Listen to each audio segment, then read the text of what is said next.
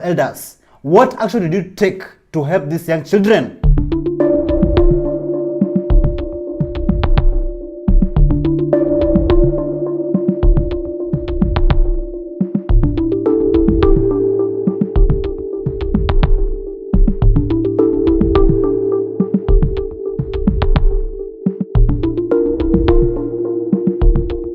In Mumias East, Honorable Peter Selassie, he went to visit the schools that he has built and actually renovated. Take a look. Kweli. Naona sasa tumeraise, alafu tumeweka tarazo, sasa tunatengeneza blackboard ya mwalimu. Si mko sawa? Sasa msome na msikize mwalimu, si ndio? Thank you so much. So sweet. Thank you so much. Oh, habari zenu.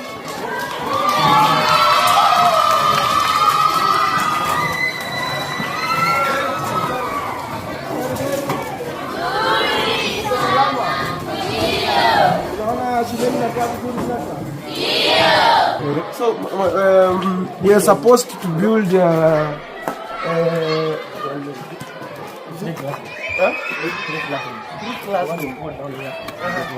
South African first president who served from 1994 to 1999, Nelson Mandela, he said that education is the most powerful weapon that you can use to change the world. Recently, Kenya has been experiencing space debris falling from the sky. In Moyale, the residents were shocked to witness an anomaly in the dark night. Others were saying that it was an UFO, an identified flying object. Others were saying that it was an UAP, an identified aerial phenomena. My question is this: will extraterrestrial beings visit Earth soon? Take a look. Mom! Toka nje! Haraka hili. Ili shoot hapana ni satellite. Debris. Ishaenda kupiga gola. Ishanimira tinjiga chini. Yeah. Record. Whoa!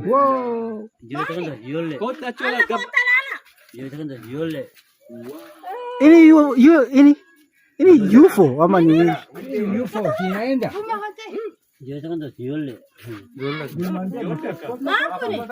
UFO. Apart from the extraterrestrial beings visiting Earth in Moyale, in Boni East Makueni, the people are shocked there to witness a partially burnt, high-density metallic object falling from the sky with a thunderstorm-like sound. Just listen to this story. Kitu saa 9 hivi. Nikasikia kitu kinagonga, kinapiga bomu. Pum! Nilistuka. Nikaangalia kwa huko mbinguni kama inaona mosi, nikakosa mosi. Kama nitaona pumbe, nikakosa pumbe. Tukaanza kuona tuko kwa mawingu, vitu ikiondoka, tutoko. Tukikifuata tunaona kitu kikubwa sana. Ni kiko moto, huwezi kusika hivi na mikono.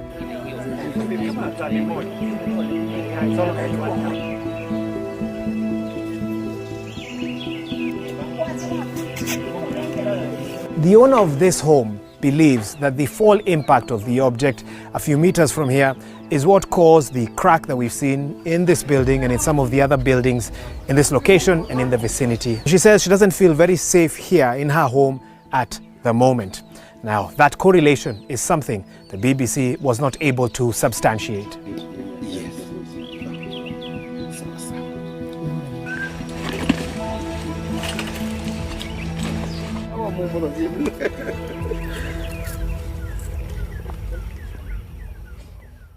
My question is this, Kenyans: if this space debris falling from the sky pose danger, cause harm, and even worse, loss of lives and damage of property, who will be there to repay? And what is the Kenya Space Agency saying about all these incidences? Ini UFO ama ni nini? UFO inaenda. President Ruto's son, George Ruto, was on the spotlight after his matatus manifest were caught live on camera breaking traffic rules.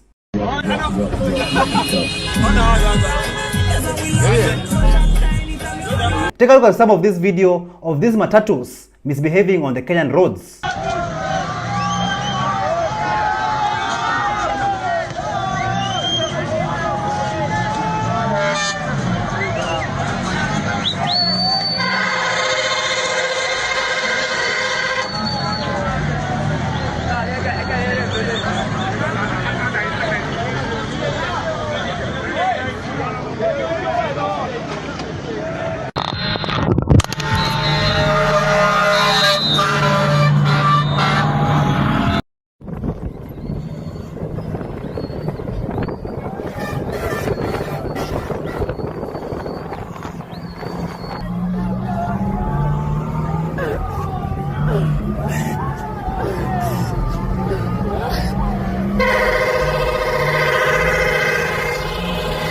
After all this misbehavior on the Kenyan roads, George Ruto's matatus was seized by the NTSA, that is the National Transport and Safety Authority.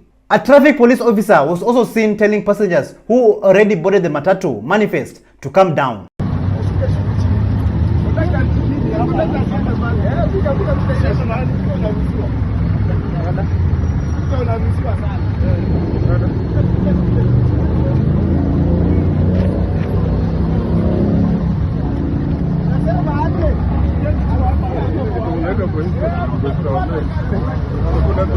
Do you remember when the President of Kenya, William Ruto, said that parents should discipline their children, but yet his own son, George Ruto, is not respecting simple traffic rules? Listen to what the video at 254. We have been reminded once again by Kasongo that we must take care of our children.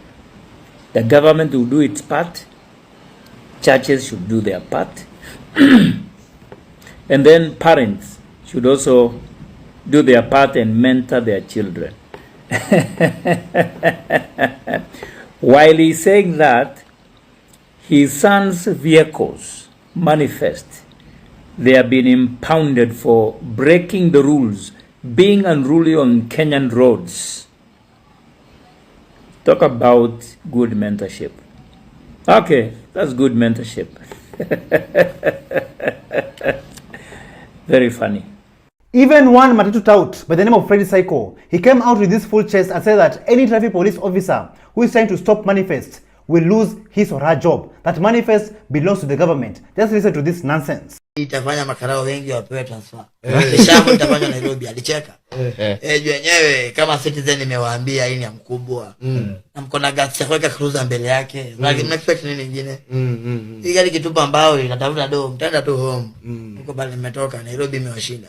So Freddy Psycho, whether those matatus belongs to the government or not, or whether they belong to George Ruto, who is the president's son or not, traffic rules should and must be followed.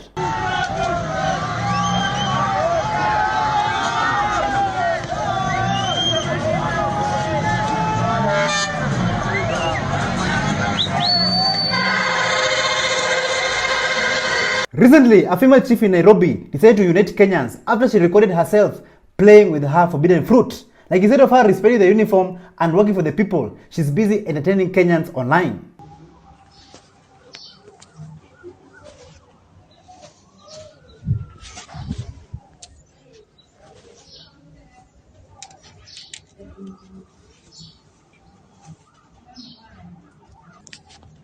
We are not cooling down any soon. In fact, it might get hotter.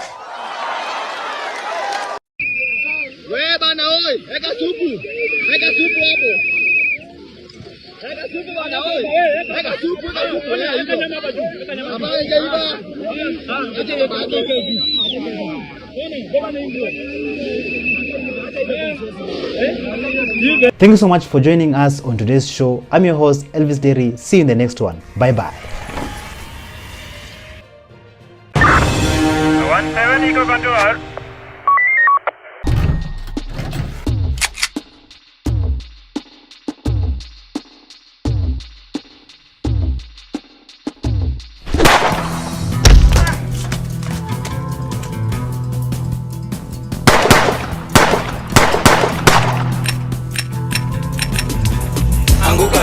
They're coming for you.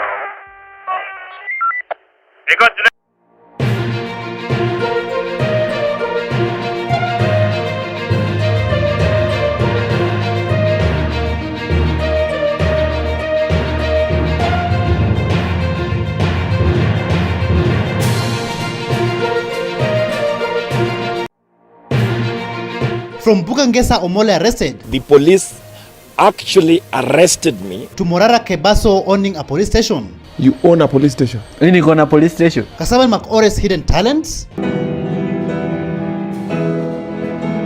Where are our missing children? We are coming for you.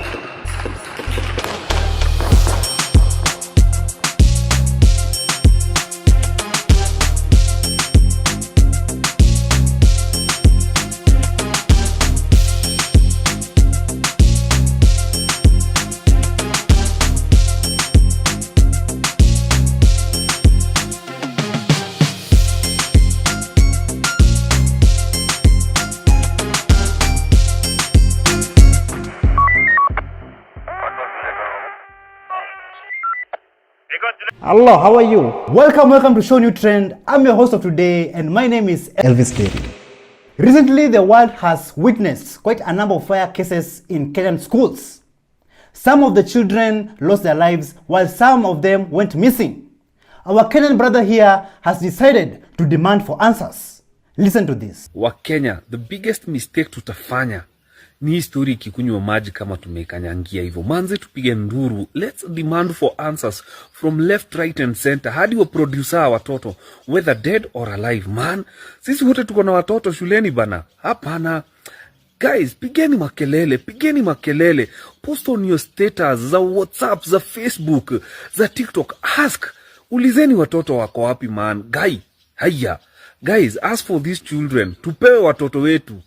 Musikanyangi story, please. That is the biggest mistake tutafanya. After all these fire incidents in schools, Ugandans decided to teach and train their children by conducting fire drills in their schools. Take a look at this.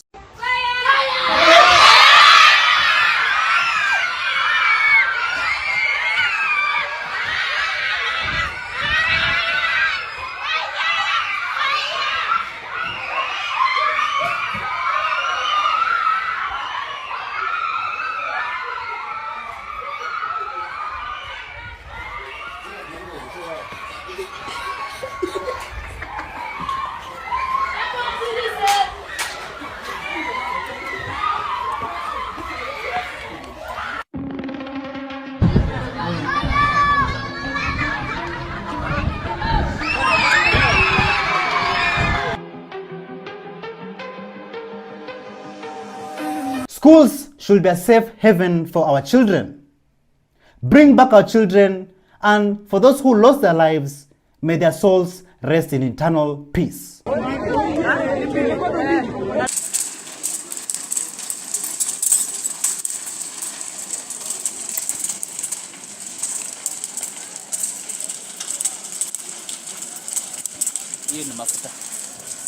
Youths are being frustrated day in, day out. I want us to go all the way to Isiolo, where our young Kenyan brother wants to sell one of his kidneys so that he can fund long overdue repairs of his local mortuary. Mimi nitadonate kidney yangu moja iuzwe iende mortuary itengenezwe. Mimi nimeweza kuhuzunika hapo jana. Nilipofika pale hospitalini niliweza kupata mtu ameweza kufariki na akaweza kuwekwa kwa probox kama gunia ya viazi ndio apelekwe mortuary Meru. Kwa sababu gani? Kwa sababu mortuary ya Isiolo haifanyi kazi. Na hiyo si kesi peke yake.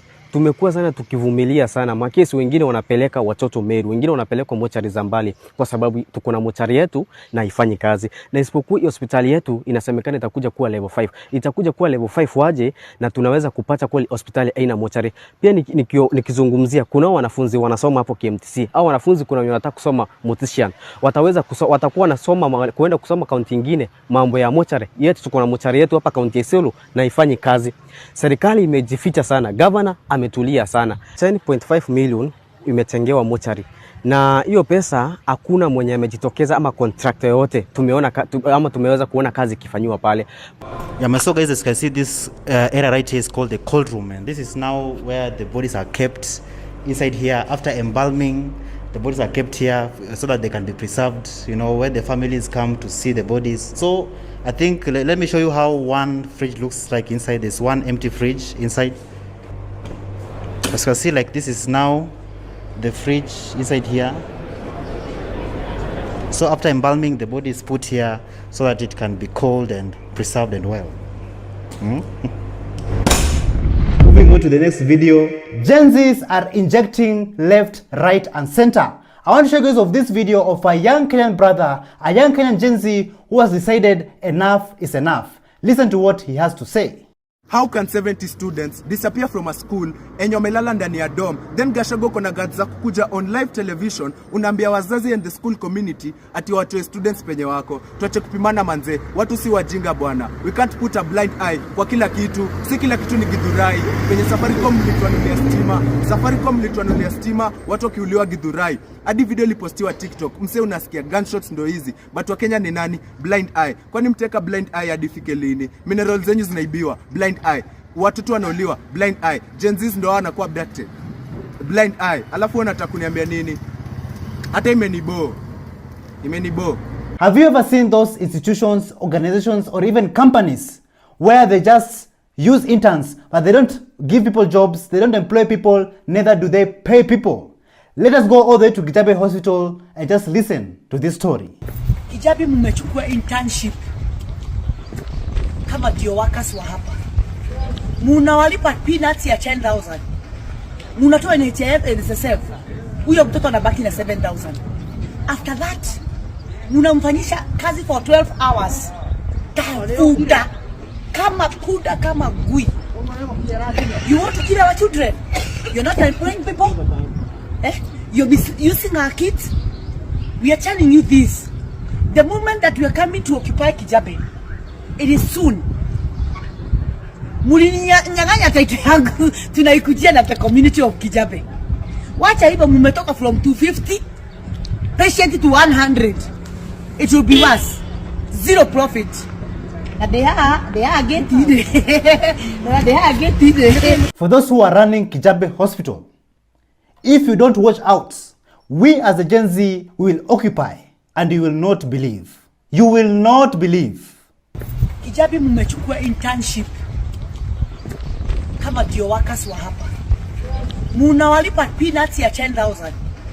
Munatoa NHIF and NSSF. Huyo mtoto anabaki na 7,000. After that, munamfanyisha kazi for 12 hours.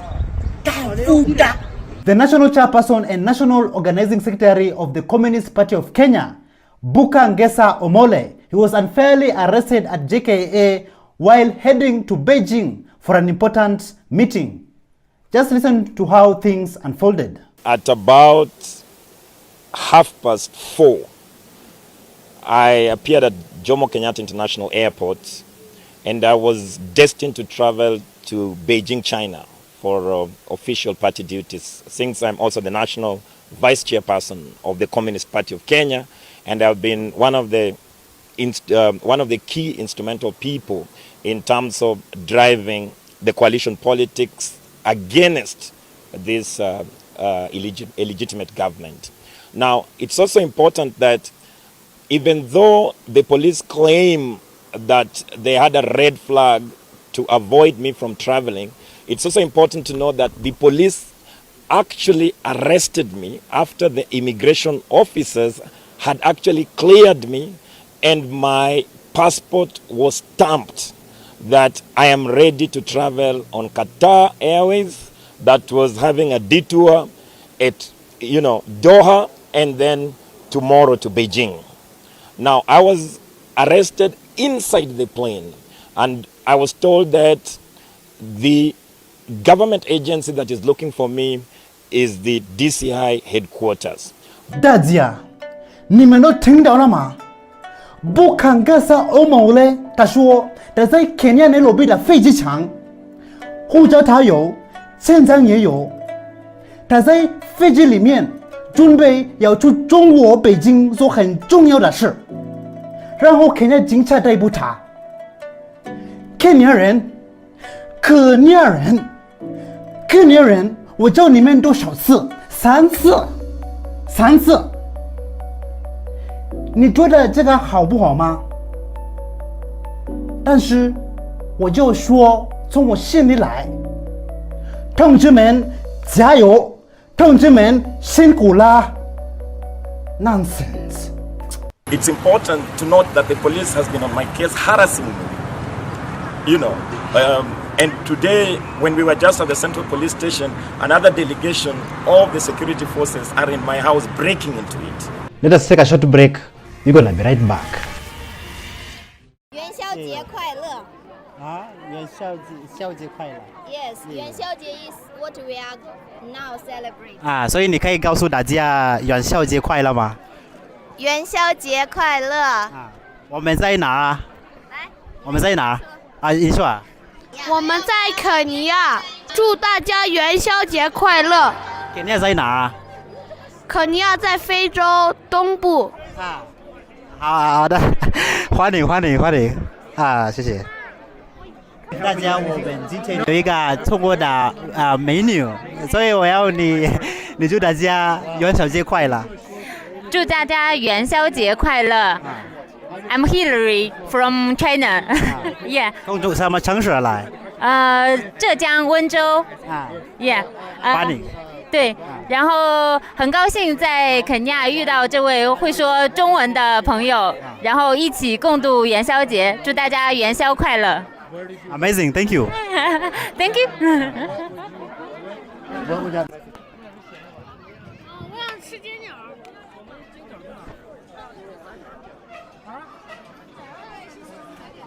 是那儿呢。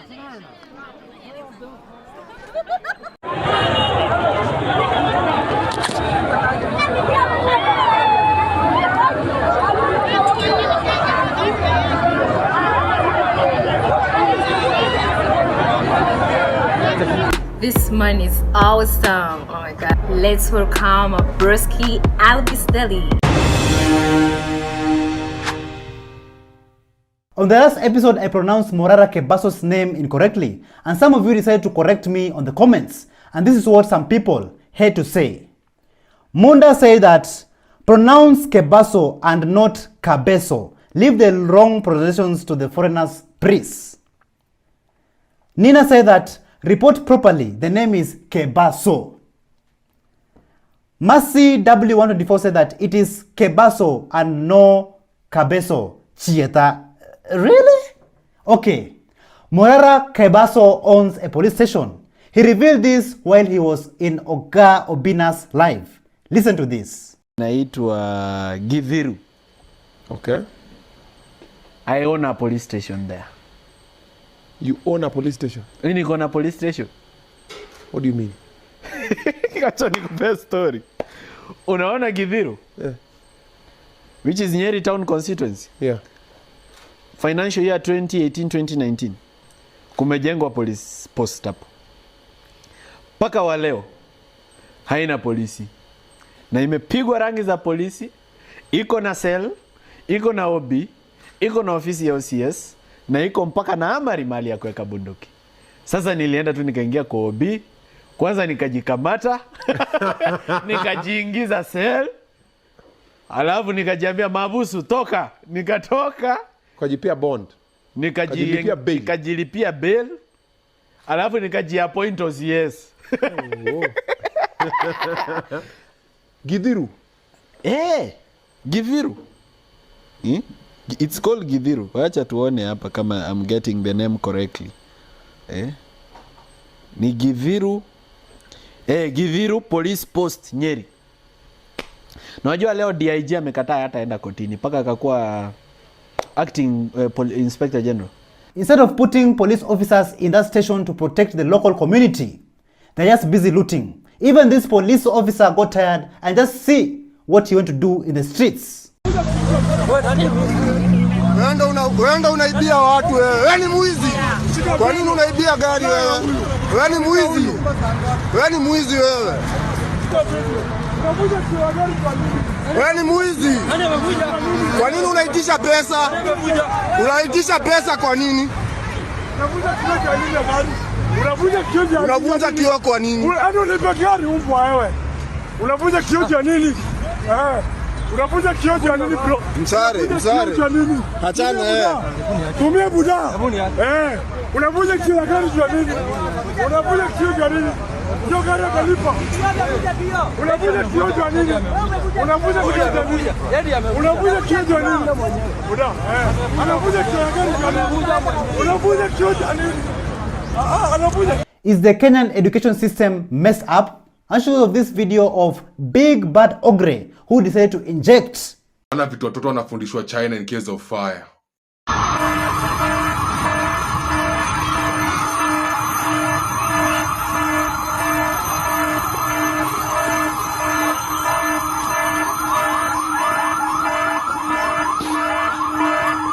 Ana vitu watoto wanafundishwa shule.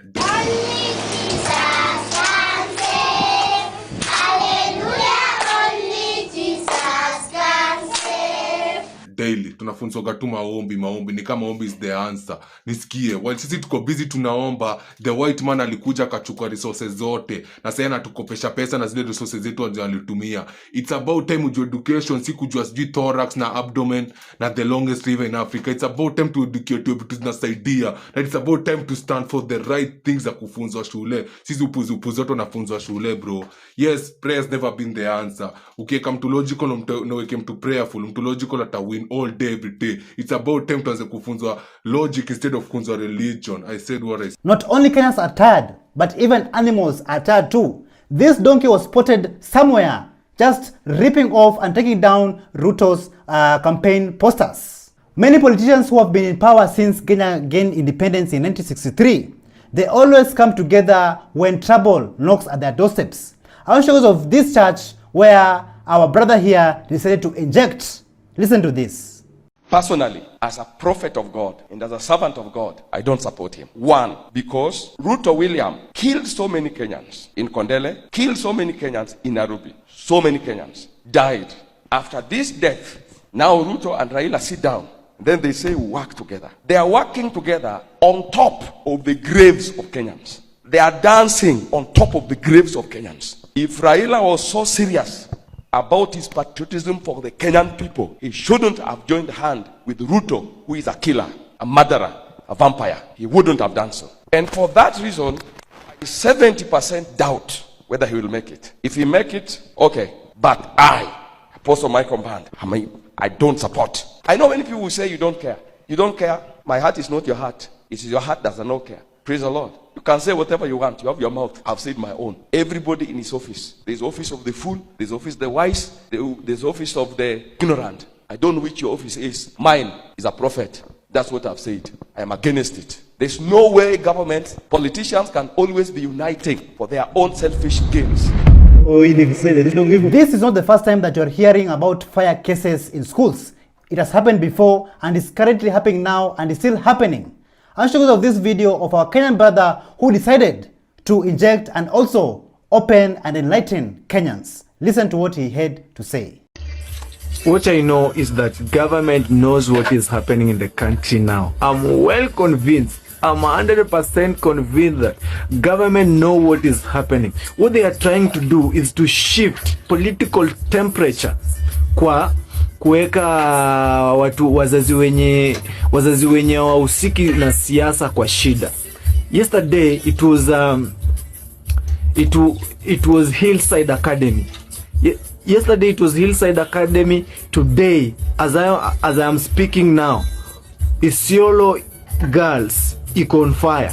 So, do you want to say that government haijui kitu yoyote? Kwa nini mashule zinachomeka? Ama mnataka kusema that kuna msemo mwenye anatoa sacrifice? Hakuna sacrifice inatolewa. What the government is trying to do is to shift political temperature kwa kitu ingine, so that watu sasa waanze kuongelea mambo na shule kuchemuka. And you can remember there is a year pia washaifanya kitu kama hii. We all know a brother by the name of Samuel Macoure who has been injecting since day one. Ruto ni mwizi, ni wazimu wa ukweli. Ruto ni mwizi, ni wazimu wa ukweli. Ni wazimu wa ukweli. Ni wazimu wa ukweli. Ruto ni wazimu wa ukweli. Ni wazimu wa ukweli. And apart from him having a talent in singing, he also has a talent in playing instruments. Take a look at Samuel Macoure with some amazing vibes.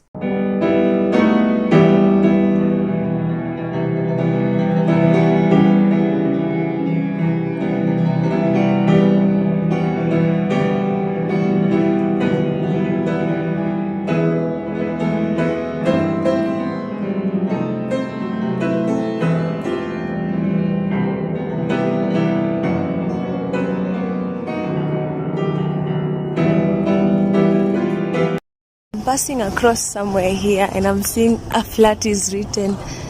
Zaburi flat is not owned by Ruto. Is not owned by William Ruto. Guys, imefika hapa.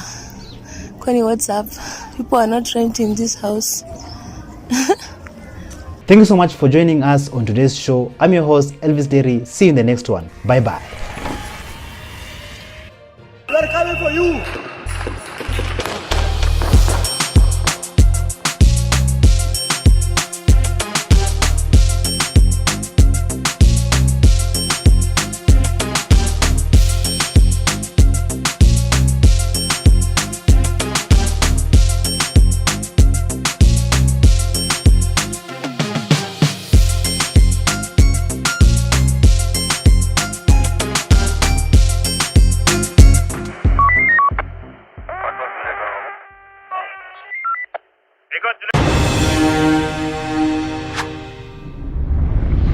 Oh, you didn't say that. Don't give Elvis Derry.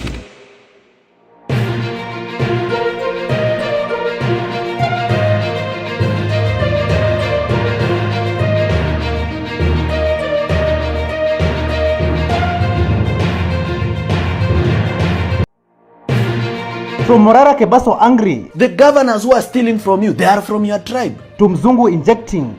The president of Kenya is nothing more than an imperial lackey. Have you paid rent? I beg your pardon. Some of us steal money here, we go to Tanzania, we invest it there. We are coming for you.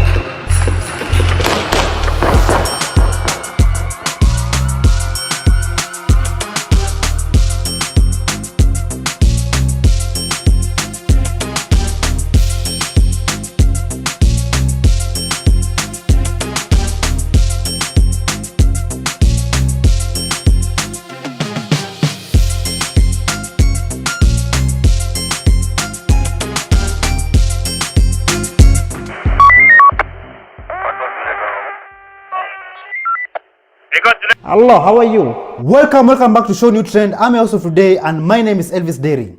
Before I start today's episode, first of all, let us have a moment of silence for all the women that have lost their lives in these previous days and weeks.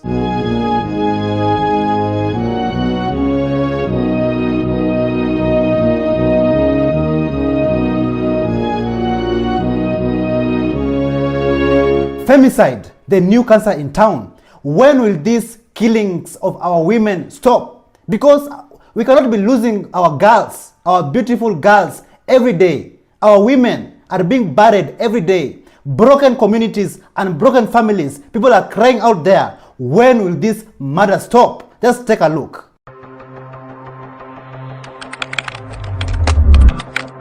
And cases of killings continued. Another femicide case. 500 cases of femicide and reportedly killed in Kenya. Femicide, the deliberate killing of women because they're women. In Kenya, it's not just a word. Sad what's happening in Kenya? It's a national crisis. Over 150 women were murdered in 2023 alone, not by strangers in the shadows, but often by those closest to them, by people fathers, well partners, and friends. The violence is no accident. It's rooted in toxic masculinity, fueled by a culture or patriarchy and made worse by a justice system that looks the other way. Victims are blamed, Stop victim blaming. cases go cold, and the killers, they walk free. But the women of Kenya refuse to stay silent. Across the country, they're taking to the streets and demanding justice. Have marched through the streets of Nairobi, shouting a message that can no longer be ignored. Enough is enough. The killing to stop. This is not just about numbers, it's about lives, about a nation at breaking point. The question is, how many more women must die before Kenya finally says no more? This is very painful and sad to watch. Kenyans, we should not tolerate such behaviors, especially killing, taking lives, destroying families, destroying people's lives. Justice for our women. Just feel free and take your time and write down in the comments down below hashtag end femicide and hashtag justice for our girls. It's a national crisis. I know many of you are familiar with these words. Tumepanga, tumetenga. Oh, tumepanga. Oh, The governor of Nairobi, Governor Sakaja, and William Ruto, they were passing by Kayole. And let me tell you, the roads there are very pathetic. Like, I'm just wondering, how are they comfortable inside those cars while calling themselves leaders? Take a look.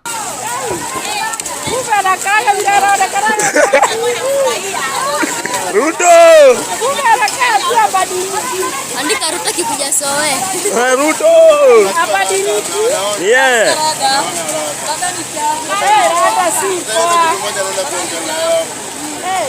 Oye Ruto, finance bill.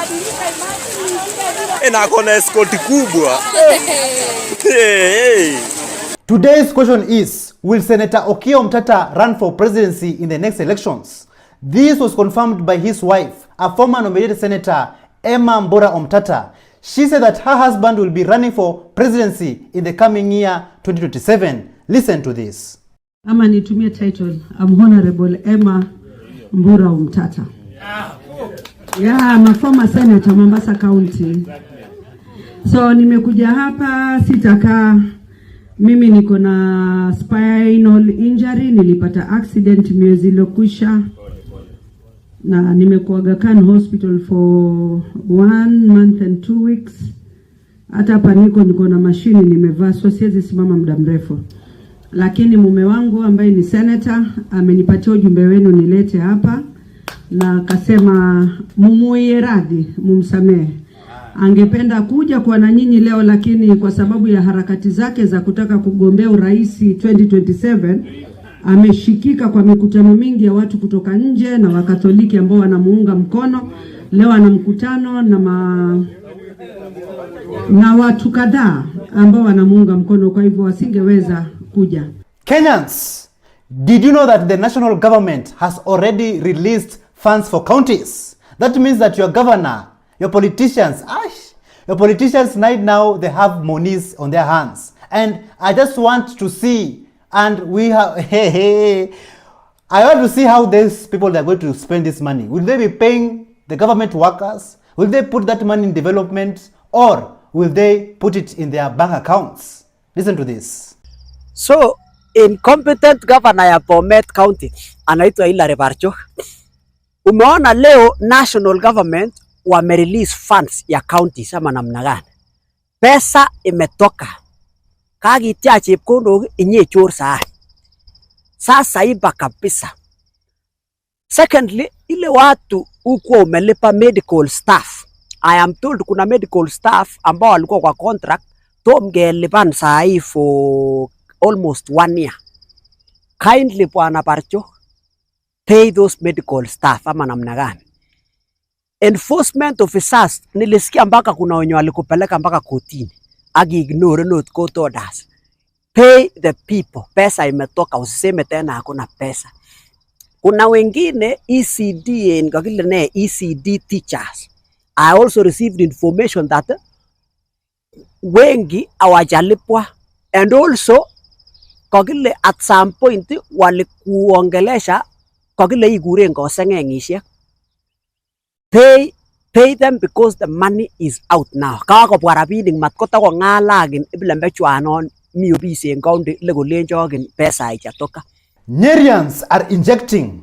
In Nyeri town, the residents have decided to collect signatures to recall their MP, Duncan Madenge, just after a few days where the people, the residents of Madira, decided and started a process to recall their MP, who is Eric Wamumbi. Just take a look at how Nyerians are injecting.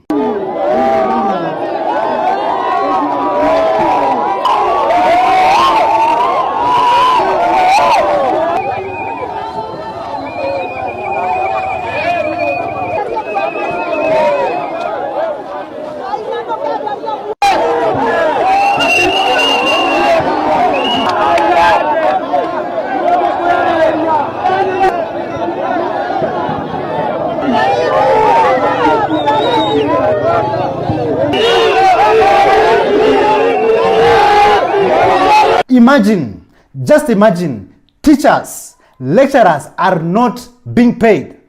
In a public university, lecturers went on to demonstrate and protest the government's failure to implement pay rise, among other demands. Just take a look at how things unfolded.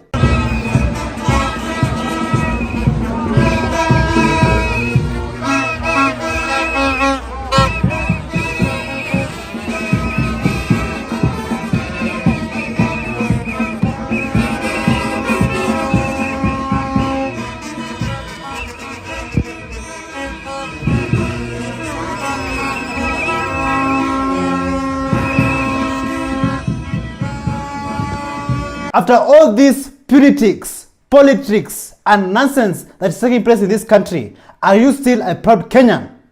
Many of our people are being taken to foreign countries to go and work there. Is it hard to create jobs in our own country in Kenya? Is it that hard? Many of Kenyans who are working in foreign countries, some of them, they come back home in caskets.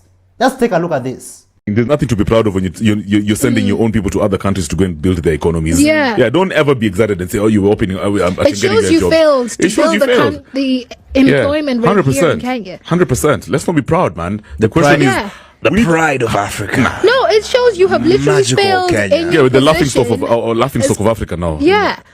If you fail to get your own people jobs in your own country and you're sending them abroad, why are you still in that position? Yeah. What do you stand for? Do you know that we actually used to have Kenya used to be the host of the biggest factory for Guinness. We were the ones who originally did it in Kisumu.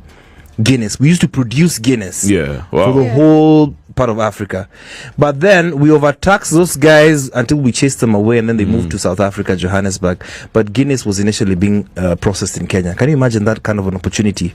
So if you look at it, there's a lot of countries, there's a lot of companies outside of that would love to work and invest here, but they can't. They come here. Yeah, so if they see a potential here, why are we not seeing the same potential? It's very hard doing business here. Nairobi City County's Chief Officer of Environment, Geoffrey Mosira, he has said that he has successfully cleaned the flyovers in Nairobi City and also deploying officers there to maintain law, order and security. And apart from that, he also urged the residents to refrain from using such public spaces as restrooms. Like, who the hell goes to urinate or even take a dump or a flyover? What the hell is this? Take a look. Tumeanza kureprocess all the flyovers kwa sababu zimekuwa infected na street families, wanaenda haja kubwa hapo, haja ndogo. So this one of them hapa Mdhurwa. Wewe ni aje? Wewe ndio unaishi hapo juu? Ni ndio mnaenda haja kubwa hapo juu? Nisiwapate hapa. Shuka sasa. You can see if flyover iko inapitwa sababu ilikuwa imejaa kinyesi. Street families wanaenda haja kubwa hapa. Watu angeza kupika, wengine wangepiwa hata angeta. Wangekuwa eject hapa, wananyang'anywa vitu. So we are here to repossess all the flyovers in CBD. We clean them and repossess for the people of Nairobi to use them. The son of the former late president of Uganda, Idi Amin, whose name is Lumumba Amin, he came out and revealed a shocking information to the world. And Kenyans, whatever happens in these foreign countries, especially the US, when they have policies, laws and all those shenanigans, it affects us here in Kenya in one way or another. Just listen to what the son of Idi Amin, Lumumba Amin, had to say about Israel and the USA. Listen to this. A quick message to the American people. I know sometimes when things are said coming from Africa, people do not tend to take it seriously overseas. But I would just like you to take a minute and listen, because we have been following some of these issues for quite a while ourselves here. What you call the deep state in the US, the deep state with all these conspiracy theories about assassination of your leaders or people disappearing, JFK and all that. Well, the deep state is Israel. And what you call the Uniparty is Israel. What you also call the swamp, Israel. Thank you.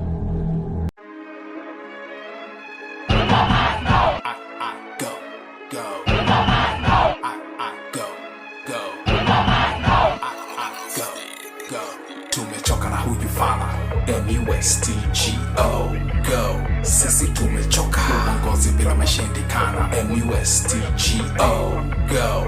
Hisi uongozi ni hesabu ya minus cradle to grave. Masha fragile extinguish the flame. We deserve to lies one ndani ya gravel. Ametupema na babble, couple the trigger kwa battles like zikipenya vifua hua.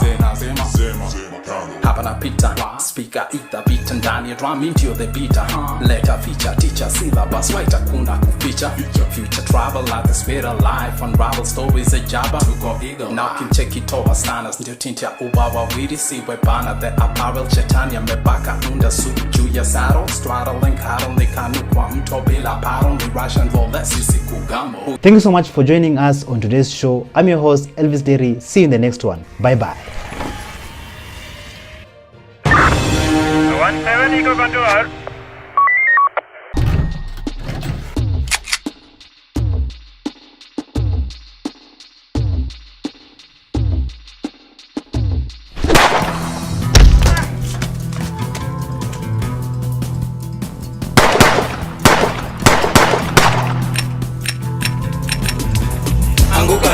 They're coming for you.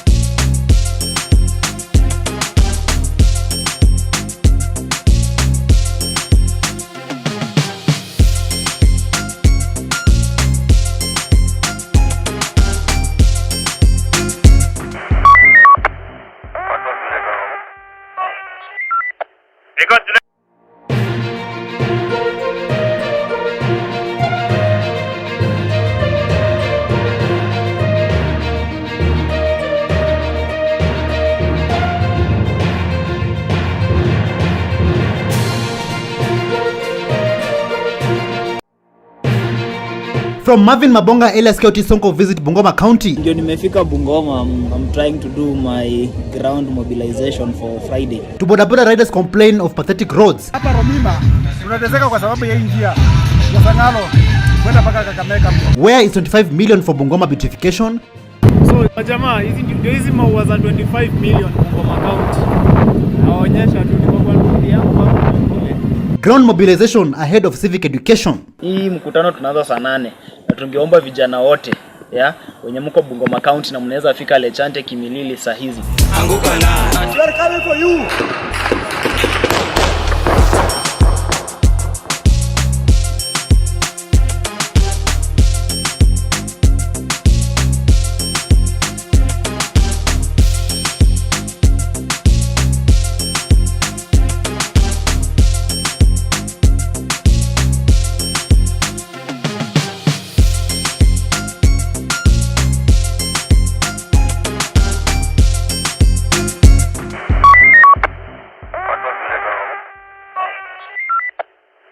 Hello, how are you? Welcome back to ShowNewTrend. I'm your host of today and my name is Elvis Derry. In the past few days, Marvin Mabonga was in Bungoma County injecting, doing some ground mobilization, also civic education. And on top of that, he went on to show us the current situation in Bungoma County. And to be honest, those leaders, elected leaders of Bungoma County, they should be ashamed of themselves because Bungoma is in a very pathetic condition. And today I'm going to be showing you guys and sharing with you guys the journey of County Sonko, Marvin Mabonga in Bungoma County. As we prepare to celebrate Mashujaa Day, to celebrate our fallen soldiers, this image that you see here, this was Willie, who was shot dead, a Gen Z who was shot dead during the protests. May his soul rest in eternal peace. After a long journey, Marvin Mabonga, County Sonko, arrives in Bungoma County, and the first thing he did is to do some ground civic education, which has also brought a huge impact since the protest started. Later on, he decided to move around Bungoma County and just see how this city is, this county is. And let me tell you, he was shocked when he found himself at the Bokoli Kimilili Bungoma Road. And let me tell you, every financial year, my people, listen very carefully. Every financial year, 1.3 billion is poured into and allocated to the construction and maintenance of roads in your county. Did you know that? Take a look at how your votes are making changes in Bungoma County. It connects almost 4 constituencies in Bungoma County. And as you can see, this is the nature of the road.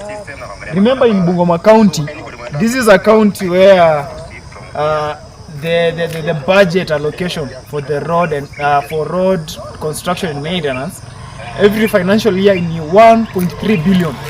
But just look at the state of the road. So this road has been in this state for the last 8 years, because the last time it was constructed kulikuwa na president anaitwa Kibaki ndio aliconstruct njia in 2008. So for the last 8 years njia imekuwa hivi, na it was allocated 350 million. Remember, this is the county where our speaker of the National Assembly anaitwa Wetangula anatoka. Yeah, just look. Na tunaambiwa sijui nyinyi watu wa Western huko mlipewa 30%. Nashangaa 30% ilikuwa ionyeshe hizi njia venye zinakaa hivi. But just look. Hapa hakuna. Nini upuzi hii tuko nayo huko, alafu you guys want us to listen to you at you are our leaders. Hadi huko juu mahali mnaona huko mbele the road inakaa hivyo. Njia haziwezi kaa hivi. Alafu you as a governor you are going to use 25 million kununua maua sijui ati za Madaraka Day.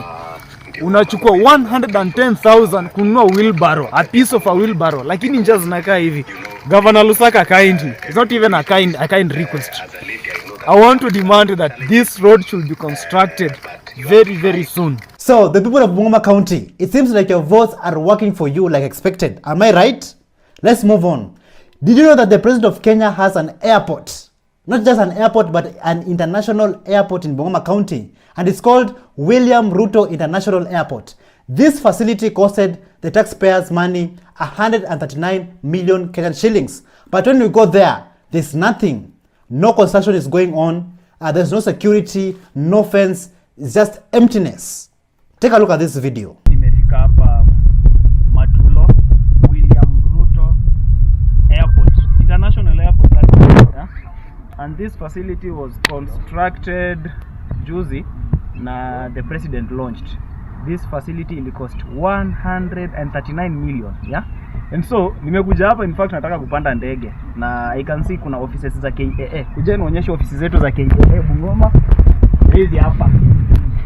Ofisi za KAA Bungoma za 139 million, yeah? Hii ni ya KAA. Huko ndani unaona ni kama hao jamaa wamefunga. Hapa ndio kwa nyumba ya security wa KAA. Hapa ni kwa security officer wa KAA. Na security mwenyewe kama security hayuko. Muona vile kuna ameenda wapi? Hiyo fence yetu. Mtu akisimama huku ni nje, alafu huko ni ndani. So mtu akiwa huku nje hizi access huko ndani. You can see 139 million Kenyan shillings. Hii ni runway. Sijui kama mnaiona. Alafu kuna hizi ndege you can see. Guys, this facility to cost 139 million. Fence haiko, hakuna hata waya ijaekwa. Wameka tu hizo maposti hapo. Alafu walisema inakuwa launched. Huku ni ndudi zinapita tu. So this facility venye mnaona, I don't think it's on the standard ya kuitwa hata airstrip. It seems like the people of Bungoma County, they're really enjoying life. Even they have an international airport. My lord, I wonder. Like, tell us in the comments down below if you're coming from Bungoma County, where you'll be flying to in your next vacation, just like our president who flies all the time. After Marvin Mabonga, Ketri Sonko finishes to book his flight at the William Ruto International Airport. He flies all the way to Matisi Horticultural Collection Center. And let me tell you, this facility was meant to collect horticultural produce. So the people of Bungoma, if you voted for the right people, for the right leaders, this facility will have created so many job opportunities for you guys. Take a look at this video, man. This is so sad. I'm here at Matisi Horticulture Collection Center. Hii ni center yenye agricultural produce zinakuwa collected hapa. Ndio zipelekwe pale airport. I hope mnaona airport nimeonyesha, zipelekwe pale airport Matulo. Alafu wazipeleke zikuwe exported. So nataka nionyeshe venye hii facility inakaa. And yeah, twende niko na friend wangu hapa. Anatoka hii place. Sijui unaweza tuambia ukielezea venye huko tunakaa hapa na before tuingie huko ndani. Huku vile wameona hii kitu ilitengenezwa enzi ya Lusaka vile alikuwa first governor akiingia kwa kiti. Na kuna pesa zikawekwa hapa, wakaambia wananchi waanze kutengeneza mambo ya agriculture, wapande viazi, wapande mioko, itakuwa inaletwa hapa. Kuna baadhi ya watu walipanda lakini hizo vitu hazikuwahi ingia hapa zikaharibika hivyo, na hata kuna shamba lingine lilinunuliwa kule Mahanga kwa wodi ya Bokoli, kuna ile ilifaa ifanyiwa agriculture, mpaka wa leo hatujaona hii miradi ikiendelea. Huku ni Matisi.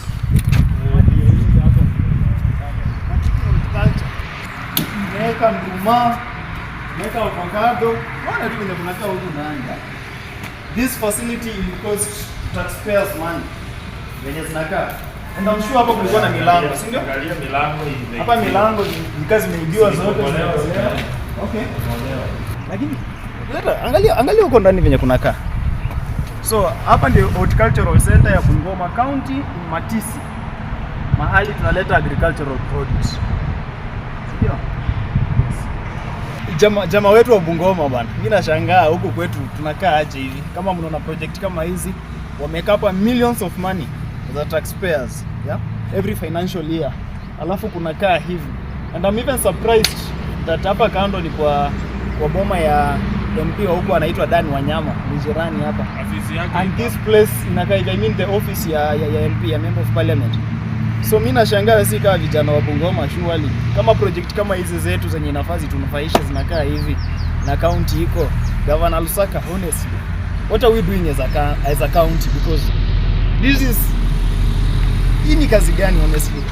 It looks like the people of Bungoma County, they will only be collecting air for the moment. So, my Bungoma people, the question of today is, what is beauty? What is the meaning of beauty? Beauty is a combination of qualities such as form, shape, or color that pleases the aesthetic senses, especially the sight. While Baby Babonga was moving around and showing us how Bungoma town looks like, he could not help it but show us how 25 million shillings was spent to beautify the county. Take a look at what how your money, your taxpayers' money was spent by your Governor Kenneth Lusaka. So jamaa, hizi maua za 25 million Bungoma County.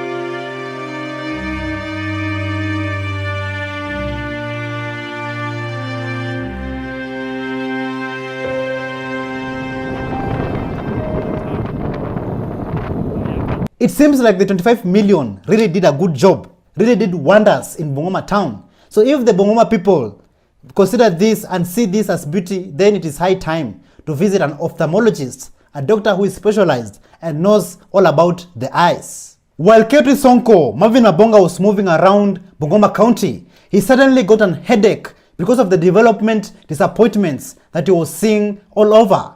And he got a headache because of this. So he went to the Kabula District Hospital for checkup.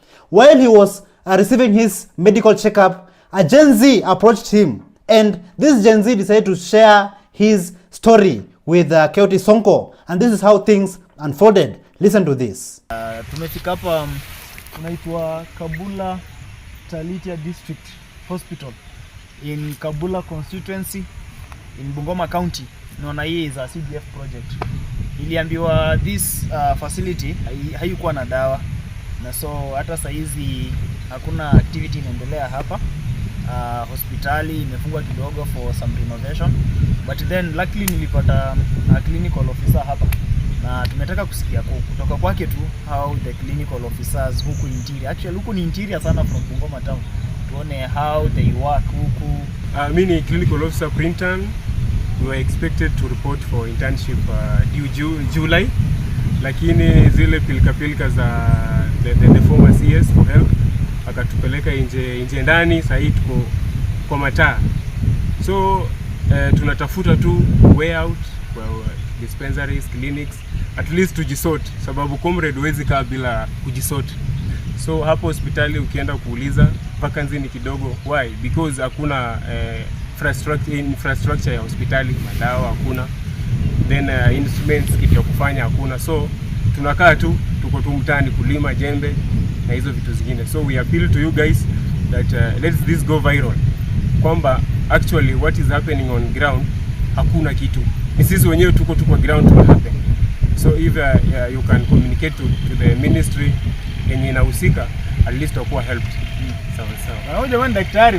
So when Marvin Mabonga, Kyoto Sonko, realized that even in Kabula District Hospital, it does not have medicines, he decided to continue his journey. So by Bungoma people, Mulembe, Ovolasi, Mulimoyo, is the pressure increasing or decreasing? At this point, you should be mad enough and angry enough to go and stage a protest even right now as you watch this video. So when Marvin Mabonga was moving around in Bungoma County, he met these boda riders at the Sangalo Kakamega Road, and they were very angry and mad at the government for its failure to construct good roads for them. Roads that the projects that were launched decades ago have not even finished, but not even started. Take a look at this video. Hii kaunti yangu, na nimekuja hapa kwa njia inatoka kwa main road ya kwenda Mumias. Kuna hii junction nje inaenda Kakamega. Ni Sangalo, inapita Sangalo hivi. So hii njia jamaa waliweka hapa pesa inafaa ikuwe na lami. Angalia hapa kwa hiyo board. Angalia hapa hata ilishafutika, hakuna contractor kwa njia. But now tukapa, najua kuna kelele huko nyuma. Tukapa na wazee wa bodaboda hapa kwa stage. Nataka mwasikize tu wanasema aje kuhusu hii njia. Ongeleze. Kama sisi wazee bodaboda hapa Romima tunateseka kwa sababu ya hii njia ya Sangalo kwenda mpaka Kakamega. Ukifika hapa kwa daraja zote tunataka kuanguka ndani. Sasa tunaomba bana kutengenezea hii njia. Sawa. Ongeleze. Hii barabara ya Sangalo hii sisi kama bodaboda wa Romima State tumehangaika sana kwa muda mrefu. Naomba serikali barabara tengeneze. Sisi watu wengine tunaenda nyumbani bila chochote kwa mfuko ya barabara. Sisi tunaharibika ya barabara, serikali tengeneze hii barabara. Ni hayo. So after the boda riders finished to share their views and their disappointments against the government and its bad governance, it was time for Kyoto Sonko to go and prepare for the main day, to prepare for the town hall civic education, which happened at the La Gente Hotel in Kimilili. And this is what Marvin Mabonga had to say. Listen to this. So this is our venue that we have planned. Tomorrow we'll be having a town hall civic education, and you can see that the hall is already set.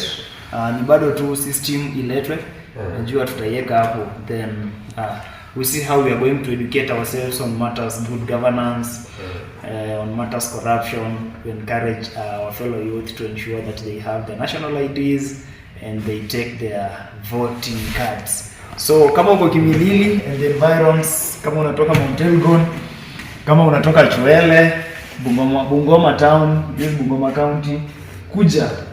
Tuko set, viti zimewekwa, inakaa viti za president bwana, yeah? So the hall is too big actually. Viti zingine bado zinapangwa. So we are ready for tomorrow for civic education town hall in Bungoma County. While Kyoto Sonko and his team were still preparing for the main day, there was still some ground mobilization and also ground civic education. And also there was still ongoing preparation at the La Gente Hotel in Kimilili. Even sound systems were being installed by these young and strong men. After everything was set at the La Gente Hotel in Kimilili, Bungoma, now that day, the day that everybody has been waiting for, finally arrived. And this is what a serious, dedicated and fearless Gen Z, Marvin Mabonga, had to say. So leo tuko hapa Lechante kwa mkutano ya vijana ya civic education Bungoma County. Na tayari tushaanza kuona vijana wameanza kuingia. Tuko na vijana kutoka Mount Elgon, tuko na vijana kutoka Tongaren, tuko na vijana wametoka Webuye West, wengine wametoka huko Chwele, ya? Na bado hapa wa Kimilili pia wanaanza kuingia mmoja pole. Sasa hii mkutano tunaanza saa 8 na tungeomba vijana wote, ya, wenye mko Bungoma County na mnaweza fika Lechante Kimilili saa hizi, mkiweze kuja tujumuike pamoja tukiweze kuzungumza mambo kuhusu vijana. Okay, mimi naitwa Albert, ni mkaji hapa Kimilili. Pia nimejiunga pamoja na vijana ambao wamekuja hapa sababu masuala ambayo yanaenda kusungumuzwa ni masuala ambayo ni ya muhimu, ambayo wengi hawayajui, lakini wakati tumekuja wote hapa hivi, wengine tutapata mwanga kutokana na mafundisho ambayo tunaenda kupata. Kwa majina naitwa John Poka Kichana, na mimi mwito wangu kuja hapa hivi nimekuja kujifunza kitu moja, na hiyo kitu ni kutuhusu sisi vijana wadogo. Najua kuna vijana wengi hawaelewi hii maneno yenye inaendelea hapa ni maneno gani. Sisi tunawakaribisha mkuje muelewe maneno hiki hapa hivi. Ni mafunzo mzuri sana vijana. Wapi? Basi pote. Twende. Acha tusukume bana. Wewe mabosi wote tuingie basi. Let me tell you, ladies and gentlemen, the town hall civic education that happened and took place at the Kimilili Lajante Hotel, it was a success. Very, very successful. So many young people came out, the people of Bungoma came out and they spoke up. They raised their voices and they had very, very good points. Like people were seriously injecting. This shows you that the young people and the people of Kenya, they have a vision, mission, and the future for this country. But the only thing that is taking our people behind is the bad governance and the corrupt leaders. They say this and they do that. They promise you this, but they do that. I personally was there. I listened to the town hall civic education through the KOT Sonko Twitter space. And let me tell you, people are injecting. Na ili hali kuna vijana wetu wanatumiwa vibaya na wanasiasa. Sisi kwa barabara, tuko kwa barabara unafanya maandamano yetu in peace. Vijana wanatokea huko wanaharibu vitu za watu. Wanatuambia sisi kama Gen Z jina, umeona? Lakini nataka kuambia vijana wenzetu, tunataka tusimame kidete, tuwe kitu kimoja. Kitu yote kifanyika, wacha tuwe kitu kimoja, tutoke nje, tuwe kitu kimoja na tupige kelele kama vijana, umeona? Msiona Timothy amesimama huko nje, msichana kama mimi peke yangu niko kwa barabara na beba sufuria. Sijui nani aliona hiyo clip ya sufuria. I was the one. Wacha tuseme tu Bungoma County. Nilikuwa mimi mwanamke peke yake kwa barabara na sufuria. Umeona? Ikakuja paka ya finance bill. Nika act the same but tuliwin. After the town hall civic education finished, Marvin Mabonga decided to continue injecting, and he went all the way to Tongaren constituency, where during the town hall civic education, one of the residents revealed that there was no electricity and also the roads were in very, very bad conditions. Take a look. So guys, hii ndio barabara ya kuenda kwa MP wa Tongaren. Anajiita John Chikati. Na mnaona huku, I hope mnaona stima imejaa huku. Hata saa hizi lights ziko kwa wingi. So guys, honestly huku hakuna stima. Angalia barabara. Huku ni Bungoma County. Angalia barabara venye inakaa. Inaenda kwa mheshimiwa barabara John Chikati. So leo in that town hall for Bungoma County Civic Education, kuna jamaa alisema inafaa tukuje huku kwao tuone barabara venye inakaa. And because we want to come back to Nairobi and attend that Mashujaa Day at Uhuru Park, tulisema ni must tufike huku kwa mheshimiwa tuone. The guy told us huku hakuna stima na huku barabara ni mbovu. And honestly barabara hii ndio main road ya kuingia kwa John Chikati, the MP wa Tongaren. So wacha tuende tu pole alafu tuone kwake kwa boma stima kama iko ama hakuna, because mimi sijaona any electric post huko hakuna honestly. Ndio hii njia tu ya kwenda kwa mheshimiwa. Look at the road. Anajiita mheshimiwa John Chikati. Ndio hii njia. Look at the road. Ndio hii njia. Yes. Tunaenda pole tu alafu tukuonyesha hadi kwake. Angalia fence venye imejengwa. Kwake hapa ndio kwa John Chikati. Nyumba ilijengwa within a month. So hapa ni kwa John Chikati. No, I hope unaona fence vizuri. Ndio hii fence yake. Hapa ni main gate ndio. Ama kuna main gate nyingine? Hii ndio main gate. Yeah. So Marvin Mabonga and his team decided to go to that area's MP, who is called John Chikati. And mind you that John Chikati's brother, that MP's brother, is also the MCA, and his name is Tim Chikati. Like you Bungoma people, you are only electing family members. And just, this is the outcome. This is the outcome. Take a look at how things unfolded. So guys, I hope umeona mahali tuko. Hapa ni kwa jamaa anaitwa John Chikati, the MP wa Tongaren. Na huko hakuna stima honestly. Hata mnaona tuna struggle sana kutumia torch ndio tuone. Hii ndio main gate kwake. Yenye kunakaa njia ni mbovu, hakuna stima, lakini jamaa wanakaa Nairobi kule Karen wakicheka huko wakifanya vituko zao, wanaingia parliament kukula pesa yetu ya bure. Kuna Tongaren hapa bwana tuambie. Huko ni home. Mimi nimesomea hapa Shikuku Primary. Nimelelewa huko. Shamba yetu imepakana tu na yao. Hapa it's just a water boundary. And this is the state, and it is very sad. It is very sad kwa sababu like 10 years later bado we are still living like tuko Stone Age. Tafadhali hii message ifikie relevant authorities. That is why we are trying to educate people that all sovereign power belongs to the people and it should be exercised accordingly. Yes. That is our message, na tuendelee kusukuma hiyo ujumbe. Watoto ngaren bana, hebu mdemand pesa zenu mnalipa tax, huko kuwekwe stima, barabara iundo, because this is a very bad picture to your constituents. Nyinyi mnaamka mapema kwenda kupiga kura, alafu kunakaa hivi. Angalieni kwa mheshimiwa wenu wenye kunakaa, sijui kama unaweza onyesha huko. Nothing. There is nothing. Huko hakuna stima. Hata tuoni, si ndio? Hatuwezi ona sawa. After all that, the next day came and it was time for Marvin Mabonga and his team to pack their bags and continue with their mission. On their way, they passed by the governor's home, the Bungoma County Governor, Governor Lusaka, and they were shocked to see that the governor's mother was being laid to rest and she was being transported, the body was being transported using very expensive convoy, but the road they were using, it was poorly managed and poorly constructed. Take a look.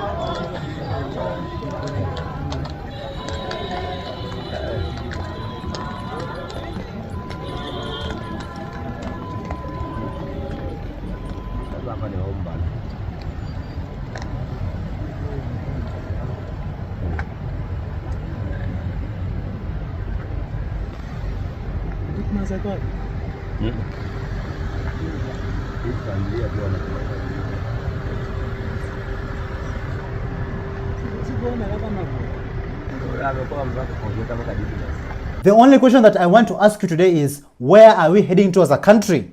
I'm going to be putting Marvin Mabonga's, Keuti Sonko's website link in the description down below. So make sure you go and check it out. So my Bungoma people, next time when you go to vote, vote wisely. Vote for the right people. Vote for the right leaders. Vote for young people who have a vision and a mission and a clear future for this country. Vindu vichenjanga. And if you want change, then people like Keuti Sonko, Marvin Mabonga, they will take this country to a different level. I have nothing much to say. I'm going to be putting Keuti Sonko's website link in the description down below. So make sure you go and check it out. Follow his social media handles for more information. I'm Marvin Mabonga. I come from Kimilili constituency in Bungoma County. So Mr. President, before you go, I want to let you know that in your cabinet, currently we are having so many incompetent cabinet secretaries. For instance, let me give you an example of your friend, Kipchumba Murkomen. Kipchumba Murkomen did law. He has never been in any law firm in this country. He has never won any case. But currently, he's heading the Ministry for Road and Transport. My question is, between where is the conjunction between the Ministry of Transport and a lawyer? In that department, you should be putting there a person who has done even civil engineering, who knows so much about construction. Lastly, the Minister for Agriculture. That person, he even doesn't have a bachelor's.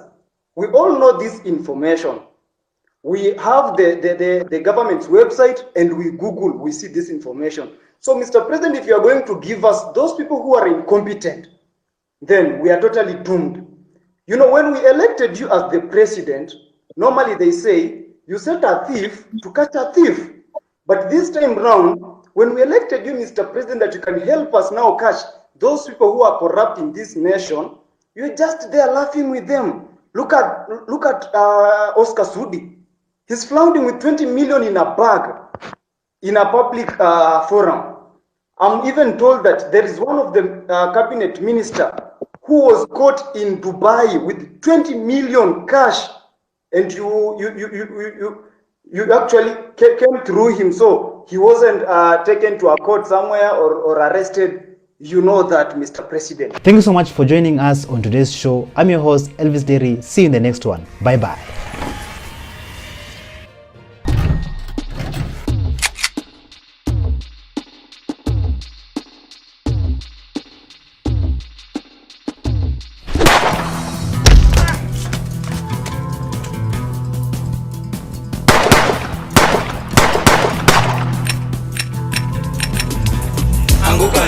We are coming for you.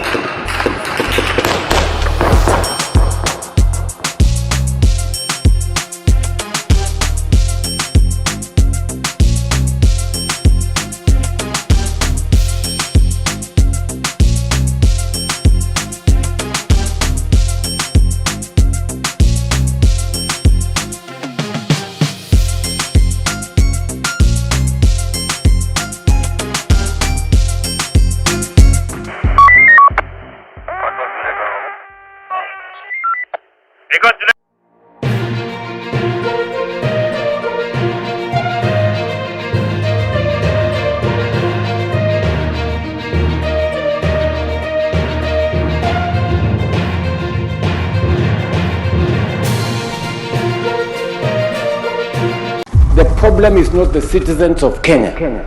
The problem is the leadership. From Brian Odhiambo's family denied justice to no jobs in Kenya. Kama uko na kazi time, ambia Mungu asante. Are Kenya conservancies safe? Walinishuti risasi ya kwanza ikaingia hapa ikatokea hapa, ile ingine ndio hii. Cop Shakur with painful story. So mama alichomekea ndani na mtoto, so mama akatupa mtoto nje, but the mother passed.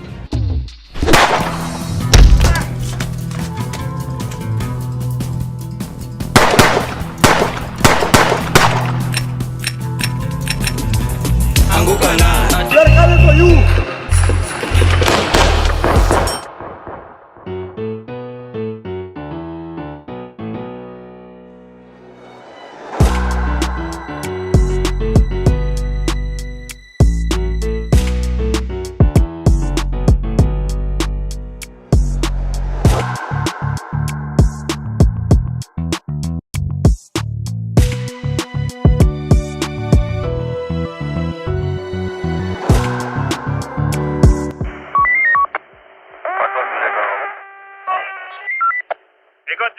Authoritarians begin by arresting, charging anybody that criticizes them. Hello, how are you? Welcome back to ShowNewTrend. I'm today, and my name is Elvis Derry. Kenyans, if you asked today to describe the current regime, to describe the current government, the Kenya Kwanza government, how would you describe it? Just in 3 words.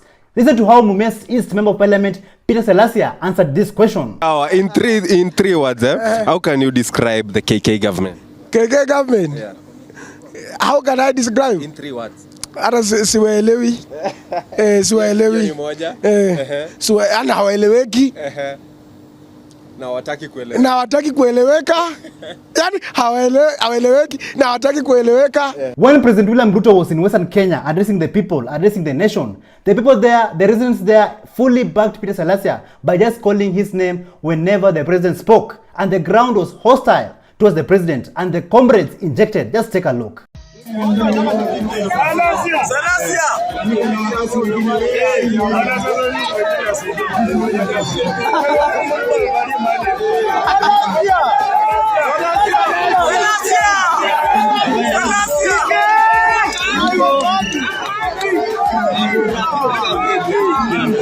Currently, so many Kenyans and graduates are looking for jobs every day. But it seems like there's job scarcity, which has led so many people, so many graduates into depression, stress, and even worse, some of them are unaliving themselves. So are you a job seeker out there? Are you looking for a job? Just listen to this. Kama uko na kazi time, ambia Mungu asante. Kama uko tu na mali unaenda unaingia asubuhi na unarudi jioni boss, ambia Mungu asante. Watu wanatafuta kazi. Watu wanatafuta kazi. Mimi nakwambia watu wanakuja kwa shop, mtu anakuambia nimemaliza college, unaweza nisaidia na kazi. Namuuliza gani? Yoyote, hata ya nyumba. Na huyu ni mtu amefika a very wonderful course. Anakuuliza hata kazi ya nyumba. Mimi wacheni niwaambie, Kenya hizi jobs ziko wapi? Si gava ina providing jobs. Si gava wasaidia watoto wetu wakitoka college wapate kitu.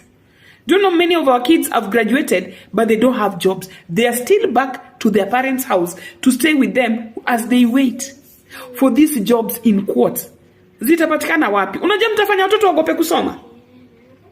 Watoto wanaogopa kusoma. Juu mwingine I remember there's a video nikasema nimemaliza degree, nimemaliza masters, nikamaliza PhD, ninauza kwa duka. My friend, nilikuja kurealize watu wamesoma hawana job. Yes. Usione mtu anachoma mahindi pale umdharau. Huyo mtu ako na masters.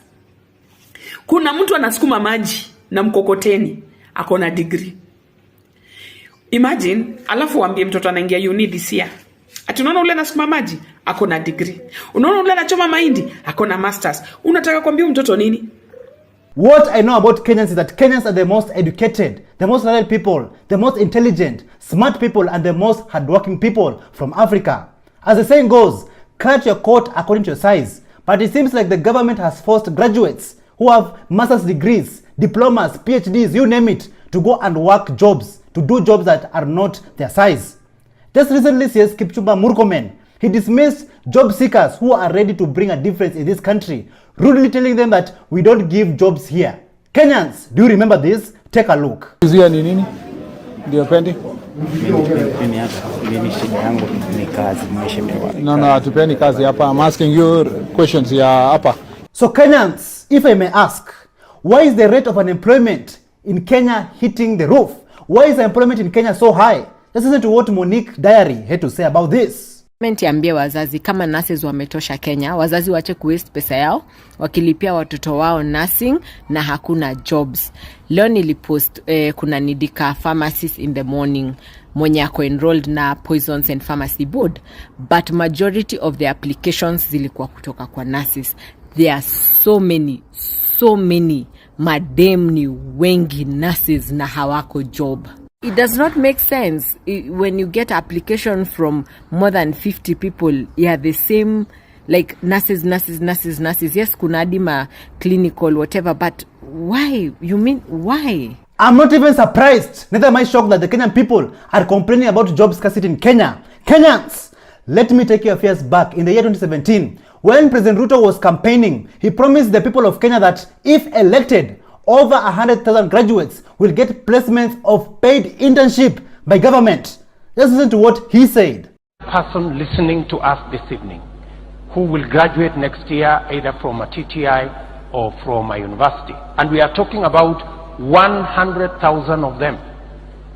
From next year, they will know that they are guaranteed by the Kenya government that on completion, as they leave college, they are entitled to a 1-year internship program paid for by the government of Kenya.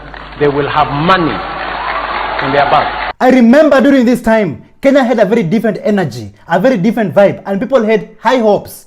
People believed that Kenya is headed in the right direction. But a few years later, when William Ruto was elected as the president of Kenya, he went on to turn his back on the people. So are you out there still looking for a job? If yes, then listen to this. Kule nyuma wale watu ambao hawana kazi huko nyuma, hebu nione kwa mkono. This is not a laughing matter. This is very serious. Like currently, so many people's lives are at stake. So many families are at stake. Many people cannot put food on the table, neither take their children to school, and also even access basic medical treatment. Like simply, so many people, so many Kenyans cannot access basic needs in this country. And this is very worrisome because it seems like the Kenya Kwanza government is weaponizing unemployment against the Kenyan people and the youth in this country. Like, is this the new meaning of development? Just listen to what We Don't Have a Country Here had to say about this. First things first, jambazi is highly unlikely to trigger protests. Okay? Hata mkisikia he's sneaking funny bills into parliament, jambazi would rather not steal as much as he thought he can steal, but buy himself time in State House until where his delusions are telling him atafikisha, which isn't far. But Kenyans should understand the high levels of unemployment in this country. It's easy, it's not natural, it's not just happening. It's orchestrated by the state and it's weaponized against the youth. So there are no jobs everywhere. Okay, upward social mobility in this country is almost non-existent. To be honest, after all this nonsense coming from the political class, lying to the people of Kenya every day after they have been voted into office, this is what I can say about them. Honorable member, we want to be fair to the candidates. They are not here because of the money that they have made. They are here because of the money they are going to make. While the Kenyan people, the youths, are tamacking, struggling and being depressed every day, looking for jobs under the red hot sun, Charlene Ruto, who is President William Ruto's daughter, she went on to brag and showcase her illegitimate office of the first daughter. And I'm just wondering, what is the use and the purpose of this office of the first daughter? How is it helping the Kenyan people? How is it bettering the Kenyan people? And how is it taking this country to the next level? Listen to what Chegema Juice had to say. This is Jermaine Momani. He's the head of trade and investments at the office of the first daughter. And this is...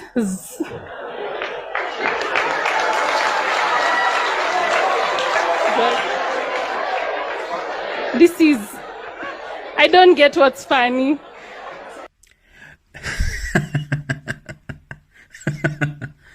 You see, she can't get what is funny. The funny part is, Kenya, the department of the first daughter, we have the head of trade and investment in the office of the first daughter. But yesterday, Business Daily was telling Kenyans that Kenya economy has gone back to the Moi era. My friend, let me tell you, unless you are not in this country or you're not doing business in Kenya, things are bad. Those things, small things, Ruto anaweka zina more pesa in the economy. There is no circulation of money in the economy. There is none. Economy ya Kenya ndi kusema imesimama. So, in that case, before we continue, take a look at this video of the president's daughter, Charlene Ruto, dancing and celebrating the office of the first daughter, while you lambistics out there are suffering.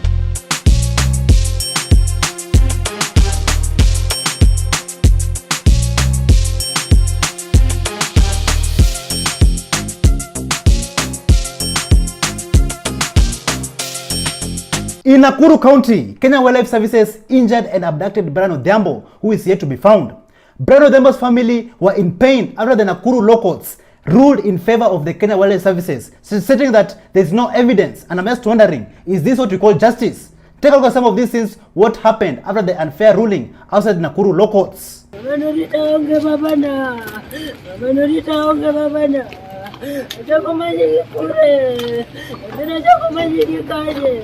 Justice delayed is justice denied. And I'm just wondering, will Kenyans ever find justice? And where will Kenyans run to when they're in trouble? Nakuru High Court Judge Julius Nangea has dismissed Brian Odhiambo's case. And the question still remains, where is Brian Odhiambo? Is he dead or alive?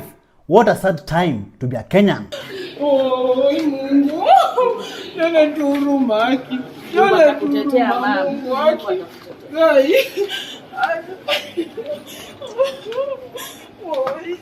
Apart from Kenya Wildlife Services injuring and abducting Comrade Brian Odhiambo, even our own forest Kenyans are under threat.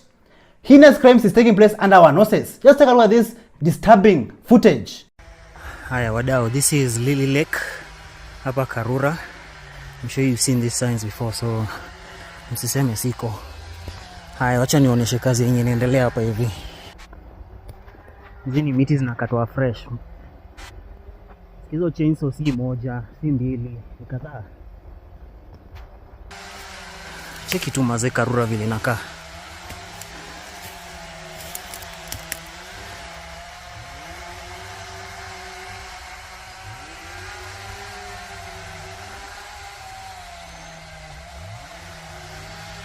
Kenyans will remember conservationist by the name of Wangari Maathai, the leader of Green Belt movement. She became a Nobel Prize laureate. She carried out a much publicized campaign for saving the forests. Karura Forest later on became a symbol against controversial land grabbings in Kenya. But a few years later after her death, Her hard work and determination to save our forests is not being respected by the rogue government. Let's listen to this. Why are they logging and deforest? The deforestation that is happening in this country is unprecedented. Okay? Abadeas, Karura. I'm telling you, there's places in Mount Kenya where people are saying giza inaingia hivi, they turn on floodlights. Logging is happening 24/7. Nini? Just because your regime is about to go doesn't mean you decimate everything in your vicinity. This can't work. And you know the thing about cutting these trees, some of these trees are indigenous. Some of them take 50-60 years to mature. Okay? Jambazi and Duale are logging trees left, right, center. Exporting all these trees. You know the thing is, trees unlike money we can recover. After Jambazi's regime is seated, we can recover money. But trees that take decades to mature, where the hell are we gonna get those trees from? Kazi ni tu doing fake tree planting exercises here and there that bear no water so that they can beg for dollars from this green army. Okay? And we're also seeing these forest fires in Isiolo. What's up with that? Is this a precursor to land grabbing? To forest fires in Isiolo? Since when? Somebody is literally setting up fires ndio waende huko waibe shamba. Jambazi tunaonea 18. The Kenyan people should stand and fight to protect our lands, our resources, and our forests. Take over some of these scenes of Wangari Maathai injecting a few years back. Going to shed blood because of our land. We will.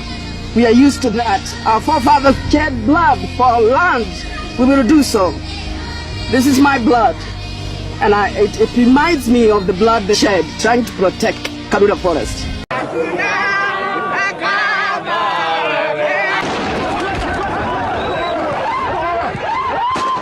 Our conservancy is a crime in Kenyans.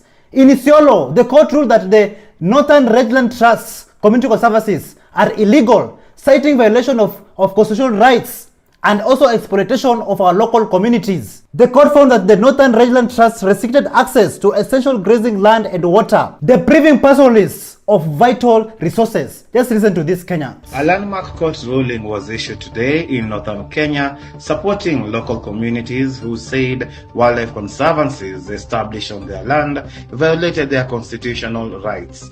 Judges have ruled in favor of the local herders.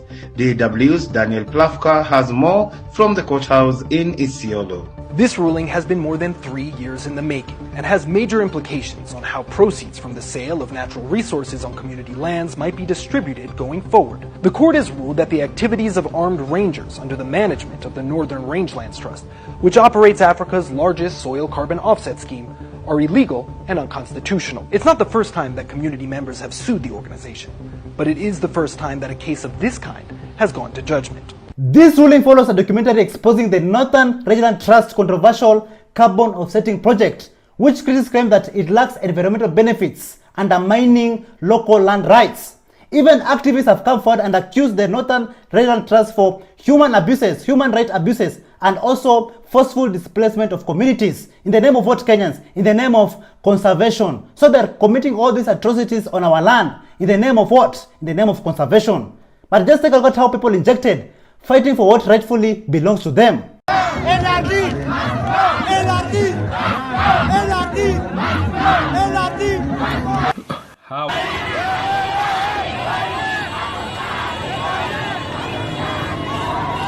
Ardhi kutoka Rapsu mpaka Moliti, na sisi ni watu wa malisho, wafugaji. Ikishikwa area hii hakuna mahali ambapo tutafuga. Mali yetu tunasomesha na watoto, hospitali ndio hiyo, chakula ndio hiyo. Tukikosa malisho hakuna kusomesha watoto, hakuna hospitali. NRT na hakuna faida tunapata kutoka kwao, hakuna watoto wetu wanapata elimu kutoka kwao, na sasa wanataka kutunyang'anya ardhi yetu, waweke mpaka katikati yetu.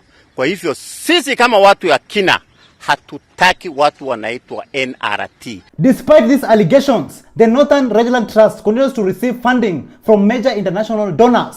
and selling carbon credits to corporations like Meta and Netflix. The court upheld community land ownership rights and gave the Northern Regional Trust 14 days to appeal. The locals have hailed the decision as a victory for their ancestral lands and also for their livelihoods. Wanapenda watu watano ambayo wanajiita wanasikizana na governor ndio wanatutisha hapa. Na sisi tumejenga governor. Kama ni kujenga yeye, sisi yenyewe tumejenga. Na wamedivide watu, wanatafuta vita baina ya wakaaji hapa yenyewe. Hiyo watu hata governor apate habari ya kwamba jina yake ndio inatumika. Wanasema sisi tuko na governor na hakuna mtu anaweza kataa NRT na wanatulazimisha kwa njia hiyo.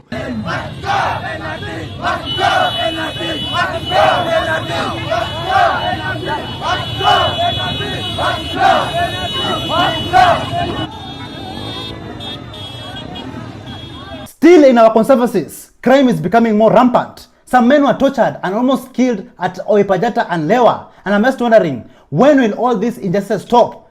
Human rights violations that are around these conservancies is becoming a daily occurrence. Just listen to this story. Wakaniuliza uko na familia? Ndio niko na familia. Na hiyo familia unaipenda? Familia ndio ninapenda familia yangu. Kama ile kitu tutakwambia hautakubali, leo ndio itakuwa siku yako ya mwisho. Sasa walikuwa wanataka nipiduke.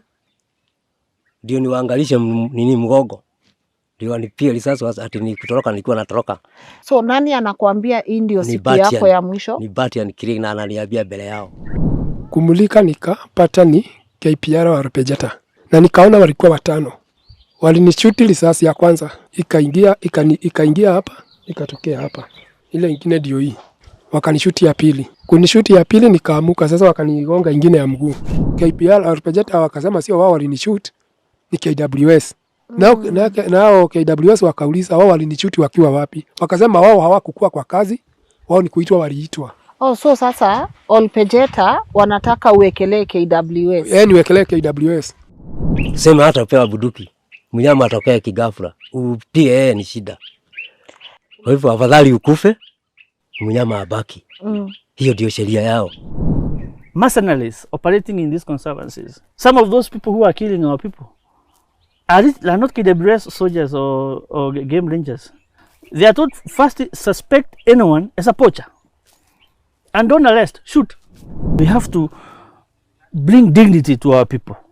Kenya is no longer a colony. You know, our people are being treated the way they used to be treated before independence. Oipajata Conservancy has blocked Kenyans from grazing their animals, even during dry seasons. But a South African billionaire is allegedly grazing his cows in the same conservancy. Just take a look.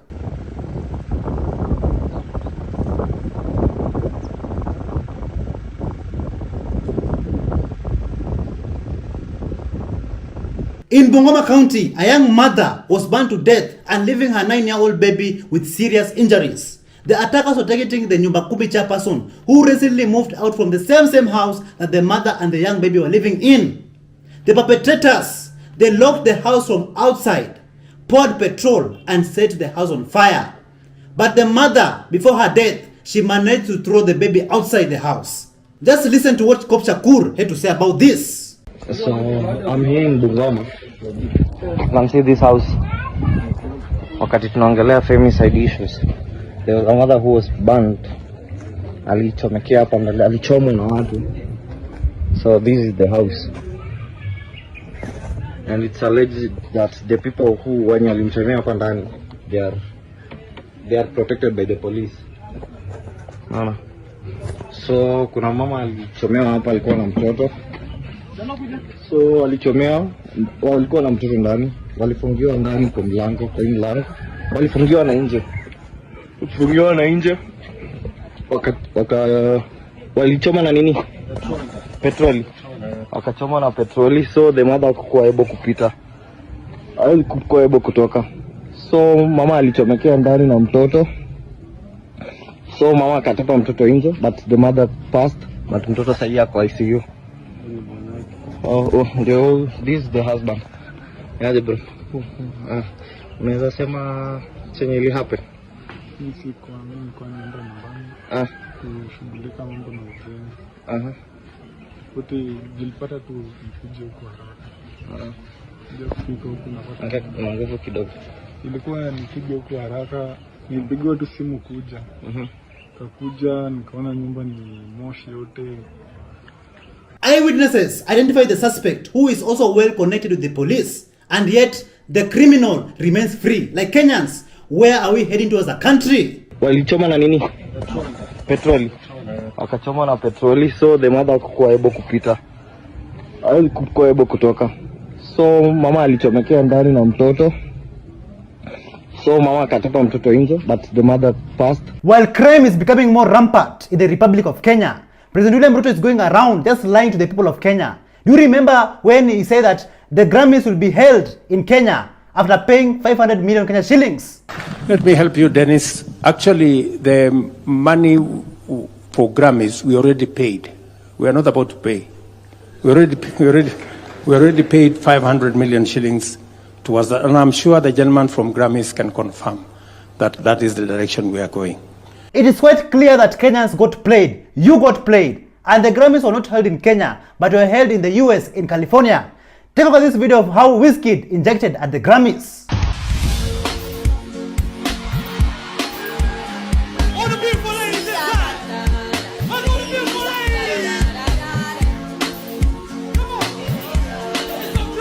Even actor Nakundi Saboke was shocked beyond words after the Grammys were not held in Kenya as promised by the Kenya Kwanza regime. Just listen to what he had to say. Guys, correct me if I'm wrong, lakini si Grammys zilikuwa tu zifanywe hapa hivi Kenya ama kuliendaje?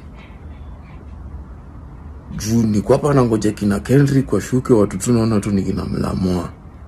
What's happening bana? And the question of the day is, are Murima people, the people from the mountain, confused politically? Do they vote with their emotions in every election season? Listen to what Jema Ulemse had to say. Bro, ati unaniambia watu wa Central ama watu ya Mlima mambo ya siasa wanakuaga mafala mbaya sana. Aje tena mzee. Waje nikwambie, wako na marais wengi. Aje watu ya Mlima kama zi numbers yao kwa kisiasa wangekuwa chini. If any other community ingekuwa na zile numbers watu wa Central wako nazo, wangekuwa mbele sana. Ufala yao kwani inakujia wapi? Ni juu kila time wakipiga kura wanapiga na juu ya emotion. Emotion tena. Their political decisions are based on emotion. Inakuaga, "Oi, huyu ni mtu yetu. Wanamutesa. Singi wanataka kumupeleka wapi? Huyu ni mtoto ya masikini, amenyimwa ndege. Huyu Uhuru ati anamfanyia nini?" Si hivyo ndio Ruto kwani walimpenda jua nini? Hivyo. Anatezwa na nani? Anatezwa sana na Uhuru. Wakapiga kura. Sasa saa hii wameingia kwa ujinga ingine, wanasahau Gachagua ndio walitengeneza hii noma, wako ndani yake. Sasa wanaona Gachagua ameteswa, ametolewa, sasa wamejisahau. Hadi sisi hatuko kwa serikali ya Ruto sababu ya upuzi. Hadi sasa wako na Gachagua, na Gachagua ndio alitengeneza hii mambo wako. Kama kuna shida ya kisiasa ama ya maendeleo, Gachagua ndio alitengeneza. Kwani ndio maana alikuwa anang'ang'ana juu asitoke. Sasa anajua ni wajinga, amerudi akamwambia tulidanganywa pamoja. Hadi tulidanganywa pamoja. Sasa wote ukiwauliza, huyo Ruto vile ametufanyia. It's so sad. 2012 walivote na emotion. 2017 emotion. 2022 emotion. Na sasa 2027 ishaingiza kudumu. Wanaelekea hivyo. Sindano ya emotion. Ruto ni mtu mbaya sana.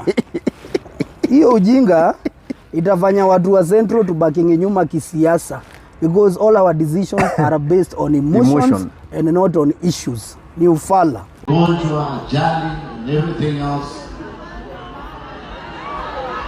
And maandamano, and those people, they were praying for us. They were fighting for the flag. So let's pause for a minute.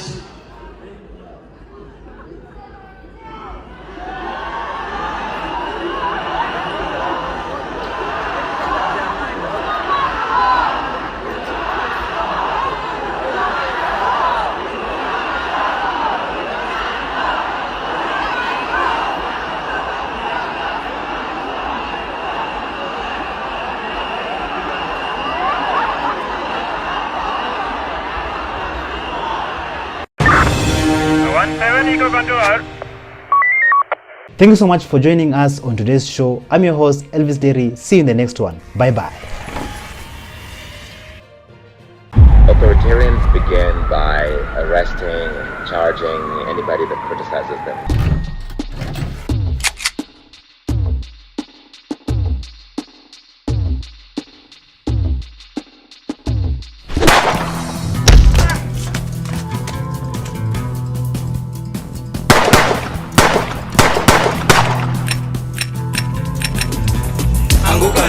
They're coming for you.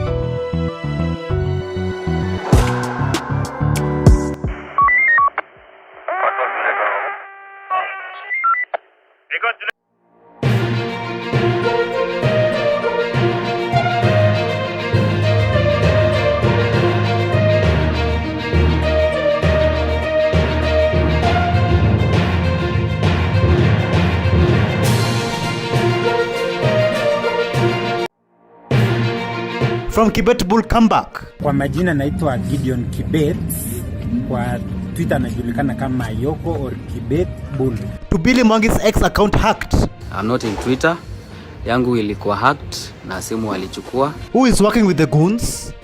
Watu walitokea nyuma kwa mlango wa the hall. Freedom of expression in Kenya. There is no law that exists that says you cannot insult a leader.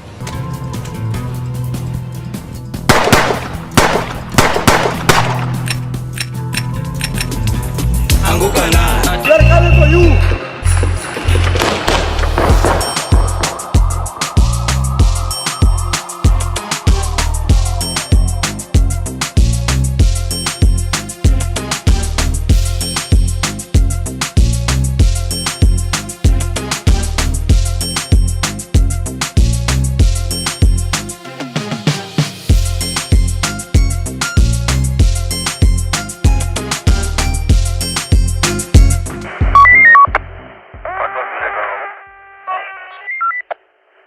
Hello, how are you?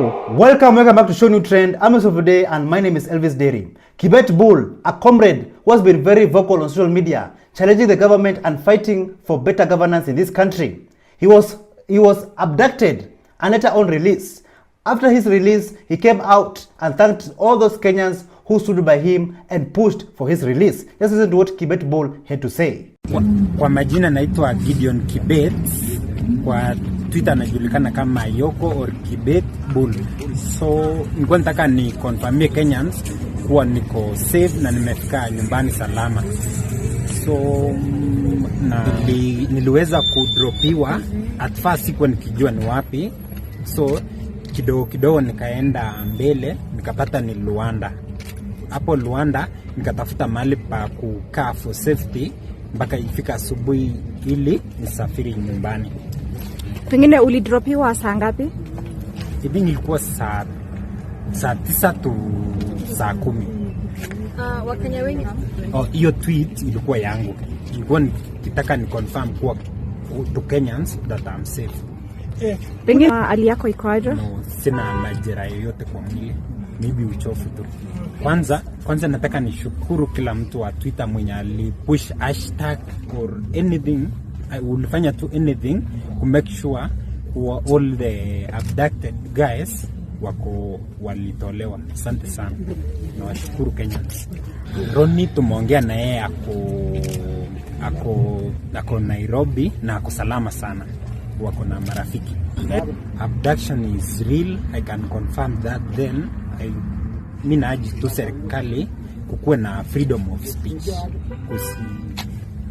Or watumie mikakati poa kama kupeleka mtu kotini. Another comrade by the name of Billy Mwangi, who was also abducted and later on released, he came out and said that his ex account, formerly known as Twitter, was hacked. I'll update you guys in due course. Thank you. So this is Billy. That is not Billy who is tweeting, guys, okay? Guys, hebu ambia watu wa Twitter wamekutetea sana manze. Watu wa Twitter nawapenda sana manze. Mbogi yangu ya Twitter, mbogi ya watu wa Nairobi, watu wa Embu. Thank you so much. Hata kama walinifanya ile kitu kwa kichwa, I'm back, I'm healthy na pona kidogo, though mentally bado niko na shida, but I'll be fine. Thank you so much. Great, good to see you, Billy. Thank you so much. After all these unconstitutional abductions in Kenya, the tourism fund boss, Silas Ochim, he came out and said that Senator Okiya Omtata was hiding Kibet bull in a hotel. Is this true? Listen to what he had to say. Sikia wanasema ati vijana walipotea. Walipotea saa ngapi na wanaenda kuficha vijana na kukula chapati huko ndani ya hoteli. Mnachoi inaitwa bull Kibet. Mkiwa kasegure bull Kibet. Mwenye alipotosha yeye ni Okiya Omtata na Omtata leta Kibet. Omtata produce bull Kibet. Kwa nini? Siku Kibet alipotea, alienda kwa ofisi ya Omtata. Si alienda kwa ofisi ya Omtata? Wakaenda wakaongea. Alafu Omtata baadaye akasema tulikuwa na Kibet. Watu askari wakapiga simu kwamba kuna watu. Kama Omtata alijua kuna watu wanaboja Kibet huko nje, kwa nini Omtata hakumchunga Kibet na kuweka gari yake? While Billy Mwangi and Kibet bull are back home safe and sound, a mother from Vihiga, she is still in tears looking for her son who was abducted by unknown people on November 29th, 2024. Just listen to how she narrates her story.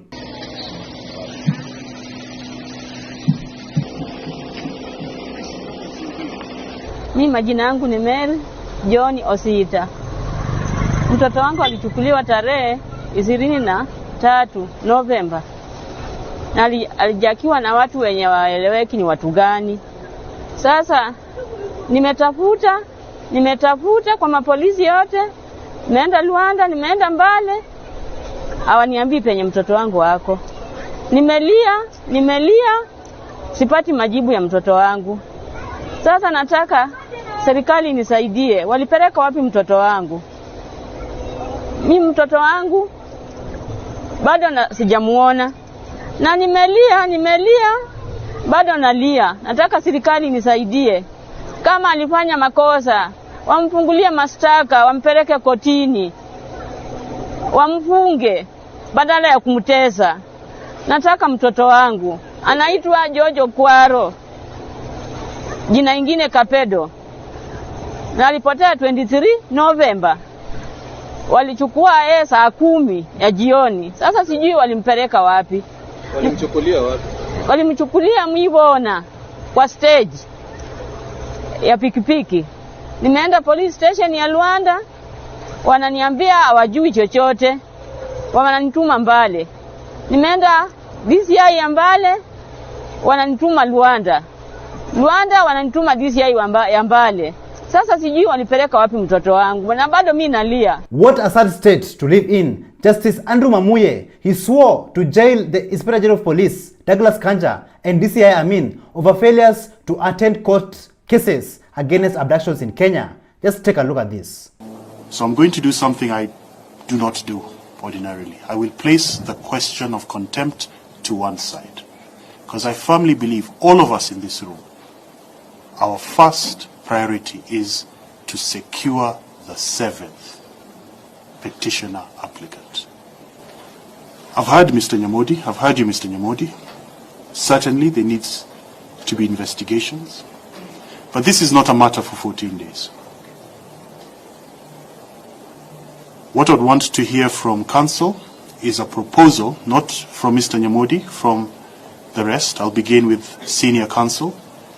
What is practical in terms of a return date that gives the second and third respondents in particular the opportunity to take statements and to return, such that when the Inspector General of Police is returning before me for hearing, not a mention, for hearing, they'd have had an opportunity.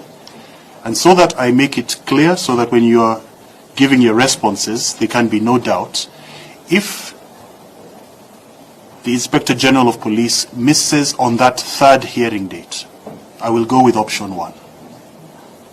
I will cite, convict, and sentence on the spot. With respect to the Director, DCI, I will convict and invite him for mitigation and sentencing. There will be no further opportunities beyond this next hearing date. Meanwhile, in Nairobi, Governor Sakaja has launched a 1.2 billion garbage collection trucks. Take a look.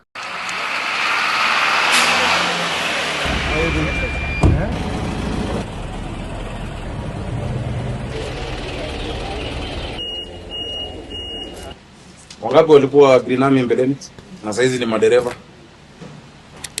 Hiyo transition mnaonaje, ni mzuri? Mzuri sana. Sana. Mungu alimso. Yes. I have a lot of faith in you. Niko na imani kubwa sana kwenu. But I want you to take your work seriously.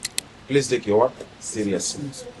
Hii machine yenye unatumia ama unaendesha ni jasho ya watu wa Nairobi. It is the sweat of taxpayers. Ndio wametuwezesha kununua hizi magari. Tafadhali chunga gari yako. Please take care of your vehicle. You will be responsible for it. If there's any issue, you know how you're supposed to report here. Sio? How many promise mtachunga magari? Na wale wengine ambao mko kwa crew, simko ina team of how many 3?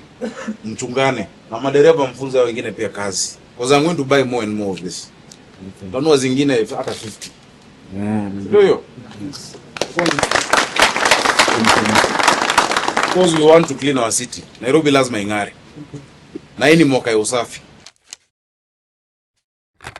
But it seems like not all Kenyans are in support of Governor Sakaja. Ambia hii chokora. Ambia hii chokora. Hatutaki maji yako. Chokora. Hatutaki maji yako. Chokora. Chokora. Hatutaki maji yako. Chokora. Umbwa. Taka ghasia. Hatutaki kura zako, peleka ushoga nyumbani. Takataka ghasia, peleka ushoga nyumbani. Nimekwambia nikujie, peleka ushoga nyumbani. Wewe ni shoga, una na Zakayo. Kuja unishike blood funda wewe. Criticizing the government and holding politicians accountable is not disrespect, but it is exercising your constitutional rights as a Kenyan. One content creator by the name of Peace Lewis, she came out and drew parallels between politicians' entitlement and generation boomers' constant demand for respect. Listen to what she had to say. Why are we shocked that the politicians are asking us and demanding that we respect them? This is typical behavior of our parents, boomers. Boomers, our parents, how they beat us, they abuse us, they mistreat us, they treat us like we're not even their children. And then once you start lashing back, once you start reacting to the abuse, they are there demanding and saying, do you know I'm your parent? Nilikuzaa.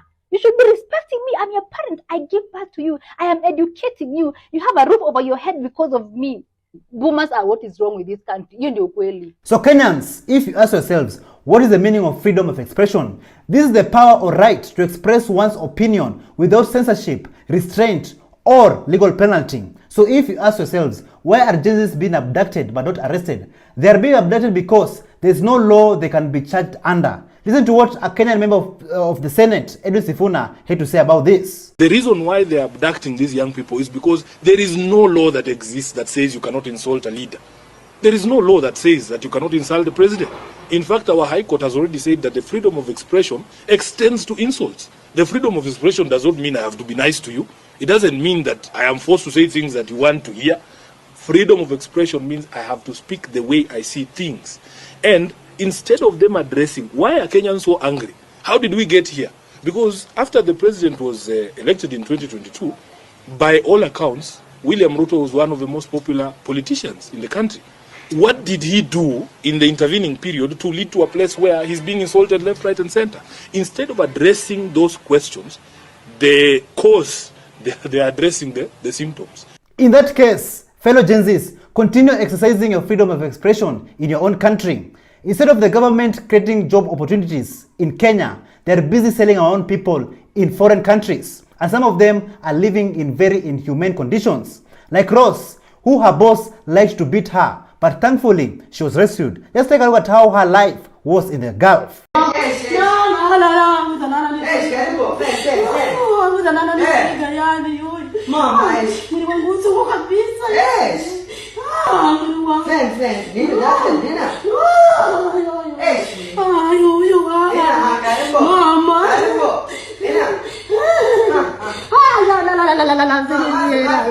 In Kamkuywa, an MC by the name of Abraham Kamungwi was hospitalized with suspected gunshot wounds. Like Kenyans, Where are we heading to as a country? Just take a look at this story. Mwendo wa saa 9 vile nduku anasema, nilipita hapa nikaona hiyo gari. Nikauliza nduku, hii gari imebeba nini? Ndugu yangu akaniambia hii gari ni kama wamekuja hapa wakafika kwa hii kona. Akasema hii barabara ni ndogo. Sasa waje tusimamishe hii gari halafu tuende tujaribu kuangalia tunaweza pita na njia gani. Baadaye kufika jioni masaa ya saa 1 magari ikaingia kwa kuwa hii gari imebeba msiko ambaya haustahili. Na sisi hatukuchua hii gari imebeba msiko gani. Ndipo magari ilipoingia kwa hii boma, watu wakuja wakajaa, tukajaribu kujua ni nini inaendelea. Ndugu wangu akachukuliwa akawekwa kwa gari.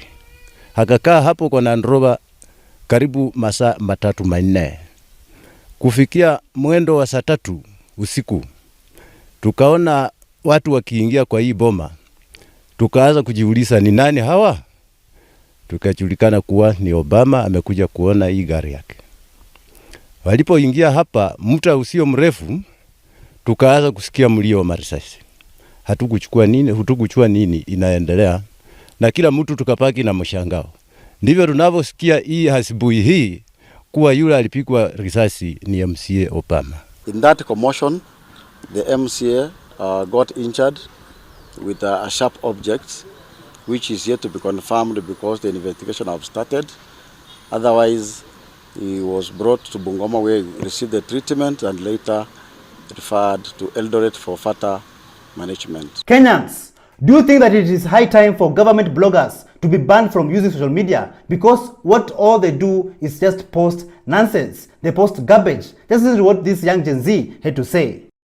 If by now you're following any government blogger, it's like you're a puppet of neo-colonialism. Because tell me why I would wake up every day seeing some stupid narratives that don't have even basis. Or kina Pauline Njoroge, kina David D, kina Alai. You should have blocked and muted all those people. Sisi ndo tunawapea a chance. Kwanza sahi asubuhi wameniudhi sana. At those who were abducted. They were abducted to donate organs. You think we are stupid? Then the other days you said it's Gachagua. Kwanza Sudi. Why do you follow Sudi seriously? Why? Manzea wasiu ni sinya. Block them. Wakule mablock. Mbona mnawapea audience wa spread ufala? Wacha wabaki huko wakifuatana wenyewe wa spreadingi rumors zao. That's why they trend. Msikwe wajinga pia. CBC education system is being forced upon our children. Even the president of Kenya, I don't think if he really understands what CBC is. Governor George Natembea, he went for the government's neck over the shambolic education system that is forced upon our children. Just listen to what the governor had to say. Now, kuna jambo ambalo ningependa pia Wakenya kabisa msimame na muongee na mheshimiwa hapa MCA amesema. Maneno ya elimu ya Kenya size basic education. Hii mambo ya CBC. Ukiangalia CBC mimi mwenyewe sielewi CBC. I don't know. Na nimeuliza walimu hawaelewi CBC. Mzazi haelewi CBC. Ministry haelewi CBC. Hata ukiona president haelewi, maana ameweka task force waangalie mambo ya CBC. We are wasting the future of our children. Na hii nakani watu walikaa mahali wakapanga njama. Maana elimu ndiyo equalize mambo. Mimi bila elimu singekuwa nimesimama hapa. Ni elimu na kuinua mtoto wa maskini, mtoto wa tajiri mnakuja kukutana mahali kwa sababu ya nini? Ya elimu. Utakuwaje na education system ambayo haijulikani mahali popote? Hata sio wengine walifanya mtihani, results zikatolewa, hata hakuna mtu anajua kama zilikuwa release. Ilikuwa class 6 ama class gani? Ilitolewa, hakuna mtu anajua. Atunaambia tu below expectation, exceeding expectation, sijua bate. Sasa kila mtu amepita, hakuna mwenye ameanguka. Sasa watoto wanaenda shule kwenda kucheza tu, maana hakuna mtihani, hakuna nini. Hii kitu inafanyika wapi dunia hii? Watu hawaje mchezo. We need to get very serious. Hata wakati wanasema basic education is free, at elimu ya msingi kuanzia class 1 mpaka form 4 wanasema ni free. Mpaka saa hizi hakuna capitation. Hakuna pesa imekuja kwa shule. Watoto wa high school wako nyumbani hawajalipia 22,000 na haijalipwa. Moi Hospital, which is in Voi, Taita Taveta County, is a crime scene. Like, I was just shocked to hear what is really happening behind those walls. Just listen to what this man of God had to say. Juzi tumeenda huko Moi Hospital, tukasikitika sana. Nikauliza County Assembly, mnafanya nini wakati watu wanaumia namna hii? Mikono yenu inafanya nini wakati watu wanapata tabu namna hii? Watu wameenda hospitali, hakuna bed sheets. Yani uje na bed sheet yako kutoka nyumbani. Yani hospitali imekuwa namna gani? Mikono ya county imekuwa wapi? Wagonjwa wanalala bila net. Kama uleti net yako, basi utaumia. Tuna mikono ya serikali, ambayo mikono hiyo inajinufaisha, inajifurahisha, na wanasahau mikono hiyo ni ya kujitolea kwa ajili ya watu. While the man of God was injecting and revealing the truth to Kenyans about Moi Hospital in Voi, Taita Taveta County, another Kenyan man was shocked to find 12 churches in his village. Just take a look. How do you know a town is dead? By the number of churches it has. Here is the first church, the PCA Kagumo, and then boom, the second church. This is a Marwa Baptism Church. There is our that church, right there. 10 meters away there is another church. What's special about this church? They don't wear shoes inside the church. Fifth church is literally a walking distance away. It's 40 meters from this church over here. Sixth church. The seventh church. Number 8 is close to church number 9. Right here. This church is literally 10 meters away from the Gospel Salvation Church. Church number 11. 3 meters from church number 12. In Bungoma County, young vibrant leaders are being attacked by goons anytime they host the events. Thankfully sponsored by some politicians, some crooked and corrupt politicians in Kenya. And why are these young vibrant leaders being attacked? Let's listen to how they narrate their story. Comrades, power. I'm very disappointed today. I'm the outgoing chairperson of the East Tertiary Student Association, abbreviated as WETSA. Leo tumekuwa na meeting successful sana. Tumekuwa tumefanya mambo yote yameisha, lakini as soon as tulikuwa tumemaliza elections, tukadeclare the winner ambaye yuko kando yangu, Brian British, pamoja na vice wake Shelly Nekesa. Watu walitokea nyuma kwa mlango wa the halls ambao wametumwa na member of parliament, kwa sababu we have an evidence and I want to tell the public and I'm clear. We have a screenshot of one Terence Itati ambaye alisema kwamba tuone kama huo mkutano utafanyika kesho, and if even the police wants an evidence I will give them. Alipost pia kwa group yetu. Now we have that evidence. Kwa hivyo our member of parliament should come out clearly. We elected you to serve us. Hatukuelect kuja kutua na kutudunga visi. As we are talking right now, watu wa hospitali, they are injured, wametungwa visu, and I want to ask the Tachoni leaders, tafadhali, the Tachoni elders, tafadhali, you must condemn this. And this member of parliament anafaa kuwa punished even from this community. He is not even a member of our community. I'm calling out Bwana Lichuma, I'm calling out Sewekesa, please, this is not our person. Atoke arudi na baholo. Power. When President William Ruto was campaigning, he portrayed himself to the world as a Pan-Africanist. But it seems like he got lost along the way. When he went to Ghana for the inauguration ceremony of President John Mahama, Captain Ibrahim Traoré from Burkina Faso, that is the president of the transition of Burkina Faso, called him out. Just listen to this. Okay, I don't know if you guys have seen that video of Ibrahim Traoré calling out Jambazi. I think he's actually my favorite current world leader. Okay, he was basically saying, you're saying we are not a democratic country, and the democratic countries I'm seeing are abducting and killing innocent protesters. Straight fucking facts. Okay, Burkina Faso, and let's even if we focus on Burkina Faso for a bit, ever since they had their coup and Traoré became their leader, they have paid, I think I was seeing figures like 4-5 billion USD in debt. I mean, that's insane. You know, people like cocksuckers were WEF and UN, like akina Jambazi, when they say they are cutting ties with the West, they are told sanctions.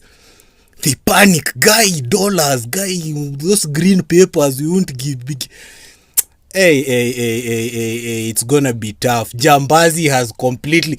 The last 6 months have been hell for Jambazi, because he has gone from being this pillar of Pan-Africanism, you know, Bonoko fake ass titles that hold no water or no meaning, to being some common rogue thug who's just stealing money from his citizen. He doesn't even have anywhere else to steal money from. Since freedom of expression is upheld under Article 33 in the Kenya Constitution, take a look at this video of Nyandarua Senator Methu imitating the Kenyan President William Ruto. Kutoka hapa Shamata kwenda mpaka kaka ilishia mpaka huko Kariamu, ilikuwa imekwama, nimetafuta bilioni 2.5 ya barabara itaanza. Iko barabara yetu ya kuanza hapa Sharp Road, ikuja mpaka Gieterero, ikuja hapa Kashisi, kama tunaelewana watu ya Shamata. Watu ya Shamata siku nyingi wameteseka, iko shida ya maji imekuwa hapa, kuna demu yetu inaitwa Pesi, ilikuwa imekwama pale kwa Ministry ya Finance. Tangia nilipoenda huko wilaya, nimetafuta pesa shilingi bilioni 2, na hiyo damu yenu itaanza, na ikifikia mwezi ujao mtaona hiyo damu ikiendelea. Iko maji yetu ya kutoka sijui kama tunaelewana watu ya Shamata. Iko maji yetu ya mahali panaitwa Kilima, ilikuwa imekwama, ilikuwa shida kidogo, imekwama kidogo, nimetafuta shilingi milioni 600, na hiyo maji yenu ya Kilima itaanza. Watu ya hapa Nyandarua, nimesikiza maneno yenu, nyinyi ni wakulima. Iko shida yenu, mnauza maziwa pesa kidogo.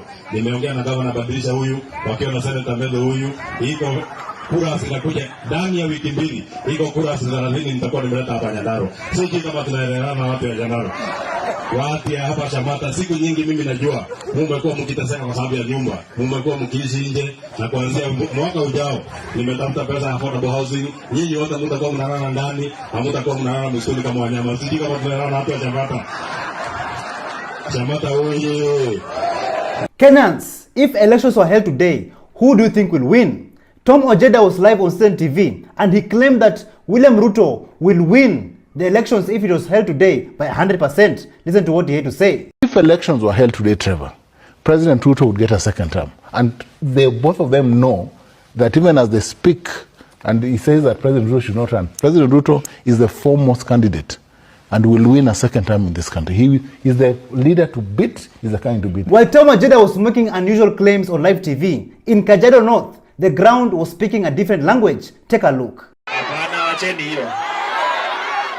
Ati amtaki Ruto akuje? Asikuje kwale? Amtaki Ruto? Amtaki Ruto? Nilete Gachagua? Wangapi wanasema nilete Gachagua? Ngojeni kidogo. Hiyo kura itapigwa vizuri.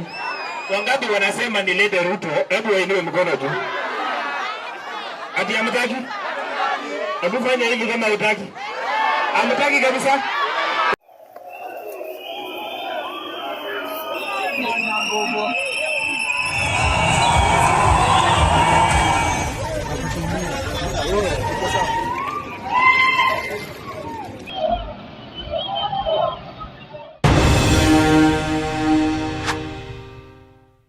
Thank you so much for joining us on today's show. I'm your host, Elvis Derry. See you in the next one. Bye-bye.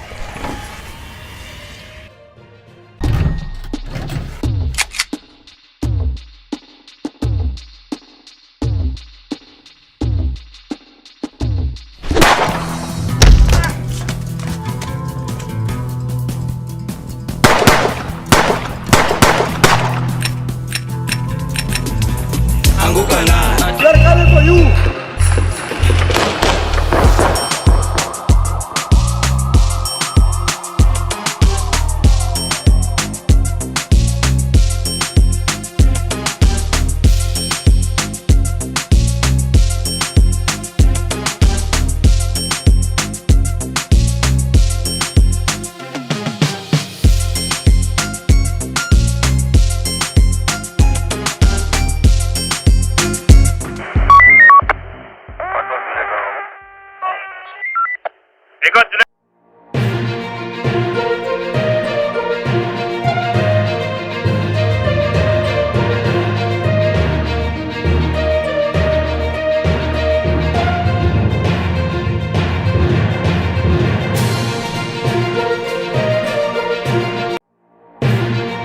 From Uhuru Kenyatta warning Kenyans. Mimi nawaambia chungeni sana.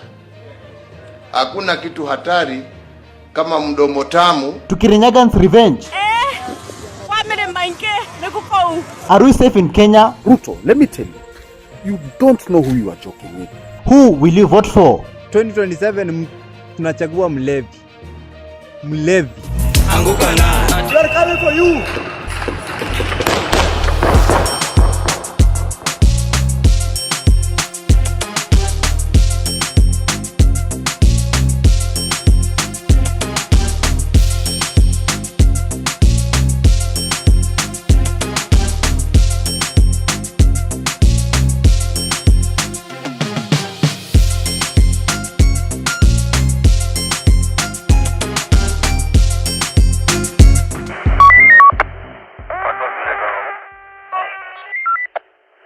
Hello, how are you? Welcome back to ShowNewTrend. I'm your host of today and my name is Elvis Derry. After Rigathi Gachagwa's impeachment, we saw so many people crying, so many people complaining, to the point that some of them went to visit him at Karen Hospital and some of them were crying while talking to the media.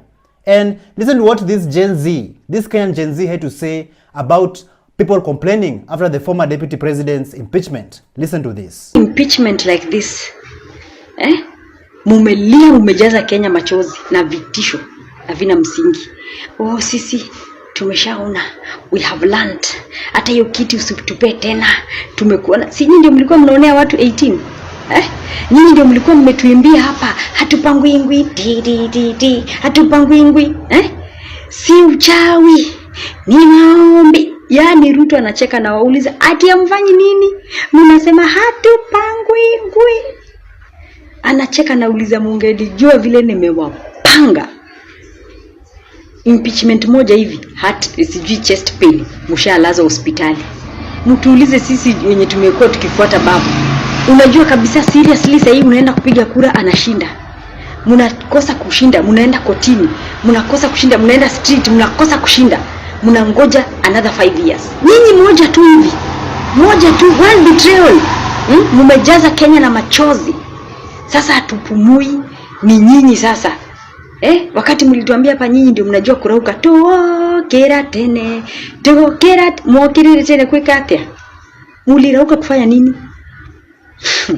Before Ruto was appointed as the president of Kenya, did the former president of Kenya, Uhuru Kenyatta, warn Kenyans about voting in William Samoei Ruto? Just listen to what Uhuru Kenyatta had to say about this. Mimi nawaambia chungeni sana. Hakuna kitu hatari kama mdomo tamu ikuje ikuambie vile atafanya na yale anakuambia atafanya wakati alikuwa na uwezo hakufanya. Lakini leo anakuambia mimi nitakuja kufa.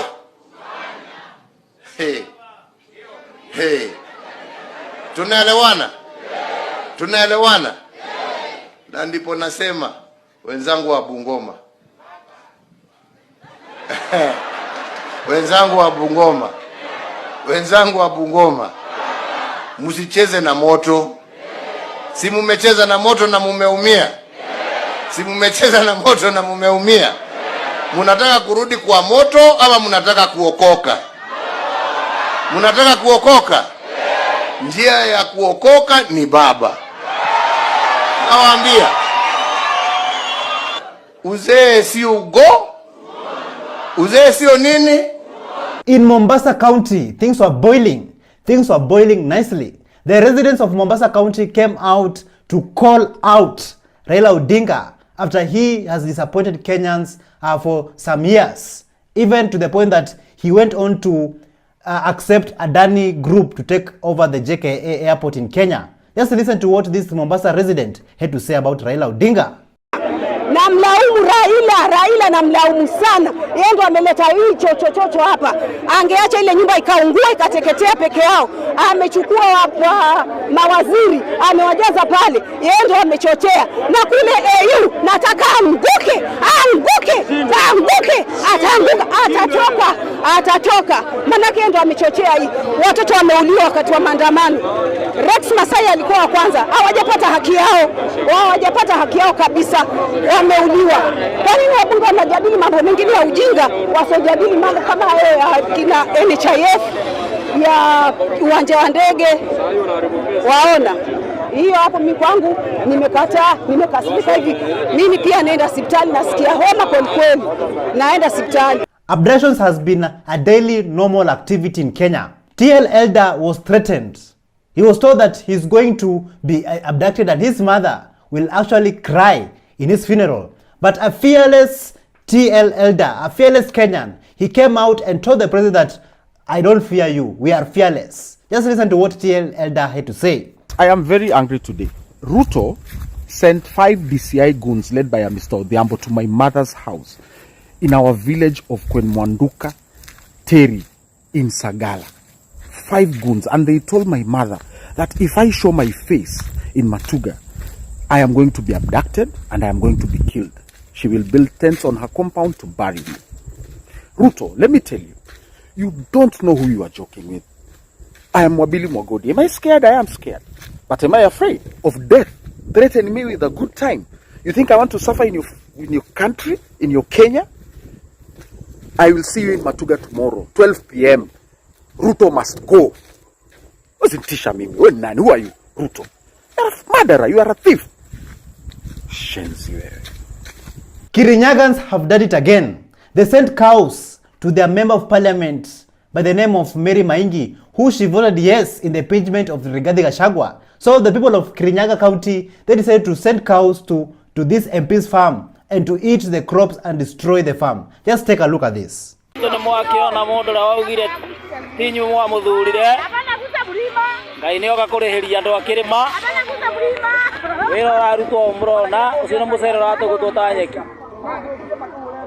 Huko ni kwa MP wa Moya tutekumugweta ritwo ni mumui uri urari wa kuvuti. Yes. Gachagua inuke. No murakiona. Ni kukou. Kwa mere mainke ni kukou. Kou. Andu makirinya ni meritheria. Ni undu wa kuingata Gachagua. Onei. Nombe imugonda kwa mere mainke. The late politician of Kenya, Kalembe Ndile, he's still injecting in his grave. Just listen to what he had to say about the current regime and about the president of Kenya, William Samoei Ruto. Kwa ni ofisi ya ufisadi. Unakumbuka Makindu Motors walifisadiwa pale, wakakoniwa 300 million pale kwa ofisi ya Ruto. Ule Kemei katika hiyo golden deal ya Ekesa. Pia Kemei akakufia pale. Kwa hivyo watu nataka wareflect waangalie vile Ruto alikuwa na nguvu. In fact, saa nyingine najiulizanga Uhuru wakati anaenda ngambo kama president wa Kenya, ile swali kwanza anaulizwa, aulizwi Kenya umewacha ikiwa namna gani? Anaulizwa, Mr. President, how do you handle corruption in your country? And your deputy president is the chief priest of corruption. Hiyo ndio kitu anaulizwa. How are you going to do about it? How are you going to go about it? Because your deputy is the main actor in terms of corruption. Kwa sababu Ruto alikuwa amenyakua shamba ya Mukesh, Ruto alikuwa amenyakua Langata Primary School. Hiyo ndio nataka kukumbusha Ruto mahali mambo yake yalianza. Kwa sababu wakati uko na power, angekuwa ni mwizi wa zamani na aache wizi. Vile Songo alikuwa atatuambia yeye aliiba zamani na ameacha wizi. Lakini Ruto bado aliendelea na kutaka kuiba, na kwa maoni yangu vile nasema ni lazima president hao ameulizwa hiyo maswali ya deputy wake. Lazima akienda kila mahali anaulizwa, how are you going to deal with your deputy who is corrupt in Kenya? The people of Kenya have been seeing a mysterious white truck, a white lorry, being escorted by police officers, and people are asking themselves, like, what are they carrying inside this truck? What is the agenda, or what is the project? Take a look.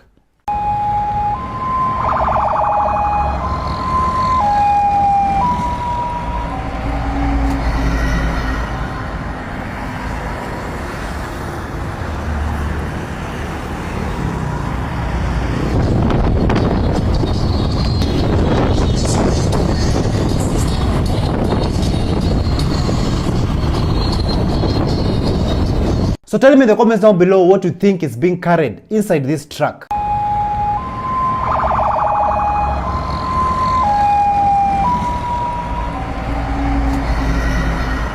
People of Kenya have been comparing the former president of Kenya, Uhuru Kenyatta, and the current president of Kenya, William Samoei Ruto. And people are asking themselves, would you rather vote for a drunkard or vote for a born-again Christian? Take a look at what our brother had to say about this. Guys, mimi nimeokoka. Lakini 2027 mtu yote atakuja na Bwana asifiwe, huyo siwezi kumwamini. Mtu yote atakuja kuniambia mwadhani ya gosho, huyo siwezi amini hata kidogo. 2027 tunachagua mlevi. Hatutachagua mtu wa kanisa tena. Kama watu wa kanisa hata hawezi sameana, fadhali mlevi at least wangekuwa unachapa chupa mbili, mnasahau mambo ingine. Tu kanisa bure. Churches have been a playing field for politicians for so many years. And many of these politicians, they put millions of shillings into those churches. The pastors accept them. The men of God accept those millions. But yet when you look around those counties, those places, those areas, there's no single development. God's projects are in high numbers. Just listen to this. Siku ile alikuwa anakuja kwa hizo kanisa zenyu, anawatolea mchango. Mbona siku hiyo mko mnakataa hiyo pesa, mnasema imeibiwa? Saa hii ndio mmejua imeibiwa, saa hii majenzi wameenda kwa barabara ndio mmejua hiyo pesa mlipewa imeibiwa. Si mchukue hiyo pesa mrudishe State House basi. Kama mmekasirika sana na mnaona for sure alikosea juu mnatoa statements kama mmekunja mpaka mmeleta hizi nyama huku mbele ni vile mmekasirika. Si basi mkasirike kabisa mrudishe hizo pesa State House. Na muite TV tuone mkirudisha. Sincerely speaking, when young people are looking at us, and especially for us, men and women of the cloth, so we are called, the clergy, munakula na mtu, anakuita kwake, munakula, munakunywa, na munaomba pamoja. Alafu munasimama huku nje, munatoa statements, na ni mtu mlikuwa munakula na yeye. As in for sure, mimi yenyewe, ningekuwa prezi pia mimi ningefika mwisho. Ningeshangaa mazeni ilikuwa nakula na nani hawa? Ulikuwa nakula na manyoka, si watu. Mtu mnakula na yeye, mnaomba na yeye, mnakunywa na yeye, alafu anarudi na kutolea ma statement. Na sasa hiyo umemdunga maka ya macho. Sincerely speaking, wacheni tuokoke. Kama for sure umesimama na mtu, simama na yeye. A brother loves at all times. Yeah. And a brother is born for the days of adversity. And yes, iron sharpens iron.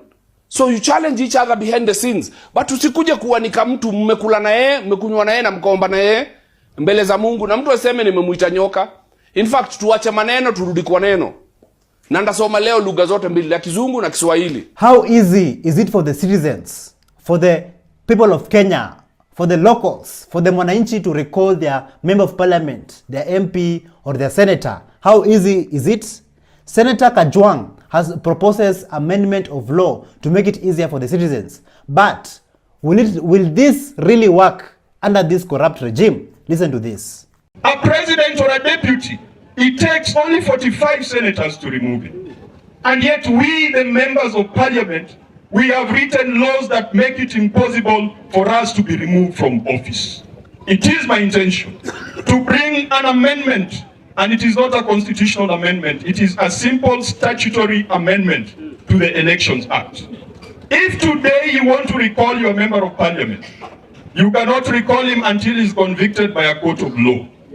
And after conviction by a court of law, you must get signatures of 30% of voters.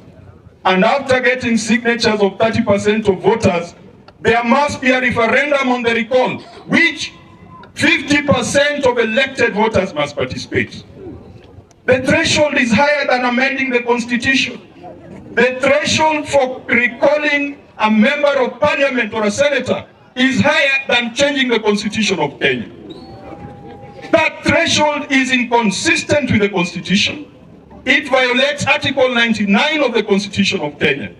And if the deputy president is removed from office, and that is an instrument that is available to us, we must reflect. We must also make it possible for citizens to recall their members of parliament without undue bureaucracy and undue obstacles. So Kenyans, do you think if this law is implemented, will it make a difference in this country? Making it easier to recall your MPs and senators? Do you think it will make a difference? Tell us in the comments down below. A president or a deputy, it takes only 45 senators to remove it. And yet we, the members of parliament, we have written laws that make it impossible for us to be removed from office. Mr. Speaker, sir, I'm here to address you. You must go. Ruto must go. Thank you so much for joining us on today's show. I'm your host, Elvis Derry. See you in the next one. Bye-bye.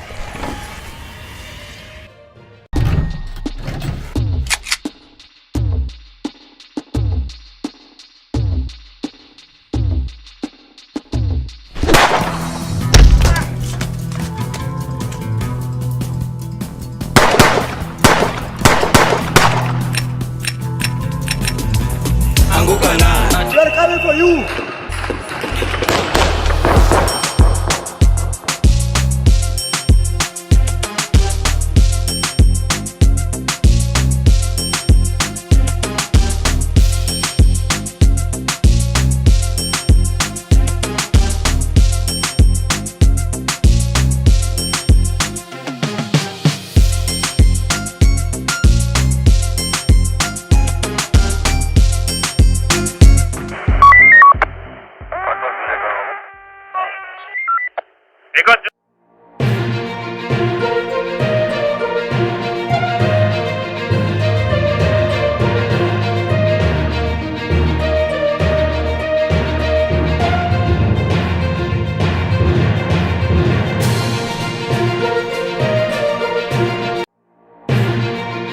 From Nuru Okanga promised riches unipatie account nitakuweka hiyo pesa, to police caught collecting bribes. Sitasimama maovu ya kitawala. Is there extrajudicial killings in Kenya?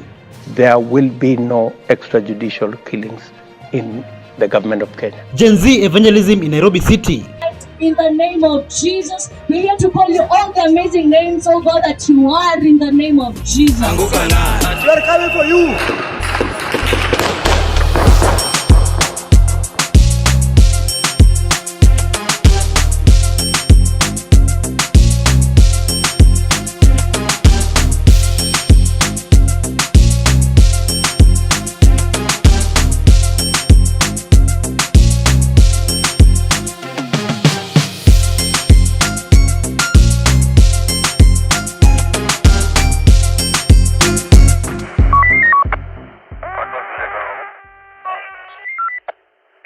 Hello, how are you? Welcome back to ShowNewTrend. I'm your host of today and my name is Elvis Derry. Mtukufu Lais, kikosi inachopita mbele yako hapa Bungoma Stadium ni kikosi cha Premier League, Manchester United na Arsenal. A few days ago, the President of Kenya, President William Ruto, he was in Bungoma and he promised the people of Bungoma County that he is going to build and allocate millions or billions to build an international stadium. And this is what the President had to say about this. Sasa mtakuwa na international stadium hapa. Mechi ile inachezewa any part ile ya Arsenal ama Manchester United wanaweza kuja kucheza hapa. Ninasikia speaker ni fan wa Arsenal na hao wengine ni fan wa hiyo ingine. So msiniulize mimi ni wa kundi gani. Acha ni sawa sawa. So hiyo stadium tutakamilisha. So Kenyans, do you think that this is a story that will come true, a dream that will come true, or do you think this is just stories of Jaba? Even the Kalenjin people are not happy with their own son, and this is what this man had to say all the way from the Kalenjin community. Listen to this. Yes, Kalenjin tufunge mdomo. Hii mdomo tufunge. Meno iko nje. Kwanza Wanandi sana sana. Meno tu nje. Hey, Ruta na nyone emet. Emet ni nyone. Atara Ruta ni nyone emet kitu gani? Emet kitu gani na unahangaika. Unaishi nyumba ya matope na unatunaambia ati sijui Ruto ni wetu, sijui ni nyoe emet. Wewe ni takataka sana. Wewe ni humbwa sana. Tumia akili yako my friend. William Ruto hakuna kenye atakusaidia. In fact, William Ruto anaanga hata interest na Wakalenjin. Nothing. Afadhali Moi mara 20. Angalia nchi kama, angalia kaunti kama Baringo County. Baringo County hakuna industry, hakuna factory, vijana wanalewa, takataka yote ni kama tu Nandi. Na hapo ndipo serikali imekuwa kutoka kitambo sana. Wacha niwaambie, serikali imekuwa Baringo for 24 years. Kalenjin mnadania mtapata nini ambaye hamkupata enzi ya Moi? Hakuna kitu ambaye Kalenjin mtapata. Kama hamkupata enzi ya Moi hakuna, kwa sababu saa hizi term limit ni kidogo. Hata Ruto anaweza kutoka 2027. You never know. It is not sure bet. Wengine wanasema hakuna mwenye atatoa Ruto, sijui ataiba. Ataiba kitu gani? Hajaribu haibe. Devolution itakuwa katika Kenya hii. Tutafanya maandamano na tutachoma hii Kenya yote iishi na tuanze kujenga upya. I believe many of you know that politicians, they go to the church and give out millions and millions of shillings. But yet, have you seen the conditions of our schools? Have you seen how our children are studying? Take a look at this video of this young Kenyan, this young Gen Z who decided to inject and show us this church that was allocated 30 million, but even has not yet been finished. The money has been stolen, in short. Take a look. In a church, it's Bituka SDA church. Hii kanisa ilichangiwa over 30 million plus amount of money back in before August 2022, before the August election. So over kitu kama 30 million plus ilichangiwa hapa. So nimekuja kuonyesha cause when this building was starting, kulikuwa na story imetokeanga that the money may get lost over 20 million. Even it was not 20 million, over 29 million. So kama baki na mita moja ya kujenga nao kanisa. So me, I just assumed this was a big project, because most of the prominent people knew about it. That is Dr. Fred Matiang'i. Dr. Fred Matiang'i was here with his chopper. At that time was the CS for security, internal security. Honorable Simbarati, that time was the MP for, I don't know, in Nairobi. The current MP, Anthony Kibagendi, was here. The former MP for this area, the current Senator Umaima, was here, was the one doing that fundraising. But when you look at the church, look at it. You can check out of from 2022, August 2022, it's almost 2 years down the line, but wameanza kwa pillars bana. And talking more about stories ajaba, a few days ago at Oga Obina's live show, Oscar Sudi and Nuru Okanga were present, and Oscar Sudi promised Nuru Okanga some professional treatment, like a house and some money, not just small money, but big money, some millions of cash. But do you think that Nuru Okanga received this money till date? Take a look at what Oscar Sudi promised Nuru Okanga. Nataka 1.3 million. Nitafungua account. Niko nayo account. Unipatie account, nitakuwekea hiyo pesa. Niko na account. Sio sahihi. Sikuwekea sahihi, nitakuwekea kata. Lakini kenye nimekutafutia, fanya hivi. Enda tafuta nyumba hii ya affordable housing. Hii inajengwa hii sahihi. Tafuta nyumba bedroom ngapi? 3. Na nataka uende Kibera ama Mkuru kwa Jenga ama somewhere. Tafuta nyumba bedroom ngapi? 3. Hiyo mimi nitakununulia kama nimenunulia watoto.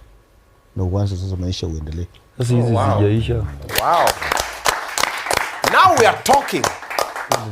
Now tumeanza kuongea sasa. Ndio waje hii kusema 350 million.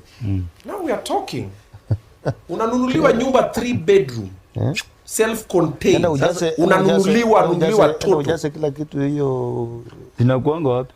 Si utafute wewe sasa wewe. Unaonanga wanafungua nyumba kiko all over the country. Nyumba hata Kakamega ililonjiwa. Hakuna penye yeye manyumba affordable housing haijalonjiwa. It's only a few months or a few years to election season here in Kenya in 2027. And at that time, we urge Kenyans, I urge you to vote wisely. Take a look at this comedy skit where it shows you how Kenyans they vote during election seasons. Take a look. So hapa niko na corruption na accountability. Kuchagua ni wewe. Aya, unachagua gani hapa? Mimi niko chagua hii. Accountability mimi niko chagua hii. Uko na hakika? Aya, sawa, wekelea kura yako. A few moments later. Kumbuka siri ni yako. Kura ni yako. Umesema siri ni yako. Pia hapa. Wewe fungua. Haya, sawa. Mimi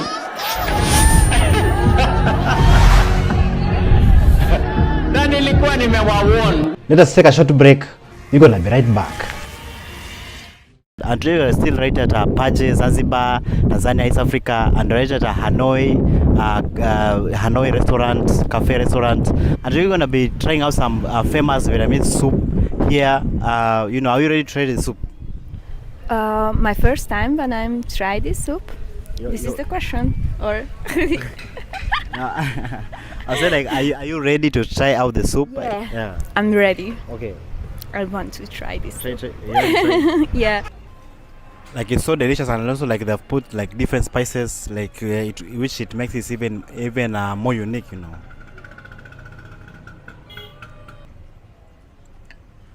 Delicious.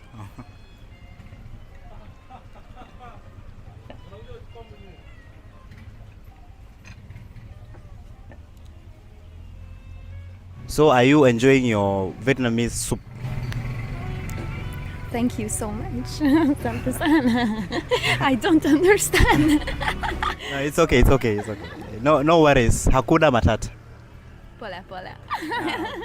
Pole. There's no justice in this country. There's no justice for the people in this country. The justice system in this country is broken. We cannot persevere. We cannot go like this. We must fight until the very end. I'm ready to die for Africa. Africa has suffered for so long. And I want that. We are brothers. Release our brothers. Release our brothers. Where is your Pyagi? This man is awesome. Oh my God. Let's welcome Broski Albis Deli. Let me repeat. For the avoidance of doubt, there will be no extrajudicial killings in my administration. That chapter we have closed. That is not my words, but the President of Kenya, President William Ruto's words. Kenyans, do you think this is true? Do you think that there are no extrajudicial killings in our land, in our country? Take a look at what the President had to say about this. Officers that you've appointed, how do you explain that? And what is the agenda of the government moving forward to ensure that there will be no such kind of activities? Let me repeat, for the avoidance of doubt, there will be no extrajudicial killings in the government of Kenya under my administration. Yeah, that is a chapter we must close and weld and bold and put it behind us. The police, I have sat down with the command of the police from the IG downwards, and we have agreed that they will operate within the law. Do you think Kenyans, our brothers and sisters, are incapable of running an international airport? Take a look at this video of Odash showing us how Kenyans are running an airport in Qatar called Hamad International Airport. So, welcome to Hamad International Airport. An airport that is operated by Kenyans and almost entirely run by Kenyans. You can't walk, I think, 2 meters in this airport without actually meeting or bumping into a Kenyan airport worker. But somehow, someone wants us to believe that Kenyans are incapable of operating an airport. Well, look, this airport even has trees. Right, this airport even has trees around it. But someone wants us to believe that Kenyans are incapable of running an airport. Right? Adani must go. Ruto and his impunity must stop. Please don't be cheated that Kenyans are not capable of running or managing great things. As you can see, Kenyans are doing a better job than the Adani group. You can see like Kenyans are maintaining the Qatar Hamad International Airport even better than the airport that is in our own country in Kenya, JKIA. Adani, bring back our airport and go home. It's simple as that. right? This airport even has trees around it. But someone wants us to believe that Kenyans are incapable of running an airport, right? Adani must go. A few days ago, our president, His Excellency, he launched a railway line in Ngong a few days ago, but currently when you go there, it is nowhere to be seen. It is just bare land. Mdomo tamutamu, sindio? Take a look at this video. Mdomo tamutamu, leri imeanza, kazi imeanza, ndio hiyo leri yenye inaelekea Nairobi, ndio hiyo, si mnaiona, ndio hiyo, kazi imeanza, Kenya tunasonga mbele, mdomo tamutamu, jiwe ndio imebaki hapa, look at this, Same story. Even the mental hospital, which is past those hills, a similar stone was left like this one. Nothing there. Actually, that one for the hospital has already been vandalized also. This is Ngong. This is the place where you are shown that the works have started, but as you can see, there is no single rail, not even a meter. So Kenyans, do you want to know, also learn how to collect bribes? I want to give you a free lesson on how to be corrupt in this country. Take a look at this video of our officers, our lovely, handsome and beautiful officers who are captured collecting bribe from the Kikuyu police station. Take a look.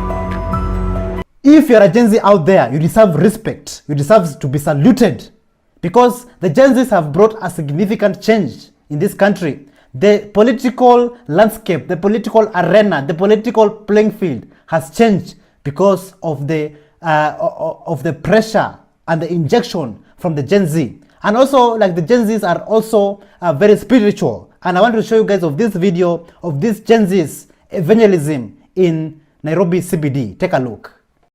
We give you glory, Lord, as we honor you. You are wonderful. You are worthy, oh Lord. You are wonderful. You are worthy, oh Lord. Indeed, wonderful. You are worthy. You are worthy to be worshipped. You are worthy to be glorified. There is no other God apart from you. You are worthy. You are worthy. You are worthy. You are worthy. You are worthy, oh God, to be worshipped. You are worthy to be glorified, oh God, in the name of Jesus. Why would you be angry? Because a young man has decided he can go around the country, noting out the bad projects, the white elephants, poorly implemented projects, the waste of public finances. Why would you be angry as a Kenyan? Why would you even insult the young man when he says, I want to go to this place and find out if this project was implemented? If your public funds were used well, if what was launched was actually done, why would you be angry? You must be the biggest fool, bloody fool. Thank you so much for joining us on today's show. I'm your host, Elvis Derry. See you in the next one. Bye-bye.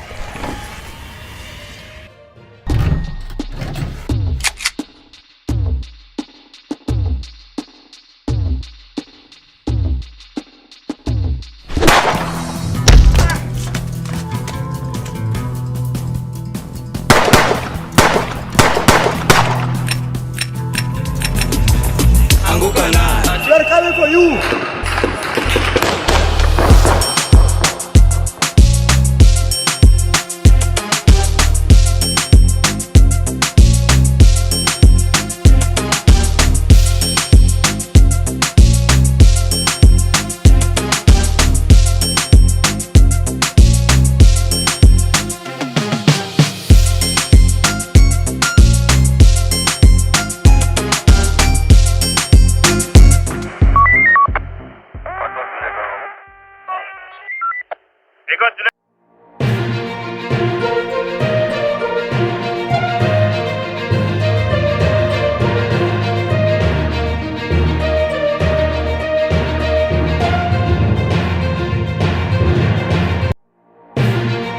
From Kenyan Gen Z inspire Liberians, Liberia's Parliament House has been set on fire, to Ministry of Health scandal.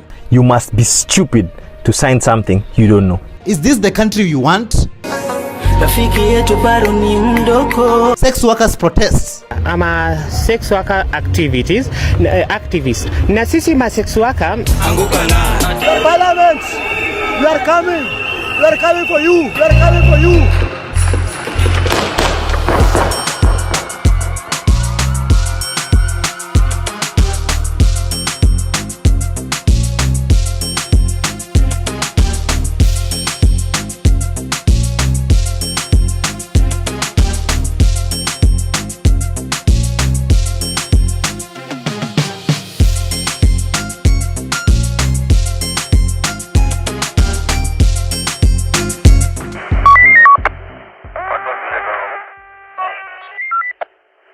Hello, how are you? Welcome back to ShowNewTrend. I'm also today, and my name is Elvis Derry.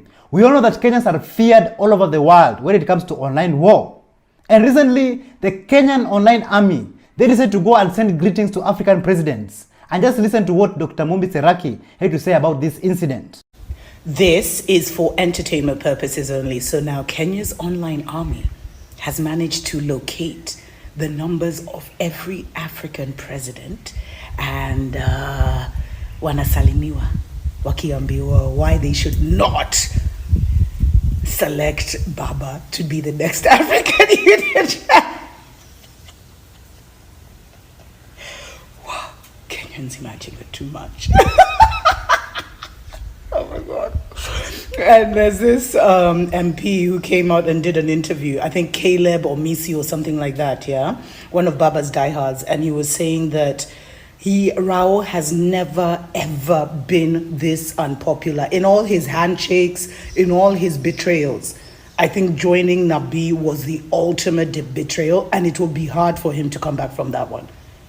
Kenyans are undefeated. I salute you, Kenyans.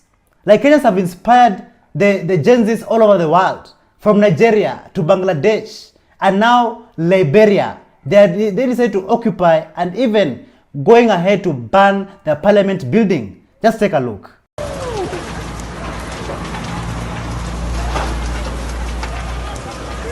So if you ask yourselves, why did the Liberian Gen Zs burn down their parliament? Here is why. Listen to this.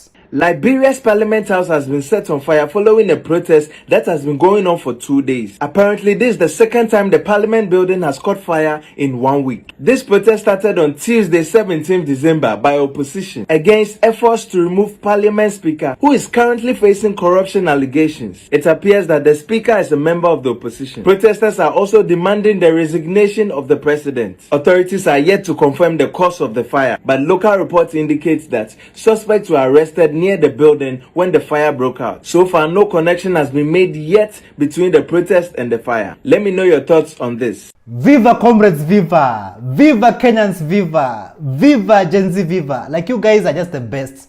Like, you have changed the political arena, not only in Kenya, not only in Africa, but the whole world. Like, people are following Kenya's footsteps. Like, you people are just on a different level, man. Like, I salute you, Kenyans.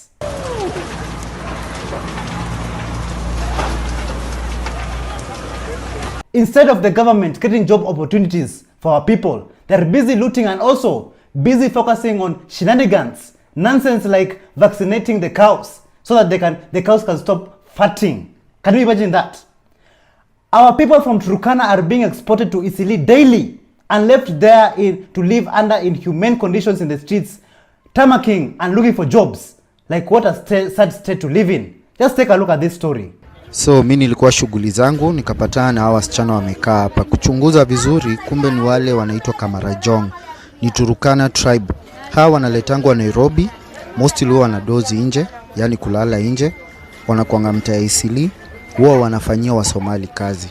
Na job yao yenye wanafanya ni kupanguza nyumba, kuangalia watoto, kazi za usafi.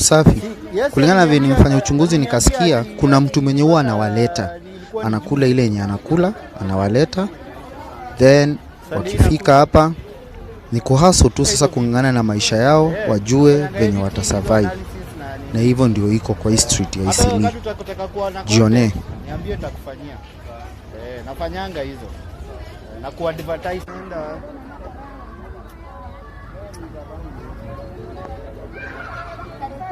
Angry Isiolo youths, Isiolo Gen Zs, they decided to inject. While the governor was busy yapping on the podium, they went on to cut the wires on the speakers and it went silent. And the governor could not address the nation anymore. Like, just take a look at how the Isiolo youths, Isiolo Gen Zs injected that day. Take a look. Function ya governor imeisha na imeisha kwa sababu wasichana na vijana Isiolo wako na hasira sana na governor. Wamekata waya yote, governor hakuna kitu anaongea. Ile kitu aliandikiwa pia alishindwa kuongea, watu wakakasirika wakakata waya yote. Hali ni kama hii, Waislamu tuombee mtu. Amazing, amazing.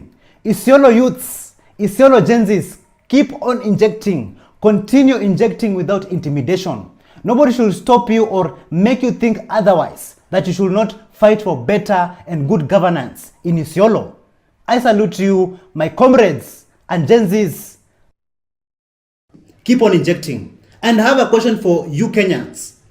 Is the president being lied to, or is he the liar?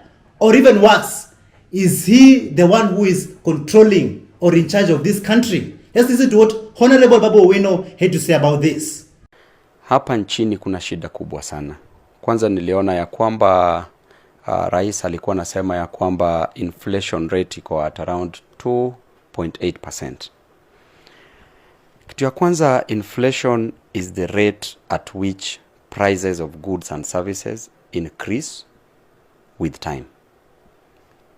Therefore, prices zikiwa juu, inamaanisha there will be high cost of living. Cost of living, gharama ya maisha itakuwa juu. Kwa hivyo rais either alikuwa anatudanganya ama alikuwa anadanganywa.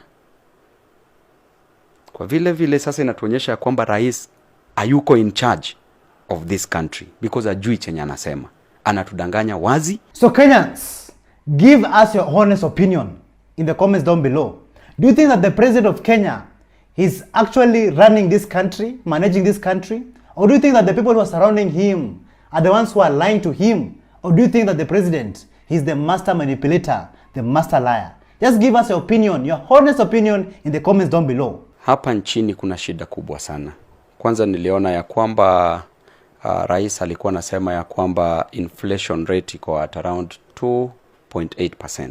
I want to take you all to Kwale County, where a family lost their loved one and they were supposed to go and bury their loved one. But how the body was being transported, very sad. And even the road that the body was being transported on, very sad state of affairs. Like Fatuma Mohamed Achani, Kwale County Governor, like what the hell are you doing?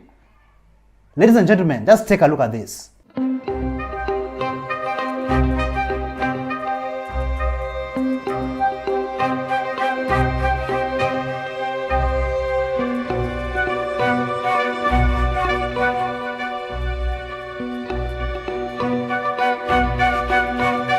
Man, this is crazy. This is crazy. This is so sad, man. Like, you might find out that millions has been allocated to build that road, but yet even a shilling, even a coin has not been used or even spent to building that road. Now look at how their loved one is being transported. What a sad state of affairs.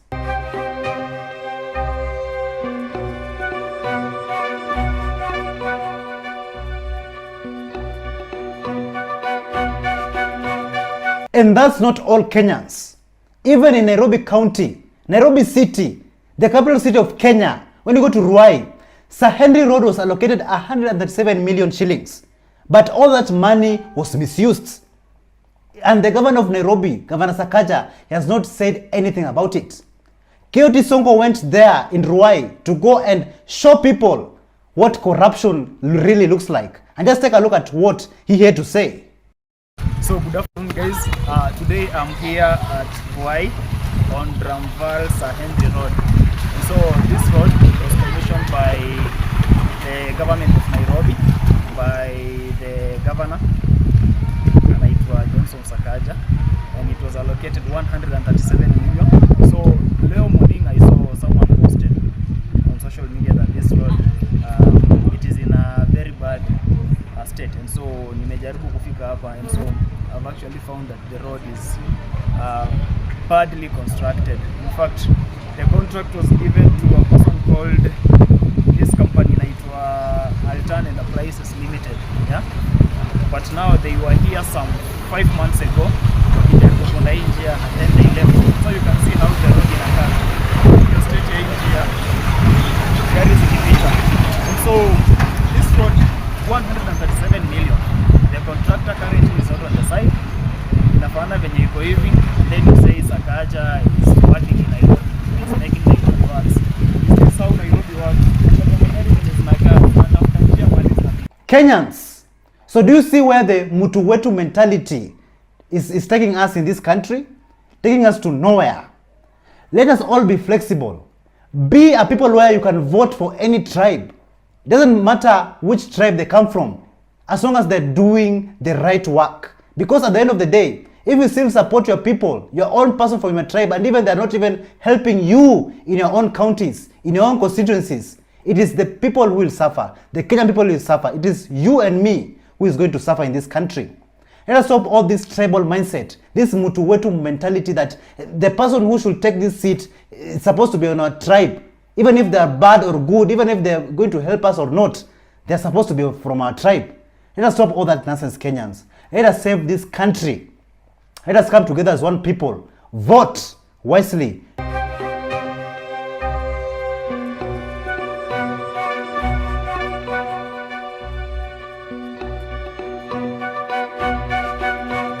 Recently, the governors were very reluctant to sign the Chief and Shah agreement after they went on to question the transparency of this agreement with the Ministry of Health.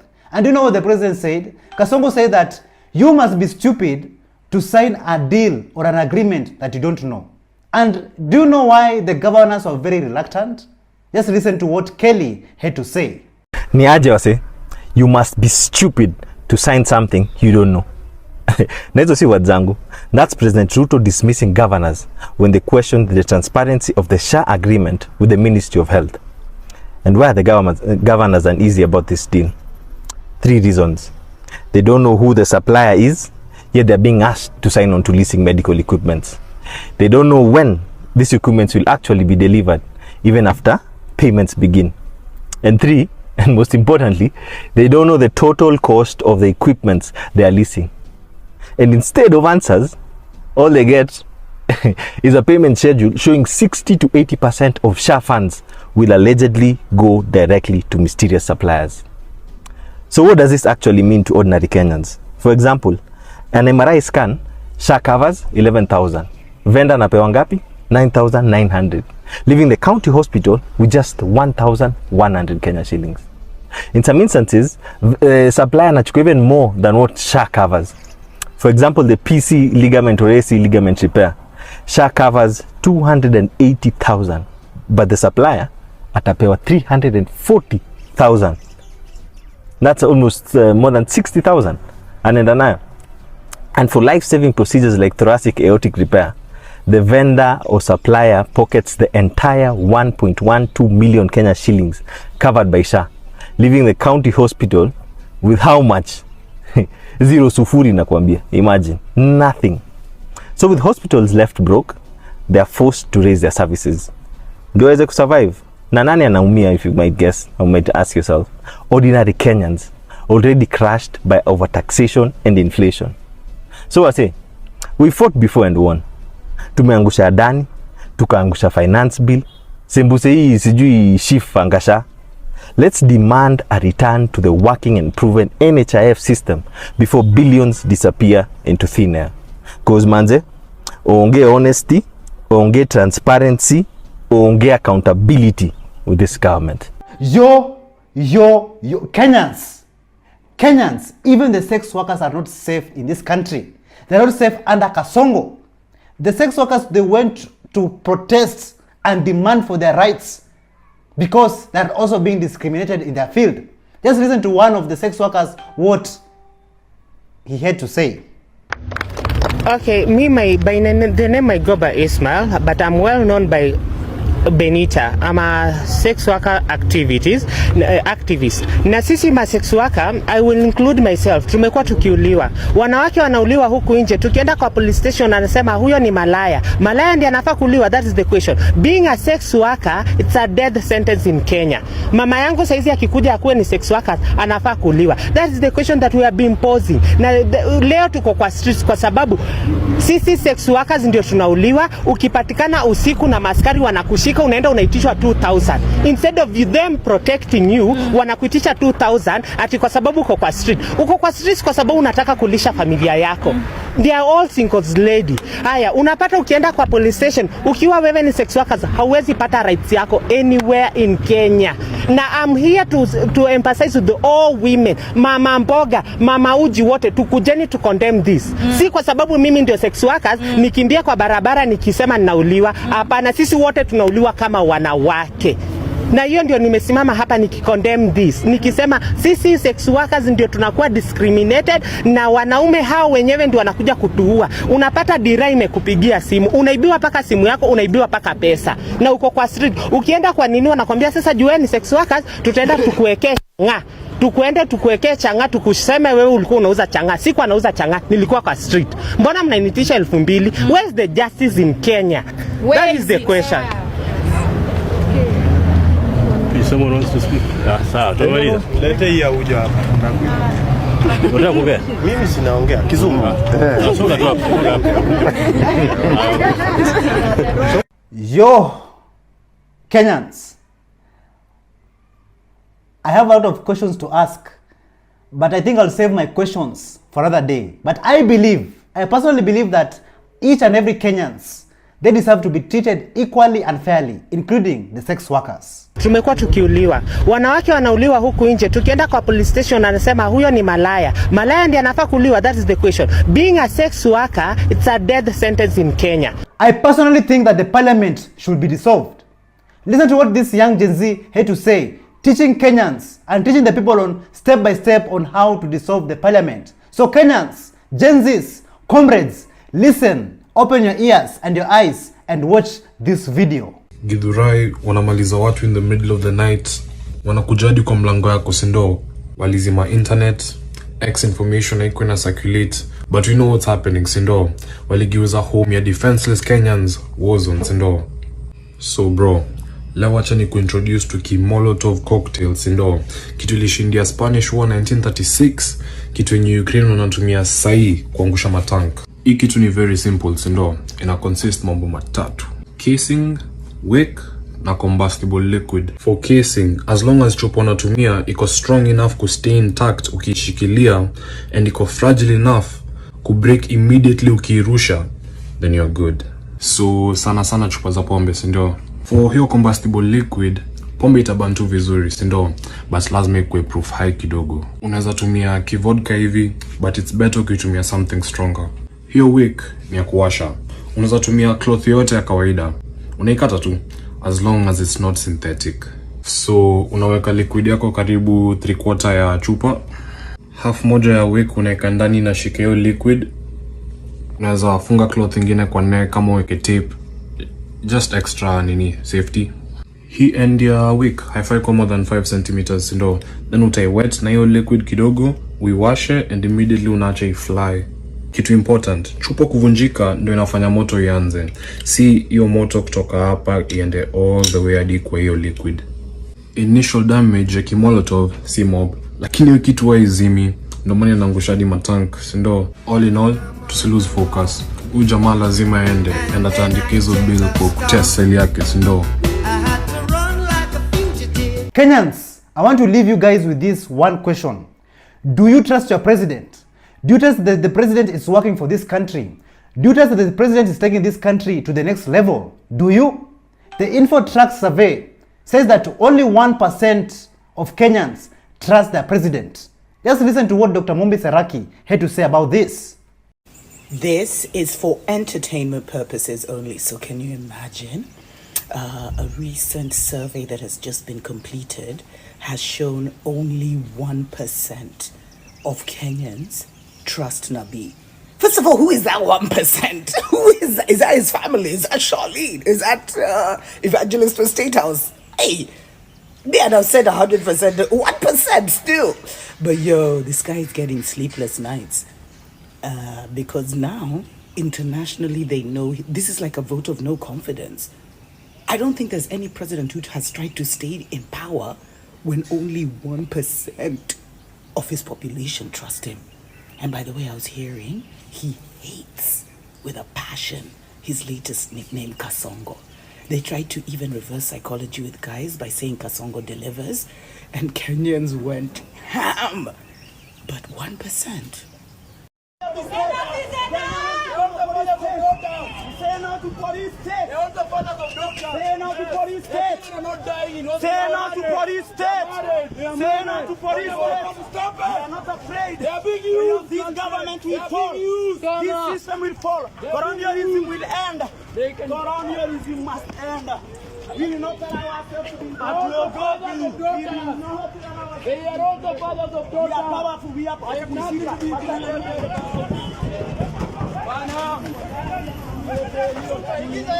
Thank you so much for joining us on today's show. I'm your host, Elvis Derry. See you in the next one. Bye-bye.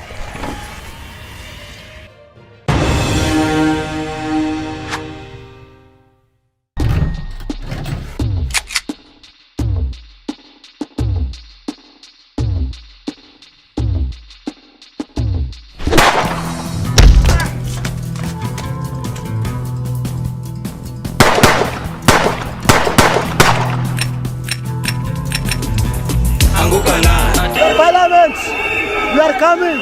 We are coming for you. We are coming for you.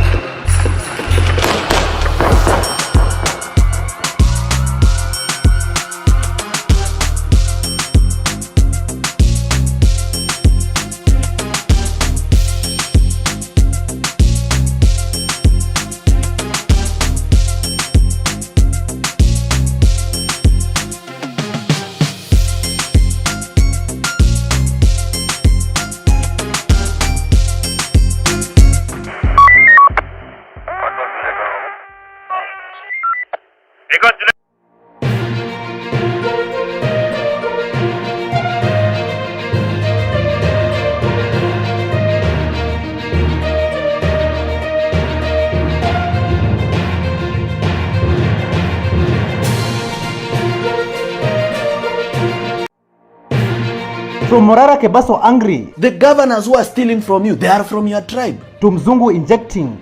The president of Kenya is nothing more than an imperial lackey. Have you paid rent? I beg your pardon. Some of us steal money here, we go to Tanzania, we invest it there. We are coming for you.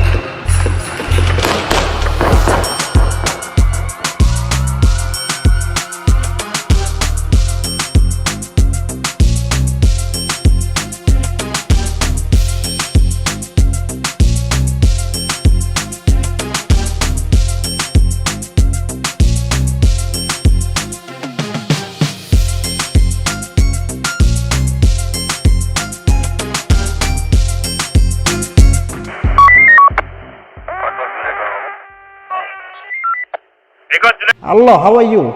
Welcome back to ShowNewTrend. I'm your host of today and my name is Elvis Derry. Before I start today's episode, just watch this video. Mmependa hii barabara? Mmependa? Afande mmependa? Acha niulize afande swali. Afande umeongeza mshahara kweli? Umeongeza mshahara kweli? Naona kwenye barabara inakaa na anatenga. Afande. While I was watching this video, I was very speechless. Like, just look at how that road is poorly managed. But yet, millions and billions is disappearing every day. Every day, Kenyans. Every single day.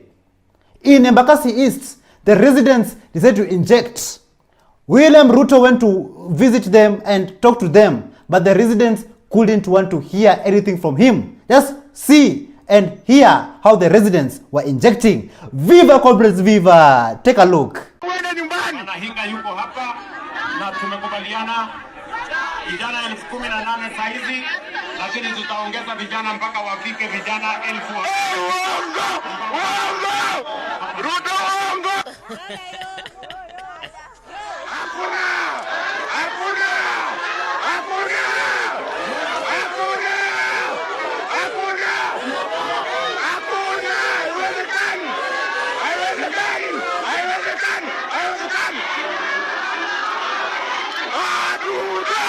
I almost took a wank while watching this video. Like, people are injecting everywhere. People are pushing to end bad governance in this country. Amazing. Karen Nyamu, a Kenyan politician, she was kicked out of her house after she failed to pay the rent. Just take a look.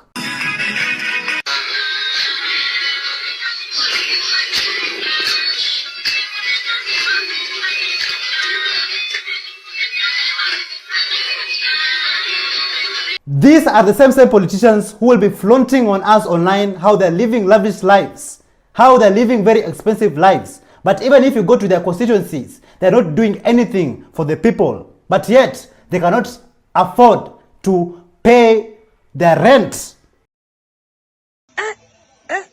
My lord, I wonder. Yeah? My lord, I wonder. Yeah? Inject party leader Morara Kebaso Sr., who is also known for his Vampire Diaries episodes. But he was shocked that some people are watching his Vampire Diaries is just like another movie. And people are not actually, some people, not everybody, but some people are not taking it seriously. Like, just watch what Morara Kebaso had to say about this. Why do you watch the Vampire Diaries? Is it an entertainment joint? You don't watch the Vampire Diaries for entertainment. The Vampire Diaries is to provoke you to take action about your nation. It is to provoke you to think of change and think of a better Kenya. The governors who are stealing from you, they are from your tribe. Mbona hawajawaonea huruma? Kwa nini hawajasema mimi ni governor wa hii county, mimi ni Mkikuyu kama hao Wakikuyu wenye naongoza sitawaibia? Why? While billions, taxpayers' money is being stolen, disappearing every day in front of our eyes, Visoi Ward residents were also met with another rude disappointment, where the governor launched dry taps. 7 kilometers. Alafu nakuja 7 kilometers na maji. Tabaki kutoka ya Shala. Hiyo nayo itakuja kama kilomita ngapi? Kama 3 kama 4. Sasa ndio hapa. Sasa unafungua kwako nyumbani. Hebu tufungue na wewe.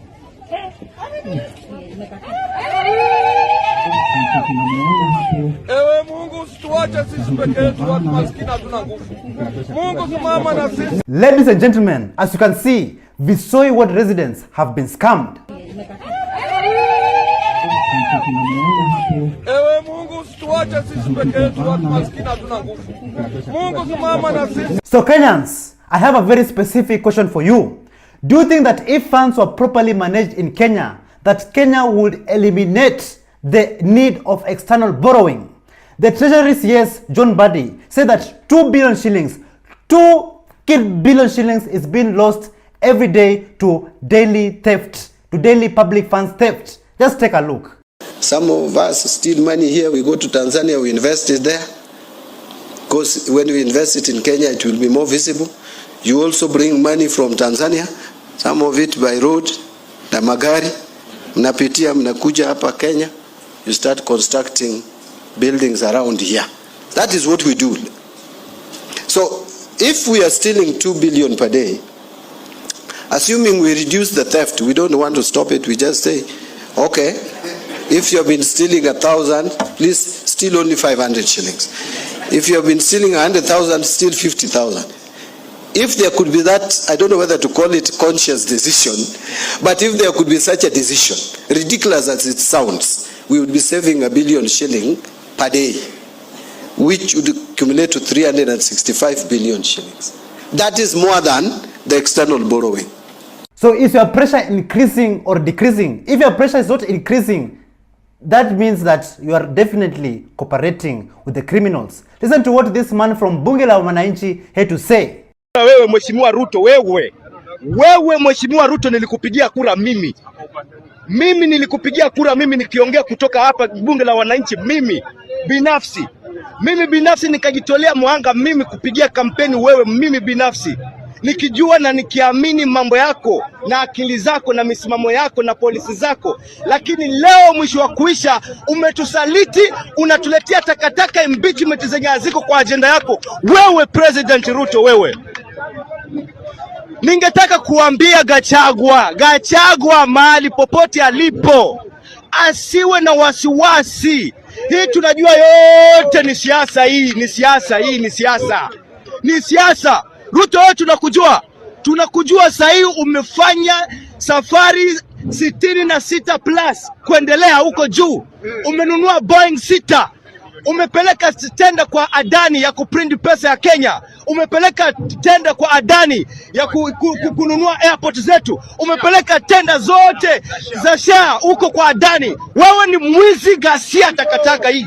Even the tourists and foreigners are currently tired of the current regime. They're tired of being taken advantage of. They're tired of the corruption that is taking place in this country. Listen to what this man had to say about the nuisance that is taking place in the current government. From the streets in Nairobi to Port-au-Prince to Harlem in the USA, it's the same struggle, and it's the same imperialist enemy who lies to us, from Ukraine to Palestine to Haiti. How can these criminal imperialists claim to be broke when it comes to all of our needs in the belly of the beast, but they can send 150 billion of our taxpayer dollars? The president of Kenya is nothing more than an imperial lackey, stooge, and sellout.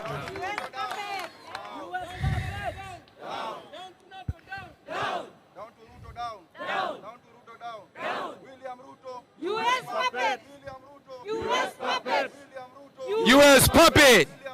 U.S. puppet. In the streets of Nairobi, we tell you that you should be ashamed. Death to Zionism, death. Death to Zionism, death. Death to Zionism, death. Death to Zionism, death. A director and home security consultant at Kinsight Security, Polo Kimani, he came out to address and talk to the youths of Kenya, and listen to what he had to say. My youths, na mavijana, by vijana actually I mean, it's a unisex word for both females and males. And by youth I mean anybody who's born between 1994 and 2024. I believe nyinyi mko below 30 years. So listen, sijika nyinyi notice, but personally I have, that between ile time nilikuwa mtoi, time tulikuwa watoi, time tulikuwa naendesha mataya za gari na za pikipiki na za baiskeli, time tulikuwa vipi. Na hii time sasa mimi nimegrow, in fact sasa mimi ni muda mtu nina watoi. The political scene has remained unchanged. Wale watu walikuwa pale ile time wako hapa bado. I don't know what they are doing. But what they have actually been doing, waki interchange this position. Wa left anakuja right, wa right anakuja left, wakati kati anaingia chini, wa chini anaingia left, wa left anaingia huko, anaingia juu. But they have been there and they have created their own blanket of political elites. Na wakagawana Kenya. Huyu ana represent Mrima, huyu ana represent sijui Kambani, huyu ana represent sijui Luo. And Kenyans for some reason went on with that unquestionably. Now listen, the reason I'm addressing youths is because I know you guys are smart. You know, sisi ni wase tumesoma, sisi ni wase tuko na madegree, sisi ni wase madiploma, sisi ni watu tumemaliza form 4. We are people who can make decisions based on our own analysis and observation, rather than making decisions based on what we have heard, like our parents used to. Sisi ni wase wa smart. And let me just say this. I will say, these old bastards, kina Wetangu na kina DVD, kina Kalonzo, all of them, there is nothing they are going to change that they did not change when they were in government. Nothing. What Paulo Kimani has said is actually very true. I approve his message. The problem with our people, our own people, the residents, the citizens, we elect the same leaders. We vote for the same leaders. We campaign for the same leaders every election season. For what? And yet they're not doing anything. No progress, no development in our country. And of course, in Africa. Just take a look at this video. One of Africa's biggest cancers is that Africans, for whatever reason, seem insistent on electing leaders who've built nothing and then wonder why they build nothing. You've built nothing. You've created nothing. But for your words and political oratory, your ability to hold a tune and sing a verse, your ability to fill a stadium with poor people on the promise of a food hamper and a t-shirt. And then we vote for you. And we wonder why you don't know how to build roads or houses or balance a budget or just make sure that crime and law and order is in place. We elect clowns and then give them the seat of the headmaster's office.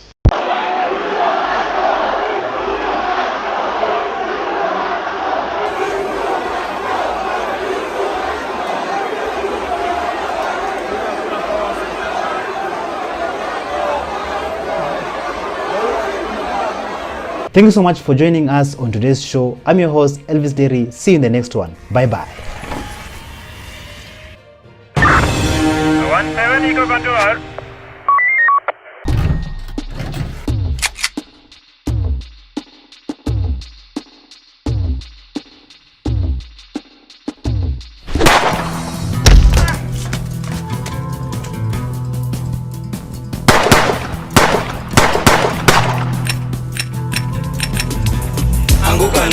They're coming for you.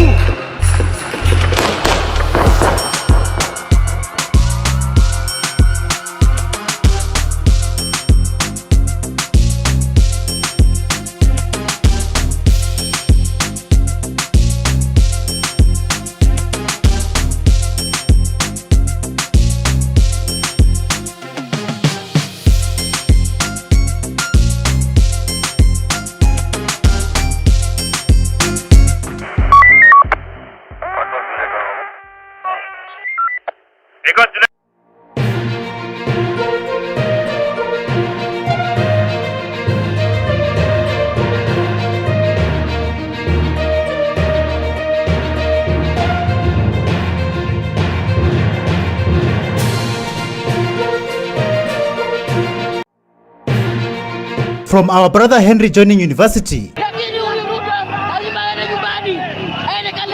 to the villager 254 revealing the hard truth. The government of Kenya is giving the land JKA for 30 years. Who is Gautam Adani? The Indian national is 62 years old and has a net worth of $81.2 billion US. Mass protests at the Jomo Kenyatta International Airport.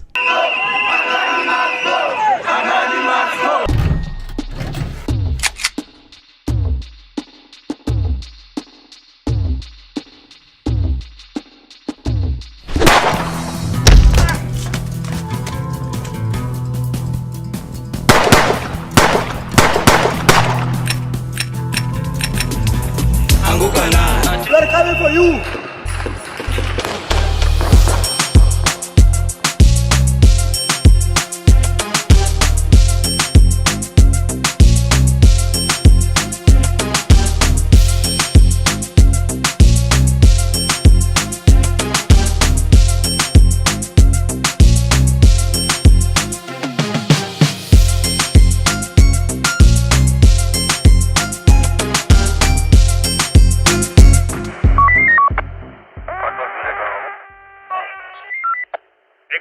Hello, how are you? Welcome back to ShowNewTrend. And I'm your host of today. My name is Elvis Derry. Many of you are familiar with the Adani Group. And before we start this episode of today, let us first know who Adani is. The Indian national is 62 years old and has expanded through acquisitions. Adani is India's biggest airport operator.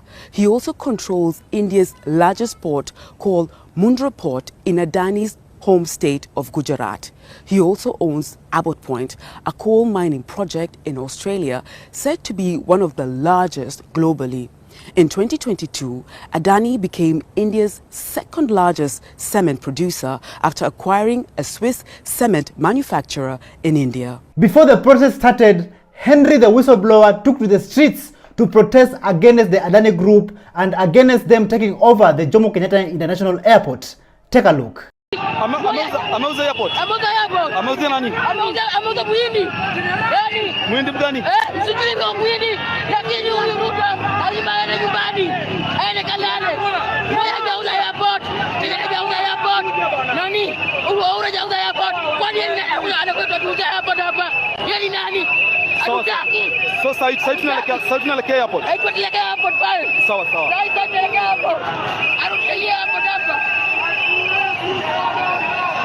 Journalists were heading to the airport to cover the protests that was about to start at 12 midnight, but they were not allowed to get inside the airport. So this is the situation, guys.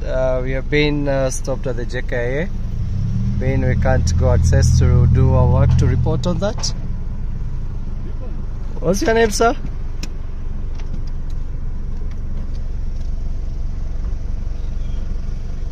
So they're stopping media from covering the situation at the JKIA simply because of we are going to report on the situation, how people are stranded at the JKIA, and this is the current situation. Yeah, it's crazy. Now the government doesn't want the public to know what's happening at the JKIA. While the journalists were still negotiating the entry inside the airport, the workers were already conducting their demonstrations.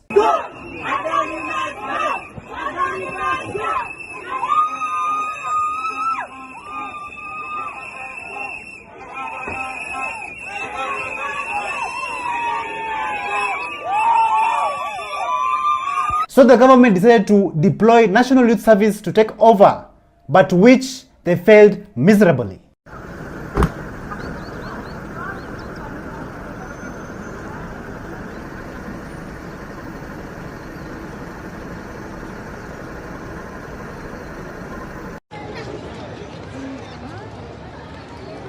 There were long lines at the airport, travelers waiting anxiously to reach their destinations. Take a look at some of these video clips which was filmed by Larry Mado. So airlines are rushing to get the flights to leave JKIA before midnight, because at midnight everything shuts down. The staff say they want a total shutdown. And that means even flights cannot land and take off because members of the Kenya Aviation Workers Union includes air traffic controllers. Just every single aspect of the airport run by Kenya Airports Authority staff will not go on as they oppose the plan to transfer the operation of the airport to the Indian firm known as Adani.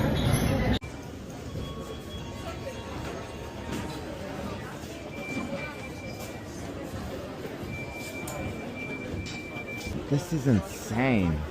Yes, let it be known this is insane. This is mad. We? Naomba kupita tafadhali. Ati? Piti sana. Piti sana. Some travelers even gave up and they wanted to go back home, but they were locked inside the airport. Like Mary Mariga, which she tweeted on X and said that, "Can someone rescue us inside JKIA Terminal 1C? We need to go and sleep. We have been locked from outside for 1.5 hours and no one is saying anything."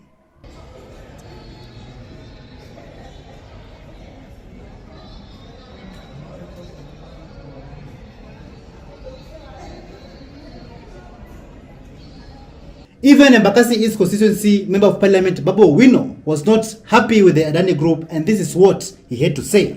Alafu mtu anatoka kule India anakuja hapa kufanya biashara Kenya. Fanya biashara India kwanza. Hapa Kenya wacha wa Kenya wafanye biashara yao hapa Kenya. Na ukitaka kuinvest Kenya, kuja ununue shamba ujenge airport yako kama Adani. Sio iko sawa? Na uajiri wa Kenya hapo. Si ati kukuja kuchukua airport ya wananchi. Kenyans only need 238 billion for the expansion of an airport. Hiyo 238 billion yezi shinda serikali ya Kenya to expand its own airport na kuongeza jobs hapa ndani. The moment tumekubalia Adani kuchukua airport yetu, tuta lose kazi. Pesa itatoka Kenya kuenda nje. Na hiyo in economics ya ikubaliki hata kidogo. Inaitwa foreign absorption. Hiyo haiwezi grow nchi yetu. Kwa hivyo Adani tunakuon kabisa. JKIA is my constituency. And we are not going to allow you and President Ruto kuwa na utu. A reformer and Red Party of Africa leader Clinton Mariara Ndege had to send this message to the airport workers. Listen to this. Kwa wafanyikazi wa JKIA, let me tell you the truth. You are going to be jobless soon after Adani takes over JKIA. So saa hii mkikubali hao wasee wachukue hiyo airport, mwanze kutafuta ma-CV zenu na passport, twende kutafuta kazi pale Saudi Arabia. So you must stand strong against this Adani. We are all supporting you as Kenyans. Thank you. While Kenyans were holding peaceful demonstrations at the airport, a Kenyan senator all the way from Mombasa County was complaining that he couldn't take his brother abroad for medical treatment. Listen to what he had to say. Ulikuwa ukisafiri? Asante, nilikuwa nasafiri kwenda Mumbai kumpeleka ndugu yangu kwa check up ya moyo. Na tulikuwa tuondoke alfajiri na ndege ya saa 12. But unfortunately kutoka hiyo time mpaka sasa bado tuko hapa. Na huu mgomo ulianza saa 6 usiku usiku wa leo. I will also like to show you a video clip of JKIA staff members mobilizing to make history. Take a look. Sasa tusikizane tafadhali. Nataka tuelewane.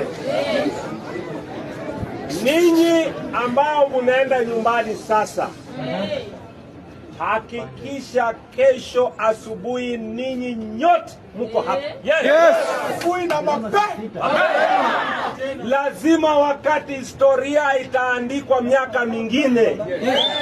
Sema jina langu liwe kwenye wale walitetea uwanja wa Jomo Kenyatta International Airport. Usiwe nyumbani eti unaangalia kwa televisheni. Tuko pamoja? Many patriotic Kenyans wanted to go and join the protest at the airport, but they were met with heavy security and tear gas. Even they couldn't board buses and roads were blocked. Moving on to the next video. While Kenyans were being tear gas and blocked in Nairobi CBD, at the airport, GSU officers were deployed.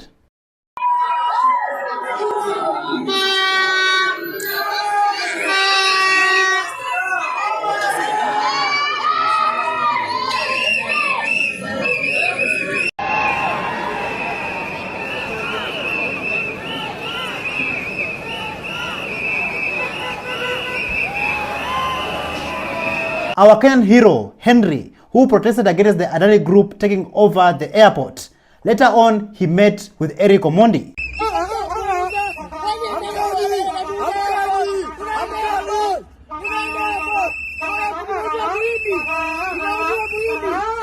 After meeting Eric Omondi and redoing the protest video, he later on got an opportunity to join Ndere Vocational Training Center.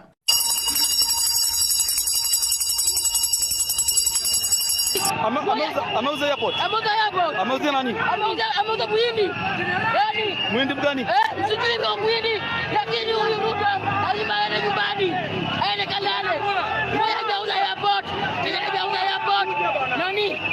Hajauza airport. Kwa nini anakwenda tuuze? Our brother Henry not only got support from Kenya but also around the world. Even the comments were very, very positive. Listen to this. Kama kuna mtu ametetea airport ni huyu kijana. Huyu kijana abebwe na ndege, azungushwe juu, hata ninajua hata airport kukanyaga sijui kama shakanyaga. Kenya mzima huyu kijana peke yake ndiye alijua airport inauzwa na tukacheka. Juu alikuwa anasema airport imeuzwa na imeuziwa Muhindi. Hata wafanyikazi hawakokuwa wanajua, hata wasomi wenye at least wenye tunaona wako sawa hawakuwa wanajua, lakini huyu kijana alikuwa anajua. Usiwahi dharau mtu. Huyu kijana yeye peke yake ndiye alingangania airport inauzwa, na akasema airport inauzwa na inauziwa Muhindi, tukacheka. Ameuza airport. Ameuza nani? Ameuza Muhindi. A patriot, a professional relator and a pan-Africanist, the Villager 254 had a disturbing message to Kenyans on why Ruto is in panic modes. Listen to what our brother, the Villager 254, had to say about this. JKIA was sold. It was not leased, it was sold. That's a done deal. Now, this is the Villager 254, Patrick. Why I believe JKIA has already been sold, and that's a gone deal. And it's a deal, that's a matter under the water. It's gone, finished. The only way the government of Kenya can redeem itself is by paying damages, because they will have to cancel this sale. This deal has to be cancelled. It doesn't matter what you call it. I am a real estate professional. I have done real estate for how many now? Full time, 15 years. But I've done it 5 years before then. Now, when you enter into a lease, the landlord retains the mother title. You write a new contract called a lease because you are not taking the property, the whole property for yourself. So you enter into a lease, and that lease is registered in the Ministry of Land. And a lease is anything that is 5 years plus 1 day. That's what the law says. Now, what is the difference between what JKIA have done and the normal leases that people have out here in Kenya? The difference is this. The government of Kenya is giving the land JKIA for 30 years. And remember, my people, it's not only JKIA. It is even Moi, it is Eldoret, it is Isiolo, it is everywhere. Everywhere where we have airports, Adani will be running. Let me know in the comments down below what you think about this. And remember, my people, it's not only JKIA. It is even Moi, it is Eldoret, it is Isiolo, it is everywhere. Everywhere where we have airports, Adani will be running. Let us take a short break. We're gonna be right back. You're welcome.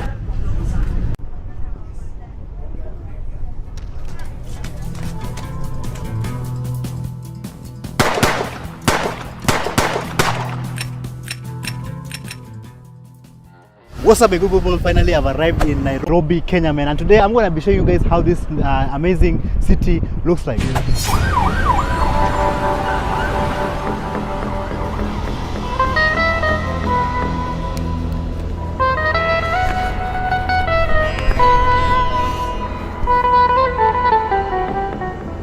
I remember you.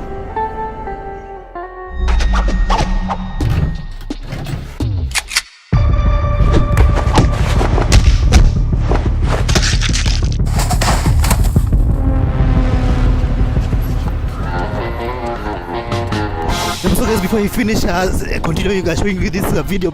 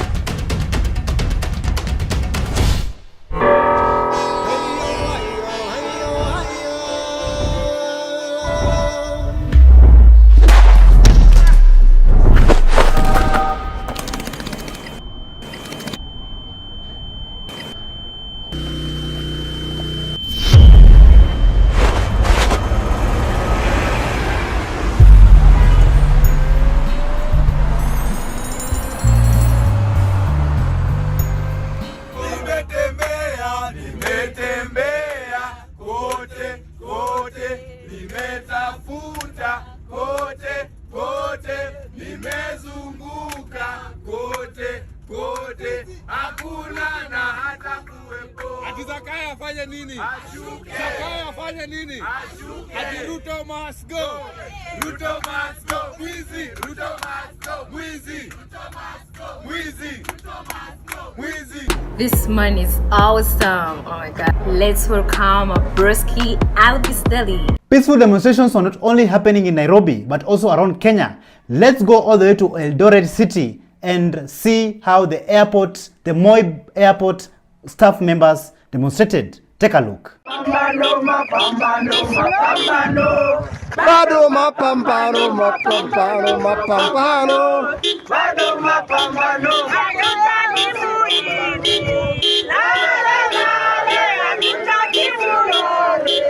The Secretary General of the Central Organization of the Trade Union, Francis Otoli, was also not left behind as he joined the staff members at the airport for peaceful demonstrations, and this is what he had to say.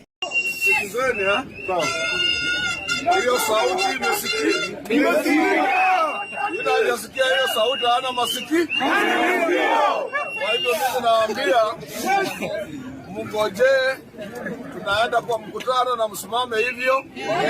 Sema ya kwamba wale shop stewards wameshikwa, waachiliwe.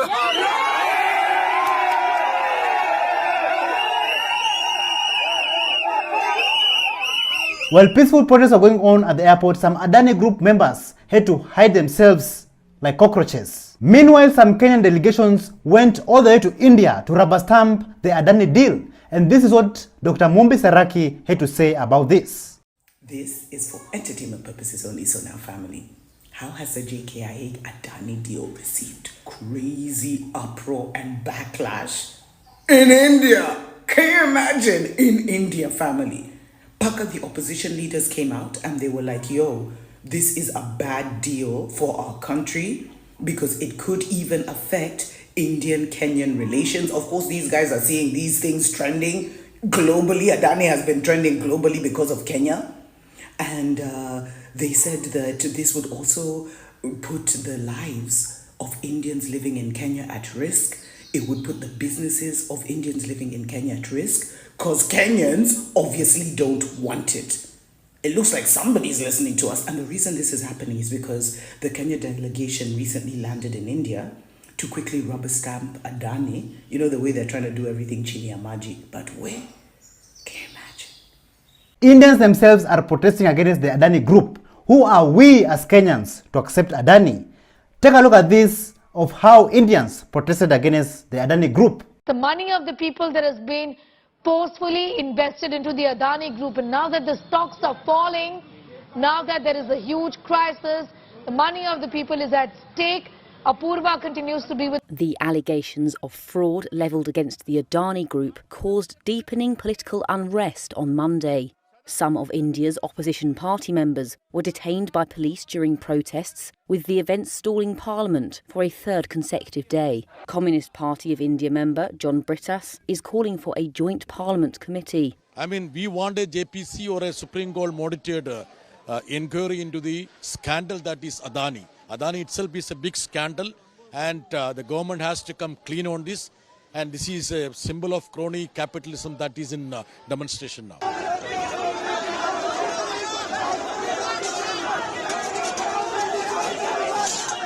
Not only Kenyans or the Indians protested, even the Australians protested back in 2017, and Adani was actually banned in Australia. Take a look. Climate change protesters have scaled trees in the heart of Sydney CBD during a rally against coal giant Adani. They are...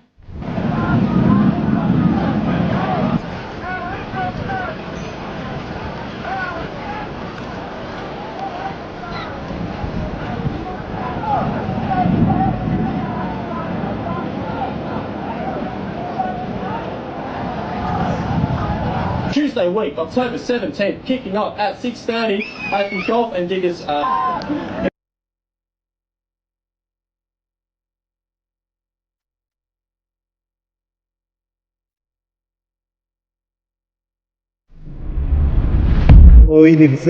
Kenyans, are you aware about the evilness behind the Adani deal? Like personally, I was very shocked, and I want you guys to listen to this and listen very carefully. Adani has presented a PIP to the Kenya Airports Authority, to do what? To run the JKIA, all right? The Kenyan government will not build a new airport in the next 30 years that can compete with JKIA if Adani Airport Holdings takes over the operations of JKIA. This is according to the demand set forth by the Indian conglomerates. So the PIP says, we come, we do airport. You don't do no airport. You use airport. 30 year, no other airport. Adani will also propose amendments to Kenyan laws and change of national aviation policies to enjoy the sole mandate for running JKIA, stop competition in a bid to maximize returns. This overrides Vision 2030 that was initiated during the late Mwai Kibaki's tenure, which aimed to transform Kenya into a logistical and service hub in the region.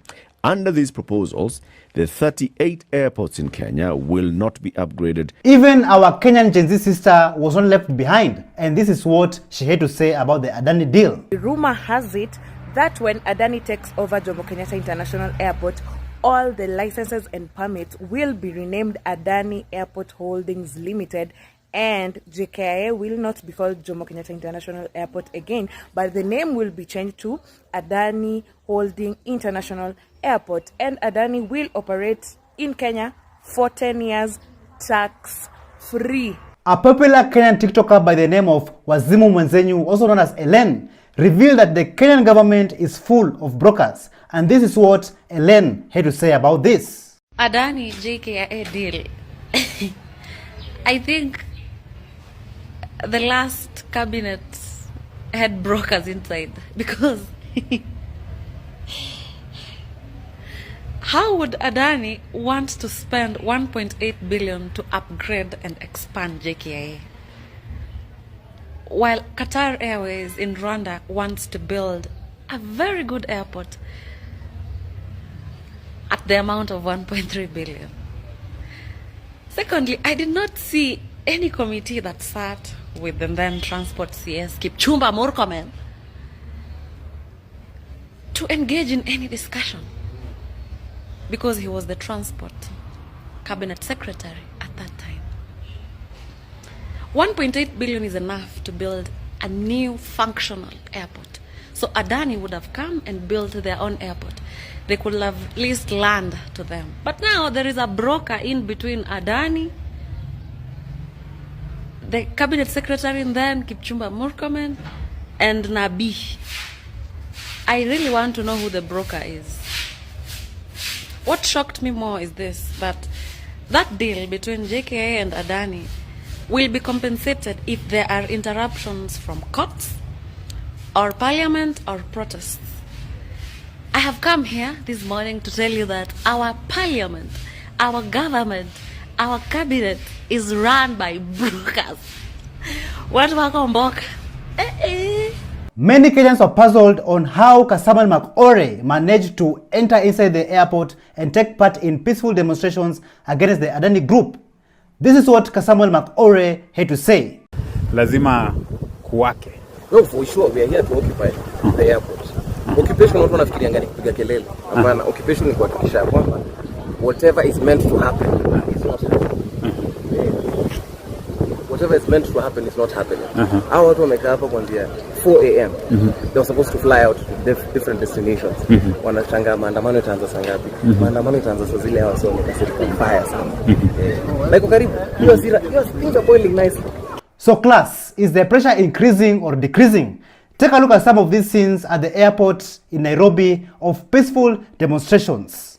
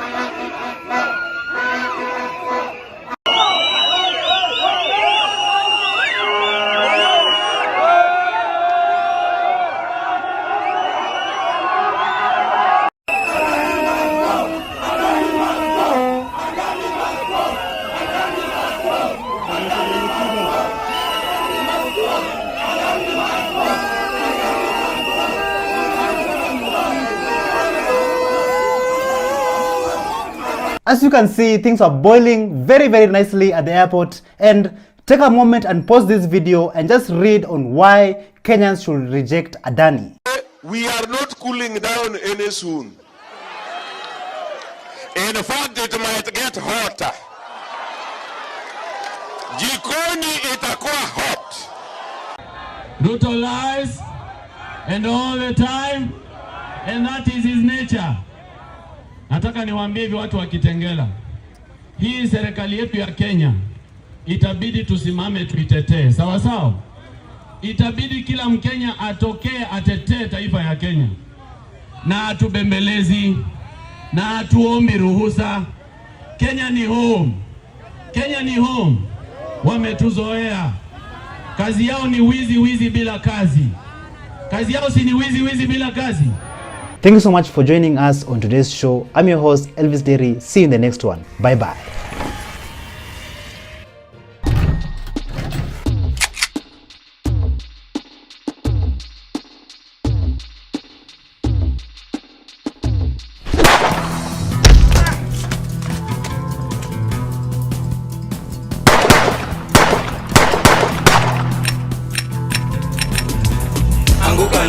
We're coming for you.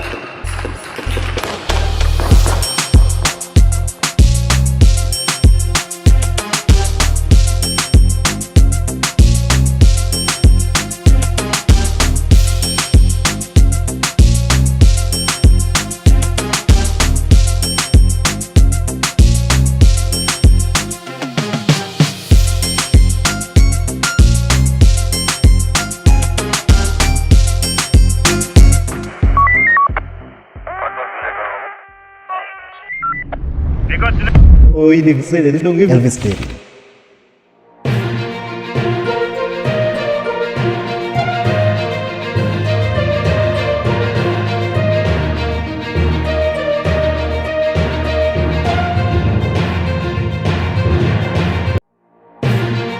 From Ghana's new president, John Mahama. As the new president of the Republic of Ghana, history is being made once again. To Kenya's President Ruto's arrival.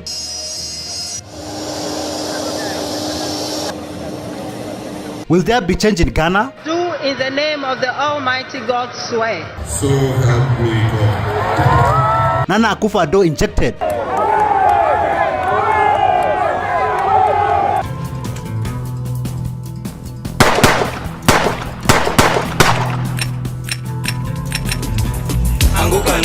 We're coming for you.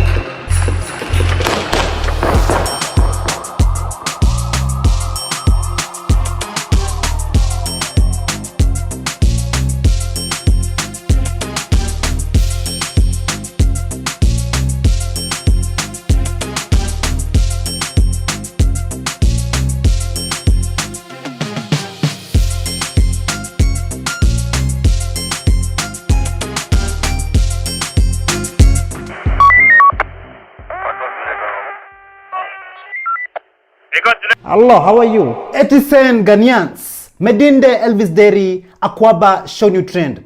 Recently, Ghana has been making headlines after a new president was sworn in by the name of John Mahama and a new vice president by the name of Jane Nana Opoku Agyemang. And today I'm going to be sharing you guys what really happened during that day of the inauguration, which also took place at Ghana's capital city, Accra, at the Independence Square, which was also built by the first president of Ghana, Kwame Nkrumah, in 1961.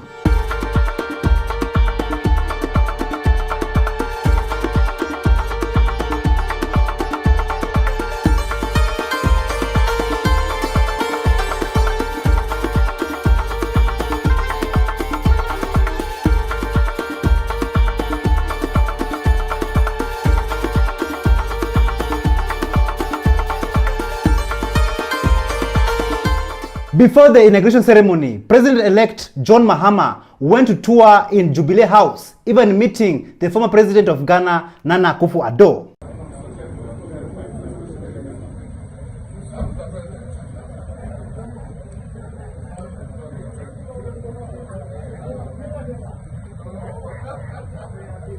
Has to vacate these premises the day before, so the whole place is ready for your occupation, both here and the office. But I thought that it was important that we should do this formality for the country to see that the whole process of the transition is working according to the letter and spirit of the law, and that we're now ready for your administration to take over the affairs of the country. Just take a look at Ghana's Vice President, Jane Nana Opoku-Agyemang, who took office on 7th January 2025 under President John Mahama, also making her the first female Vice President of Ghana, arrived at the inauguration ceremony which took place in Accra, Ghana. Take a look.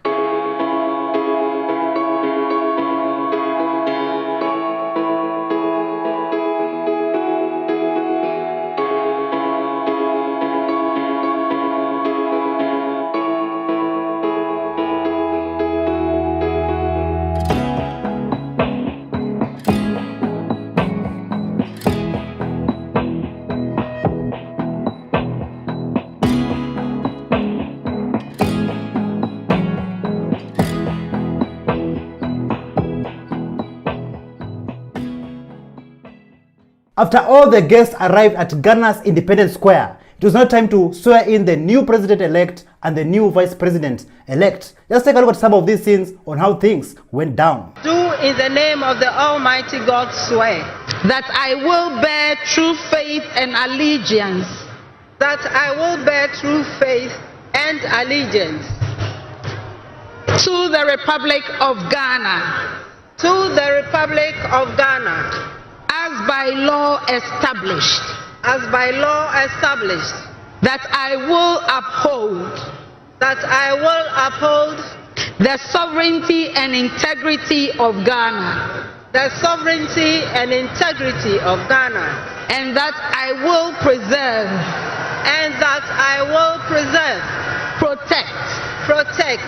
And defend. And defend. The Constitution. The Constitution of the Republic of Ghana. Of the Republic of Ghana. So help me God.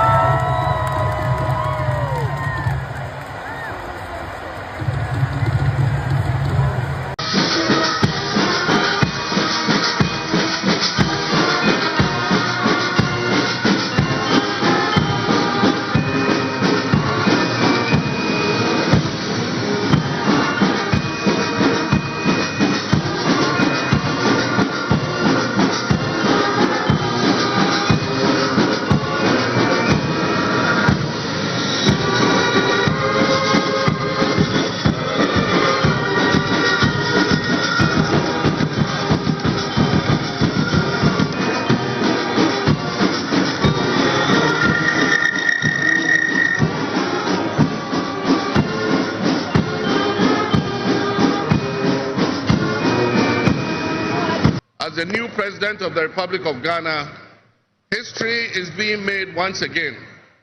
And it is a history worth repeating every 4 years with each newly elected president. Today, we're also making a different kind of history. One that speaks to our maturity as a democracy, a nation of citizens enfranchised with the authority at the polls to determine their political future. Many of you have been asking, what does President John Mahama's outfit symbolize? Because there are so many symbols, different symbols, and also they have different meanings. So this picture right here, it shows you the meaning of those symbols that you see in the new president-elect's outfit. So you can freely pause the video and just take a look. The inauguration ceremony was successful, and Chale, let me tell you, many people came. People came from different parts of Ghana and different parts of the world to see, experience, and witness history being made at Ghana's Independence Square.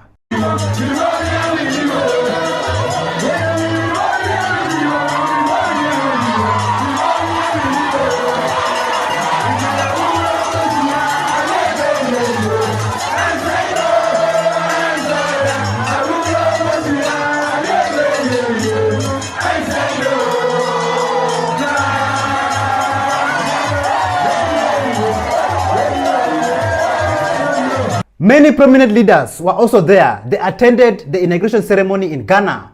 Captain Ibrahim Traoré, president of the transition of Burkina Faso, was also there. Just take a look at how he arrived at Ghana's Independence Square.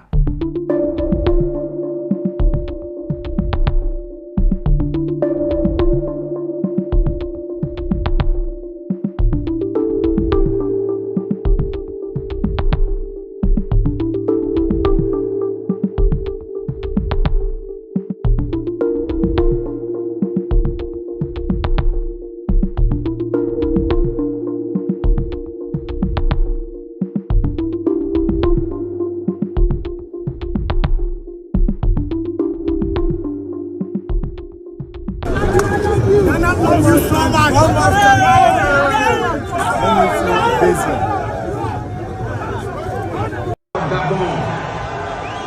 After him, we have His Excellency Mamadi Doumbouya. The full meaning of Burkina Faso means strong men and women of integrity.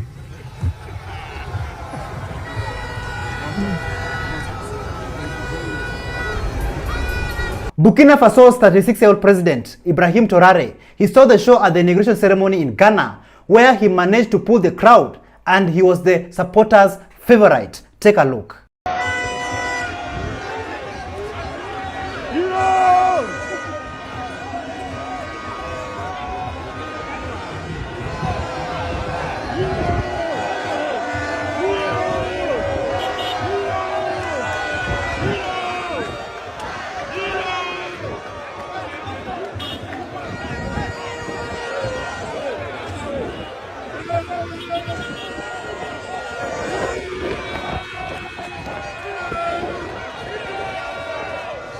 Kenya's President William Ruto, also known as Kasongo, famously known for abductions in East Africa, Kenya, was also not left behind after he attended Ghana's inauguration ceremony in January 7th. Take a look.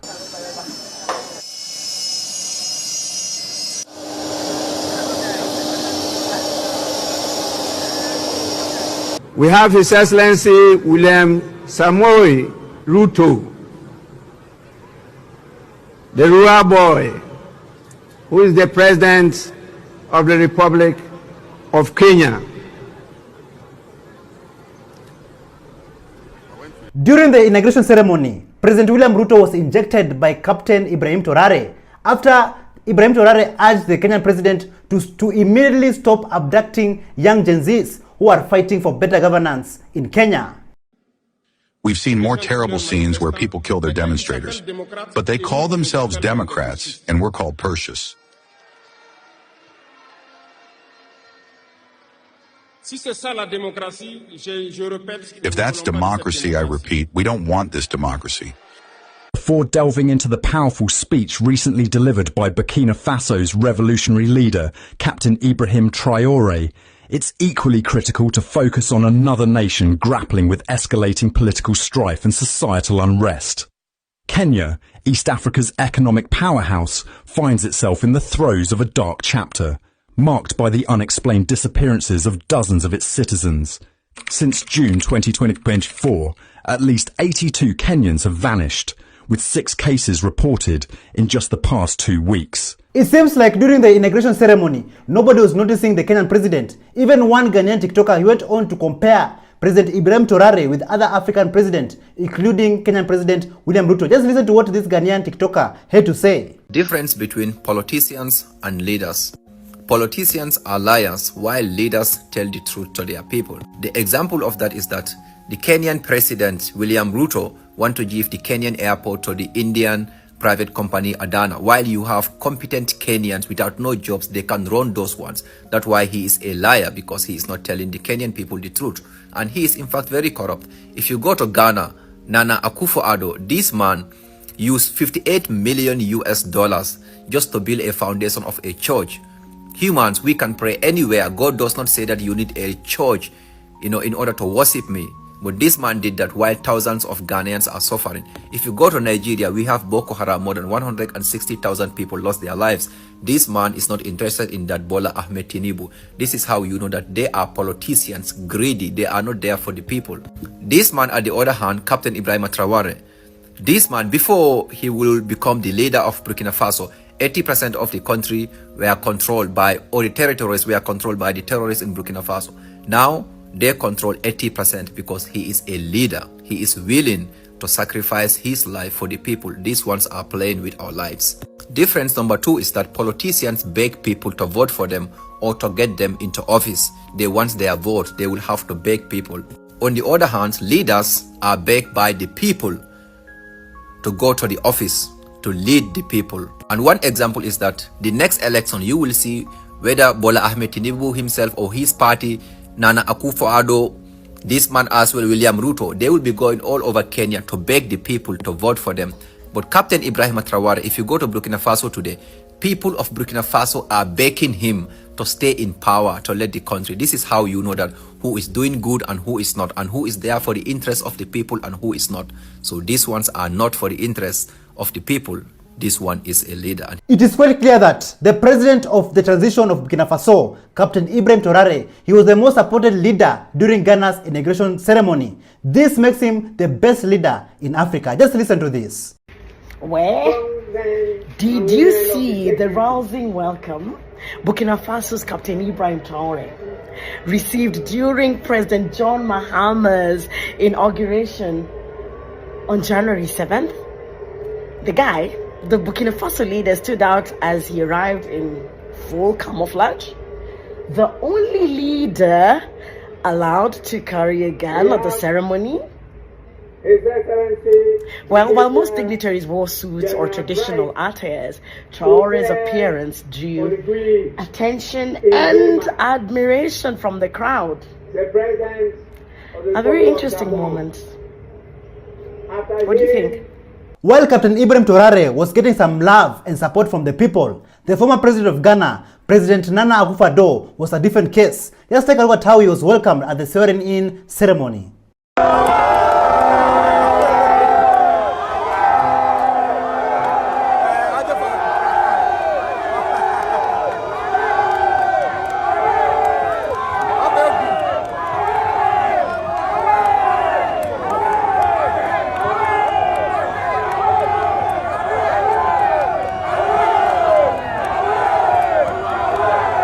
This clearly shows you that what the first president of Ghana, Kwame Nkrumah, said was right. He said that Ghanaians are very patient and gentle people, but if you take them for granted, they will also take you for granted. Hey, Charlie, things are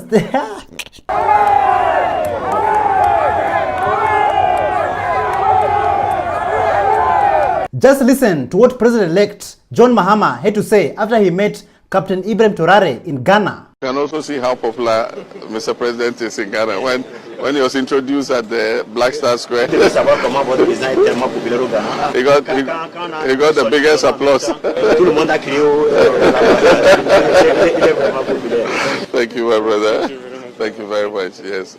So, if you ask yourself, what is so unique about Captain Ibrahim Traoré, the president of the transition of Burkina Faso, what would you say? Just listen to this. They try to take out Captain Traoré, people. They try to take him out. I'm scared for his safety. I'm worried. There is no way that a president should be in office for only 2 years and have 18 attempts on his life. I actually have to start asking questions about the security services in Burkina Faso. I have to start asking questions about the other Sahel Alliance countries, Mali and Niger. What are you doing to make sure that this is not happening? Because it's not happening to you people. There's a reason why this keeps happening to Captain Traoré. That's the reason why he must be protected. Because he's the driving force of what is happening with the liberation of West Africa and the Sahel region from neocolonialism. It's a fact. He's the man who's driving it with the master plan. And it rhymes. 18 times? That means that everybody's taking a shot. Even Ghana's first daughter, Farida Mahama, she could not miss her dad's inauguration ceremony. Just take a look at this video of Sharaf and Farida Mahama arriving at Ghana's Independence Square. Take a look.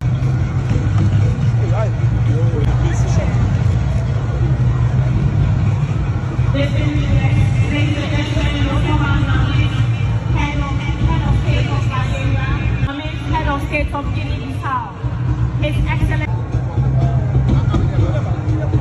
Embalo. The temperatures were rising at Ghana's Independence Square. The people of Ghana were excited to have a new leader and a new regime, even to the point where one journalist, she forgot her name on live TV.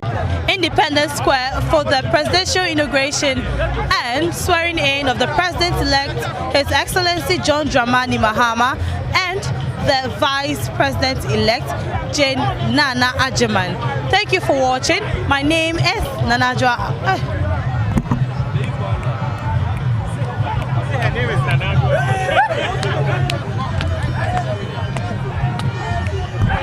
It's recorded, don't worry, it's recorded. We got Many celebrities were also present. One of them was Michael Blackson, a very popular comedian and actor from Ghana. Just take a look at how he was welcomed at Ghana's Independence Square.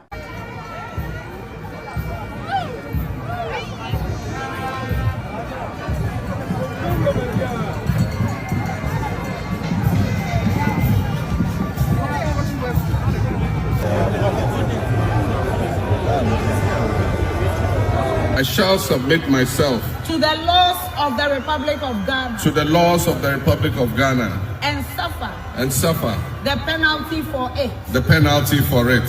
So help me God. So help me God.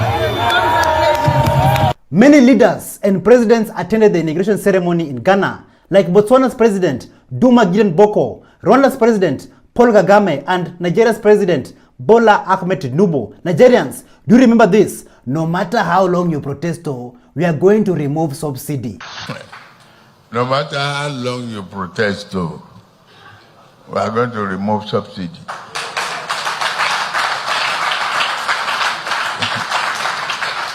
That is the truth. That is the truth. Hey, Oga, Abeg, that is the truth. That is the truth. Just take a look at how Nigeria's president Bola Ahmed Tinubu was welcomed at Ghana's Independence Square.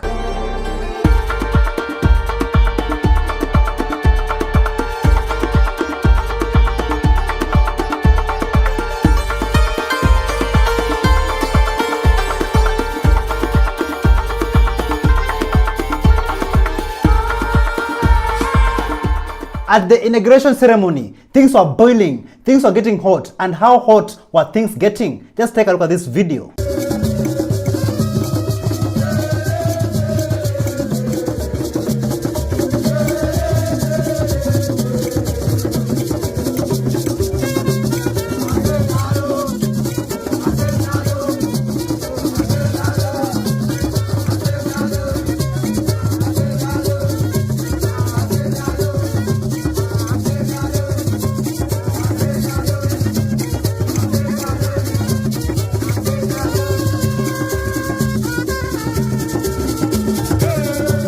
Ghanaians, do you understand and know how rich your country is?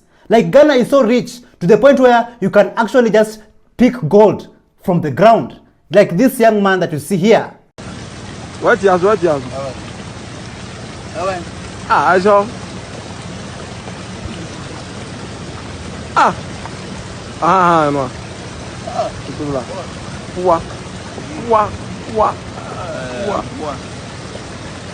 No.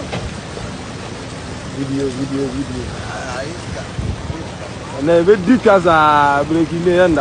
A well-known Kenyan CNN journalist by the name of Larry Madowo, he traveled to Ghana in Ghana gold mines in the western region. He went deep in rural Ghana to report on Galamsey. Take a look. CNN crew travels to gold mines in Ghana's western region. He's doing it.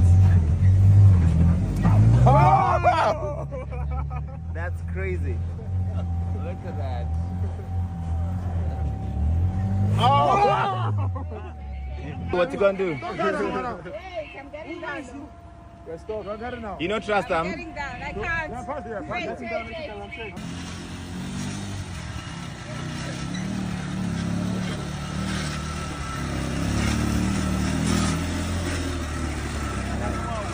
He's thinking I'm scared. Okay, we survived. Ghana is so blessed with abundant resources, but it is being ripped off every day. Some gold miners from Ghana, they discovered the largest gold deposit ever in the country. Take a look.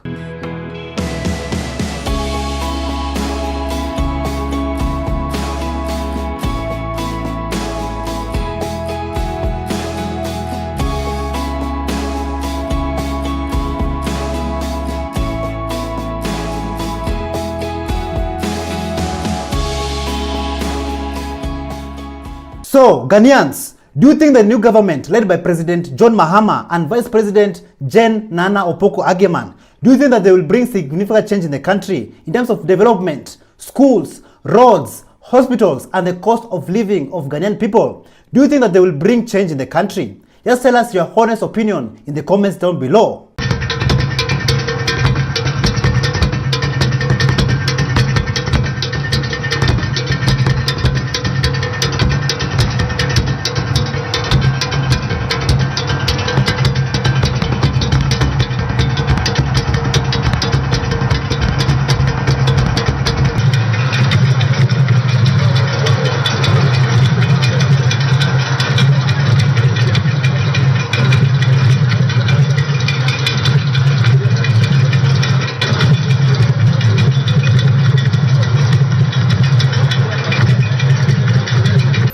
You elected us to solve the problems, not to put the blame on anybody else or to shoulder you with those problems. Thank you so much for joining us on today's show. I'm your host, Elvis Derry. See you in the next one. Bye-bye.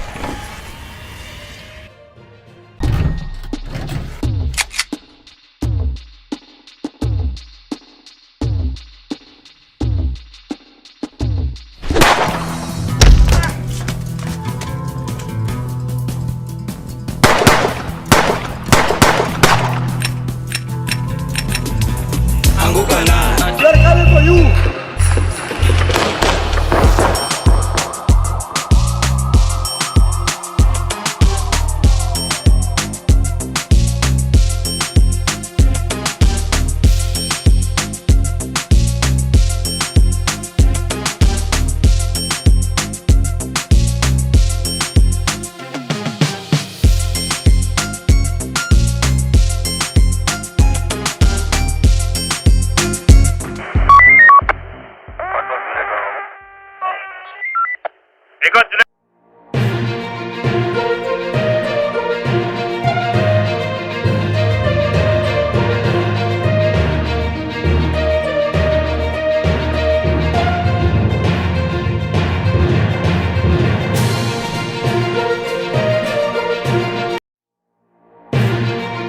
From Francis Gaido exposing Nuruddin Haji. You can abduct children.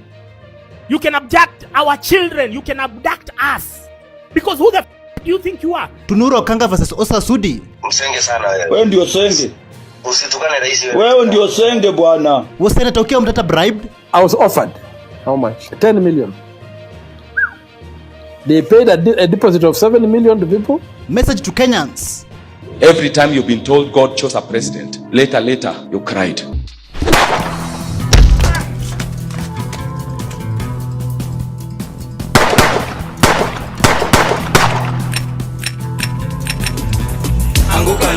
They're coming for you.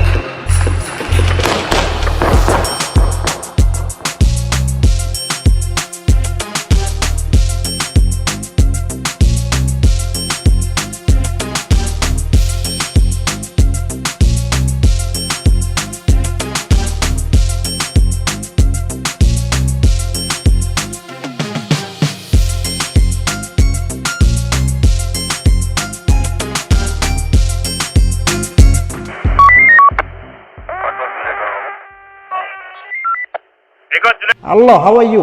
Welcome back to ShowNewTrend. I'm your host of today and my name is Elvis Derry.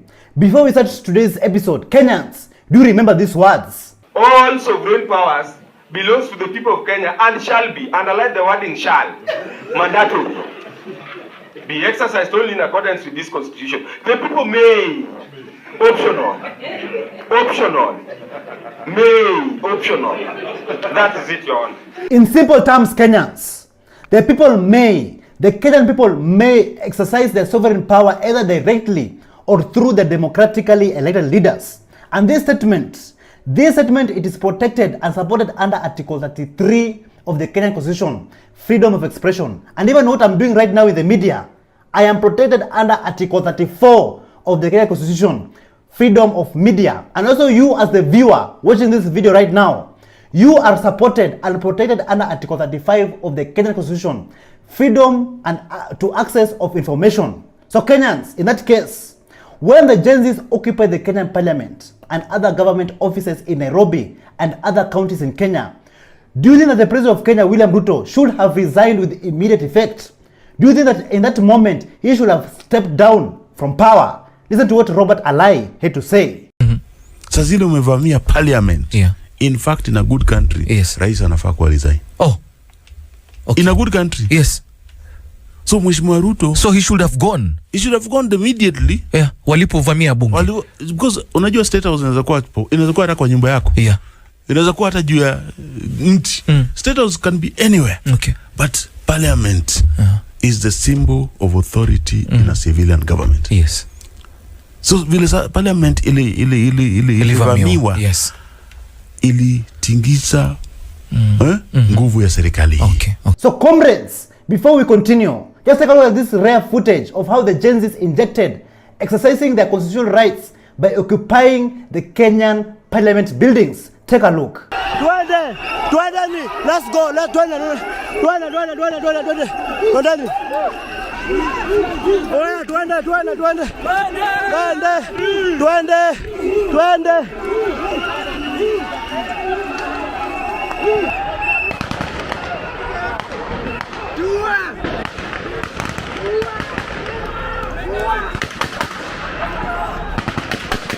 Yo, that's shooting. That's shooting, man. That's shooting. That's shooting. Yo, that's shooting, man. That's shooting at us. That's shooting. What? Live bullets. Why not to shoot, man? Why are you shooting? Why?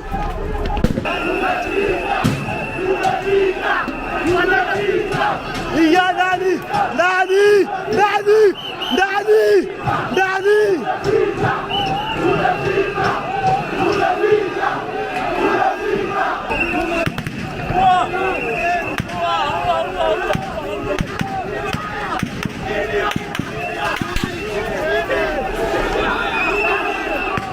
Bro, fucking shooting at us, man.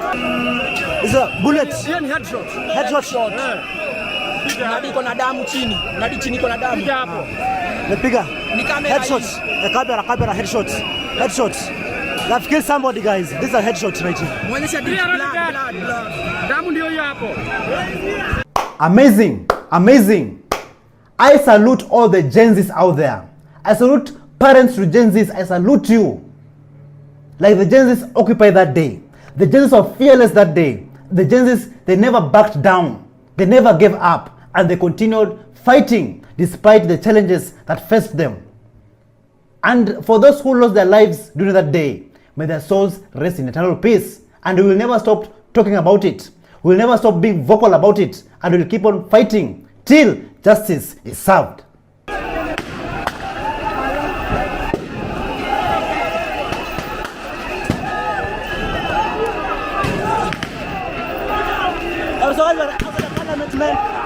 They're shooting at us, man. As a parliament. Wewe ndani.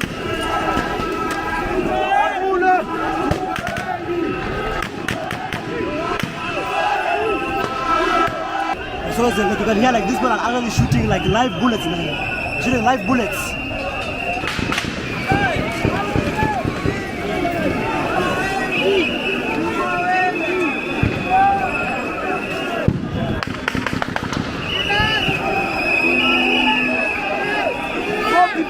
Don't forget.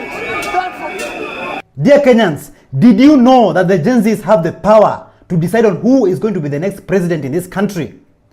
Did you know that the Gen Zs have the power to decide and even destabilize this country if they wanted to? But it seems like some politicians are taking it lightly. They are underestimating the power of the Gen Zs. They think this is a joke. The Gen Zs are just joking. Even to the point where the president of Kenya, William Ruto, he went to the public space to humiliate and to talk down on the Gen Zs. Let's listen to what he had to say. Hawa watu ya makelele hii wanasumbua, wanapiga makelele sijui mitandao wapi. Hawa watu wako na kazi ngumu sana. Kushindana na mimi, wako na kazi ngumu. Wako na kibarua kubwa sana. Na bado mimi napanga tu kazi. Siku yenye tunaangaliana ati siasa kwa maneno.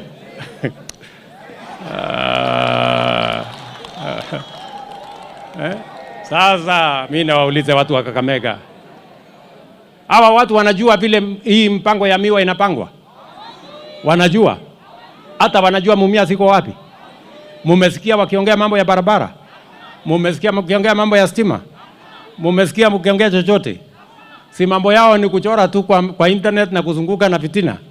Hawa watu tawanyorosha asubuhi na mapema. So, to the Kenyan government, one thing you should know is that the Gen Zs are here to stay and the Gen Zs are not going anywhere. Despite the torture, the killings and the abductions of our fellow comrades, of our fellow Gen Zs. Every day when you watch the news, somebody was abducted, somebody was killed, a Gen Z body was found in the mortuary. But this will not stop us. We will continue being vocal and fighting for the rights and the freedom of this country. until the day Ruto must go comes to pass. We will not stop being vocal. And let me tell you, Kenyans, since the Gen Z protests started, since the Gen Z started becoming vocal in this country, even it has forced companies to start evaluating on how they conduct their businesses. Just listen to this. You can know Gen Z from two things. Huh? Yeah. Number one, Gen Z are very, very vocal about their rights. They are the only Kenyans who my rights. My rights. Msaki wa job, arakwambia my rights. In fact, I didn't go to work today because it wasn't giving. Honestly. Yeah? Alafu wako very expressive. One expressive ni mbaya sana. Which is a good thing and a bad thing. It's a good. What's bad about it? It's a good thing because it has forced companies to reevaluate. Because this is the generation now that's checking. It's because they're finishing, they're entering union clearing. They're checking into the workforce. Yeah. And from what I've seen, it's forcing guys to reevaluate. Your design guys are like, how are we going to deal with these guys? Right? Now, the problem is most companies have gone hard on the giving guys pizza, but la kuwapatia mshahara fiti. Hey, shout out to our former company. Maze pizza that's all we used to get. Good salary. Even a bleached government spokesperson by the name of Isaac Mwaura, he came on to ask the Gen Zs to stop sending emails to foreign governments. But let me tell you, Kenyans, the Gen Zs injected. Recently, the Gen Zs sent thousands of emails to the Netherlands royal family, urging King William Alexander and Queen Maxima not to dare visit Kenya after these two individuals accepted President Ruto's invite. And let me tell you, Kenyans, if they dared visit Kenya, they will have seen hell on earth. It is good for them that they never came to Kenya. They never dared to visit this country. Just listen to what Isaac Mwaura, government spokesperson, had to say. Kuna wachache ambao wangelipenda kuharibia hii nchi sifa kwa vizingizio kwamba hakuna usalama. Na tunaona pia Wakenya, ningependa kuwarai Wakenya wenzangu. Wengine wanaanza kuandika hizi barua huko, barua pepe, wakienda kushtumu serikali katika asasi za kimataifa. Haitakufaidi wewe Mkenya. Ni vizuri hata kama tuna tofauti zetu za hapa nchini, lakini katika kiwango cha kimataifa tuonyeshane kwamba tupo pamoja. Wengine hata wanaanza kusema kwamba wageni mashuhuri wasije kutembelea nchi hii. Itakufaidi nini wewe Mkenya kwamba unasema kwamba yani huienzi nchi yako? Hamna nchi yoyote ambayo haina tofauti zake. Kenianen doen op social media en in de kranten daar een beroep op het koningspaar om het staatsbezoek in maart af te zeggen. Volgens hen is het bezoek aan Kenia bedoeld om het imago van president William Ruto op te poetsen. Ruto krijgt veel kritiek vanwege mensenrechten schendingen. Veel meer erover op de site en in de app. Since the Gen Zs occupy the Kenyan parliament, it seems like the Kenyan government is scared of the Gen Zs. And currently, sources claim that the Kenyan government is trying to relocate the Kenyan parliament from Nairobi to a different county. And currently, different counties are fighting on who will host the new Kenyan parliament. Listen to what the Villager 254 had to say. Parliament inahamishwa kutoka Nairobi, wadau. So I hear counties are fighting who will host it. Atu yanahamisha kutoka Nairobi kwa sababu ya Gen Zs. Wanaogopa mkuja kuingia huko tena. Gen Z ni kina nani? Watakomboa magari Nairobi, wataenda kwa hiyo city mumeenda. Na sasa saa hii wataingia kabisa na wataharibu kila kitu. Okay, Gen Zs, si mko na nguvu. Si mko na nguvu. What? Parliament inahamishwa. Ujasikia hiyo wewe? Bas, umejua. So whether the government relocates the Kenyan parliament to a different county, as long as that parliament is in the Kenyan territory, let me tell you, we'll continue injecting. The people may, the people may, the people will, and the people shall. Hey! The people may. Optional. May. Optional. Even the governor of Kisumu County, he came on to stand with the Gen Zs and to stand with the victims of abductions, the victims of torture and killing. He went on to narrate his story on how he was abducted and tortured during the Moi era. Just listen to how he narrates his story. You might be wondering why I came to stand with the victims of abductions. I want to tell you that as we were struggling for the second liberation, we were quite often abducted from our homes. They put you in a police Land Rover, they tie your eyes, put you at the back, lying on the back of the police Land Rover, and they drive you in town, sometimes around about for so many times. And finally, when they have driven you for a long time, you feel the Land Rover going down into a hole. And then it stops somewhere. When you come out, they push you in a room whose walls are black and water on the floor, and they lock you in there. That was Nyayo House. And in the morning, they will come and pick you up, take you to the 23rd floor, and you see about 8 men looking very mean, interviewing you. And they will tell you that if you don't answer our questions, we are on the 23rd floor, we'll drop you to Kenyatta Avenue, and of course you will die. So you must answer our questions. That thing can go on for weeks, because you are very resilient. And then finally, you are either released or they take you to detention. This happened to me several times. Do you remember how the former deputy president, Rigathi Gachagua, was impeached? He was impeached in a blink of an eye. He was never even given time and space to breathe. And let me tell you, Kenyans, some senators, some members of parliament, some politicians, they were bribed up to 10 million shillings each to participate in the impeachment of the former deputy president, Rigathi Gachagua. Let's listen to what Senator Okiya Omtata had to say about this. I was offered. How much? 10 million. They paid a deposit of 7 million to people and 3 million after the voting. Ukawacha 10 million.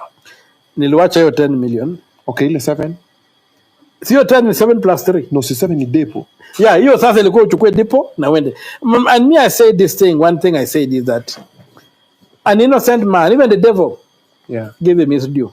The Katiba is very clear that the procedure for impeaching the president shall apply to the deputy president with the necessary amendments. And I said, we, even the National Assembly, did not get out the necessary amendments for impeaching this man. To be honest, comrades, to be honest, Kenyans and Gen Zs at large, the only language that this government understands is violence. Violence. Violence is the language they only understand. Listen to what the member of the National Assembly of Kenya, Johana Ngeno Kipyegon, had to say. Ati kwa sababu unapenda sisi. William Samoei Ruto, waje nikwambie, mapenzi hatutaki. Mapenzi pelekea bibi yako. Ambia William Samoei mapenzi yapelekea nani? Sisi watu ya Narok tuko na Mwenyezi Mungu ambaye ako juu. Anatuchunga na anatupenda. Juzi bibi yako alikuwa anaombaomba makanisani mpaka anapiga magoti. Hata Mwenyezi Mungu amrehemu. Akiomba leo, kesho unafanya dhambi nyingine. Akiomba kesho unafanya dhambi nyingine. Kwa nini unafanyika kazi ngumu bibi yako? Kwa nini hata wewe usihurumie bibi yako? Anakuombea kila siku. Hata mpaka mimi mwenyewe nahurumia yeye, sijui hata taambia yeye. Nilikuwa nimeandikia yeye SMS ratio. Hii bwana yako hii, afadhali waachane na yeye mpaka kura iishe ndio mrudiane. Hii atakupeleka motoni. We all know Musalia Mudavadi. Yeye bure shibe ako sawa. But anyway, that is a story for another day. Let us continue. The African National Coalition grassroots leaders, they have abandoned Musalia Mudavadi after he decided to merge with Ruto's party. Can you imagine that? He decided to merge with Ruto's party. This is another level of betrayal. And Kenyans, do you think that betrayers and backstabbers deserve to have any kind of power in this country? We worked hard to build a party whose ideology and vision we believed in. We note that the top leadership of the party has allowed itself and our party to be swallowed up by our competitors. At first, we thought that we were together on a public mission. We see that this was not the case. Our brothers and sisters have allowed our party to be swallowed up without even the basic courtesy of consulting us. While we don't know where and why they have gone, we wish them well, but we want to be emphatic that we will not go with them.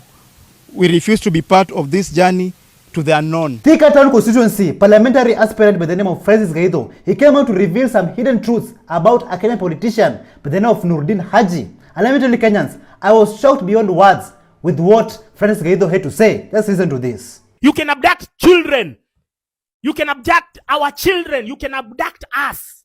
Because who the f do you think you are? Because you went for some crash courses. You went for some holiday tuition to study Hitler, to study Nazi era domination and subjugation of populations through intelligence tactics. Nuruddin Haji, if you look at the history of his father was called Mohammed Yusuf Haji. He was a long time provincial commissioner of the Rift Valley province. If you look at the Akiumi report, if you look at the other Truth and Justice report by Justice Kriegler from South Africa, all of them mention and cite, mention adversely Nuruddin Haji's father. Nuruddin Haji's father was a perpetrator of war crimes and genocide, forceful eviction, internal displacement. He particularly targeted communities like Kikuyu, like Luhya, like Luo, like Kisii, forcefully evicting them from Rift Valley at the instigation of Daniel Arap Moi. In the highest, biggest, and fastest growing economies in the world, they run their businesses 24/7, day and night, from Monday to Sunday. There's no resting. That's why they're beating us. They're showing us dust every day. And do you think that this kind of system should also be implemented in Kenya? Listen to this. Sahi ni saa 9:30, niko Nairobi CBD. Angalia. Huku watu ambao wameamka peke yake ni wale watu wana travel.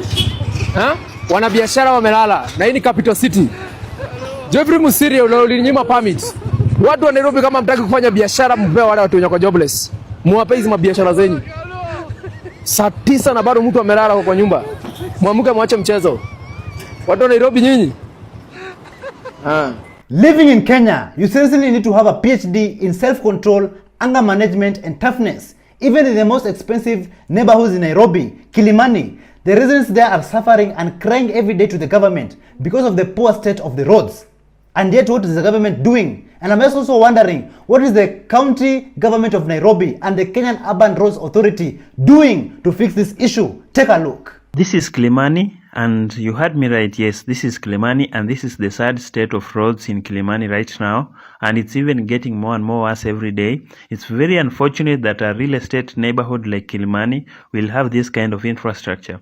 The county government of Nairobi, Kenya Urban Roads Authority, and the government as a whole has failed us in Kilimani and in so many other parts of Nairobi as well. And especially unfortunate for Kilimani because Kilimani is one of the most expensive neighborhoods in Kenya. For an acre in Kilimani, you have to part ways with over 400 million. Otherwise, guys, this is my one-bedroom Airbnb in Kilimani. If you're looking for one of the best, beautiful, clean, well-finished, well-furnished Airbnbs in Kilimani, just call or contact me on this number. It's well-finished, it's very clean in a serene and clean area, far from most of the noise, but still close to all the malls, shopping centers, Chandaria, and the rest. And also, you get amazing view from the 13th floor. I also have 2-bedroom and a studio, so call me if you need one. Even our own airport, our own international airport, Jomo Kenyatta International Airport, is also not spared under this regime. Anyway, Jomo Kenyatta looks like a warehouse. Tell me why Jomo Kenyatta looks like a warehouse, my lord. The National Committee, tasked with refining the university funding model, they have failed miserably since its inauguration in September 2024. And currently, Kenyans, frustration is mounting among university students. And the students have said and have declared that this useless committee is ineffective. Just take a look at how comrades injected. Power! Power! Congress, wisdom! Wisdom! Comrade man is not a boy! Yes. Comrade power! Power! Comrade power! Power! We are tired with this committee. This government don't have priorities. Yes. If education is the equalizer and everywhere they go they are talking about education, yes, then they should put funds to this committee so that we can finish all these things. Yes. Because till today, this is the 8th week, we are still planning for the program of everything. And online meeting.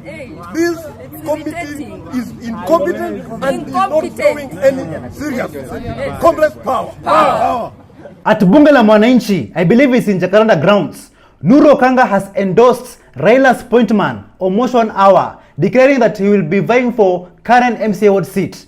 In that statement, underline the word Raila. Anyway, just listen to this endorsement. Nataka nishukuru Moshi kwa sababu pia yeye ameamua jinsi nilijitoza kwa kiwanja 2027 pale nyumbani, majaliwa Mwenyezi Mungu kwa Raila Ward na iendea, na pia namshukuru kwa kuamua kwenda pale Karen kupambana na wale matajiri.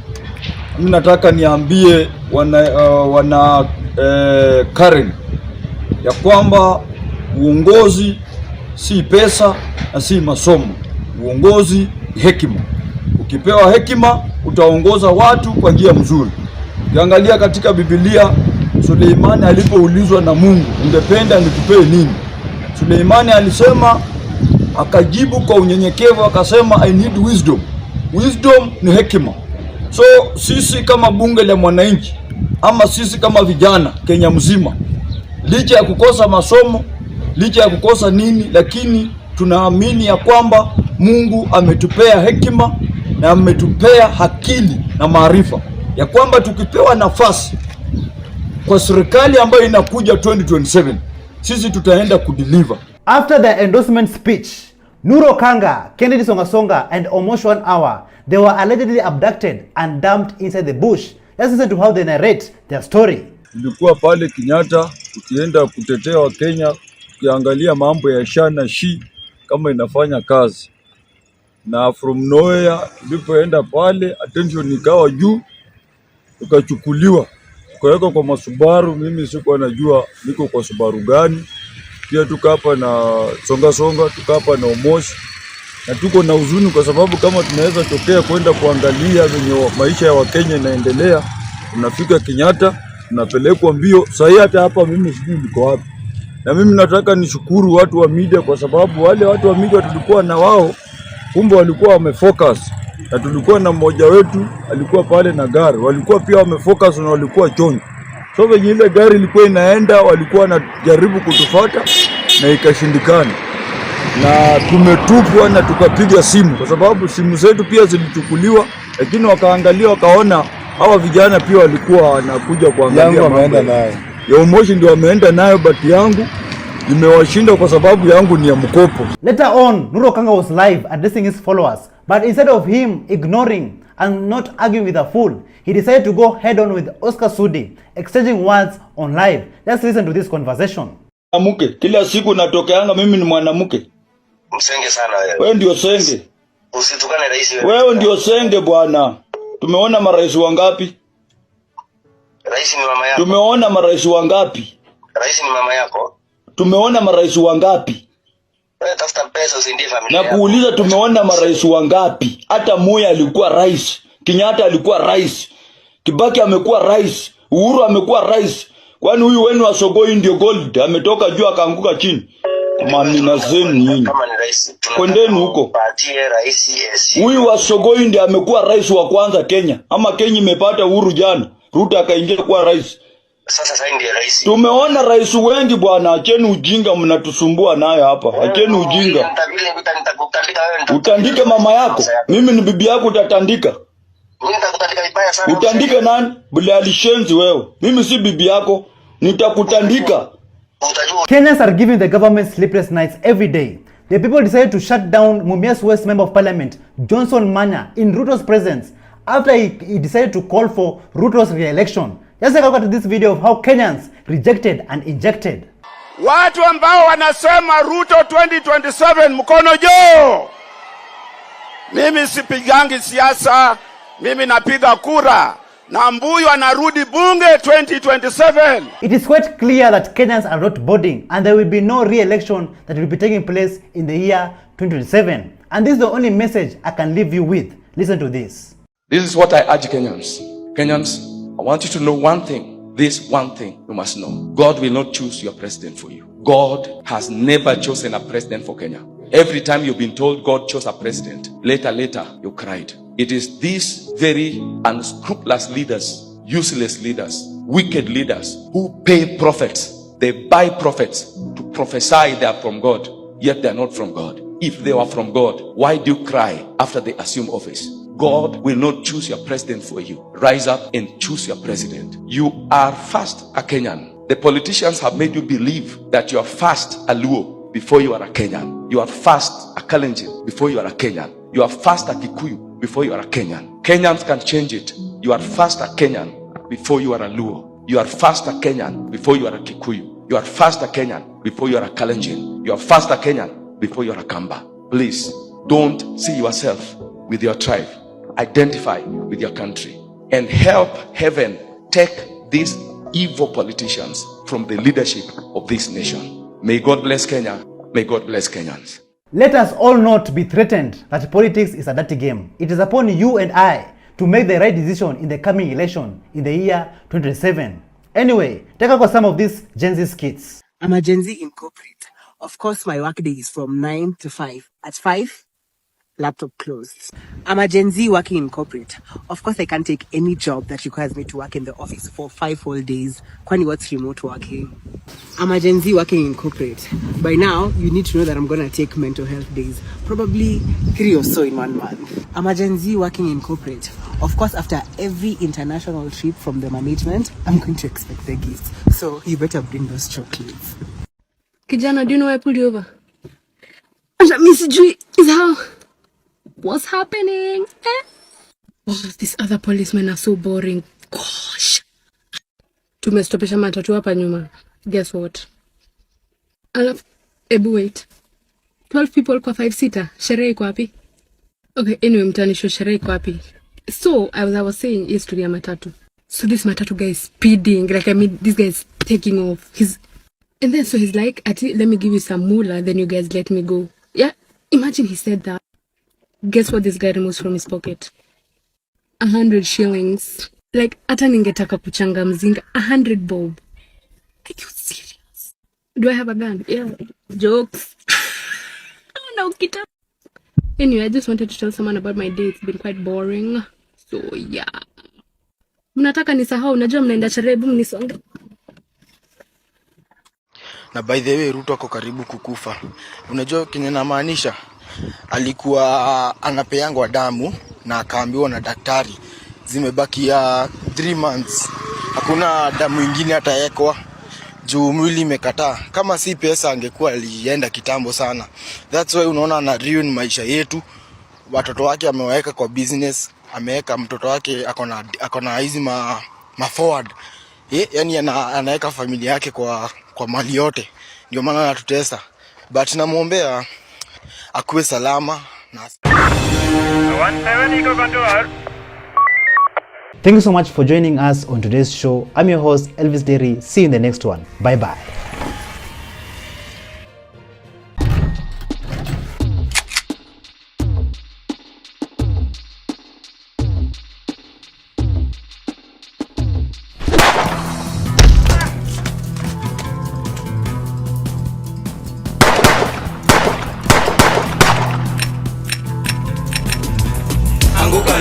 They're coming for you.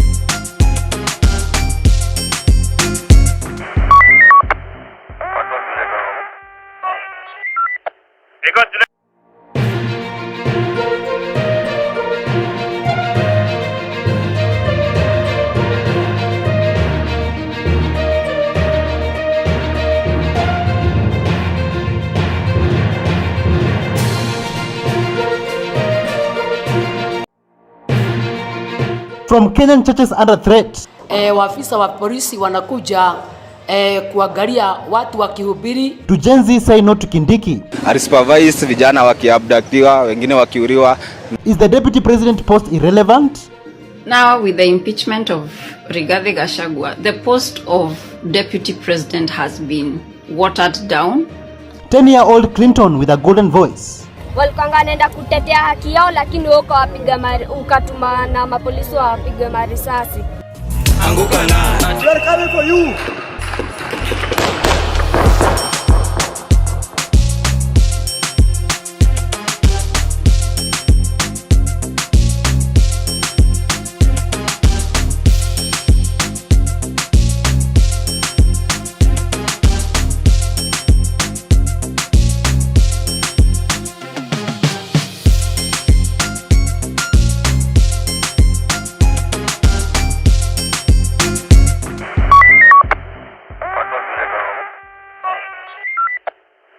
Hello, how are you? Welcome back to ShowNewTrend. I'm your host of today and my name is Elvis Derry.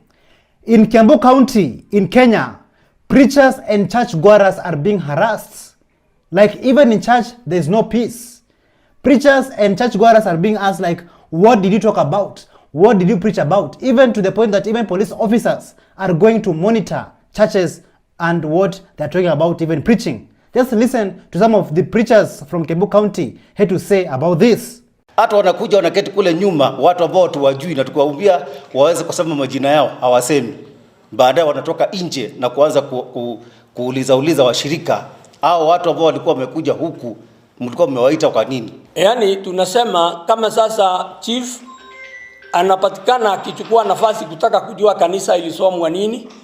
Hawa wabunge pia wanataka, kama wewe ni mbunge wa area ile watu wamekuja, unapiga simu unataka kujua pastor fulani alikuwa anazungumza nini, kwa nini watu fulani walikuja kwa kanisa hii. Sasa inaonyesha ni kanisa ni kama mlango wa kanisa umefungwa na serikali, wao ndio wataamuru watu watakaye kuja kanisani. Tunapokuona waafisa wa polisi wanakuja kuangalia watu wakihubiri wala kile tunahubiri kivile kiko, tunaona hiyo ni jambo ya kufinyiria watumishi. Kwa sababu kama sisi watumishi tunafunza na tunahubiri na neno kulingana na ile neno Mungu aliweka ndani ya mtumishi.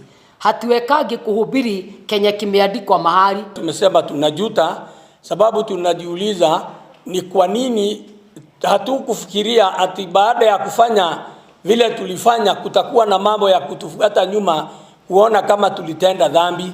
Sisi tulijua tunamweka pale rais wetu sababu pia yeye ni mtumishi wa Mungu na ni mmoja wa kanisa. Currently in Kenya, all generations are awake. Generation zote. Everybody is speaking up against the corrupt government. Everybody is speaking up against the corrupt regime.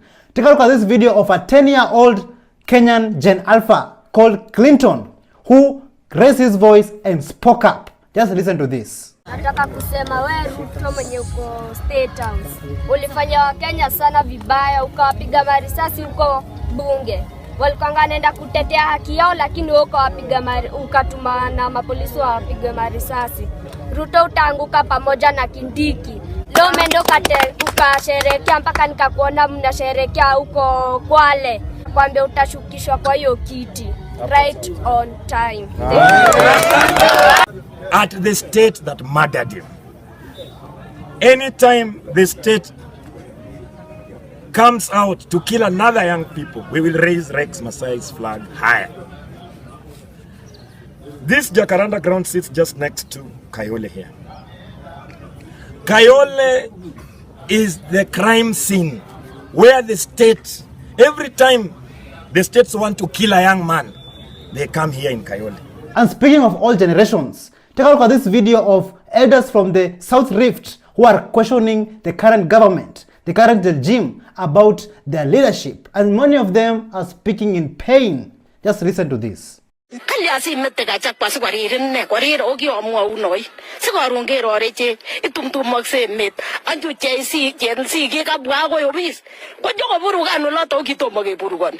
Kenyita inone ki yukase kele kachut lagok keberber akobo kobir kot kaptirio kobir menjo komi torusie kani amasibi kebirte sibaron kerore chin kele kwai me muren nikono nikaste Ako tomo tikur boisiek ile nekiba logochu akoker kotab tumin.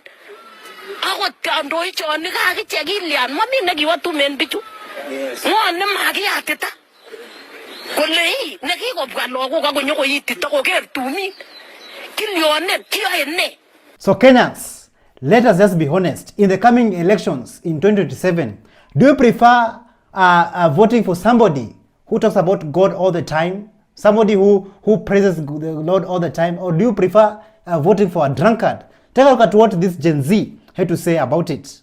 Njoo ni kuonyesha Kenya Mureu alifanya. Mureu aliweka rami mpaka kwenye akufai kuwa. Hebu niambie ni hapa unaona gari gani hapa? Mureu aliweka hii yote. Wabiriana. Na si hii peke yake. Mpaka akachimba mpaka nini zinaitwa drainage. Huyo ni Mureu, mwenye mlikuwa mnaita Mureu. Acha sasa mnasema Gachagua. Hata mmutoe. Huyo mchungaji huyo hakuna mahali atawapeleka. Huyo mchungaji wenyewe hakuna mahali atawapeleka. Kabla muone barabara kama hii Eldoret yenye itumiki.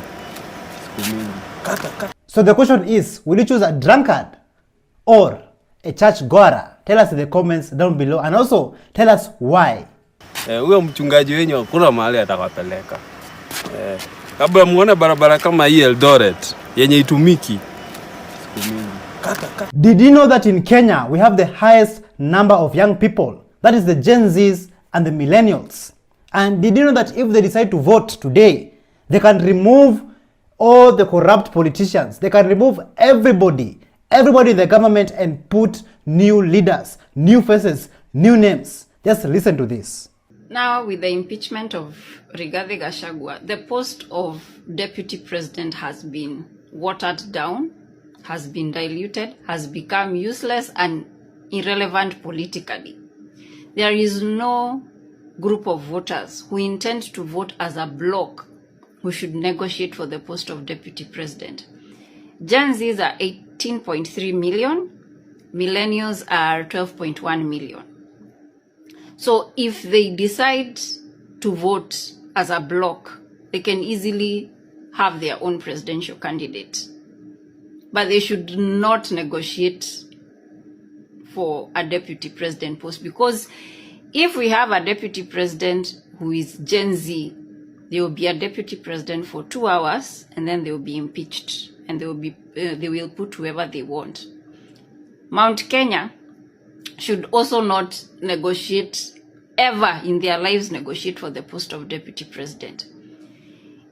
Kenya was better off when Mount Kenya was in the opposition for 24 years and we had Kibaki and Matiba as the opposition at whichever times they were. And a lot was achieved at that time within those 24 years as opposition, getting multipartyism, a new constitution, all those things happened during those 24 years when we had an effective opposition. As opposed to having a deputy president position that is redundant, that is not bringing us anything. An effective and strong opposition is better than the post of a deputy president any day, any day. So it is high time for the young people of Kenya to have their leaders. Why not? We can have a young president, young deputy president, young MPs, young senators, MCAs, you name it. Gen Zs are 18.3 million, millennials are 12.1 million. So if they decide to vote as a bloc, they can easily have their own presidential candidate. In Eldoret town, things were boiling nicely.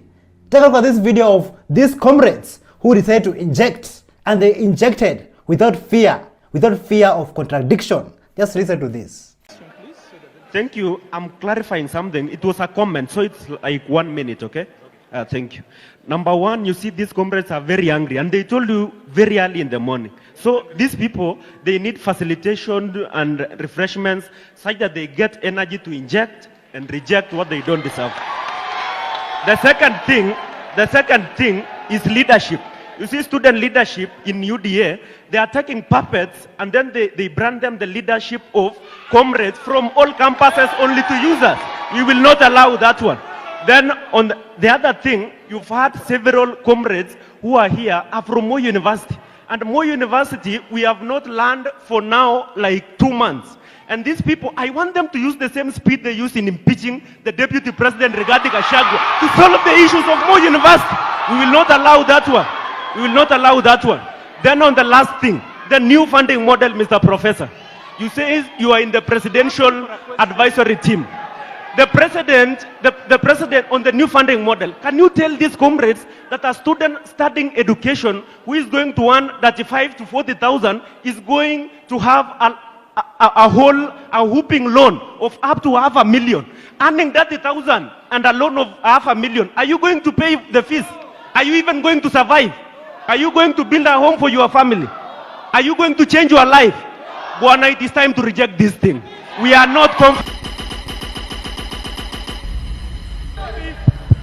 Amazing, amazing. As you can see, this guy decided to inject. And let me tell you guys, like, it doesn't matter which politicians or political party you support. If you see wrong, don't fear to inject. When you see wrong, say it is wrong. It's as simple as that. You see, student leadership in UDA, they are taking puppets and then they brand them the leadership of comrades from all campuses only to users. We will not allow that one. As you all know, President William Ruto has endorsed and wants Kithure Kindiki to become the next deputy president after impeaching Rigathi Gachagua. But the Gen Zs, millennials, and all Kenyans, Generation Zote, Gen Zote, people are not agreeing with the president. Nobody wants Kithure Kindiki to become the next deputy president. Just listen to what this Gen Z had to say about this. Tumeumia tena zaidi kwa sababu wameappoint Kithure Kindiki ambaye ni yeye alikuwa CS of Interior Security, supervise vijana wakiabductiwa, wengine wakiuriwa, na the president hana guts za kumappoint kama the next deputy president of Kenya.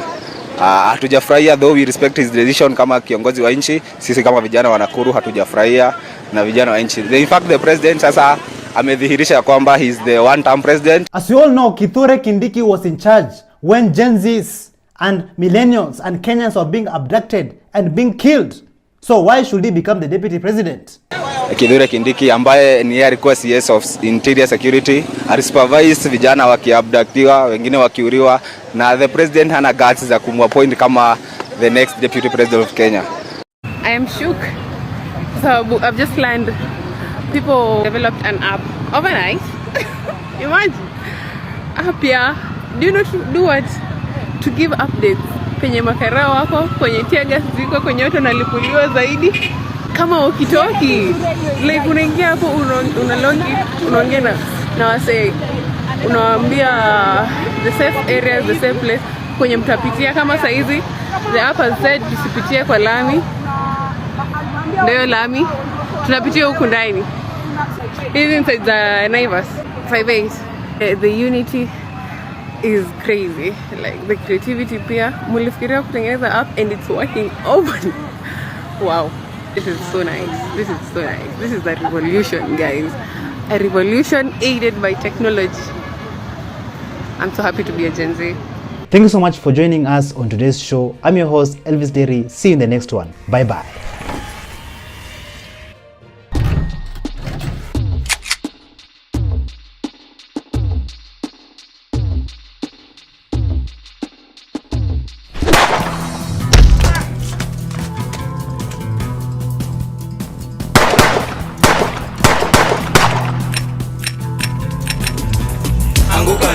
They're coming for you.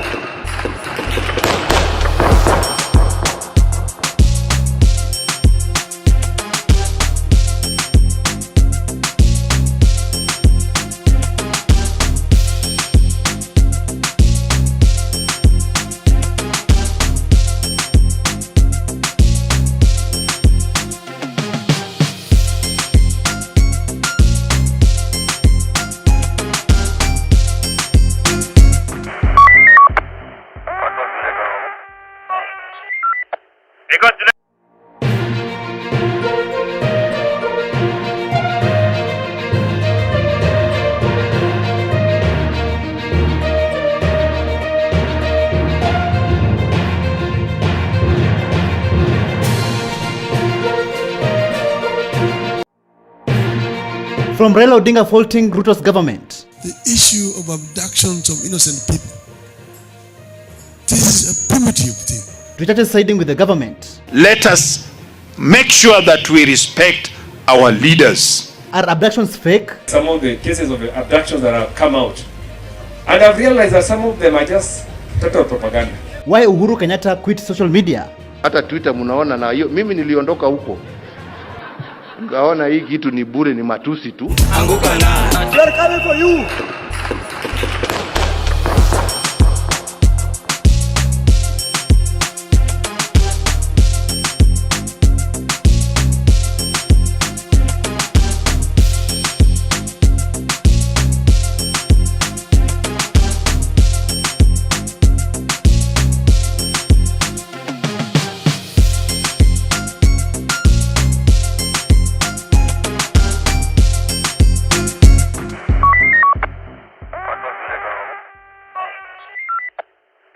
Hello, how are you? Welcome back to ShowNewTrend. I'm your host of today and my name is Elvis Derry. This Christmas has not been a Christmas for everyone. Some people are still grieving for losing their loved ones, and some people are still looking for their missing and abducted loved ones. Even the parents are being told that they did not raise their children properly. But yet, those same children who are protesting against the government, they are also taxpayers in this country, and they have all the rights to question the government. Listen to this. Christmas is a time for merry, but unfortunately, we have to talk about abductions this year. Kibet was abducted, and no more Kasongo cartoons.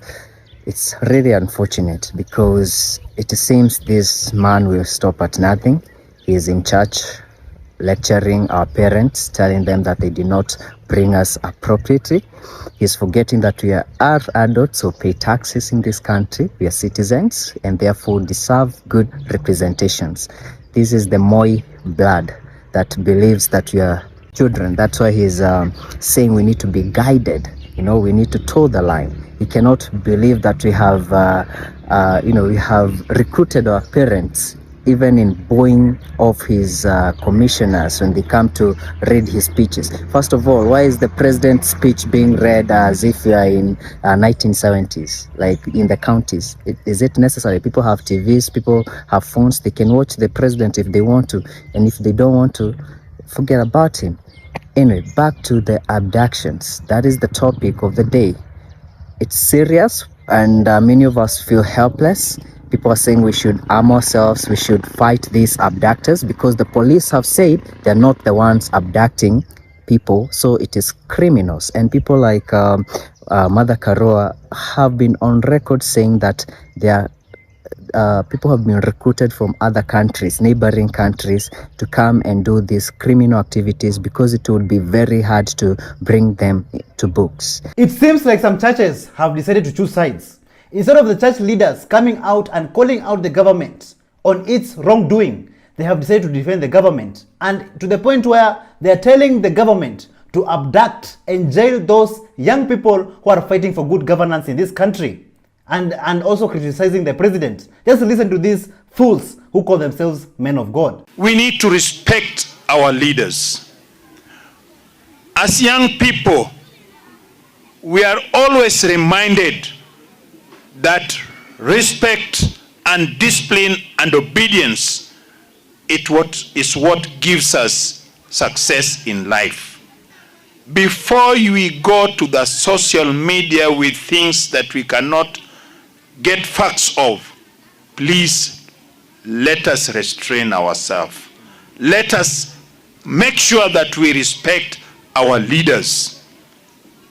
Name calling does not make us have peace. Kenya has enjoyed peace, and we continue to enjoy peace. That we who are parents, if we don't take care of our children, then we are going to lose them and lose the country. I want to urge our young men and the Gen Zs that let us be cautious on what we post on the social media. Before we blame the government on the kind of abduction it is taking place in this country, let us be very cautious on what we post. Let us have some kind of respect for our leaders. The positions we held today from the president are not individual positions, but position on behalf of the great people of Kenya. Let us respect those who are in authority and exercise constraints as we execute and exercise our democratic rights as citizens of Kenya. It looks like the current president of Kenya does not know how to handle criticism from the people of Kenya. And I just want to show you guys of a video of the former president of Kenya, Uhuru Kenyatta, how he handled this kind of situation. Hata Twitter mnaona na hiyo, mimi niliondoka huko. Ngaona hii kitu ni bure, ni matusi tu, hakuna kitu kingine inaendelea hapa. Right? Unakaa hapo unasoma hulali, nini wanasema nini? Huyu sasa wewe unapiga simu, unaona vile huyu mtu amenituka. Afadhali nilale bana. Niongee. Nipige story hapo na mama kidogo hapo. Nilale, niamke, niende kazi, dunia iendelee. Kama ni namna gani jamani? If you cannot handle the truth, you cannot handle the heat, why not just close your social media accounts? Just listen to what Member of Parliament Gitonga Mukunji advising the leaders, the politicians, to close their accounts if they cannot handle criticism. Take a look. And I want to advise leaders, because myself I also get a lot of issues in social media. I just want to quote when the former president found it intolerable to look at the social media. He left social media. Alitoka akafunga hizo account zake zote. Kama kiongozi yote anasikia kwa social media imemlemea, funga hiyo account, hakuna mtu atajua wewe wataka social media. Wazazi wafai kuumia kupoteza mtoto wao. They should be able to have their kid. If he is arrested, wataenda kotini, watafute wakili, watete hiyo maneno. Some politicians don't really get it. Janet Mohammed came out and condemned all those young people who are expressing their views and their opinions in different and unique ways online. Mimi nataka kuambia Wakenya, tafadhali msiweke mimi kwa coffin kabla wakati yangu hajafika. Unaenda unaweka President of the Republic of Kenya, unaweka kwa coffin, unaweka kwa Twitter na Facebook. Hiyo ni tabia chafu sana. Na watu wanapiga kifua wanasema hiyo ni haki yangu ya kusema. Huna haki ya kuweka mimi kwa sanduku. Ya kudhulumu watu kupitia mtandao. Ati fulani ya sasa amekufa, amevalishwa tai na suit, iko sanduku ndani yake. Maana hiyo ni jambo la kuhuzunisha sana. Ambayo inafaa tutoe mfano mzuri kwa vijana wetu na watoto wetu. Unaruhusu mtoto yako anaweka mtu kwa sanduku, hatua ikichukuliwa unalia, unapiga kelele. Mbona uzizuie kuua mtu mwingine? Mtu ambaye amewekwa kwa sanduku ni kama mtu amekufa. But you know, the more they condemn and the more they abduct and the more they keep on killing our comrades, the more the pressure increases. Just listen to what our brother here had to say. Hao Wakenya walikuwa kwa maandamano, bado ndio hao mnaendelea kukasirisha. Kama mlishtuka, bado hamjashtuka vizuri. Kulingana na ile nimesikia mkisema mlikuwa mmeingia baridi na hatukuwa na nia, tulikuwa tunataka msipitishe na mkapitisha. Haya, endeleeni. Endeleeni hizo vitu mnafanya. Mtajua Wakenya, nyinyi mnaona eti Gen Z, mnabandika tu watu wamekasirika jina kwa sababu mnaona vijana ndo. Halo, endeleeni hizo vitu mnafanya. Mtaniambia kama tutafika na nyinyi 2027. We are all familiar with Kibet Bull's work, where he was making those cartoon-like images of Kasongo that has been trending on social media for several weeks. Later on, Kibet Bull went to meet Okiya Omtata. Then he was abducted. So was this a coincidence or was it planned? Kibet Bull manze inaniuma sana. That guy was a revolution single-handedly. Those cartoons were speaking volumes. Alafu mnataka kutuambia it was a coincidence after tu meet Okiya Omtata, the guy is taken. Well, we know Okiya Omtata manzi, he had a secret meeting with Ruto's point men. Unaona, after they walimwambia you need at least 7 billion to run a presidential campaign. You don't, guys, don't be naive. Anything that looks like a duck walks like a duck. Please trust your instincts. Ikikwambia this is it, stop convincing your instinct that oh sijui nini, but this guy has fought for us for a very long time. Oh, this guy, no. Let me tell you, it's not a coincidence. Huo mse aliseti boy wetu. Number 2, Morara. Mimi nataka uni-explainie kama mtoto. Ile siku likamatwa, ile after you were released, you said you were met by asijui na ambassador. Akakwambia utoe watoto wako Kenya. That must have been Meg Whitman, 100%. Number 2, to open a political party in Kenya, you need to at least open 21 county offices of your political party for you to be given a certificate by ORPP, Register of Political Parties. Who is this powerful person in government that assisted you to get a party certificate without opening 21 offices, Morara? A Kenyan politician by the name of Samuel Atandi, he came out and said that these abduction cases are not genuine, that some of them are fake, that they're aimed in tarnishing the government's image. Like, is this serious about this? Like Kenyans, just listen to this. Because I'm also intelligent, I was also trying to analyze some of the cases of abductions that have come out. And I've realized that some of them are just total propaganda. There may be a few cases, but a number of them are total propaganda. And we want to ask people, the enemies of government, to go slow. Yeah. Some of these stories about abductions are not real. Now, if there are a number that are accurate and are real, we want to urge them to resolve them. But we want to say that all the stories about abductions, most of them are not genuine. They are aimed at tarnishing the name of the government. They are aimed at bringing the government down, the government of the day down. And we don't want to bring the government of the day down. Because one of the reasons why we joined government to support government is because we didn't want Kenya to collapse. Many countries have collapsed because of political turmoil. And our work was to bring stability so that the country can move on and the rule of law is respected. Even the Interior CS, Kipchumba Murkomen, he came out and showed his full support to the police after the Inspector General said that they are not taking part in any kind of abductions in Kenya. Kumekuwa na mjadala kubwa sana taifa kuhusu vijana ambao wanasemekana wamepotea. Ni kweli kama vile Inspector General of Police amesema ya kwamba kama idara ya polisi hakuna there is no policy, yani hakuna policy yoyote yenye tunayo kama serikali ya kusema mtu atashikwa apotee, na katiba haiwezi kubali. Katiba inasema mtu akishikwa kwa masaa 24 lazima afikishwe kotini, na idara ya polisi imesema wazi ya kwamba hakuna mtu tumemshika na hatujampeleka kotini. Kwa hivyo ningetaka kuhakikishia Wakenya, sisi kama serikali tuna vitu mbili ambayo tunakubaliana. Ya kwanza ni kwamba idara ya polisi kama vile katiba inasema lazima iwachiwe nafasi yao kufanya kazi independently bila kushurutishwa na waziri ama rais ama naibu wa rais ama mtu yoyote. The police is under command of the Inspector General and they will do their work independently, and we will support the independence of our police service to do their work independently. And therefore we will never allow a situation where any of us will direct Inspector General of Police of National Police Service on how to do their work. After the Inspector General of Police, Douglas Kanja, came out and said that the police are not involved in any kind of illegal abductions in Kenya, Mwengi Mutuse, a Kenyan politician, he came out with a very shocking revelation after he said that the former Deputy President of Kenya, Rigathi Gachagua, is to be blamed for the abductions.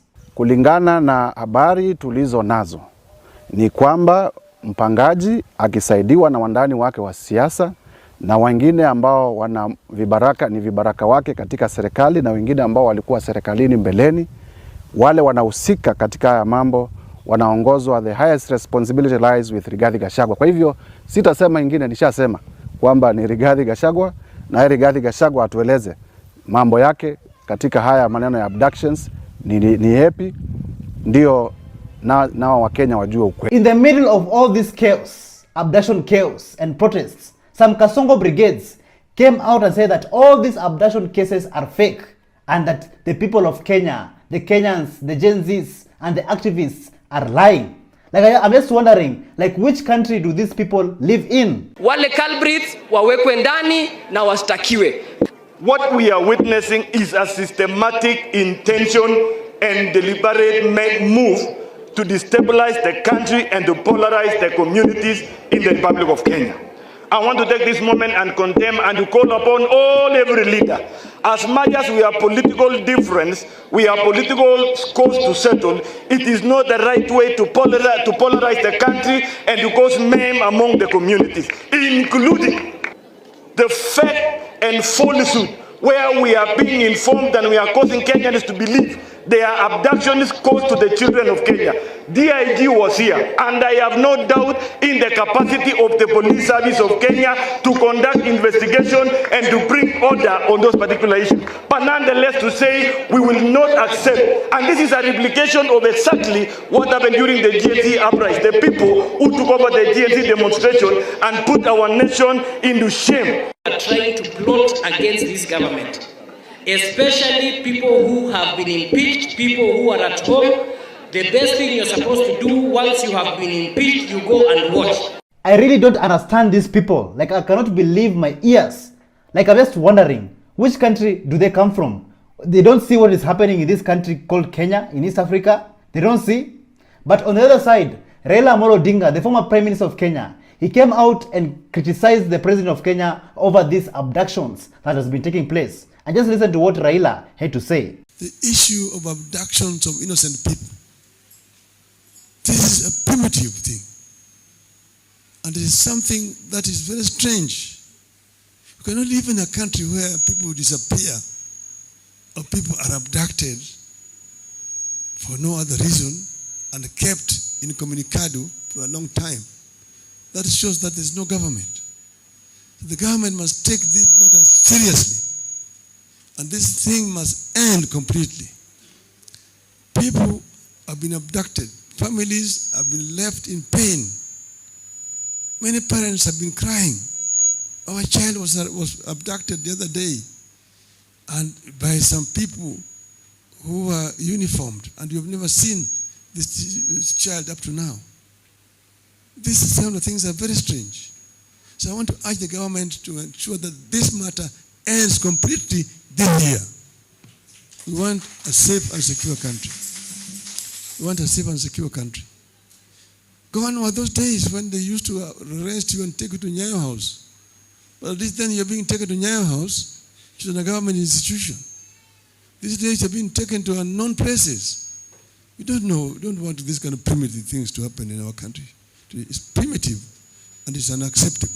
I definitely agree. These issues of abductions is taking this country, is taking us back in the dark days.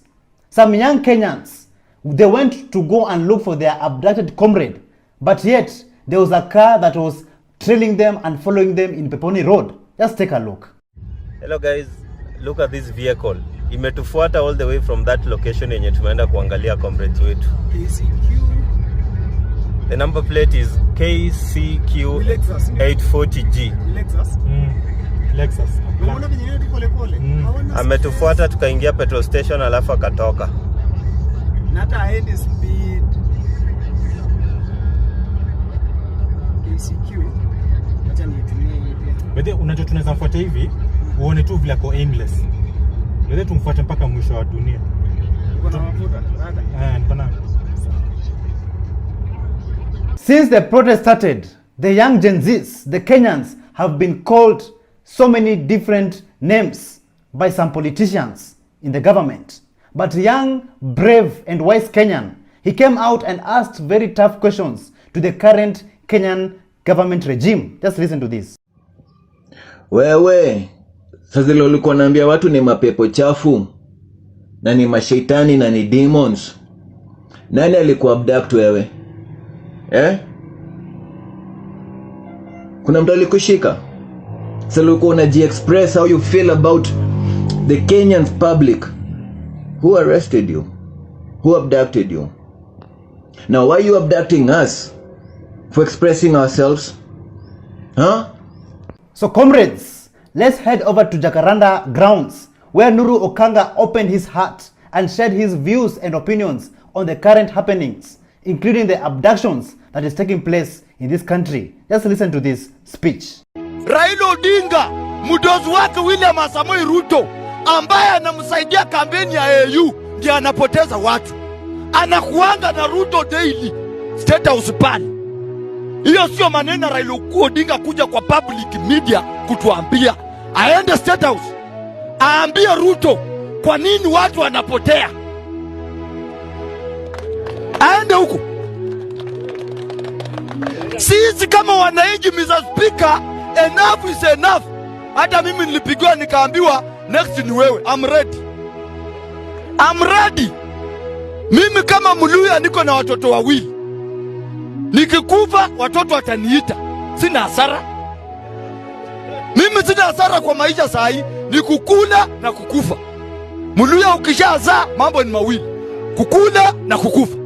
So hii government, Mr. Speaker, sisi kama vijana hatutanyamaza. So, is the pressure increasing or decreasing? Some Kenyans have decided to arm themselves and not be defenseless like before during this time of abductions and so many things that is happening in this country. And as people plan for the 30th of December for the protests, let's listen to what this young Gen Z had to say. Nyi watu si mnajua maandamano salama ni ya watu wajinga. Ati peaceful nini? So nyinyi mbebe flags, mbebe placards, wao wakuje na silaha.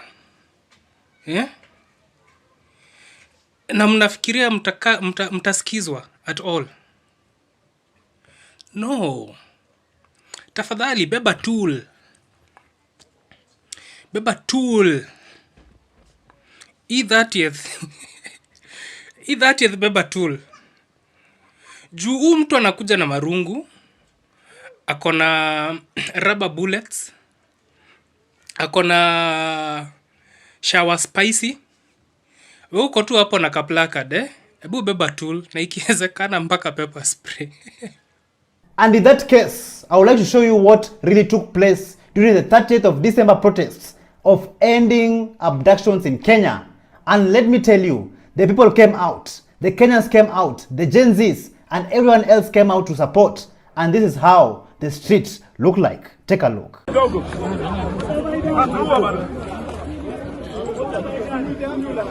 Stop killing us! Stop killing us!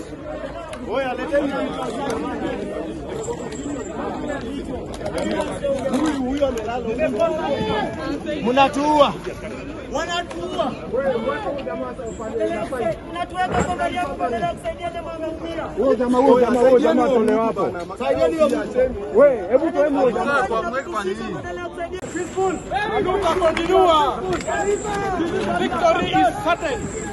Victory is assured.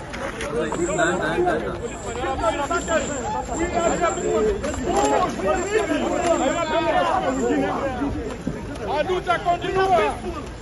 The struggle continues. We are peace. Struggle continues.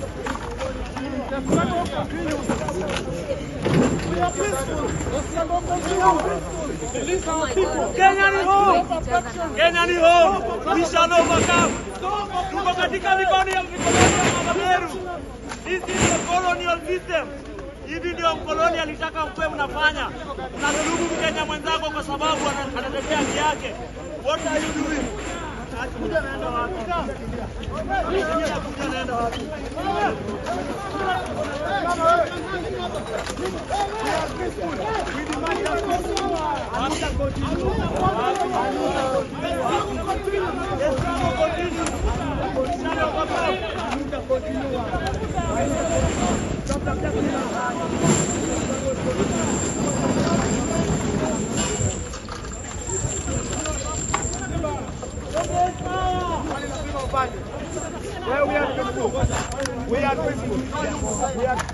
Lazima upande.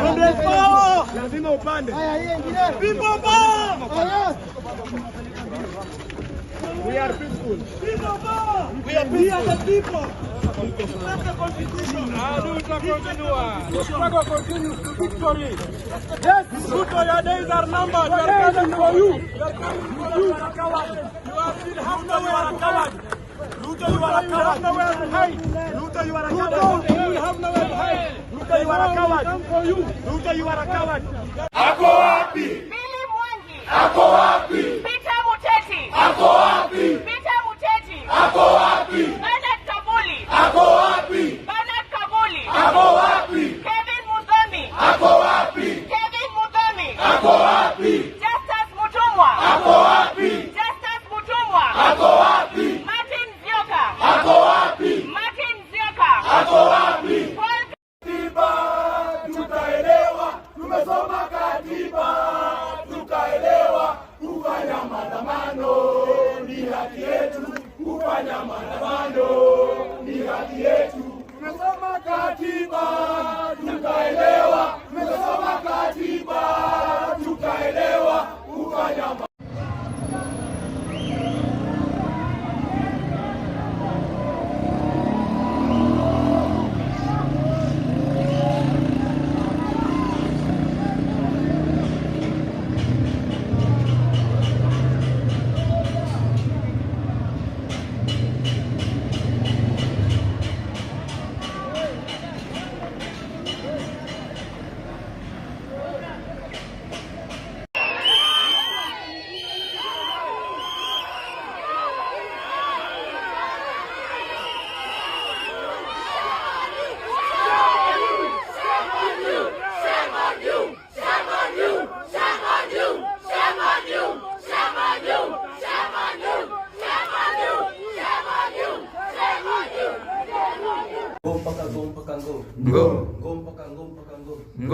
Wapa juu ya kaso.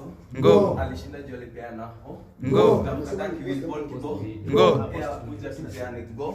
Ngo. Alipromise amerudi kusema wasi kila mtu jada pia. Na yeye pia ni muongo. Ngo.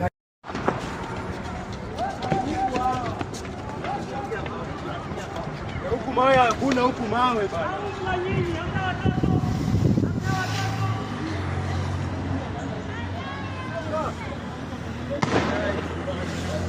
Ndio ametupa moja. Kuna moja nalipukia hapa. Mafala! Viva! Dogo. Hatua bana. Stop killing us. Stop killing us. Oya, leteni. Huyu amelala. Mnatuua. Wanatuua. Unatuweka kwa gari yako badala ya kusaidia jamaa wanaumia. Wewe jamaa tole hapo. Saidieni hiyo mtu. Wewe, hebu toe mmoja hapo amweke kwa nini? Yes.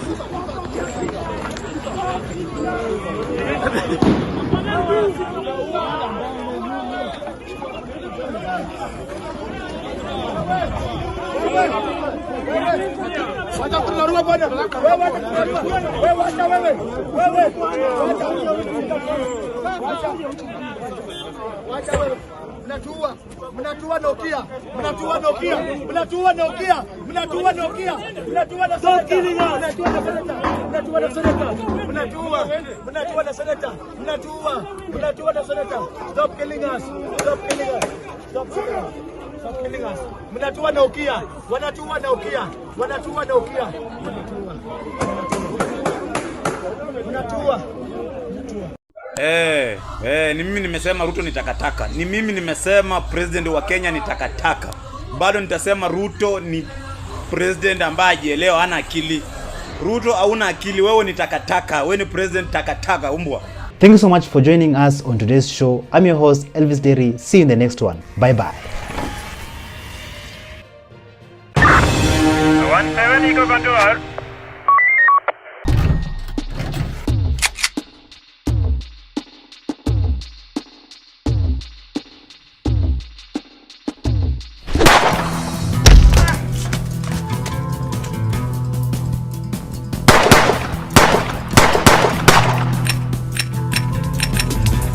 Anguka na.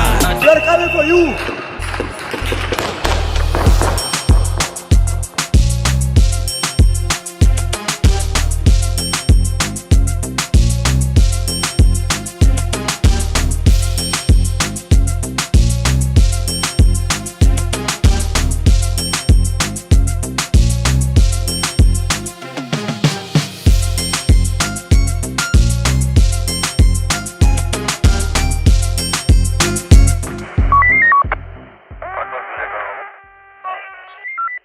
From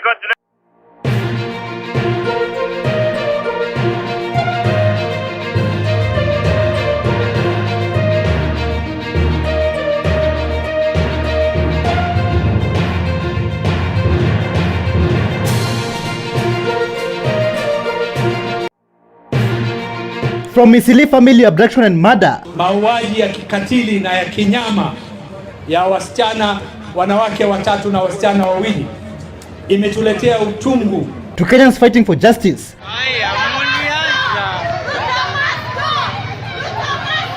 Where are we heading towards a country? Wametendewa kitendo ambacho ni cha kinyama sana, na mimi kusema ukweli sielewi ni nchi gani tunaishi. Stop tribalism in Kenya. Because life and death does not choose tribes. And you guys are there under the comment section saying Wasomali warudi kwao, tuliwaambia mrudi kwenu amsikii. Sasa mtaanza kurudi kwenu. Anguka na. We are coming for you.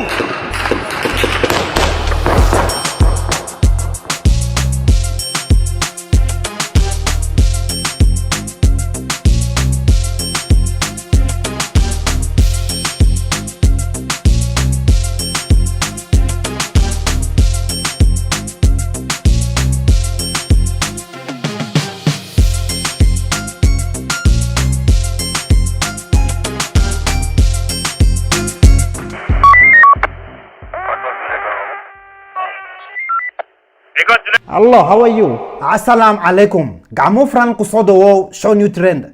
Magaiga wa Elvis Derry. Abductions, killings and torture have been a daily occurrence in Kenya. Every day is new death. Every day is a new and painful story. A few days ago, two young lovely girls from Isili and a mother, they were abducted and brutally tortured and killed, and their bodies were dumped in different parts in Kenya. Like, where are we heading to as a country? Listen to this. Just this week, we have lost 3 females, a mother, a daughter, and her niece. 12 and 22 years of age, respectfully. They left on Sunday, the 22nd of October, to go looking for their mom because they got an anonymous call that their mother was in a critical condition in the hospital. The kidnappers allegedly talked of a car coming to pick them up. They left their home, waited outside, got a phone call, got into a car, and they were never seen ever again. In 3 days, their bodies were discovered by the roadside in Parklands and Machakos. They were brutally murdered, beaten up, mutilated, raped, assaulted to death, and after that, their bodies being dumped. The level of inhumanity, cruelty, barbarism, and disgust to do that to a 12-year-old is insane. Kenyans, this is very, very sad to hear. Like, for how long will you keep on hearing about abductions, torture, and killings in our own country, in our own motherland? For how long? As you can see in this CCTV footage, these are the 2 girls who were abducted. As you can see, they're preparing to go and see their mother in the hospital after getting a phone call. When their driver came to pick them up, that was the last time they were seen. After those 2 young girls took that ride, they were never seen again. Later on, their bodies were found in different parts of Nairobi in very, very bad conditions. Their bodies were taken to the city mortuary. Edwin Sifuna, a member of the Kenyan Senate, went there to witness and see it for himself. And this is what he had to say after that. Listen to this. Wametendewa kitendo ambacho ni cha kinyama sana, na mimi kusema ukweli sielewi ni nchi gani tunaishi. Kama kuna watu ambao wanaweza kufanya vitendo kama hivi kwa muda huo wote, muda ambao unamchukua mtu kumchinja binadamu mwenzake kama kuku, alafu kisha amwandame mtoto wake, amwandame mwingine wa familia yake na muangamize kwa njia hiyo hiyo. Wakati huu wote tunasema tuko na vitengo vya polisi na usalama. Sidhani kama kuna mtu yote katika taifa hili letu la Kenya ambaye anaweza kujivunia kuishi katika mandhari kama haya. Mtajua kwamba mwezi huu tu tumekuwa na vitendo kama hivi na matukio kama haya mengi sana. Kenya was never the same again when this news spread all over. Many Kenyans, especially in Isili, businesses were closed and people took to the streets to fight for justice. #Justice for our girls. Isili leo imefungwa because we are mourning the death of the 3 women wenye wamekatwa jana. So tafadhali sana, sio wa Somali pekee, wale wa Kenya wote, especially women, please be careful of who you keep as a company. Kamkunji Member of Parliament Yusuf Hassan also came out and he expressed his outrage over the killings of the 2 lovely young girls and a mother. And he said that this is unacceptable in this country, unacceptable to the residents and to the Kenyan people. Listen to what he had to say. Hatukubali kabisa hali ya mambo ilivyo sasa hivi ya kuwa na taharuku na kuuawa kwa watu kila siku hapa Nairobi na kwingineko, na hasa mauaji ya kikatili na ya kinyama ya wasichana, wanawake 3 na wasichana 2 imetuletea utungu na wasiwasi mkubwa, na tunataka serikali ichukue hatua mara moja kuhakikisha kwamba hao wahalifu ambao wanazunguka katika mitaa yetu wanakamatwa mara moja na wanaletwa mahakamani, kwa sababu hakuna Mkenya, hakuna mwana Nairobi, hakuna mtu wa Isli ambaye sasa ana uhuru wa kutembea, kwa sababu tunajua kuna wauaji makatili wako pale. Kwa hivyo tunataka serikali ichukue hatua haraka kabisa kuwafuatilia hawa watu na kuwakamata na kuwaleta mahakamani. Honorable Yusuf Hassan was also accompanied by Honorable Edwin Sifuna, a member of the Kenyan Senate, and this is what he had to say about this incident in Eastleigh. Lazima sisi sote tusimame kama Wakenya, tukemee jambo hilo, tuseme haiwezekani katika taifa ambalo tunajiita taifa la kidemokrasia, taifa ambalo inahitajika serikali ilinde kila mwananchi na mali yake. Haiwezekani kina dada 3 wachukuliwe kutoka kwenye mitaa zetu, kwenye barabara, kisha watendewe ukatili kama ambao tumeona dada zetu wametendewa, alafu tuambiwe na vitengo vya usalama kwamba hakuna mtu ambaye anajulikana ni nani alifanya kitendo hicho. Mimi kwa niaba ya wabunge wote wa Nairobi na wakazi wote wa Nairobi, nataka nikemee vikali tukio ambalo limefanyika katika mtaa huu wa Eastleigh, na niwahakikishie, kwa sababu ni nyinyi mlinipa kazi hii ya kuwa sauti yenu, sauti hii yangu nitaitumia hadi haki iweze kupatikana kwa ajili ya dada zetu hao sasa. A human rights activist, Hussein Khalid, was in Machakos following up the heinous murders of the 3 females.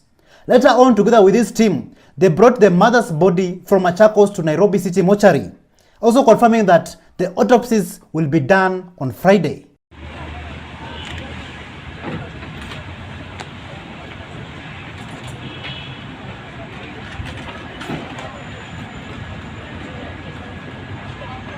Kenyans, we are all facing the same problems, the same issues, the same killings, the same abductions every day.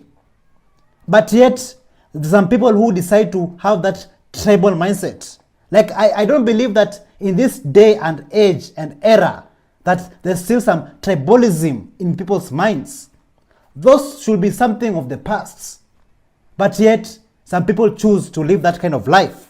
Listen to what Speak Your Mind had to say about this. Wakenya nini kwa shida yenu? What is your problem? What is the problem with Kenyans? Why do we respond to things like that? We can't be traumatized as a nation. All of us cannot resolve it. Yo guys, we cannot move forward like this. What is the problem? Shida inakwaga nini? What is the problem? I'm looking at these videos where families have lost their loved ones. People are mourning. It is very unfortunate events. We are sad. We are sad because we do not understand. It should be alarming for every person. Every single one of you should be alarmed because life and death does not choose tribes. And you guys are there under the comment section saying Wasomali warudi kwao, tuliwaambia mrudi kwenu hamsikii, sasa mtaanza kurudi kwenu. Are you guys okay? Like here, like, are you guys okay in the head? Mko sawa kwa kichwa yenu? Mko sawa? Because what type of comments are those? Like, if it was someone else who died, would we come down and say, oh, Wakikuyu by the way tuliwaambia mrudi Nyeri? No, it's not okay. Those comments are not okay, guys. What is the...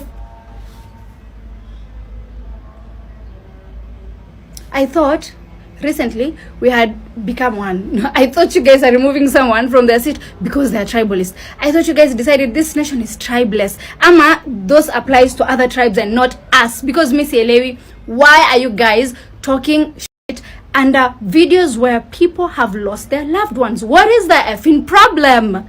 Not everybody in Kenya has that tribal and primitive mindset. And Kenyans came out to support. People came out to support. And also people raised their voices and spoke up about this tribalism nonsense. Listen to this. So mama aliuliwa isili na mtoto wake wa msichana na the niece. Somalis wakatoka kuprotest. And pia wanasema Ruto must go in the process because that is bad governance. Like watu wenye wameua wamekuwa wengi sana sasa. Right? And the government is not doing anything. Hakuna kitu yenye inafanyika.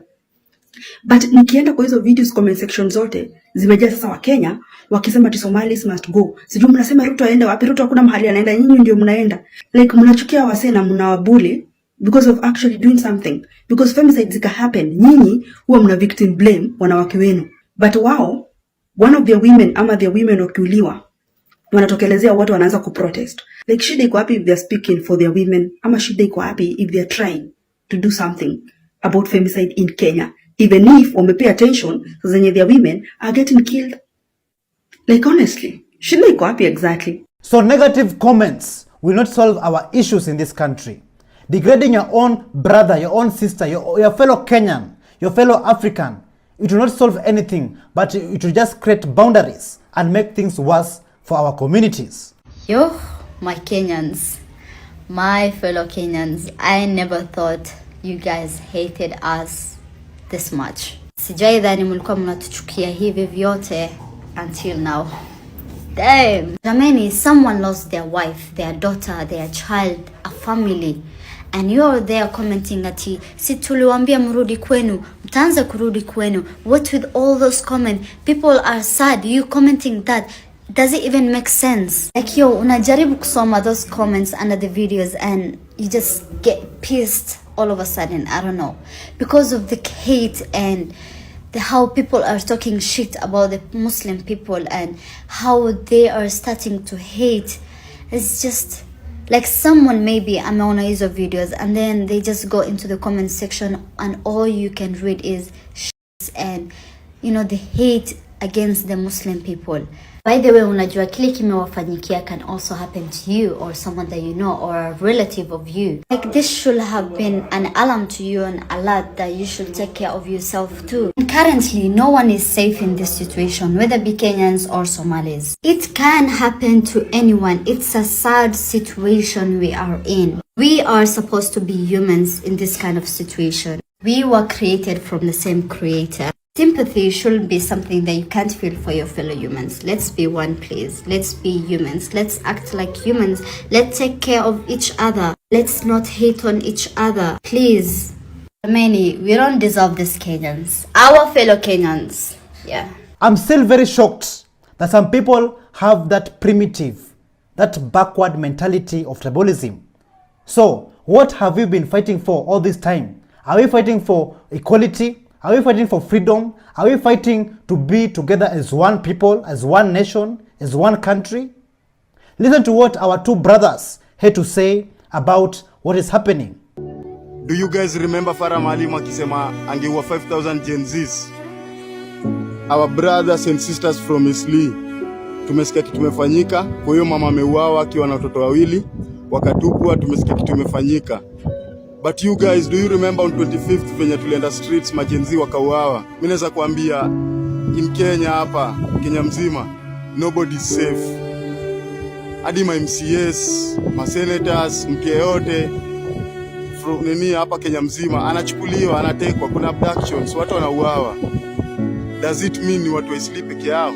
No. We should stand up as Kenyans na to protect lives zetu. Hello. Talk to our people, Somali people. Mwambie kitu. Somali people walai. Stop tribalism. Mambo kabila, sijui ni kabila gani, ni kabila haina maana. Sawa, kama unataka kusema hii dunia tunaacha. Hii dunia utaacha, kila kitu uko nao utaacha. Ulikuja bila kitu narudi bila kitu. Sawa. Kitu unaenda nao ni zile matendo umefanya hapa. Sawa. Na sisi tunajipiga kifua, ati wewe unafanyanga ibada, unafanya nini, unajipiga kifua, hapana. Sawa? Kuwa humble, kuwa mambo kabila tuache. Wala Somali people, mimi inaniuma sana mkikandamiza watu. Personally nimekandamizwa sana, lakini najua siku moja itakuja itaisha tu inshallah. Wala lo siku zote wala lo. Just not long ago, Delaware MCA Yusuf Hussein was abducted around 9 p.m. and brutally tortured and murdered. And later on, his body was found in a very inhumane condition. Listen to what his driver said, what happened and what took place during that night of abduction. Listen to this. Waliweza kutoka wanaume 5 kwa ile gari, na gari ya Prado ikakuwa bado iko on motion kidogo.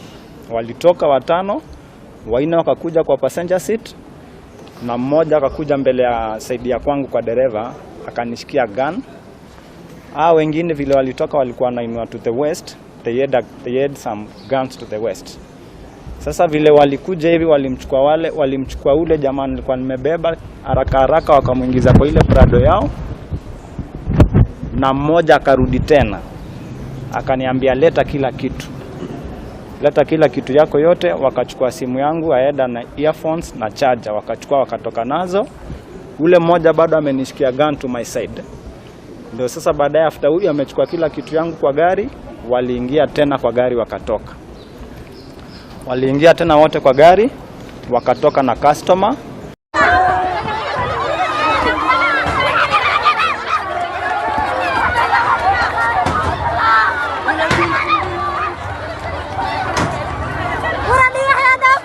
Even medical officer interns are not safe in this country.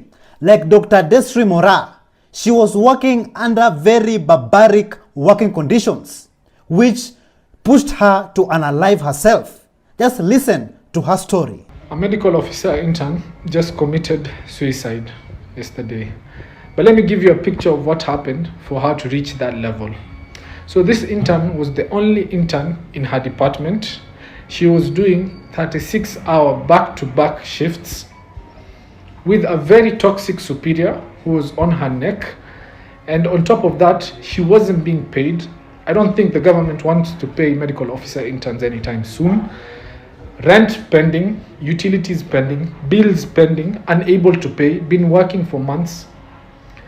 And people expect her to deliver significantly. And she was a brilliant doctor, been to med school for 10 years. 10 years. Can you imagine that? Yeah, that's what's going on. Our junior colleagues, the brilliant minds of this country, because all the A students or majority of A students, when they finish, they go to med school. And on top of that, after finishing, due to delay of systems for 10 years in a 6-year course, they go to internship where they're saving lives on a regular, while at the cost of their lives and their life force, and the government doesn't want to pay them, and they don't have the bills to pay for their own living expenses, yet they're there in the hospital saving lives, taking care of people. Yeah, we can't allow that. Kenyans, manze tuelewane. This is sad. It's heartbreaking. But that's what's happened. I had to let the Kenyan public know what's going on. Even Kirinyaga MCA cried and called for justice after her 23-year-old daughter was found naked in a rented room in Biafra Estate in Thika. Man, just take a look at this. Tangu Mandi tumeshinda huku tukisunguka tukitaka haki ya mtoto wetu. Tulikuja hapa kwa hii Biafra sijui nini hii buildings. Wakaanza kutusungusha. Tangu hiyo siku hatujapata haki ya mtoto. Kuenda leo kwa polisi hapo Thika, tumekuta tu yule msichana ambaye alikuwa hapa anashaka nao askari. Sasa tukajua sasa tutapata haki lini? Sisi kama wazazi tutapata haki lini? Ni mpaka lini huku Thika watoto wetu wataendelea kuuliwa? Na polisi tu sijui wanafanya nini? Hakuna kitu wanafanya hata kidogo. Wote kwa hiyo police station hawafai kuwa pale. Hawafai kukua hata hii Thika. Wanaendelea tu kusema sijui nini. Wamezoeana na watu wa Thika sana. Na si mtu wa kwanza. Mimi mwenyewe nilimuona amenyongwa hivi, hakuwa na nguo, hakuwa na nini. Alafu then unaona tu wanaume askari tu wanaona tu kama ni kuku ilichinjwa. Kama kuku ilichinjwa tu. Sasa mimi nimeshoka. Na kama tukashika huyo msichana angepata. Na tutawatafuta hata sisi si hata wao wako na watoto. Si waangalie tu haki yetu haki. Ni wengi sana sisi, angalia sisi ni waheshimiwa saa hii. Tunalilia hapa. Na mtu wa kawaida anapata haki lini? Mwenye alichukua mwili alikuwa very confident watawashi. Na mimi nikamuuliza, na hata phone inaonyeshana kila kitu. Msichana mwenye walilala na yeye ako huko. Mnasema mtawashika siku gani? Wakaniambia tayari wameshika sijui wangapi. Ati lakini hatuwezi ati because our emotion are still high, hatuwezi onyesha wenye lakini ati tayari wameshika. Lakini ni uongo, hawakushika because leo nimekuja, umeniona nimepata huyo msichana pale akicheka, akiwa ameketi kwa kiti, ameniona amekimbililia huku sijui kama ametoka, ametolewa na Subaru. Ya hao askari wenyewe wa huku ndio imemtoa, imeenda na yeye. Even Wells Fargo company's human resource manager Willis Ayeko, how he was abducted, handcuffed and tortured. He was tortured inhumanely to the point that his heart stopped. I don't know where we are going to as a country. This is very traumatizing in this country. When will these deaths, abductions stop? Just listen to how things unfolded. We just saw our brother's body being retrieved from a ditch, kidnapped and handcuffed and killed like an animal. My friend's dad, who runs the supermarket here, Muzo Mulo, was attacked on Friday and seriously injured. So we are living in fear as game residents. And this is unacceptable, and we are asking the authorities, the police, to be in charge. Mr. Willis Ayeko's brother was also very broken and shocked to hear about his brother's death. And this is what he had to say.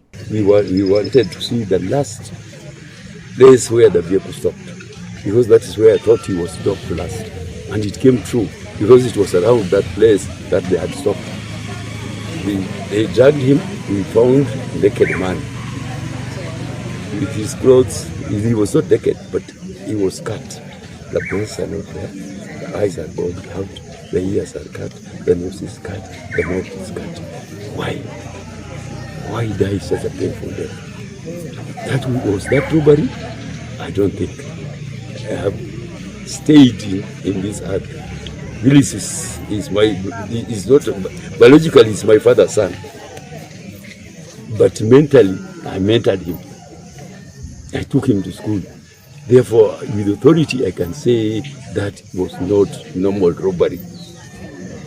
Where were they taking the parts? They are taking it to somebody who had assigned them the duty to say that we have done it. Therefore, I don't know who killed my brother and what we want. Help us if you have a team that can investigate. Help us investigate and find the killers. So Kenyans, this clearly shows you that we are not safe in our own country. Instead of us fighting each other, not forgetting that we are all Africans. Instead of telling our Kenyan Somalian brothers and sisters to go back to Somalia, is Somalia not Africa? Are they not Africans? What is the difference between you and somebody who was born in West Africa or Central Africa or South Africa? We are all Africans. So let us stop talking about all this nonsense of tribalism. Tribalism will never take us anywhere. That is a backward mindset. It is a primitive mindset that has to stop from today, from now. Let us shame those people who are very, very tribal and speaking ill and being against our fellow Africans. I love my fellow Africans. It doesn't matter which part of Africa we come from. And let me tell you, umoja ni nguvu. When you're together, we can achieve a lot. We are fighting the same enemy. We have the same enemy. Let us come together and fight the same enemy and bring that enemy down. Let us not be like Farah Maalim, who said that he's going to kill 5,000 Gen Zs when he becomes the president of Kenya. He was in TV47 together with Mr. Jeremiah Kioni. And Mr. Jeremiah decided to walk away because he cannot talk and sit and interact with a murderer. Just listen and see how things unfolded. No, he's a lawyer. Right. When you don't have substance on an area that you are going to invade and you're scared of somebody who's going to Honorable, hang on a minute. He's still on the same line. You're scared of somebody who's going to invade you see, gentlemen, he now wants to insult me. I did not say. While he cannot be able to defend for me, you can go ahead. Carry on. I cannot be able to sit with a person who can be. Look, it is well. It is well. Honorable Farah Maalim, let's proceed with the conversation. Let me tell you. Let us proceed with the is my old conversation. friend. I cannot sit to discuss with Farah Maalim when he took a position of killing 5,000 Gen Zs in this country. That is why we are losing the country, because of individuals who have no character, and we are calling them leaders, national leaders. I cannot demean myself to the level of discussing with him. The killing of Gen Z hurts me up to today. Why did we have to kill young people in this country? For saying they want school fees, they want food, for saying they want health, and then you bring a person of that character to debate with me? I stand for better things. Do you think the NCIC has failed in NCIC addressing... is a dead dodo, just like Parliament. Those are the institutions that have let us down. One last question, Mheshimiwa. Do you think that what Honorable Farah Maalim said, do you think he should stand trial in court? He actually should be removed from Parliament. He should have been recalled from Parliament. On this, I support Honorable Jeremiah Ngayu Kioni for walking out of the interview and leaving that primitive fool to have that interview and that conversation by himself. Because how can you advocate for killing of 5,000 Gen Zs? Not forgetting that the Gen Zs are from all communities in Kenya, all communities in Kenya. But yet you want to kill them? My goodness. Where are we heading to as a country? Like, let us not support such people. Let us not vote for such people. Let us vote for the right people, the people who are fighting for the freedom of this country. People who are fighting for equality for this country. Those are the people that we need to support and bring close. Man, this is crazy. Here are some of the scenes that took place in Eastleigh, where Kenyans took to the streets and seek and fight for justice for the 2 young girls and a mother who were abducted and brutally tortured. Take a look. How can you tear gas your own people? Listen to them. Listen to these children. They know I'm a big boss, got a big boss in this bitch. They know I'm a big talker, I'm a big body and that shit. No, it's not me, bitch. R.I.P. bitch.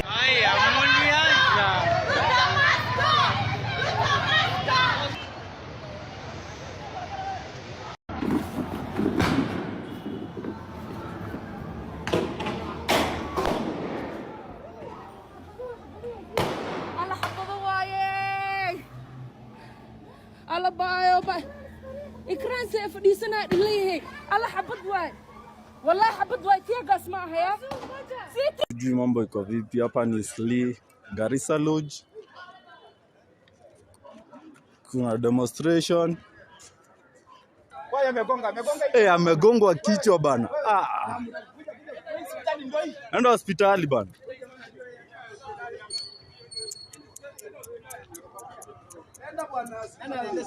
Watu wako na tabia mbaya.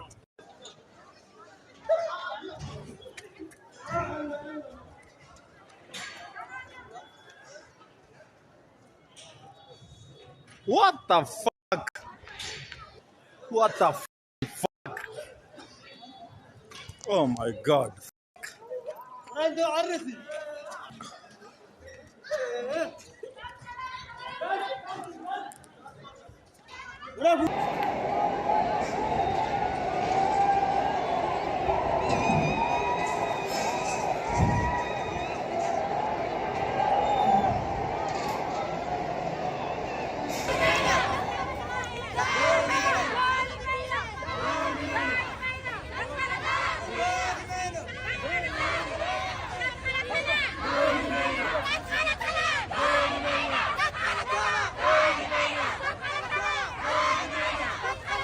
Today we are mourning.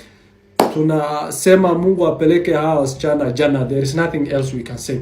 We don't know the psychopath that enjoyed doing that. Imagine kuchukua mtu unaenjoy mpaka unakatakata. You take the time kuweka kwa meza unakatakata. Imagine. And then unachukua, you transport them to another place.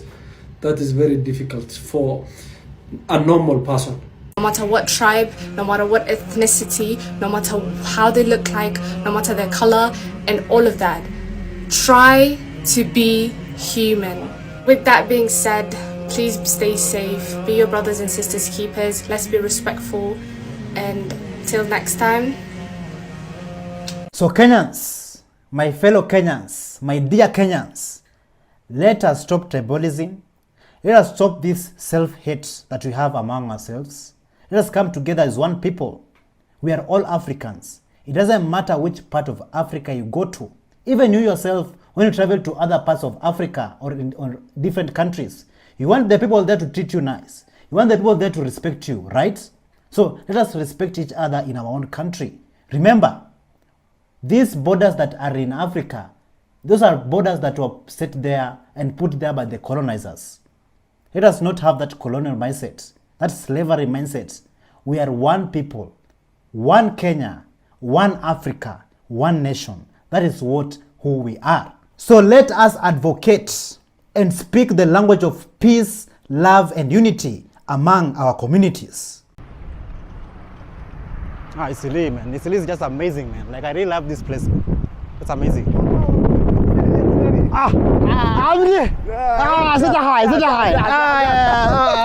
My brother, what's up, man? Welcome, man. Bro, it's been long, man. 3 years. 3 years, man. Welcome, man. Man, like, I'm just walking around Isili, like, Isili is just amazing, man. This place is amazing. The people are amazing. Very friendly, man. Your heart is running away. Man, you guys like are in Isili right now. Just amazing, and I've met my brother right here. So, guys, let us go to BBS Mall and see the biggest mall in East Africa in Isili, man.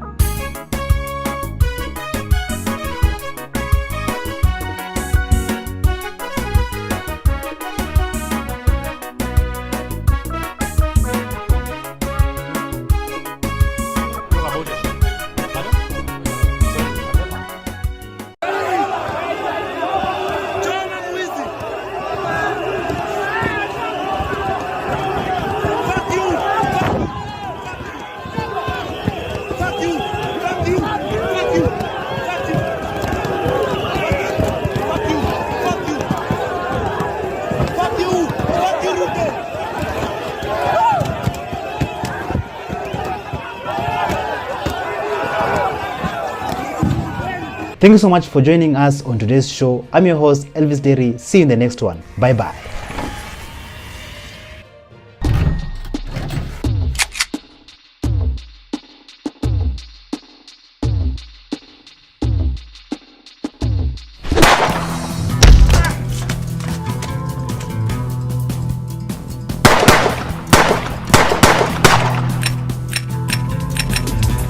We are coming for you.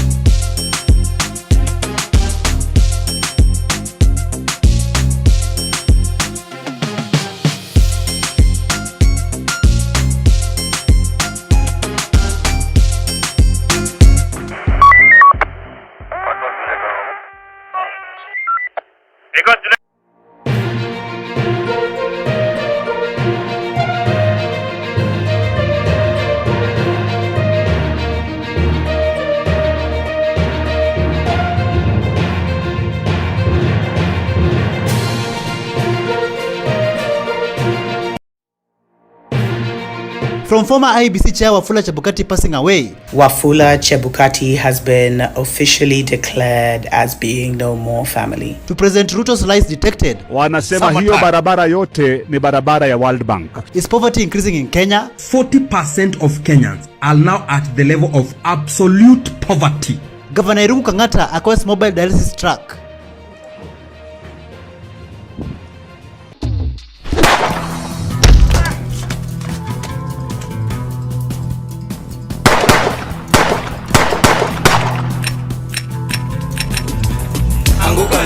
We are coming for you.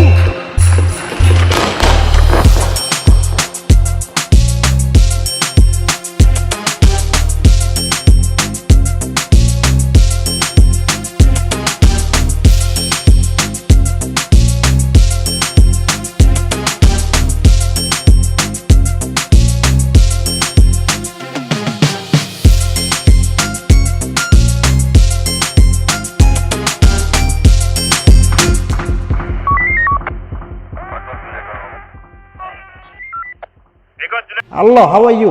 Welcome back to ShowNewTrend. I'm of day and my name is Elvis Derry. Kenya has had the same politicians since the 1990s. They keep on shifting camps, forming new parties and alliances to keep Kenyans hopeful for a better future. But recently, Kwame Owino from the Institute of Economic Affairs conducted a thorough research revealing the hard truth, revealing the high increase of the level of poverty in Kenya. This is what Cheka Majuis had to say about this. Listen to this. Ndio wewe unafikiria some other tribes are your enemy, ufungua akili. There is this guy called Kwame Owino of Institute of Economic Affairs. They have been doing some research and taking data. And they have discovered that 40% of Kenyans are now at the level of absolute poverty. Absolute poverty. Absolute poverty means that those Kenyans cannot be able to afford a meal. 40%, we are talking about almost 20 million Kenyans now, cannot afford a meal. Again, he said another 20% are in multidimension hyperpoverty. Ile ni ile kubahatisha. Huyo sasa ni ule mtu anabahatisha, leo na kesho anaweza kula, leo na kesho ako job, hizo zingine hajui. So we are talking about 60% of Kenyans now, 60% of Kenyans now are at poverty. Yani wako kwa umaskini ya kupindukia. Wanasema kwamba that even watu wamekuwa maskini than they were in 2000, year 2000. That watu wamekuwa maskini zaidi than even walikuwa before COVID. Young people have become so poor. Kenyans have been voting for their enemies for years without even noticing. The same faces in government positions, the same faces on ballot boxes. But yet, Kenyans end up getting the same results. It is time to wake up. Just listen to what Senator Edwin Sifuna had to say. So if you look at the current state of the country, what is the greatest threat to Kenyans? The greatest threat to Kenyans is not external. We don't need him to wield that sword against anybody, because he himself is the greatest threat to Kenyans. If you look at the year that Kenyans have had in 2023, it is the worst year. If you speak to anyone, people did not even have proper celebrations for Christmas because they don't have money. As we speak right now, many people have been unable to take their kids to school. Schools have opened.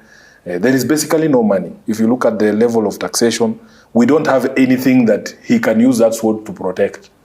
That is why he wants to use it against us. When the leader of a country stands up and he tells investors that in this country there are only three options. Either you follow what I am telling you, or I send you to heaven, or I jail you, or you go back to your country. That is somebody who has been corrupted and with power. So he feels that the only thing to do is to use that sword against his own countrymen. After announcing 2007 election results, Samuel Kivutu lived for only 2 years and 7 months. In the year 2022, after Wafula Chebukati announced the election results, he also lived for 2 years and 7 months as well. Kenyans, breaking news, IEBC chair Wafula Chebukati has passed away. So, to the next person who is going to replace Wafula Chebukati, taking the IEBC chair position, just know that the deadline is 2 years and 7 months. Wafula Chebukati has been officially declared as being no more family. And the sad thing is, Kenyans are actually celebrating because of the anguish and the pain that has been caused by the last 2 rigged elections, allegedly. But the interesting thing for me, family, is why now? Okay, I know he was sick. He was really sick for the last 2 years. He's been in and out of hospital. But why today? Why now, just after they declared that they were going to be reconstituting the IEBC and Nabi was bowing to pressure and they were now starting the process? I know you guys, you think everything I see is a sacrifice, but there are no coincidences. When our politicians work for the people diligently, we will keep on supporting and appreciating them. Governor Irungu Kangata, Murang'a County, has decided to do the Lord's work, acquiring a mobile dialysis truck to reach patients in remote and rural areas. Kenyans, check this out.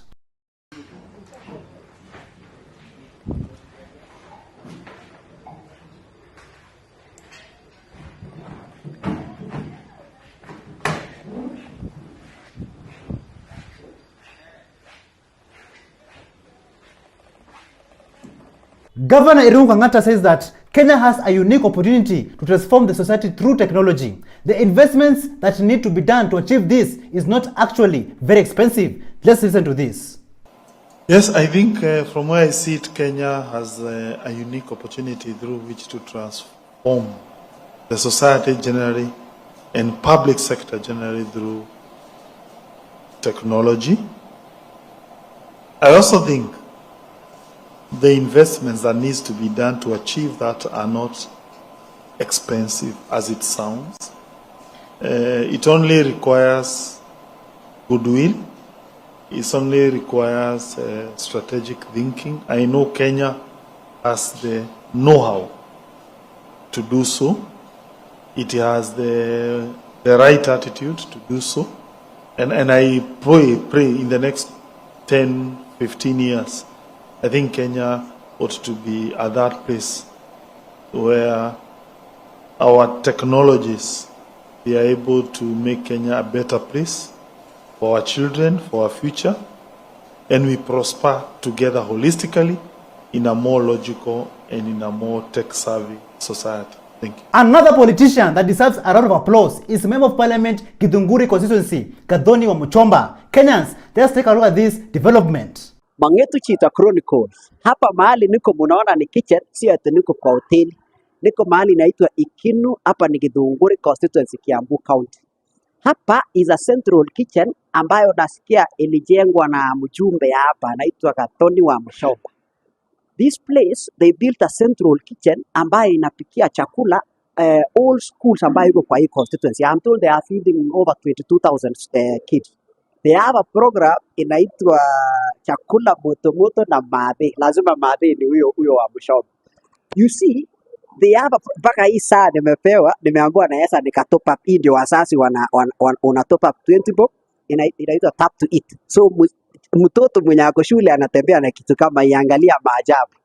Una tap tu unapatiwa chakula. I arrived here 9 am. Malori ilikuwa inatoka distributing foods to all schools in this constituency. Unaona vile kitchen inakaa mpaka nimevalishwa kitu kwa kichwa because they are hygienic. Now let me tell you something. Maendeleo inawezekana. Do you think Kenya is going to have a one-term president? Do you think President William Ruto is going to lose the coming elections? Honorable Anthony Kebagendi decided to be a prophet. Kenyans, listen to this. Hivyo mimi naambia wale wajumbe tunatoka nao hapa Kisii County na Nyamira ambao wameungana na rais kugandamiza wananchi. Hawa wananchi ambao waliwapitisha wakawaweka bungeni watakutana na nyinyi tena hapo 2027. Na mimi nawaomba wananchi tusifanye makosa tena ya kuhadaiwa na Rais William Ruto. 2027 Kenya hapa itafanyika kama Marekani, itafanyika kama Nigeria. Hapa tutakuwa na a one-term president. Tuibwana nile. Si hata nyinyi mmechoka? Ni wangapi wamesema tunapeleka Ruto nyumbani? Mole tayari?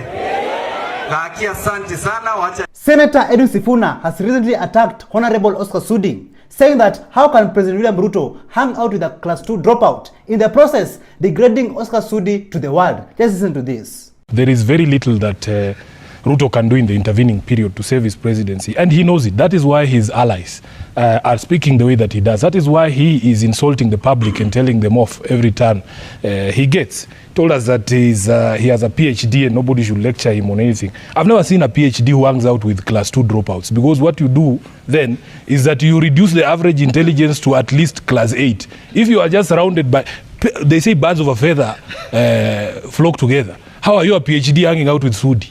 After Edwin Sifuna's statement on live TV about Oscar Sudi, Honorable Oscar Sudi being a class 2 dropout, Oscar Sudi got into his feelings and he decided to clap back. It's yani, you insult this one, you rubbish the other one. Oh, you know, yani you. So let me. Can you go and ask people or ask your friends if and ask them to tell you the truth. They will. When news spread that Honorable Oscar Sudi is clapping back, the The people did not hesitate to support and defend Edwin Sifuna, Senator Edwin Sifuna. Just listen to how the people, the comrades, were injecting at bunge la mwananchi. Oscar Sudi ametusi Edwin Sifuna ambaye ni Secretary General wa ODM. Akamutusi stupid, sijui nini, ati Sifuna hana IQ yenye inaweza toshana na yake honestly. Ati Sifuna hana IQ yenye inaweza toshana na Oscar Sudi. Oscar Sudi anaelewa maana ya IQ, yani in full. Does Oscar Sudi know how to calculate IQ? Anajua. To calculate IQ, you take your mental age, divide by chronological age, times 100. Does Oscar Sudi know that? Oscar Sudi ni level ya Edwin Sifuna. Anaweza toshana, can Oscar Sudi engage Edwin Sifuna in an intellectual discourse anywhere? Oscar Sudi aheshimu Edwin Sifuna. Edwin Sifuna sio klasi yake. Juja Member of Parliament George Koimburi dramatically escaped on a motorcycle outside Kiambu Law Courts. His lawyer Ndegwa Njiru described this incident as a brazen abduction attempt. Kenyans, just take a look at how things unfolded. Overcome, we shall overcome someday. Deep in our heart, we believe we shall overcome. We shall overcome.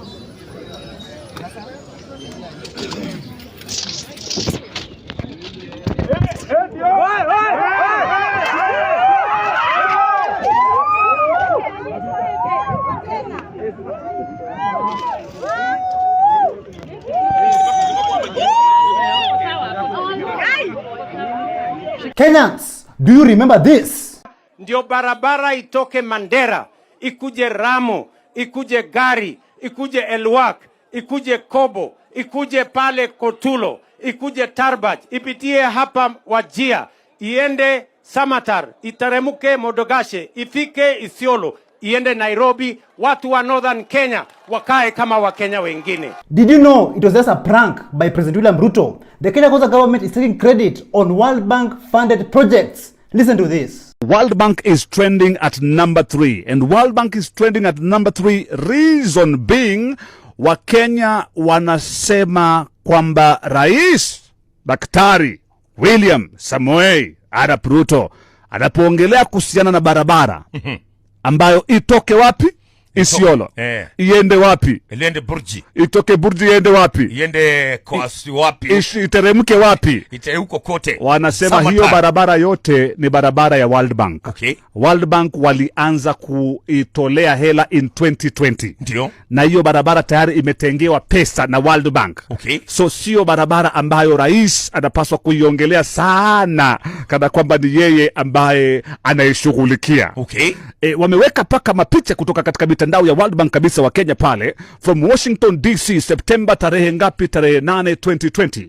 The World Bank of Directors today approved $750 million in International Development Association financing to improve the movement of people and goods, digital connectivity and access to social services for over 3.2 million people living in the northern eastern region, where the Isiolo Mandera Regional Road Corridor traverses. Okay, Samatar. When President William Ruto was confronted, this is how he defended himself. This is serious business. Ndio barabara itoke Mandera, ikuje Ramo, ikuje Gari, ikuje Elwak. The many people who sometimes enjoy me about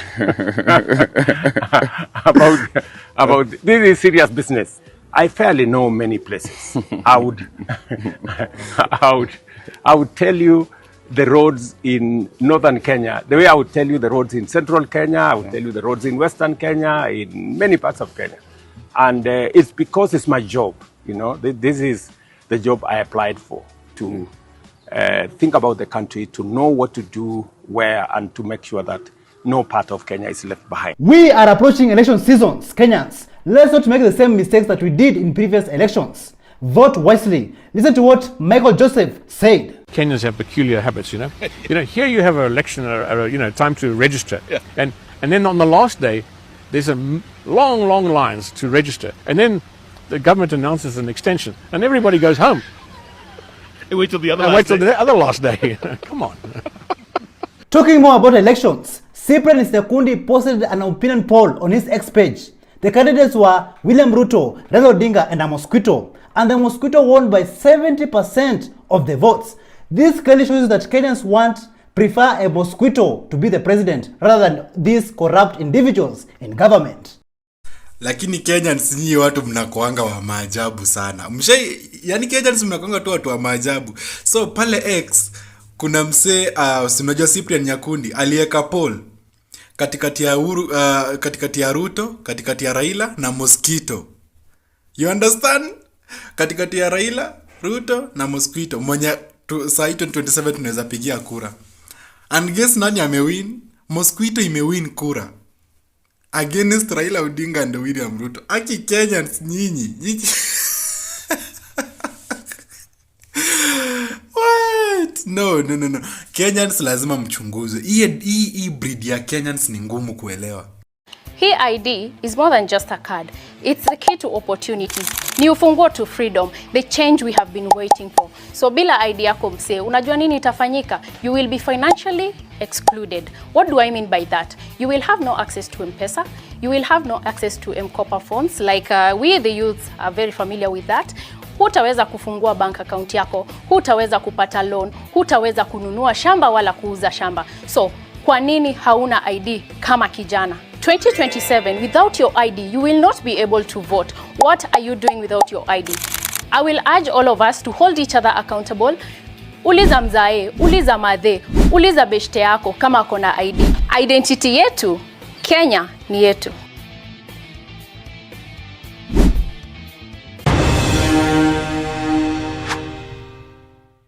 Thank you so much for joining us on today's show. I'm your host, Elvis Derry. See you in the next one. Bye-bye.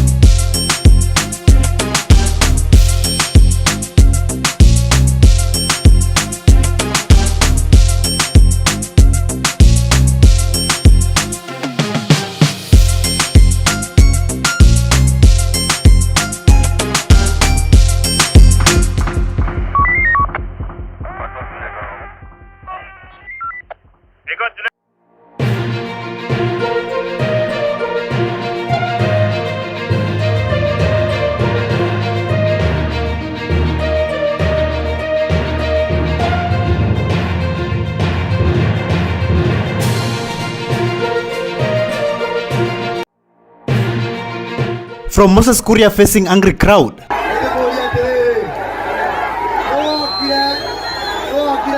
To Mutuse chest away. Did Africa build the world? Has built the world throughout the ages. Rigathi Gachagua comeback. Rigathi Gachagua will immediately begin undermining government policies. Angukana. We are coming for you.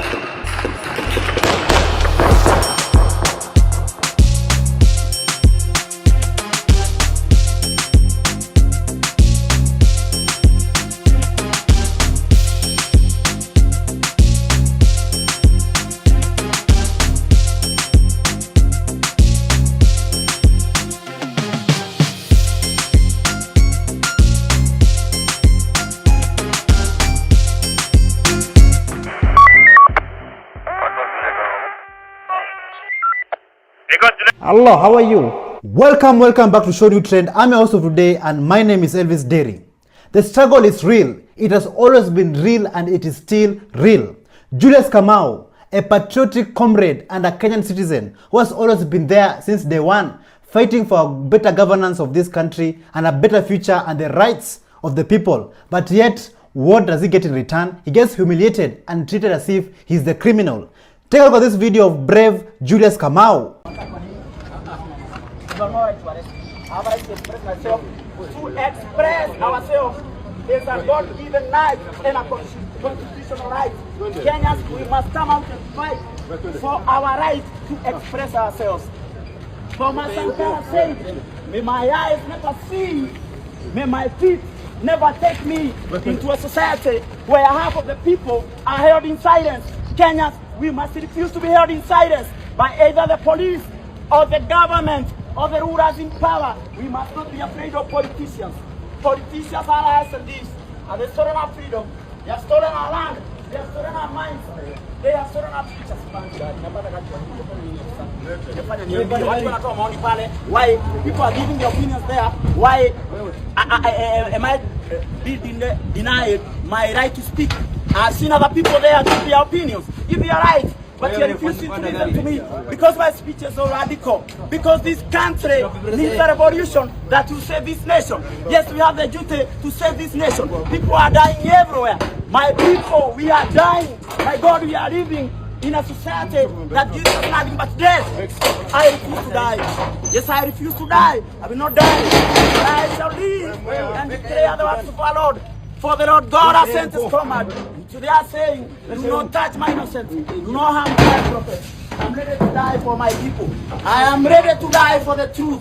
Christ said that the truth shall set you free. And he said that when you are my disciples indeed, and you will know the truth, and the truth shall set you free. As you can see, no matter the obstacles and no matter the amount of arrests Julius Kamau has faced over the years, he's still there on the ground, fighting for change, fighting for freedom, and fighting for better governance in this country. I am ready to die for the truth. Christ said that the truth shall set you free. And he said that when you are my disciples indeed. Ladies and gentlemen, we all know that Africa, our motherland, has always been the cradle of mankind since day one. But yet, just look at how Africa is being robbed. Our resources, our wealth is being robbed and being used to build Western countries. Take a look at this video of P.L.O. Lumumba, Professor P.L.O. Lumumba, had to say about Africa. Has built the world throughout the ages. Africa built Europe. Africa built America. Africa built Australia. Africa is building China. All the resources. You go to Europe today and you see the gold, the copper, the electricity, everything. It is from Africa. And that is why they came here and enslaved us. That is why they came here and took our minerals. That is why they are still coming here. Because Africa is the continent that has fed the world. When we talk about the mother continent, we are not simply talking about the mother continent to the extent that she feeds our own children, but she feeds the world. And the world knows that. And the world knows that. That's why she cannot be allowed to be free. And that is why she must wake up. And she can only wake up when her sons and daughters wake up. And we are not saying that when she wakes up, she's not going to feed the world. She will. But she will do so on her own terms and with dignity. But throughout history, Africans have been dehumanized, have been humiliated. So chosen ones, Africans, for how long will you be humiliated? For how long will you be robbed? For how long will you be separated by these colonial borders? For how long? Africa built Europe. Africa built America. Africa built Australia. Africa is building China. All the resources. You go to Europe today and you see the gold, the copper, the electricity, everything. It is from Africa. As we all know, we have a new deputy president, Kithure Kindiki, replacing the former deputy president, Rigathi Gachagua. But since the former deputy president has been impeached, Rigathi Gachagua, do you think that it has created a vacuum, an easy path for Raila Odinga to become the next president or even the next deputy president in the coming elections 2027? Listen to this. Ruto has opened a very big and bad, terrible door. Floodgates of bad things can come. Assume Ruto succeeds in impeaching Gachagua, and he appoints a new deputy president. Assume this person is in the person of Raila Odinga. Raila, all his life, all he's wanted was to become a president. He has vied 5 times, correct? Now, what if Raila, once he becomes the deputy president, he incites the entire house to impeach Ruto? Because anything in politics is possible. There are no permanent friends, no permanent enemies. So this is what is going to happen. He uses his billions to buy the MPs the same way Ruto has used millions to buy the MPs to vote against Gachagua. Assume he succeeds. Now, Raila, being the deputy president, becomes the president of the republic. Is that a possibility? Yes. The madness that Ruto has opened to the MPs is too much to wish away. This man is under threat, and he will live under threat for the length of his service. And talking more about impeachment, a member of the National Assembly by the name of Peter Selassie, he went on and asked the President of Kenya, William Ruto, a very critical question. Why is the development in this country, the ghost project in this country, not being rushed the same way the impeachment of Rigathi Gachagua was given attention and rushed? Listen to what he had to say. Nataka niulize rais wa Kenya, the way tu unakimbiza wabunge wako kufanya mambo ya impeachment ya Gachagua kama ndio kazi ulichaguliwa kufanya. Nataka naulize wabunge wako, bills gapi ambazo umepitisha katika committee za agriculture na zingine ambazo mtasema mmepitisha na zinafanya kazi kuinua mwananchi wa chini, lakini mnataka kupitisha zile ambazo mko na interest nazo, ambazo mnajua hiyo ndio interest yenu na haiwezi benefit mwananchi wa kawaida. Na hata transition ukiangalia wamekuja katoa maneno ya NHIF, wanaleta mambo ya NHIF. There should be a progress. There should be progress. Like ukitoka hii saa hii ukienda NHIF uko nayo haiendi through. Unaenda SHA haifanyi kazi.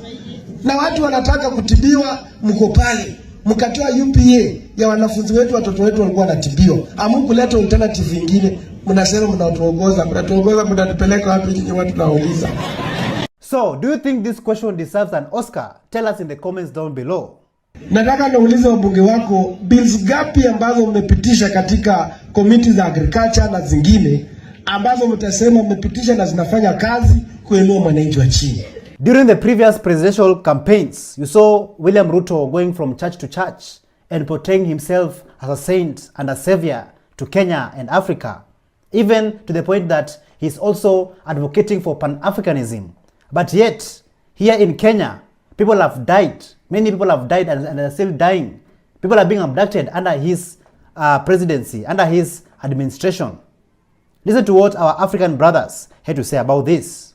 Killings, abductions, and bodies being found, dead in rivers.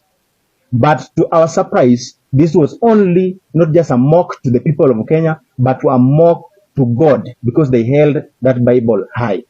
We are saying as the youths of Kenya that we are not going to be led by people who are killing us. We are saying as the youth of Kenya that we refuse to be led by people who are martyring us, people who are butchering us in the streets when we are advocating for good governance.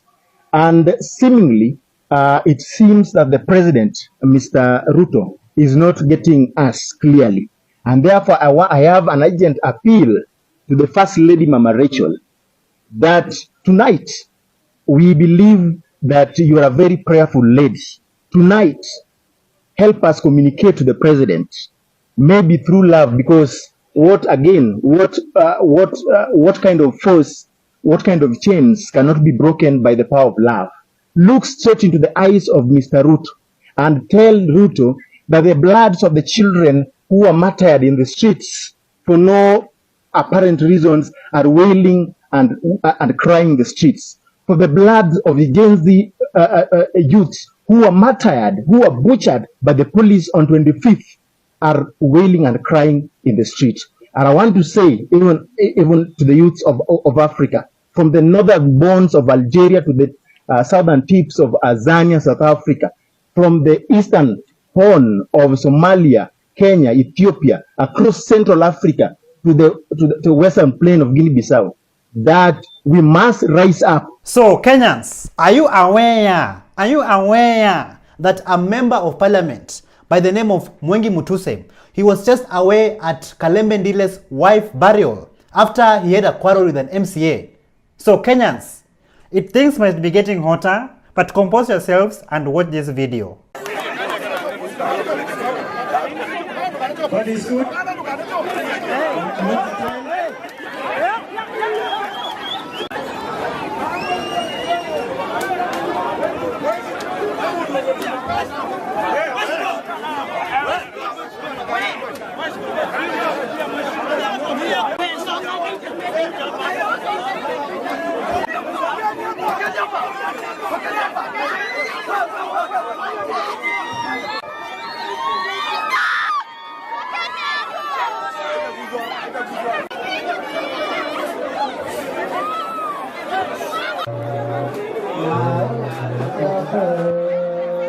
So in your view, do you think Mutuse has graduated from an MP to a quarreler? It may be getting hotter, but look at the document, compose yourself and read. The only thing I'm missing right now is a mustache. But how can you go and quarrel at someone's wife burial? No respect for the family.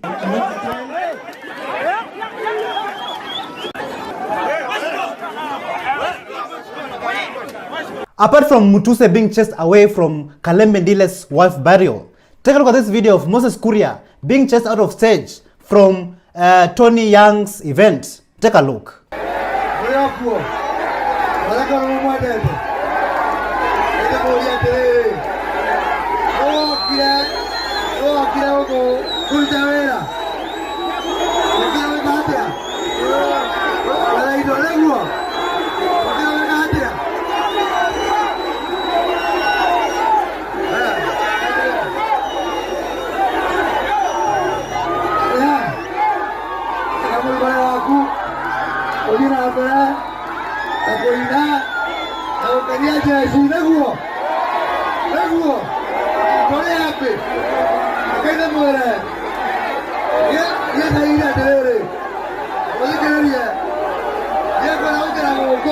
There have been many abductions that have occurred since day one, since the protest started, since people occupied the parliament and they finished Kumalod.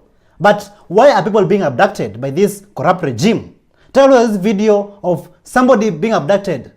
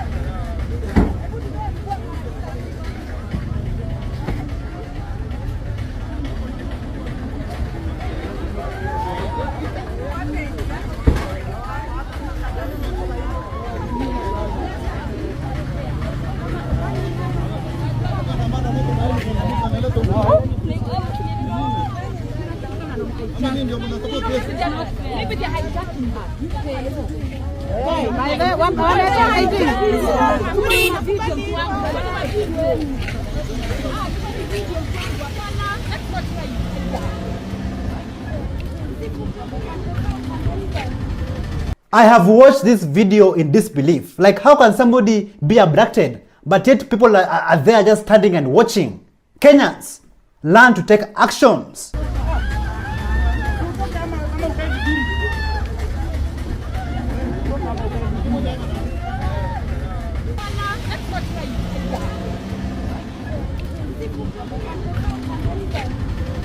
Since now the former Deputy President of Kenya, Rigathi Gachagua, is no longer in power, do you think he will start going against the government in terms of exposing the corruption that is deep-rooted into the government? Listen to this. After being successfully removed from office, Rigathi Gachagua will immediately begin undermining government policies. When they bring SHIF, he will now be in a position to speak against it. He'll be in a position to speak against the Adani deals. He'll be in a position to speak against just about anything that does not sit well with the people, including abduction. I want to give a very big shout out and a very big thank you to all the Gen Zs out there, to all the people of Kenya who took to the streets to fight for better governance, for a better future in this country, and for good leadership.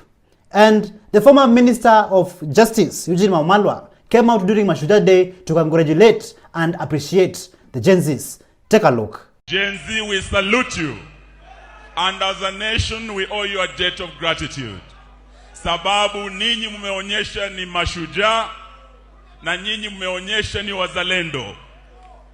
In fact, what you have achieved in 3 weeks has never been achieved in the last 3 decades. You, the Gen Z, have dared where other egos never dared.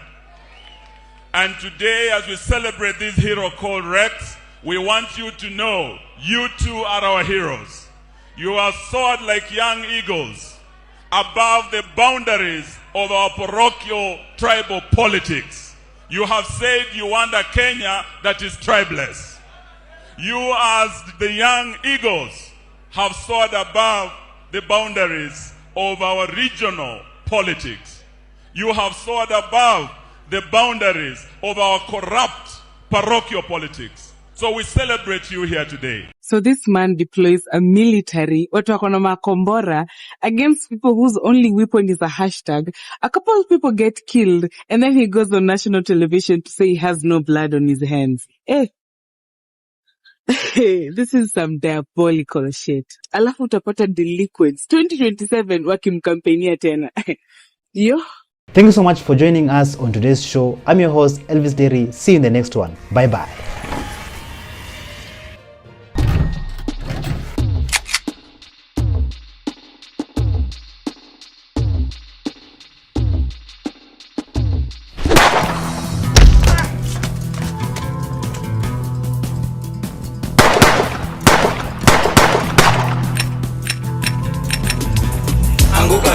We are coming for you.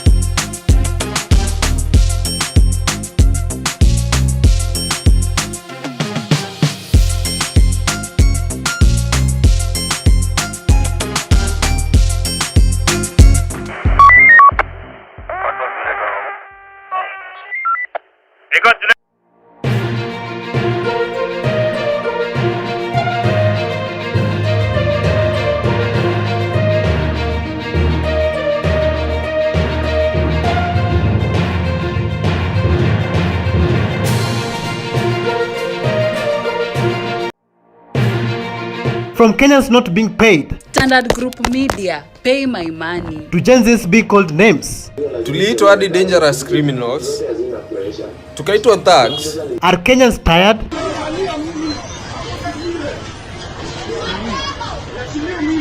Online scammers on the rise. Did you know you could still pay for something on delivery and still get scammed? We are coming for you.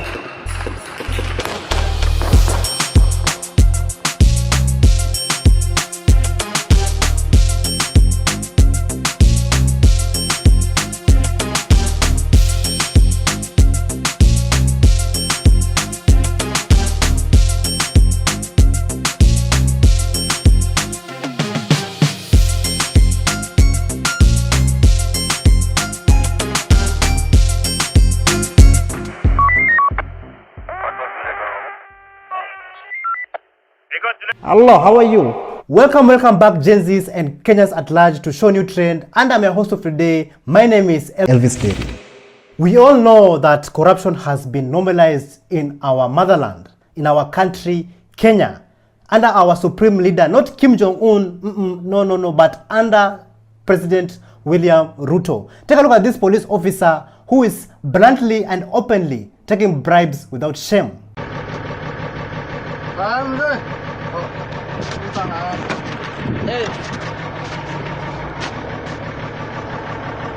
Gani hiyo tu. Sasa ndio nimepita na gari nyingine. Haina kazi gari siku hizi. Nakuuliza. Nimepita zaidi KCT ile tiba. Ulikuwa na gari nyingine? Na ile nyingine. Unaona kanyanga barabara ya serikali bure. Angalia. Angalia mzee. Ndio huko. Sikia kwanza. None of this corruption will have happened if the men and women in blue who they always protect us day and night will be given their rights and also paid what they rightfully deserve. The Gen Zs went to the street to fight not only for our great nation Kenya, but also for our police officers, but yet our supreme leader decided to call them goons and attack them and also degrade them. Listen to what our fellow Gen Z had to say about this. Tuliitwa hadi dangerous criminals, tukaitwa thugs, wakapea watu wa pikipiki pesa waende wakitupiga kwa barabara, wakapea watu wengine pesa waende wakiloot maduka za watu, ndio iambio ni Gen Zs. Nao saa hii waliamka kufanya maandamano saa 8 za usiku, ati soko inaibiwa, sijui gavana mgani anataka kujui kufanya nini kwa soko. Hao wenye walibeba mabana, wacheni wazazi wafanye kazi. This country will be run by you. Who do you think you are, guys? That's what they were saying. That's the message they were communicating. Now they wish Gen Zs were on that protest of today. They wish. JKA ndo hiyo. They wish Gen Zs wako huko. Guys, and the Russia ndo hiyo. They wish. Watoto wako Uganda, Sudan huko, boda huko, human trafficking. During the Gen Z-led protests, you also saw the opposition leaders not only joining the government, but also going to bed and sleeping with the government. Morara Kebaso Sr., a Gen Z who is bringing significant change through civic education, had to say this. Listen. Kumbuka tunaibiwa na kila mtu. Gava plus opposition. So kuna mtu unaweza trust out of all those people. They are all thieves and plunderers. Mimi nashindwanga, why does William Ruto steal yet yeye ni president? Because una expect mtu akishakuwa president afai kuwa mwizi. But nikakuja kuelewa mission yao watu. Mission yao watu ni waibe pesa ya Kenya waipeleke abroad, waistore in dollars, wa make Kenya very poor, ndio warudishe ile do wanunue kila kitu, wa own the means of production na wa own economy. They own all the banks, they own all the ports, they own all the airports, they own all the railway lines, so that tukue slaves in our own country, tuwawakie wao wakwe kama kingdom, kama empire, ndio wakuende sasa hakuna haja elections. They hand it over to their sons to their sons, evil. That's their mission. Kitu imefanya wakashindwa kuiachieve ni juu ya mimi na wewe. Sasa kitu nafuu ujue, wewe mwenye unanisikiza hapo on social media, on Facebook, on TikTok, on Twitter. Sisi wenye tuko upstairs, tuko fiti, tushafunguka macho, tunajua mahali Kenya inaelekea na tunajaribu kuisave. We are the minority. Moving on to the next video. Kenyans, what happens if your leaders and your seniors are corrupt to the core? Even the people working under them, even in the lowest ranks, they will be corrupt and they will be no different from them and the people above. Take a look at this video of this man who had to protect himself from an armed man who is an alleged police officer, and just look at how things unfolded.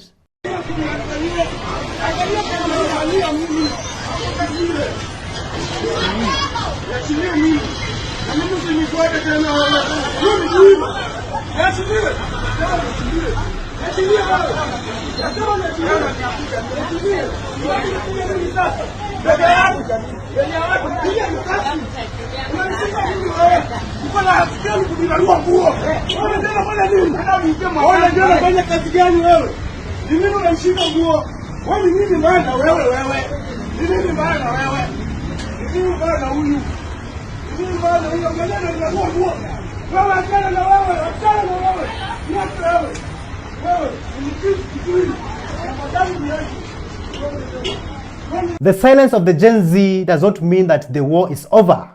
We are still here and we're here to stay. Humundu humundu. Listen to what the Village 254 had to say about the president giving the Gen Z, I don't know, the right information. Listen. President William Ruto, this is what he said yesterday. He said that the Gen Zs were in the streets because they did not have the right information. Once they got the right information, they stopped demonstrations. So, Gen Zs, the president believes that you went to street because you are stupid. But since he was so wise, he convinced you with his information. He gave you the raw information. Once you understood the information, because he's a very good communicator, you stopped going to the streets and you kept quiet. So what is keeping you quiet, Gen Z, is because now you understand the right information.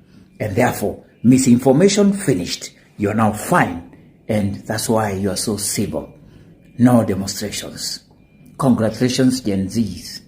And this thanks goes to the president for being so wise and very eloquent in communication. And that's why he's going around the country communicating what his government is doing and why raising taxes is good for you. So congratulations, Gen Z.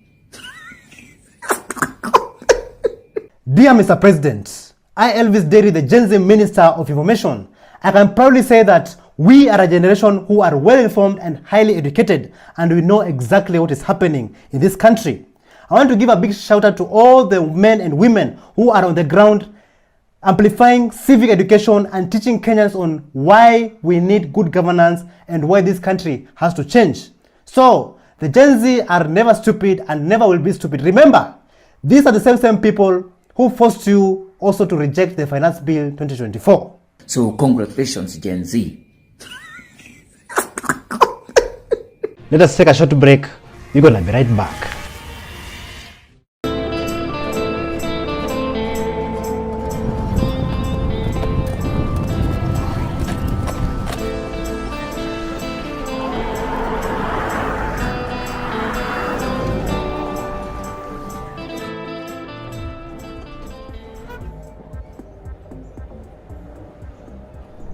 Yeah, but so guys, right at Mwea area, you also have like a different kinds of unique transportation system, and I've just seen this amazing, transport system right here at Mwea area, and I would like to give it a try, man. So follow me.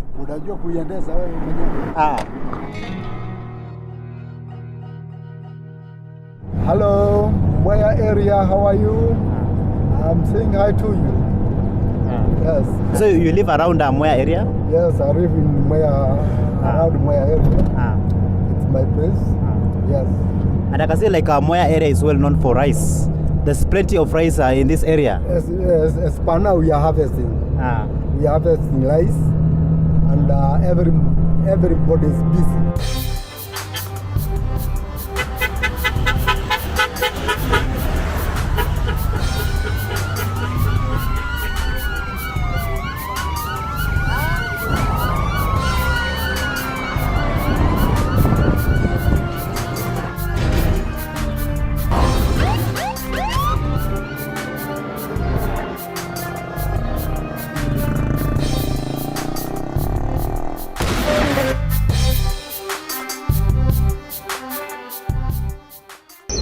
Okay, so what would you like to tell Kenyans this morning?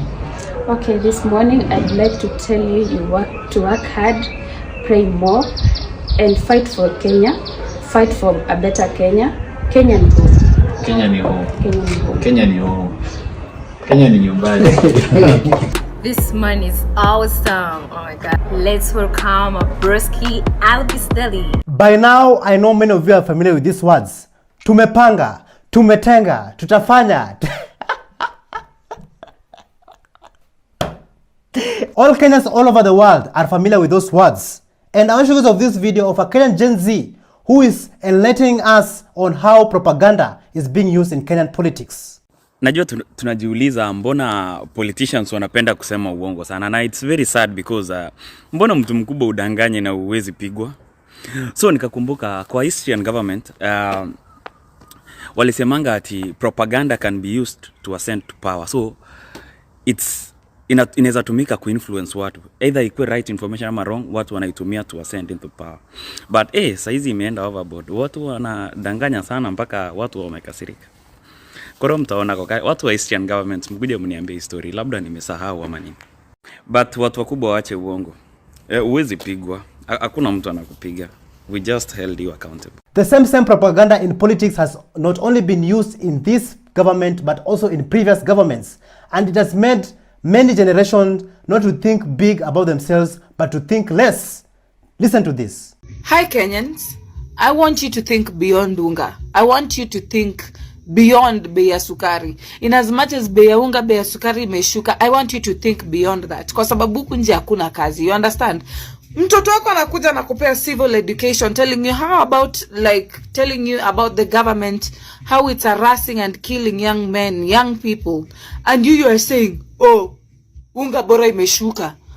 Think beyond unga. You are the first people to call your kid, hey, niko na ni hospitali sina madawa, hey, sina school fees ya mtoto wenyu, sina nini. Think beyond unga, think beyond sukari. Think beyond anything that's revolving around food. In as much as your food imeshuka chini, vijana hawana kazi, vijana wanauawa. Mtoto wako anakupigia simu akiwa university hana chakula. Hiyo chakula yenye unasema imeshuka. Mtoto wako university sasa hana hiyo school fees. Mtoto wako sasa anarushiwa tear gas, anapigwa na makarau day in day out kwa sababu they don't want a new funding project. So if you don't come out with other parents, then stop thinking beyond unga. Manze? During the beginning of this video, I said this. We all know that corruption has been normalized in our motherland, in our country, Kenya.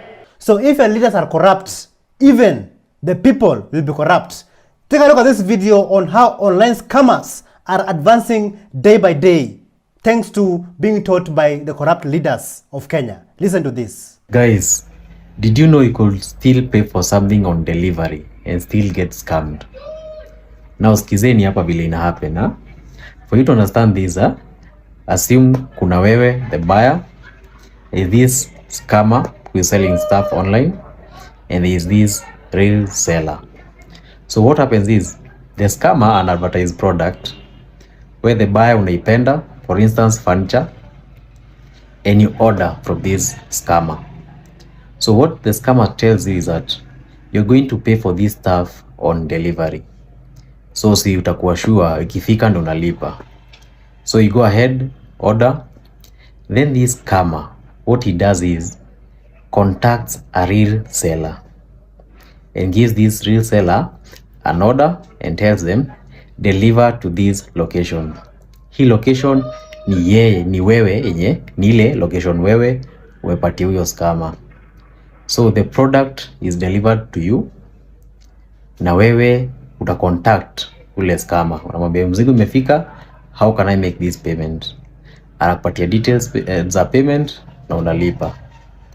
After ushalipa, anazima simu, and now delivery guy wa the real seller ask you umelipa? Wewe unasema yeye nishalipa. You confirm, na yeye delivery guy ana confirm with the real seller. Hasa hapo ndio kesi inaanzia, because the scammer hajalipa the real seller na ashakuletea product. So the real seller ana demand for his product na wewe uko hapo pia unasema ushalipa. So mko hapo in between, conflict yenye sijui hata inaweza isha lini. Since Ruto got into power, he has been traveling every day to different countries. And the question is he gathering for the storm? Listen to what our Kenyan Gen Z had to say about our shore of flying, lying, and stealing, and also, of course, killing.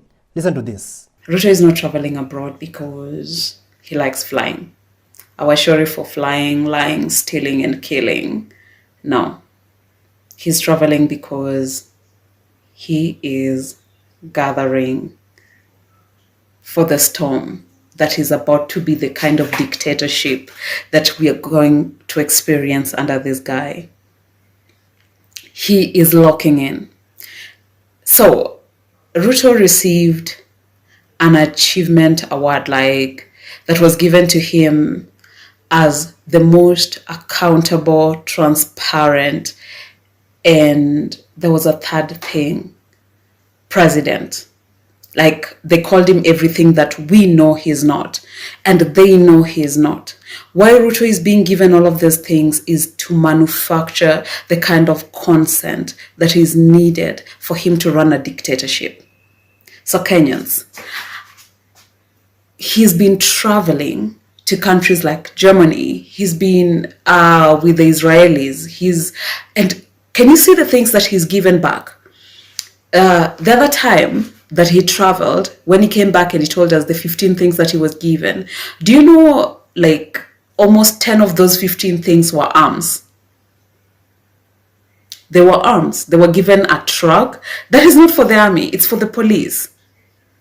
He's militarizing the police, because the police will be the people who are here every day, hunting us down, beating us up for any kind of dissent against this man. I don't even think we're going to get to the 2027 elections. It's only fools who oppress their fellow citizens, because at the end of the day, we are still being oppressed under the same corrupt regime. We are tribeless, leaderless, and fearless. And I'm happy how Kenyans are coming out and actually speaking out not only about the corrupt government, but also corrupt companies who are taking advantage and not paying their workers properly. Listen to this video about Standard Media Group. Hizi kampuni unafanya kazi alafu ikifika time ya kulipa, mbona tunasumbuana? Standard Group Media, pay my money. Nilipeni. Why are you guys making us suffer? Your excuse has always been, hatuna pesa. Isi ni 1.5 billion mna receive hapo mkismile. Ziko wapi zangu?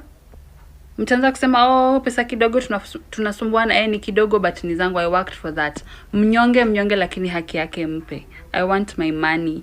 Pay me what you owe me. First of all, let me just say, I don't like drama. You will never find me in drama social media. But I've been pushed. I could be minding my business, just sipping wine and sitting somewhere. But you guys are pushing me. It's either you pay us, ama jutuko wengi sana, you owe us. Tuungane wote twende tuandamane Standard Group Media na Duve, tulale huko hadi mtulipe.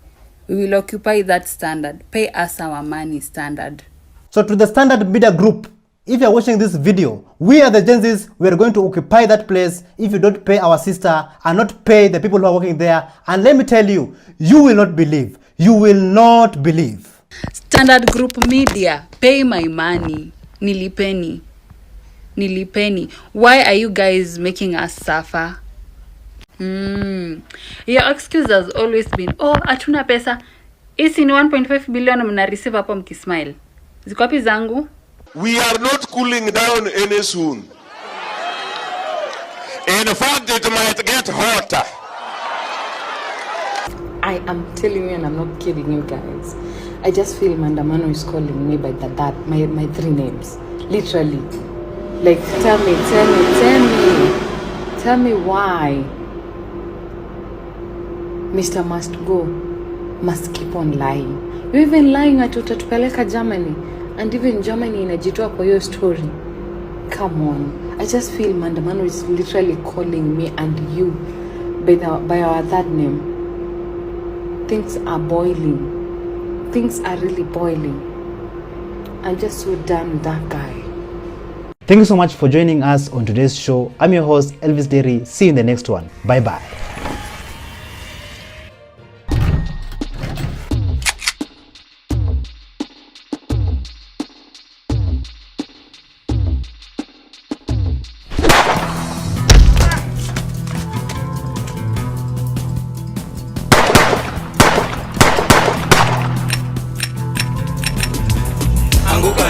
They're coming for you.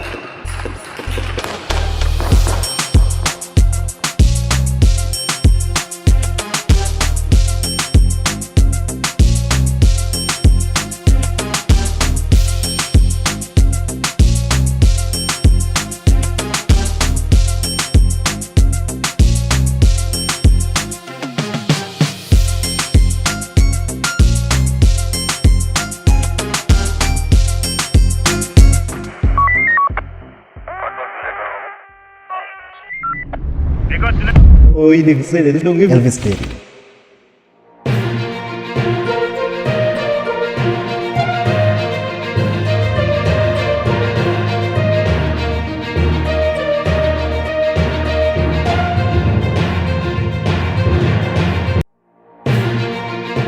From largest diamond found in Botswana. What?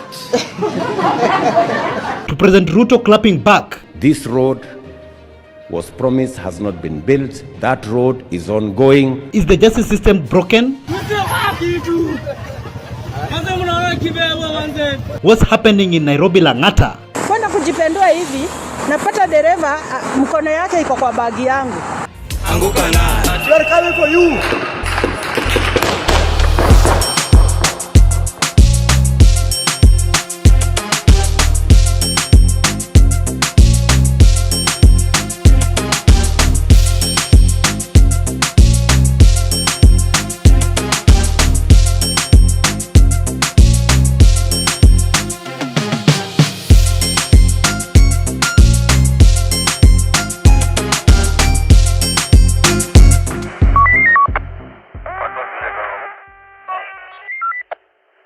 Hello, how are you? Welcome back to ShowNewTrend. I'm your host of today and my name is Elvis Derry.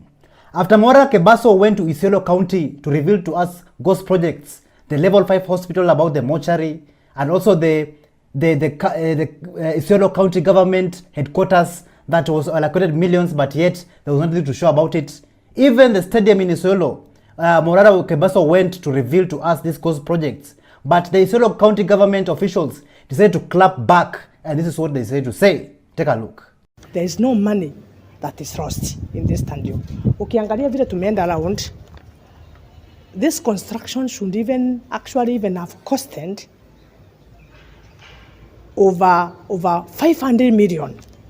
But so far, we have only paid to that one, and the contract to that 1 million, and the contract sum is 345.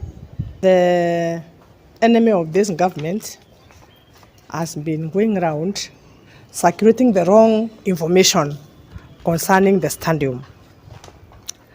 That at the same stadium, there is corruption in the construction. We are doing our work professionally. The governor is very particular and very concerned about this stadium and for the best interest of the Isiolo people and the youth of this county. So, to the county government of Isiolo, how can you prove to us that Mwaura Kebaso was lying? But yet, even in your own county, the county government headquarters, which was allocated 870 million, has not yet been finished. The money has been stolen. Let us just speak the truth, right? So, how can you prove to us that Mwaura was lying? You are the one who is lying. And you're trying to cover up for your own mistakes.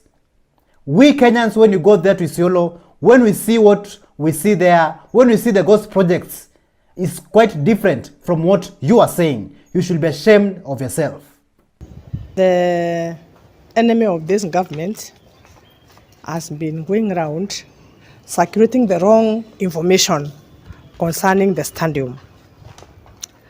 That at the same stadium, there is corruption.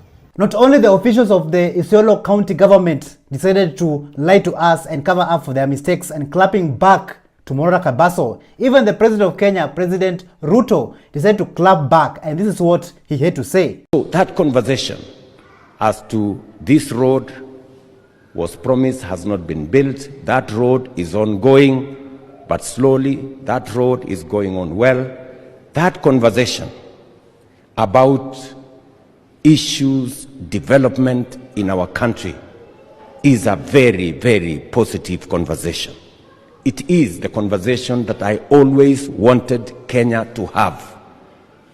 Not a conversation about our ethnicities or our differences in religion or other sectarian interests.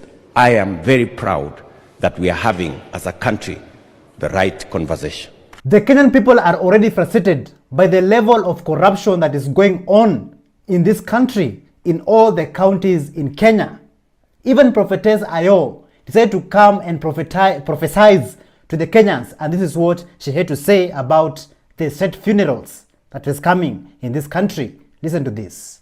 I am Prophetess Ayo, and I'm bringing you a special message, a package on how Kenya will undergo shortly the state funerals that await. The first state officer will enter the comfort of his office with zeal and energy to do his work, but shortly after he is seated, the author of the oxygen in the nostril will disconnect it and he will be pronounced dead then and there, seated on his chair. The second officer will be up and about on his duties, going about, but he will be airborne in the aircraft. But that aircraft will crash and everyone and everything inside it will be reduced to ashes. Nothing will be found. The third officer will be in the comfort of his own home, in the comfort of his own bed, sleeping, but he will not see the light of the day. The author of oxygen will cut it off, him and his sibling, because how much he has defiled himself with the idols. The idol will sip his blood, he will be pronounced dead in the morning. The essence of this is nothing happened before God reveals to his messengers, I am your messenger. And the purpose of this is to prepare you that after the state funeral, where will you go? Hell? Heaven? The decision is yours to make, because I'd already called you to come for repentance, and I've already also given you opportunity to appeal.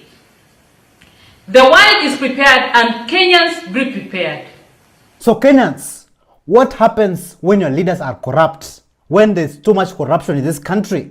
When there's no development, no job opportunities, nothing is going on in this country, even the people themselves, they'll become corrupt and find other ways to survive. Just watch and listen of this story of how this lady in Langata Road, how she was robbed while she was going back home. Listen to this. Mtu wote ako Langata Road mjiadhari sana.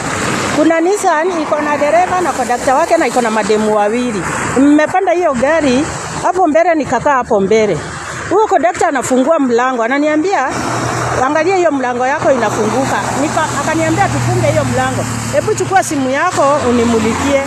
Nikachukua simu yangu. Kuchukua simu yangu nikamumulikia. Kumumulikia akaniambia hebu weka hiyo simu hapo chini, ushikilie mlango na mikono yote mbili tufunge. Tumeng'ang'ana kufunga hiyo mlango, tukang'ang'ana kufungua hiyo mlango haifungiki. Sasa kidogo mimi nikasikia roho imekataa kufanya Kenya ananiambia. Kwenda kujipendua hivi, napata dereva mkono yake iko kwa bagi yangu. Nikashuka. Sasa venye nimeshuka kidogo sasa huyu kondakta wake ananishout. We chukua hii nini mlango juu nikufungie ama uanguke na huko chini. Nikamwambia we hebu achana na hii mlango juu mimi nimekaa hapa, wachana nayo mimi nitaenda hivyo. Sasa kwenda hivyo nikaharakisha kuchukua simu yangu. Dereva naye alikuwa ameharakisha kunyorosha mkono yake mahali nilikuwa nimeweka simu. Lakini bahati mzuri ama mbaya, mimi nikachukua haraka, nikachukua simu yangu. Kuchukua simu yangu, sasa venye tunaenda kidogo hivi, huyo kondakta akasimamisha hiyo nini? Akasimamisha gari akaniambia, hebu shuka hapa. Na mahali wamenieka, by the way, ni usiku saa hii. Saa hii ni usiku, hata mkiangalia niko kwa barabara, si unaona? Niko kwa barabara, wamenieka hapa Langata primary hapo. Hapo ndio wamenishukishia. Mjiadhari na hiyo gari saa hii bado inazunguka inaenda. Hata mimi nimesimama hapa naongoja gari nione kama nitapata gari ya kunipeleka home. Hao watu ni waizi. Venye roho yangu imekatana nikashtuka. Alafu nikaharakisha kuchukua simu yangu na yeye dereva alikuwa anaharakisha kuchukua simu yangu. Imagine wameniambia nishuke kwa hiyo gari. Nikashuka. Baadaye wameendelea na safari. But nimemark number plate yao. Nimemark hiyo number plate ya hiyo gari. The level of corruption in this country, even the citizens are not spared by it. And let me tell you guys, ladies and gentlemen, I have also experienced the same thing that this lady has experienced. And let me just explain to you guys in Swahili. And let me just tell you what really happened that day. So hiyo time nakumbuka, ilikuwa hizo time za COVID-19, time ya curfew. So time nilikuwa nimeenda Migori County, nimeenda kufilm, nimepiga content yangu safi, manze laptop yangu imejaa content mingi sana. So kufika Nairobi, nimefika hapo kitu kama kutoka Migori, nitoka asubuhi nikafika majioni, ma late night. So hapo nikafika kitu kama 9 pm 10 pm hapo Nairobi. Nikashukishwa hapo hivyo Kenyatta Hospital. And at that time nilikuwa na bahati sana nipata hapo matatu. Kumbe matatu sikuwa najua hiyo matatu ni ya wezi. So kama matatu nikamwambia, cheki, mimi nataka kushia home. Mnabeba? Akasema na yeye nabeba. Yo makanga kaniambia ati kaa kwa mbele na nani, nikaa kwa mbele na dere. Sasa mimi nikaenda kakaa kwa mbele na nani, na dere. Hapo kwa matatu kulikuwa na watu ngapi? Watu 4 people. Kulikuwa na driver, kulikuwa na tumbaba za mekapo kando yangu, makanga, alafu kulikuwa na dem mmoja amewekwa nyuma kabisa. So mimi kunyanga ndani kiasi makanga ananiambia huyu makanga amekaa nyuma yangu. Kwa hiyo kiteka makanga na amekaa nyuma yangu, ananiambia ati wewe kijana bana, hii kama mlango wako iko na shida, hebu jaribu kuifunga. So mimi najaribu kufunga mlango. Mind you, vile yako gari sikutoa bag yangu ilikuwa nyuma ya mgongo yangu. So bag ilikuwa nimekaa kwa kiti, bag iko nyuma. So mimi najaribu kung'ang'ana na kufunga mlango. Kumbe at the same time, majambazi, wezi, sasa kusema vitu mbaya hapa hivi.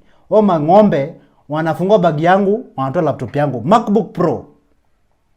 Like hiyo laptop niling'ang'ana sana kuibuy. That was my first MacBook Pro ever. But wakanibia. So mimi ng'ombe na ng'ang'ana kufunga mlango. Kumbe bag yangu inafunguliwa, inatolewa bag. Rafiki sasa ananiambia tibu wakasimamisha gari, akaniambia ti shuka kiasi, tunataka kuangalia mlango kwanza kuna shida gani. So mimi nikashuka. Mimi kushuka tu hivi tu. No sooner had I done kushuka kwa hiyo gari, waka speed off wakaenda na laptop yangu. So mimi natembea na shangaa, mbona watu wameenda? Kwani wamechizi nini? Mimi kufanya hivi bag yangu na shangaa, mbona hii bag iko light hivi? Kufanya tu hivi, kuipendua kutoka kwa mgongo, kuangalia, kufungua ndani. Na wala laptop yangu imeenda MacBook Pro.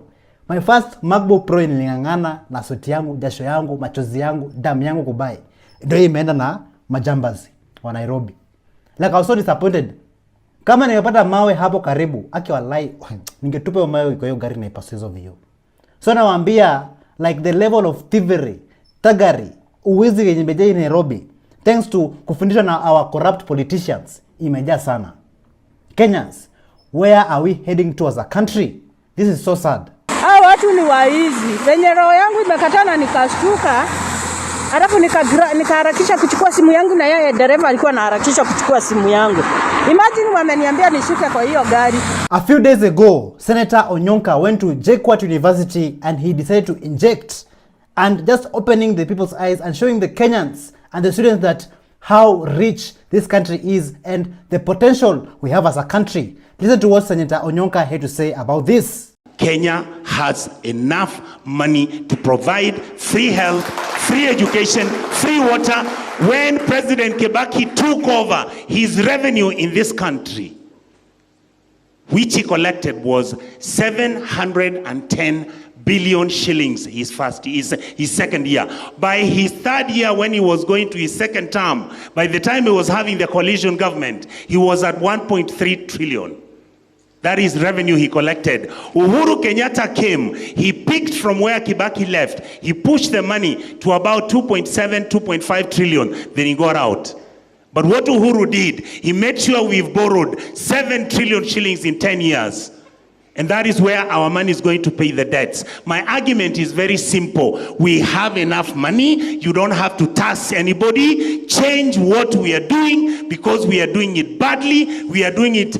The system has deliberately been broken so that you cannot understand what they are talking about. Last point. Kenya is a capitalistic system that encourages and allows corruption to thrive.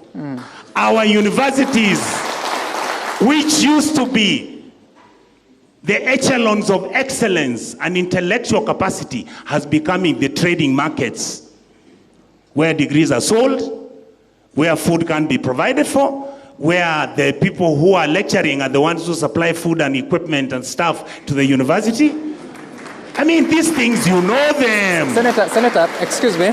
So my argument, Sammy, is just hold on, Senator. We reduce and stop the corruption. We rebudget the money and make sure 200-300 billion goes to taking all these university students and secondary school students for free. To be honest, I will support Senator Onyonka in this. Let us reduce the corruption, because the level of corruption in this country is on a different level. It is on a high level that, man, it has to reduce. Let us take a short break. We're gonna be right back.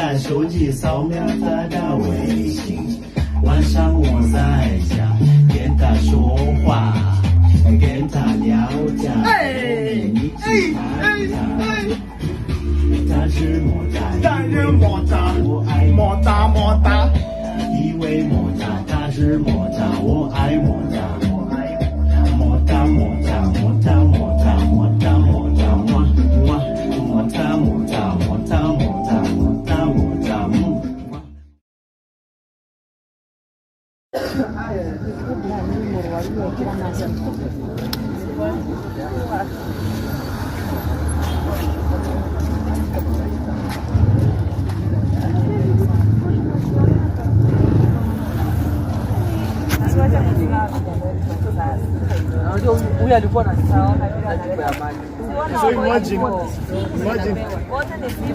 kama risasi alafu president anasema This man is awesome. Oh my god. Let's welcome Broski Albisteli. Mbere North Member of Parliament Geoffrey Ruku Kiringa. He's always on TV every day talking about controversial bills, but yet if you go to his constituency, it speaks something different. This is crazy. Just take a look. Ndawa ward. This is a very dangerous bridge. This bridge reminds me of a bridge ilikuwa ya Kie.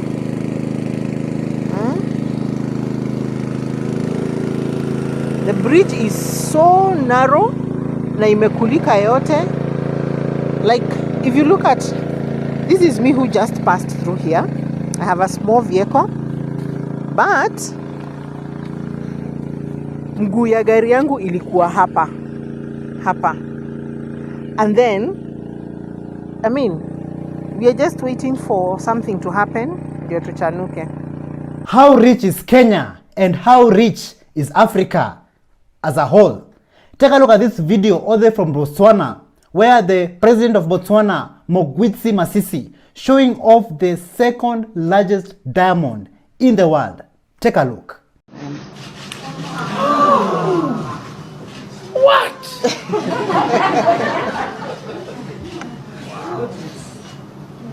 And this material is not thin, these stones will be coming closer to these in terms of the color. I see. All right. Yes. Oh, you just want my face hidden, eh? It's the largest stone recovered in the world through a processing plant. So it's the second and largest in the world because of the Cullinan. So our stones or our diamonds go through a processing plant. It was recovered in the mega diamond recovery. Hey! This shows you how rich and blessed we are as Africans. So, my fellow Africans, just for a second, just imagine if we were the United States of Africa. We were one nation, one people. We will be benefiting from our own resources if we never had these corrupt and pathetic leaders that we have in our continent. Muammar Gaddafi, who was assassinated and killed by the enemies of Africa, the enemies of prosperity. He had this vision of liberating Africa to be one. Look at how rich we are. Imagine if we were all benefiting from all these resources. Even you don't have to go to other countries to look for jobs and get frustrated there. And some of us come back home in caskets, dead. This is exciting and also sad at the same time, because we are not the ones who are benefiting from this gold and these diamonds, these oils and all other resources, but it's the enemies of Africa. But I believe one day Muammar Gaddafi's dream will come to pass. We are all one people. It doesn't matter which country you're coming from in Africa. It doesn't matter what language you speak. It doesn't matter what tribe or what food or your belief. It doesn't matter your religion. We are all one people. And I personally, Elvis Derry, I advocate for the liberation of Africa. And that time, it will come. It is just around the corner. What?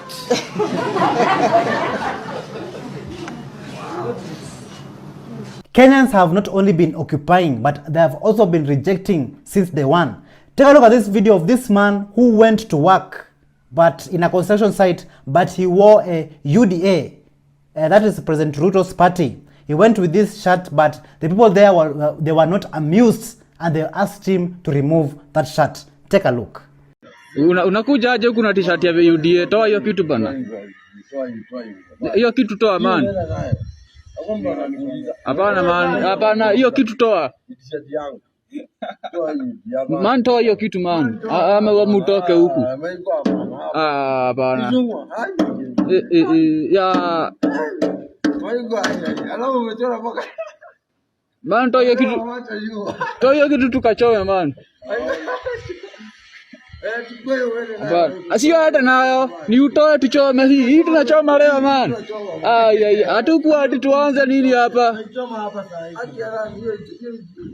man, toa hiyo kitu man.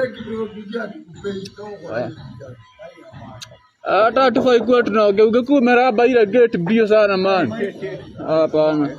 Do you guys remember of this video of this JSS teacher who was being frustrated? I'm telling you, you cannot join the staff room. Can you give me the chair, one? Jaten. Angomila record. Give me the chair. No, just try to do anything. Angomila record. I do it, one. Whether you are using the phone or what. Wherever you guys. No, don't push me. Don't push me. This is the same situation to many other GSS teachers who are still suffering under this corrupt regime. 18.7 billion was allocated to them, but currently is nowhere to be seen. This is what Morara Kebaso Senior, Inject Party leader, had to say about this. Papa le Président de la Officer Day promised JSS teachers, 46,000 of them, that he has set aside 18.7 billion to hire them on permanent basis. To date, JSS teachers have not been hired on permanent basis. They are still being paid a stipend of 17,000. And this useless Teacher Service Commission does not understand that it is an independent institution under the Constitution. How does a minister walk around with the TSC letters in a funeral? Alitoa wapi? Then that same useless TSC is the one that is firing 742 teachers. JSS teachers, 742. Ati juu walienda kudemand for better pay. I want to assure this government that their days are numbered. Mukifika 2027, ni bahati. Mukifika 2027 ni bahati. Me, I'm here. Niko hapa ndani ya msitu. I'm looking for illegal mining. Kuna illegal mining inaendelea huko ndani ya msitu. Since the protest started, young youths in this country, the Gen Zs, they have been targeted. Some of them have died, abducted, and some of them have missed since today. Take a look at this video of how this young Gen Z was being mistreated, mishandled, and how he was being arrested by these officers. Take a look.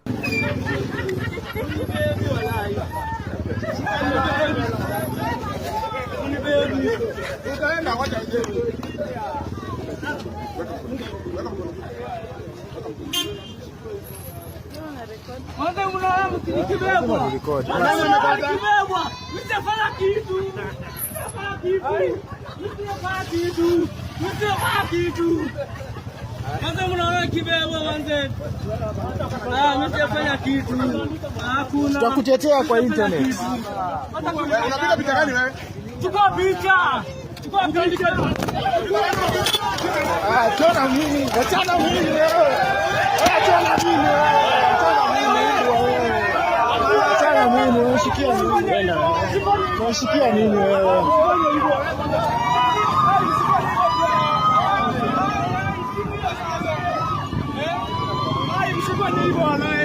Unaona sasa watu kama hawa watu kama hawa wanafaa kutulinda. Nini sasa? Watu kama hawa wanafaa kutulinda. Watu kama nyinyi wanafaa mtulinde. Si right yangu kurecord. This is really insane. Every day when I wake up in the morning, the first question I ask myself, where are we heading towards a country? Because the things I see happening in this country is just unbelievable. So if you have the right answer of where are we heading towards a country, tell us in the comments down below. My name is Elvis Derry, this is ShowNewTrend, and see you guys in the next episode. Tutakutetea kwa internet. Unapiga picha gani wewe? Chukua picha. Chona mimi, achana mimi wewe. Achana mimi wewe. Achana mimi, shikia mimi.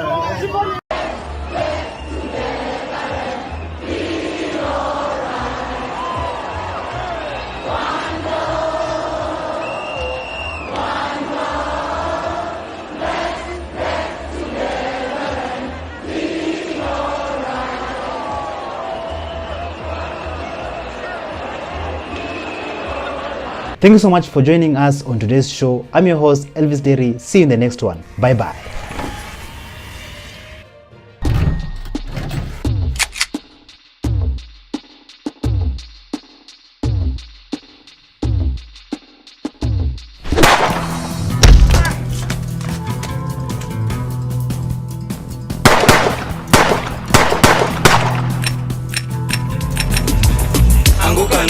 They're coming for you.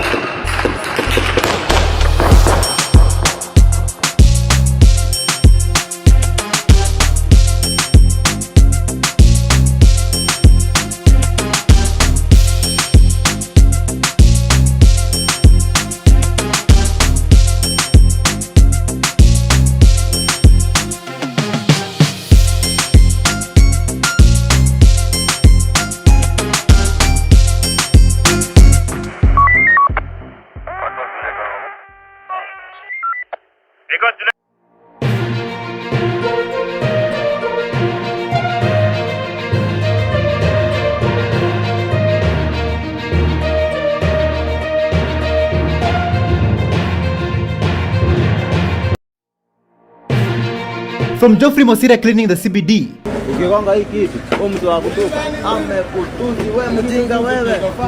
To students injecting.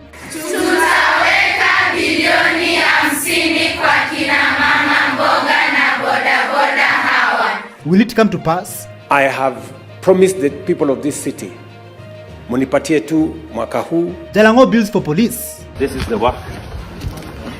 Construction for police houses.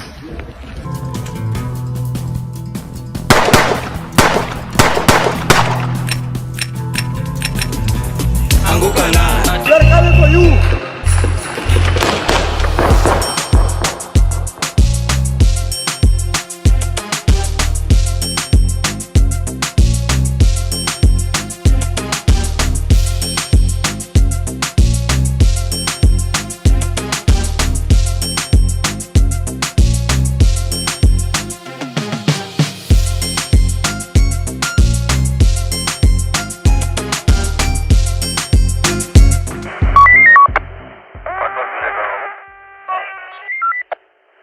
Hello, how are you? Welcome back to ShowNewTrend. I'm your host of the day and my name is Elvis Derry. Business owners in Nairobi, they've been left shocked beyond words after the Nairobi Chief Officer for Environment, Geoffrey Mosiria, he went around at night in Nairobi CBD dismantling business synergies. And I'm just wondering, who and how will these business owners be compensated? Listen to this. Wananchi wa Nairobi ya mjambo. Kwa majina naitwa Geoffrey Mosiria, katibu mkuu wa mazingira gatuzi la Nairobi. Kwanza ni washukuru kwa ile support umetupatia kwa kushirikiana nasi tusafishe jiji letu. CBD, we are going to continue cleaning it daily. Wale ambao wanafunga walkways, wale ambao wanachafua mazingira, ikiwa unafanya biashara, kama wewe ni hoka, ile masaa imetengwa, fanya, ukimaliza, safisha, okota uchafu yako, peleka mahali tumetenga. It's not going to be easy. Many of you are going to resist change, but I want to assure you, you all want a clean city, we must deliver it. Whatever it takes, we have to do it. It's not going to be an easy task. It's a tough one. We have to make some of the difficult decisions, but lazima iwork. Na ndio iwork. Kama walkway umeweka illegal structure, tutatoa. Kama umefunga mahali watu wanapitia, tutatoa. Tutasafisha jiji hadi ringare. Daily lazima tusafishe. It must work. Lazima iwork. So business owners, do you agree with Geoffrey Musiria or not? Take a look at some of these scenes of how your business signages were being dismantled in Nairobi CBD. Kata.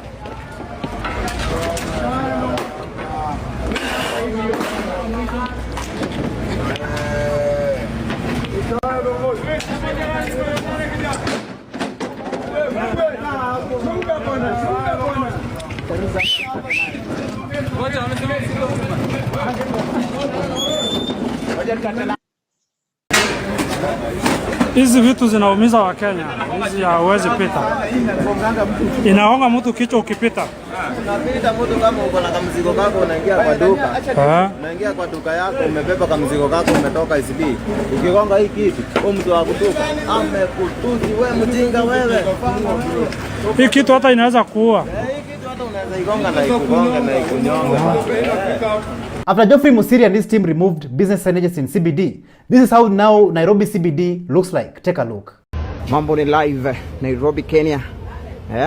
Kiangazia huku Kanjo jana usiku wameamua kung'oa billboards zenye zilikuwa zimehangiwa hapa nje. Ukiangazia hapa ni Moi Avenue, nataka uone venye huku juu kulikuwa kumehangiwa hizo billboards, lakini tukiangazia ni kwamba Kanjo imeng'oa zile billboards. Ukiangalia hii ni billboard ilikuwa hapa, hii ni moja ilikuwa hapo, lakini wamefikia kung'oa lile billboard. Hatujui ni kweli kwamba hawa watu hawakuwa wanalipa ushuru ama walikuwa wanalipa, lakini tusemezane tu, ni kweli hawa watu hawakuwa wanalipa ushuru. Tukiangazia pia unaona hapa ni kung'oa yote walikuwa wanang'oa. Naona mambo ni live kabisa. Hapa ni Moi Avenue. Ukiangazia pia hapa ni Galitos. Naona venye Galitos waling'oa hizo zote wametoa zote. Mambo ni live kabisa. Even hawkers, they were never left behind. They went on to protest and occupy City Hall after they were ordered not to operate in the streets. Take a look.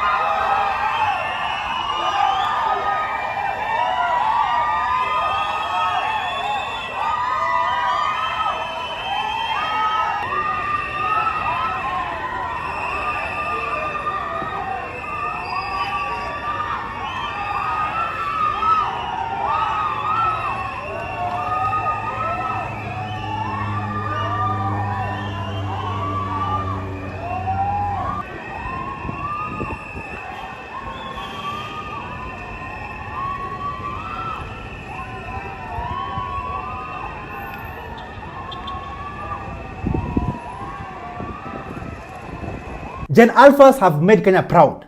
Like they went on to show the world that they also understand what is really happening in this country. They understand the politics that is taking place. Just take a look at this video of Gen Alphas injecting. Tutaweka bilioni 50 kwa kina mama mboga na boda boda hawa. Tutawatoa kwa CRD na Fuliza. Kila mwananchi atatunukiwa deni la Hustler Fund bila interest. Ama namna gani? Wangapi wanakubaliana nami? Kwa ishara ya mikono. Kumbe nyinyi ni wabwana namna hiyo. Soma swali la kwanza. Tambua aina ya sajili na uthibitishe. Haya, swali la pili. Fafanua sifa 8 za sajili hii. After Gen Alphas finished injecting, UDA offices in Trans Nzoia County were occupied. And how were they occupied? Just take a look.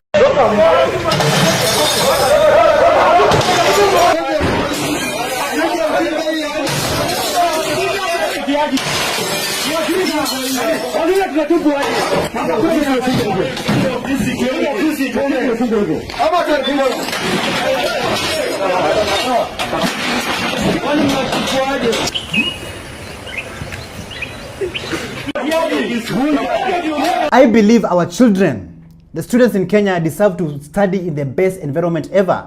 But when you go to some schools, is just a shame. Thanks to those politicians who have decided to be corrupt and chop the public's money. Take a look at this video of Professor comparing two different schools which are in Kenya. Mangetu Chita Chronicles. Hapa mahali niko ni Murang'a County. Mahali naitwa Mbiri Ward, Kiharu Constituency. Hii shule inaitwa Maragi ECD. Hii ni ECD imejengwa na MCA wa hapa anaitwa Ben Ruiru na gavana nani Irungu Kang'ata. Wacha sasa nikuonyeshe shule inaitwa Gabuswa ECD bado kama hii. Iko Bomet County, Kibreres Ward. Gavana ni Ilare Barchok, MCA anaitwa Livondo.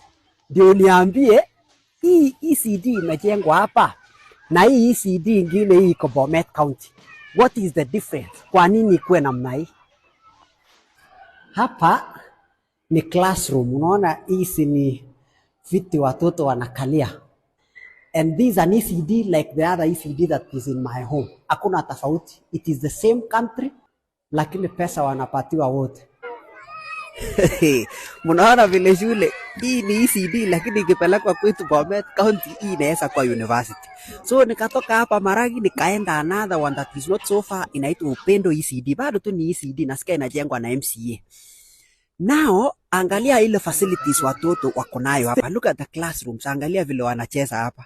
Look at the facilities they have na ukompare na hii yangu ya Kibreres Ward ambayo MCA wake anaitwa Livondo. Hapa mahali niko Murang'a County Mbiri Ward, nimeulizia hapa nikaambiwa MCA anaitwa Ruiru Miako. Sijui kama nimeisema kwa juu ni jina ya Kikuyu.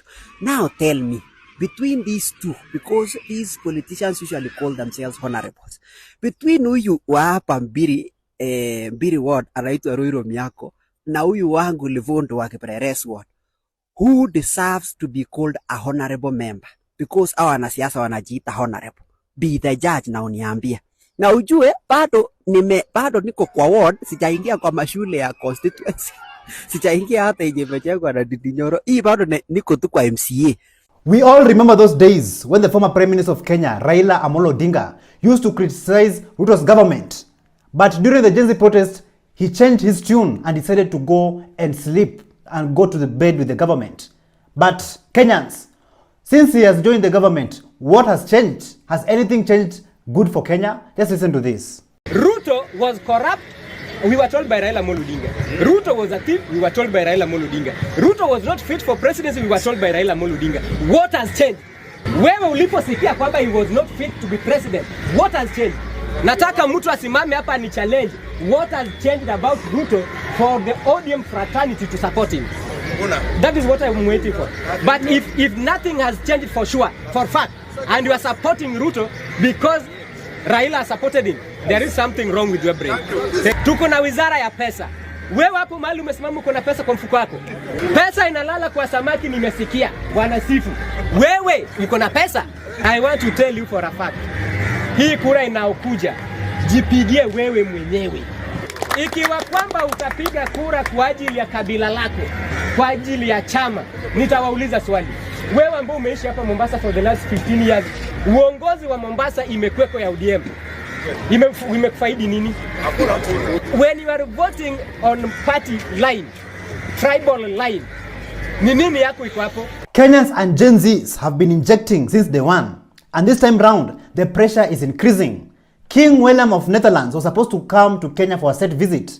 But who are Kenyans? Who are they? They decided to send the royal family of Netherlands so many emails, thousands of emails, forcing the King of Netherlands to call a crisis meeting, which later on, I guess they cancelled their trip to Kenya because Kenyans, they injected mercilessly. Let's listen to what Dr. Mumbi Seraki had to say about this. So, King William of Netherlands has called a crisis meeting after receiving thousands and thousands and thousands of emails from concerned Kenyans asking him to cancel his royal visit to Kenya. Apparently, now Nabi, aka Kaongo, had invited him to come in March, and somehow Kenyans got wind of it. And they emailed the guy saying, why are you coming to visit someone who's abducting us, to visit someone who's taking us out, to visit someone who is killing us? And the emails are so many. I bet it's in like 40, 50,000.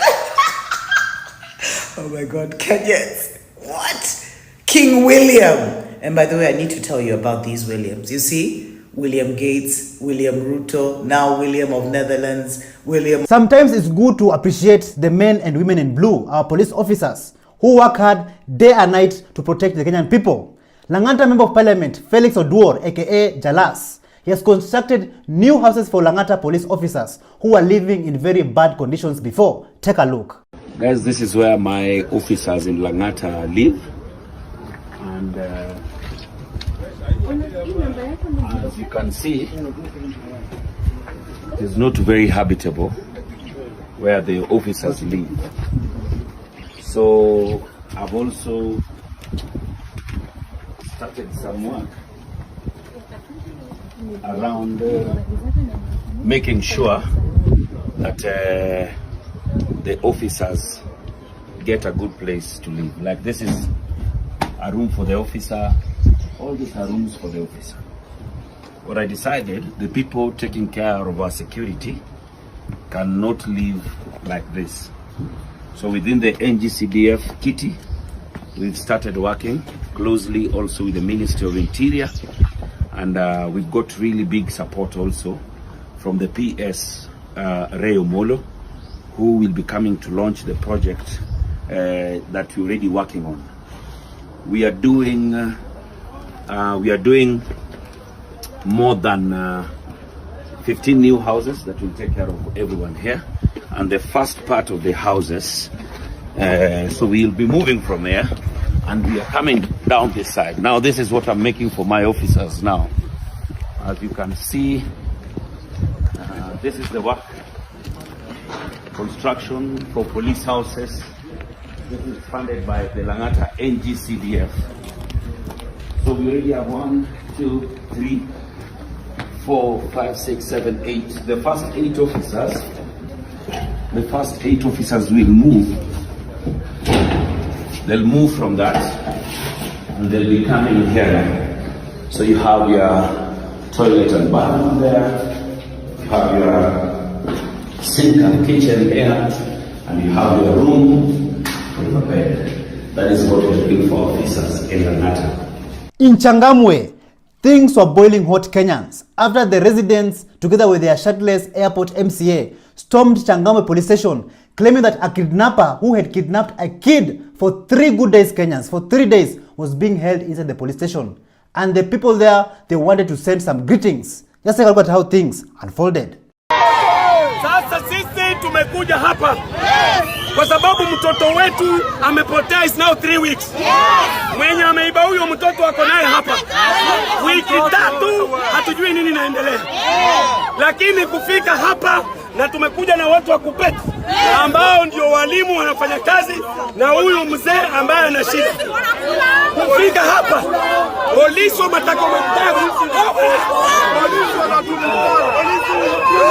kufika hapa kuna mama hapa polisi wa matako makubwa. Huyu mama ambaye ametutukana leo. Mimi ni MCA wa Airport Road. Mimi ni MCA wa Airport Road. Mimi ni kiongozi. Currently, the world's technology is more advanced than ever. In this new age and era of AI, things are changing. And people are using AI for business, and others are creating images and videos in just a click of a second. But it seems like this technology has fallen in the wrong hands, the hands of the Kenyans. And let me tell you, Kenyans are using AI to inject, to fight bad governance in the country, and to call out corrupt government officials in the country. And it seems like some politicians are not having a good time with this. They're not loving it, and they're not happy with it. Let's listen to what this man had to say about CS Kipchumba Murkomen not loving the AI technology. Yesterday, Kipchumba Murkomen was threatening the young people who are creating AI images of leaders in coffins. Today, the young people have delivered. They have created an AI image of Murkomen in a very fine gold-coated coffin, filled with gold watches.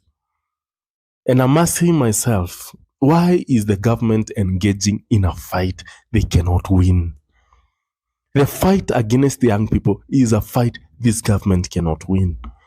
Remember, we are educated, but jobless, hopeless, and broke. Meaning, we spend our time pissing off the people whom we think have stolen the opportunities from us. We spend our time pissing off the people who have stolen the future from us. And it is the political class who we believe have stolen the future from us. So the only thing that this government can do is create opportunities for young people. That's the only way they can win this war. Create jobs for us. Return the money that has been stolen and restore our future. That's the only way this government can win this war. There is no other way. They can threaten the young people as they like, as much as they like, but the young people will enjoy pissing off the government. They can abduct and kill, but believe me, another person will come up and piss off this government more than the person they abducted. So they are not winning this war with the strategy they are using right now. They have to think of another strategy of creating a better Kenya, of building a better Kenya. With this technology, let me tell you, politicians, this is a fight that you cannot win. And if you want to fight back, if you want to fight Kenyans, then this is the answer for you. Take a look at this. The only weapon you can fight Kenyans with is silence. Kaa kimya bubu, ukiongea ndo umewatuma. Haona Sam Seveni aliambiwa Kenya ingelikuwa ni yeye amekuwa kwa casket, angelikuwa shao madauti. Yaani hata baada ya kuongea tu hivi, hata siku 3 hazijaisha akaeka kwa casket. Who are Kenyans? Who are Kenyans? Yaani ukiongea ndo umewatuma. Yaani kitu mimi nazo washauri wa Afrika, mkitaka amani na wa Kenya, kaeni kimya. If you want peace with Kenyans, stay silent. Even the president of Uganda, Yoweri Museveni, was not left behind and he was injected by Kenyans and the Gen Zs. Take a look. Guy, Museveni alisema ati akiweza ona mtu anafanya hiyo ujinga ya kumweka picha kama amekufa, anaweza jua hajui. Wakenya hata hawajamgojea hata wiki ishe. Yo. Okay. Wakenya munaogopaga ni nini munaonaga ni serious? Like, ni nini munaogopa nini? At least kitu yenye munaonaga like ni serious, hii kitu inaweza niua. Hata wiki haijaisha. Mumeona hizo picha za Museveni? To be honest, Kenyans are very unique. They are unshakable, unbreakable, unbogable. Like you cannot put fear into Kenyans and think that they just keep quiet. They will fight back. And it seems like these politicians, they already know that the gig is up. And they cannot do anything to salvage the situation. And currently, many of them are speaking in fear of Kenyans. Kenyans, you have won. Isn't what Edwin Sifuna had to say? Those comments are coming from a place of fear. Now they're afraid that time has run out. They know the government is extremely unpopular. They can't see anything in the horizon that they can do to reverse the fortunes of the government in 2027. They are speaking from a place of fear. It is only an animal that is afraid, that wants to attack people and threaten people, and it's showing its teeth, our claws. Oh, so we will do this, we will bring back 24 years. In which country? This is not 1980. This is not 1980. Ukianguka kura, unaanguka tu kura, unaenda nyumbani. Hakuna mahali utakatalia. Unakatalia wapi? This is not 2007, my friend. This is not 2007 where somebody can actually lose elections and impose themselves on the people. Ukianguka kura nyumbani. So mtu asitutisha hapa ati you will go and reinvent the 24-year presidency. There's nothing like that. The thing that guarantees re-election, as I have said, is you deliver on your promises, make the lives of Kenyans better. You will not have to fight with anybody. They will put you back in office. But for as long as you continue with the way in which you are continuing, talking to people the way you want, insulting the public, threatening the public, a public that is very well informed on its rights, threatening to violate the constitution, ignoring constitutional principles, this year, in fact, if I had spoken in Bungoma, I would advise the president, forget about roads, forget about railways. We need the software of this country to be reinstalled. That is the problem. it won't matter if you are telling us you are making us good roads so that our parents can zoom on those roads between police stations looking for their children and going to mortuaries. Then we don't need those roads. If the roads are for us to travel freely as we look amongst bodies in mortuaries to look for our young ones, our loved ones, we don't need those roads. What we need is, can you guarantee us the values in Article 10 will be respected by the government? Can you guarantee that the life of Kenyans will not be interfered with the way it is being interfered with? There are loved ones who spend Christmas without their kids. There are families that spend Christmas without their kids. So even if you tell that person that you have dualized Malaba to Mombasa, what are you telling that person? So that they can go and fetch their children from the quarries and the rivers. We don't want that. We want you to work on the software of the country. And speaking of fear, Oscar Sudi has been going around Kenya making reckless statements. Like anytime he opens his mouth, it just sounds like a kicks of a dying horse. Listen to what Nick Nico had to say about Oscar Sudi. I know you guys have seen what Sudi has said today about the presidency and the future of Kenya in terms of the presidency. Manenda kusema sijui must to go, hakuna venye tunaenda na msikie vizuri. Na nataka nirudie hapa. Hii Kenya hakuna rais ameenda kwa miaka 5. Kwani huyu ndiye atakuwa wa kwanza? Kama tunafanya nini? Kama tumelala wapi? Kama nini imefanyika? Kwani Kenya ni yenu? We have lived in a time that we've seen the deputy president that has lived half of his term. So let no one lie to you that a president cannot be a one-term president. And please, politicians like Sudi are not the politicians of today. Politicians like Sudi are politicians of yesterday. The politicians of today are politicians that are focused, politicians that know policies. Please don't be mistaken, because it's only politicians like these that are going to be eliminated in the future 2027 election. So please, let this not scare you. These are just kicks of a dying horse. If you see someone saying things like this, Manenda kusema sijui must to go, hakuna venye tunaenda na msikie vizuri. Na nataka nirudie hapa. Hii Kenya hakuna rais ameenda kwa miaka 5. Kwani huyu ndiye atakuwa wa kwanza? Kama tunafanya nini? Kama tumelala wapi? Kama nini imefanyika? Kwani Kenya ni yenu? Mjue William Ruto aende mahali. Don't listen to people who have no future in Kenyan politics. These are people who currently are enjoying the power of the presidency, the power of friendship between him and the president. And now he thinks he can command the way Kenyans will vote tomorrow. Guys, these are just but kicks of a dying horse. All Kenyans from different walks of life, from different religions, different beliefs are fighting for better governance and a brighter future for Kenya. But it seems like not everybody understands this. Like Beatrice Elachi, she went on to say that Christians, you are shaming the Muslims because you people, you are insulting the leaders. Like it seems like she does not understand what is written in the Constitution. She does not understand what it means by freedom of speech in this country. Let's listen to what this woman had to say. Lakini yetu hasa mimi mwaka huu ni wa kuheshimu viongozi. Kama wewe unaingianga kanisani unashika Biblia, basi usome hiyo Biblia vizuri. Wakristo tumefanya, Waislamu wanajua kuheshimu viongozi wao. Liwe liwalo, huwezi kutusi kiongozi Muislamu. Mbona sisi Wakristo tumekuwa mpaka kanisani hapa ndio tunatukanana tunafanya? Mwaka wa 2025 tunaambia Mungu hiyo hatufanyi. Na lazima tuheshimu venye Bishop amesema, Mheshimiwa Rais. Yeye ndio baba yetu. Wewe ukienda Ulaya unajifikiria matusi hii yote tumepeana hapa, wanakuangalia kama nani? Wanashangaa hiyo ni nchi gani tunatoka.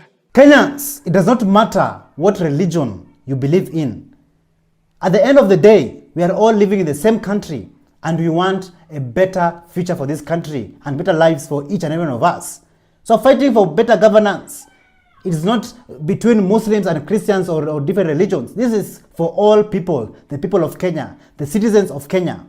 The same politicians that Beatrice Elachi she's defending, the same politicians are giving us promises after promises. We will do this, we will do that.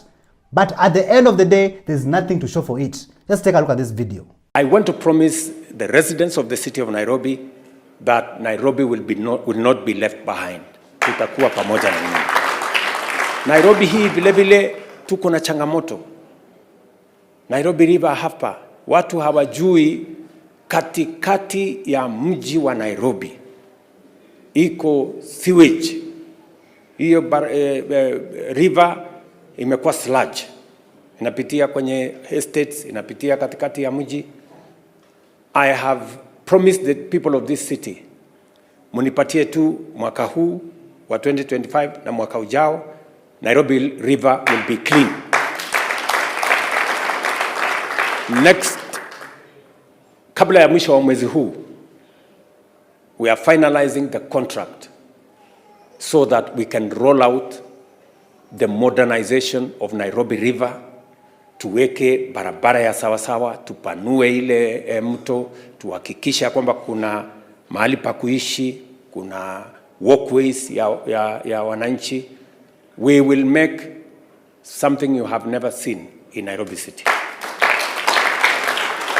So Kenyans, do you think the promises that the president have made, it will come to pass? Do you think Nairobi River will be cleaned by 2027? Tell us in the comments down below. In the Bible, Hosea 4:6, it clearly says that my people will perish because of lack of knowledge. And a good example is Mount Kenya residents who have been urged to support the Kenya Kwanza regime for development. Like seriously, development? Like how many development projects have been promised to Kenyans, but yet there's nothing to show for it. None of them have come to pass. Just take a look at a good example of Hosea 4:6. Hii ya leo tulikuwa hapa kwa sababu tulikuwa tumekuja kufanya empowerment programs za National Government Affirmative Action Fund, na tumeweza kupatia watu vitu vya biashara. Tumepeana blow dries, tumepeana dryers, tumepeana welding machine, tumeweza kupeana vitu mingi vya biashara. Pia troli zile za barabara na mamvuli, ile form ya bottom up tumeweza kuinulia watu biashara zao. Tumepeana mashini za kunyoa, tumepeana blow dries za kuweza kutengeneza nywele. Zaidi ya yote tumepeana pesa za vikundi za empowerment, pesa ambazo ni za National Government Affirmative Action Fund na sio za deni. Wakipatiwa wanaenda wanafanya table banking, wanajisaidia na biashara zao na wanaendeleza maisha yao. Na zaidi ya kwamba wakati wa siasa haujafika, tungojee siasa 2027. Mambo ya mlima tutaongea 2027. For now waache tuwafanyie kazi. Na nimewaambia pia hata president akija hapa, wamuulize barabara alizotuahidia, wamuulize mambo aliyotuahidia. Mambo haya mengine tutaongea 2027, wakati ambapo tutafika kwa kiwanja ni wataamua ni nani alifanya hivi na nani hakufanya hivi, waamue ni nani anafaa. But for now watu lazima wafanye kazi kwa sababu waliuliza kufanya kazi. Tusaidia kwa accident, hata ukiweza anguka uwezi umia kichwa, uwezi gongwa na nyuma juu uko na reflector, so tumefurahia sana. Yes. Tunataka maendeleo juu sasa siasa mingi haiwezi tusaidia. Tunataka watusaidie na yenye walituambilia tu. Hiyo tu tutakuwa tumeshukuru. Ndio hata wao wa grab 2027, ndio hata wao wapate kura za 2027. Abductions have been taking place in Kenya for quite some time, and some people are still missing till date. Some people have been found, and some of them have died under unusual circumstances. Even asylum seekers who should be protected under the Kenyan law are still being abducted in Kenya. Foreigners are also being abducted in Kenya. Like Kenyans, do you think asylum seekers should continue seeking asylum in Kenya? Because, let me tell you, this is not a heaven for any asylum seeker out there. Just take a look at this. Okay, so there's breaking news is that a Tanzanian critic of Suluhu's rogue Tanzanian regime called Maria has been abducted by 3 men in Kilimani. And this comes barely 3, is it even 3 weeks since Besigye was abducted pia. Okay, so GOK's script is very much predictable. That Wanka Sing'oei will go on that laundromat called JKL. He's gonna start saying the government of Kenya had nothing to do with it. They didn't even know she's in the country, but they are getting down to investigations and all the other ChatGPT crap he'll have generated by then. I don't know how many times people should be told, do not seek political asylum in Kenya. Kindly. This is actually in East Africa, okay?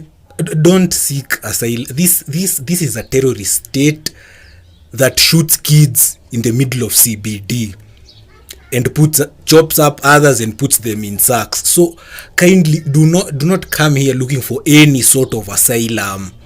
Okay, asylum huku tulishasema it's offered to warmongers, kina Salva Kiir. Okay, those are the ones who come and get asylum and run their countries remotely from Karen. Okay, otherwise don't come look. If actually she's one of the lucky ones, at least as she got abducted, she's most likely going to be taken back. Others were not so lucky. Others got shot in Kajiado on the road and they started to say it's a mistaken identity.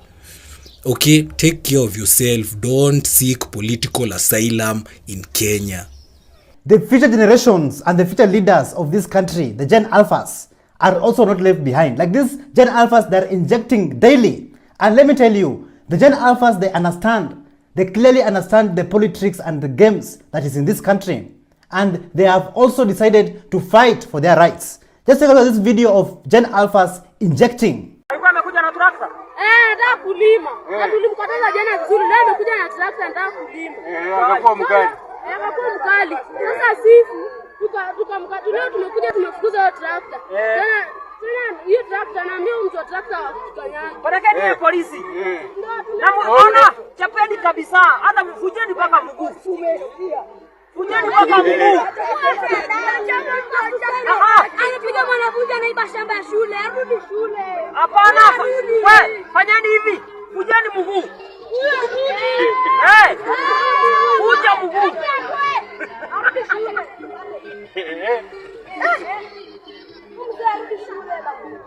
Amazing. Like when you see the young people of Kenya, the Alphas, also injecting like this clearly shows you that the country is headed in the right direction. And nobody, let me tell you, nobody will be taken for granted. In other news, a lady has raised concerns online after she received 1,000 shillings note with a KEMSA stamp in Kangas. So is this fake or is this real?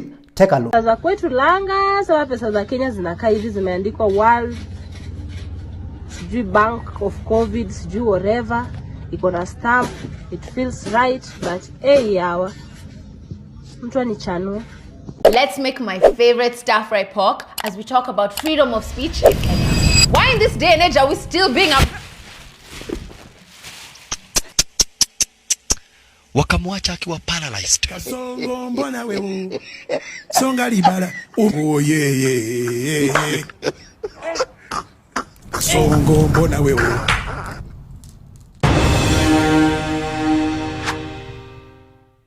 Thank you so much for joining us on today's show. I'm your host Elvis Derry. See you in the next one. Bye bye.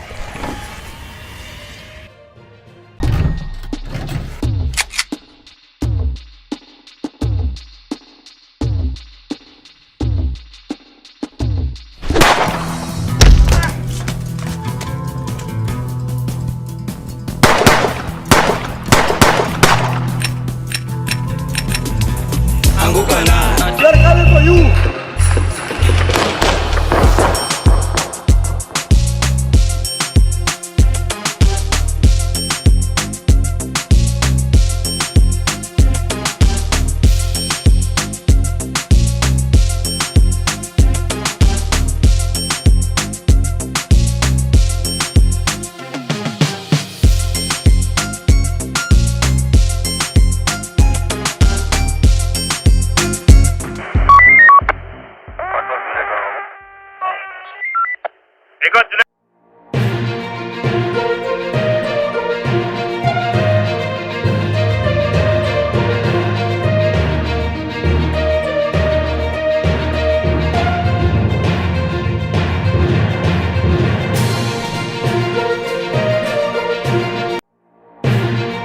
From minors illegally arrested Tunanyamaza ajenda ni watoto na mtoto ametumwa kwa duka. to South Sudan tenants rejected. And before I even proceed, he's like, but we don't want South Sudanese. Are artists under siege? Muona saa zingine jo rezo anatukanwa. Henry the whistleblower gets new teeth. Yeah, look on the mountain. Look on the sun. Parliament, we are coming for you. We are coming for you.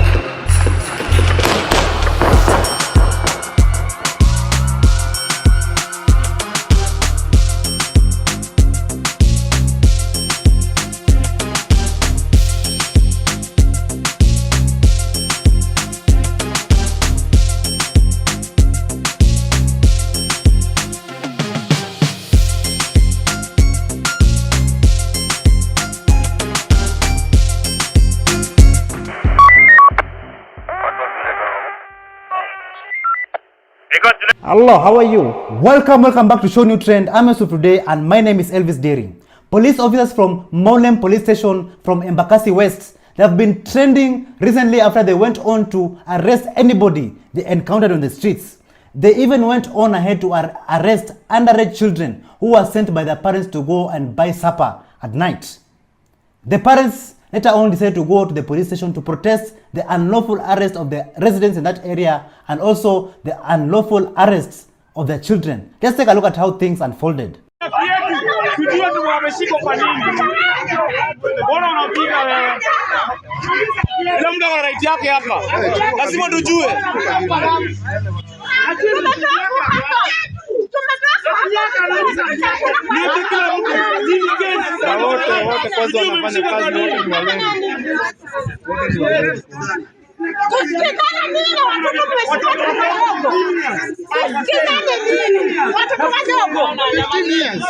Sio poa bwana. Sio poa.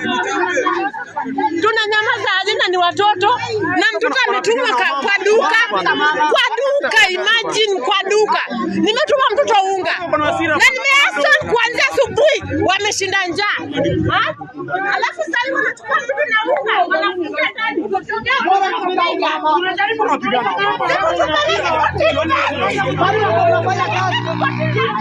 Hatuwezi kuja kuripoti hapa. Hatuwezi kuja hapa kuripoti.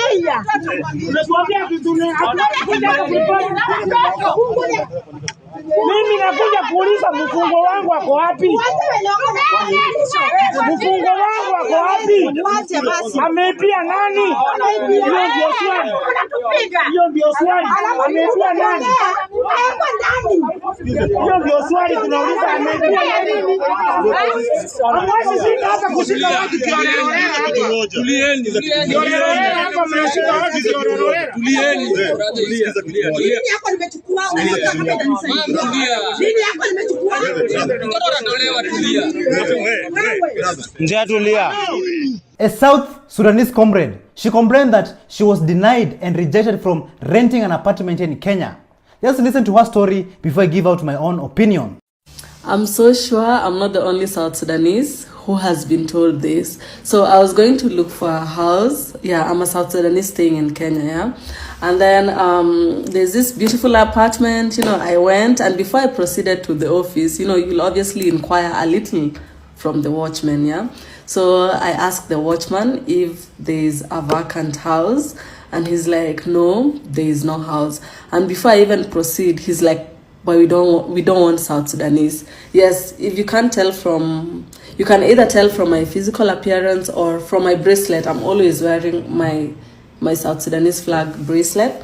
So he's like, but we don't want South Sudanese. And he was speaking in Kiswahili, by the way. And I'm like, why? Why would you say that? And then he's like, because you're usually staying 100 people in one house. And I'm like, what? Huh? And that time I'm even like, how do I even defend myself from this? Let me tell you all something. When you compare the dependency ratio or the number of people that stay in a South Sudanese house compared to other nationalities, by the way, I was not so offended because a part of that is true. But this is beyond our control for some people. Because you might find, for example, let me use myself as an example.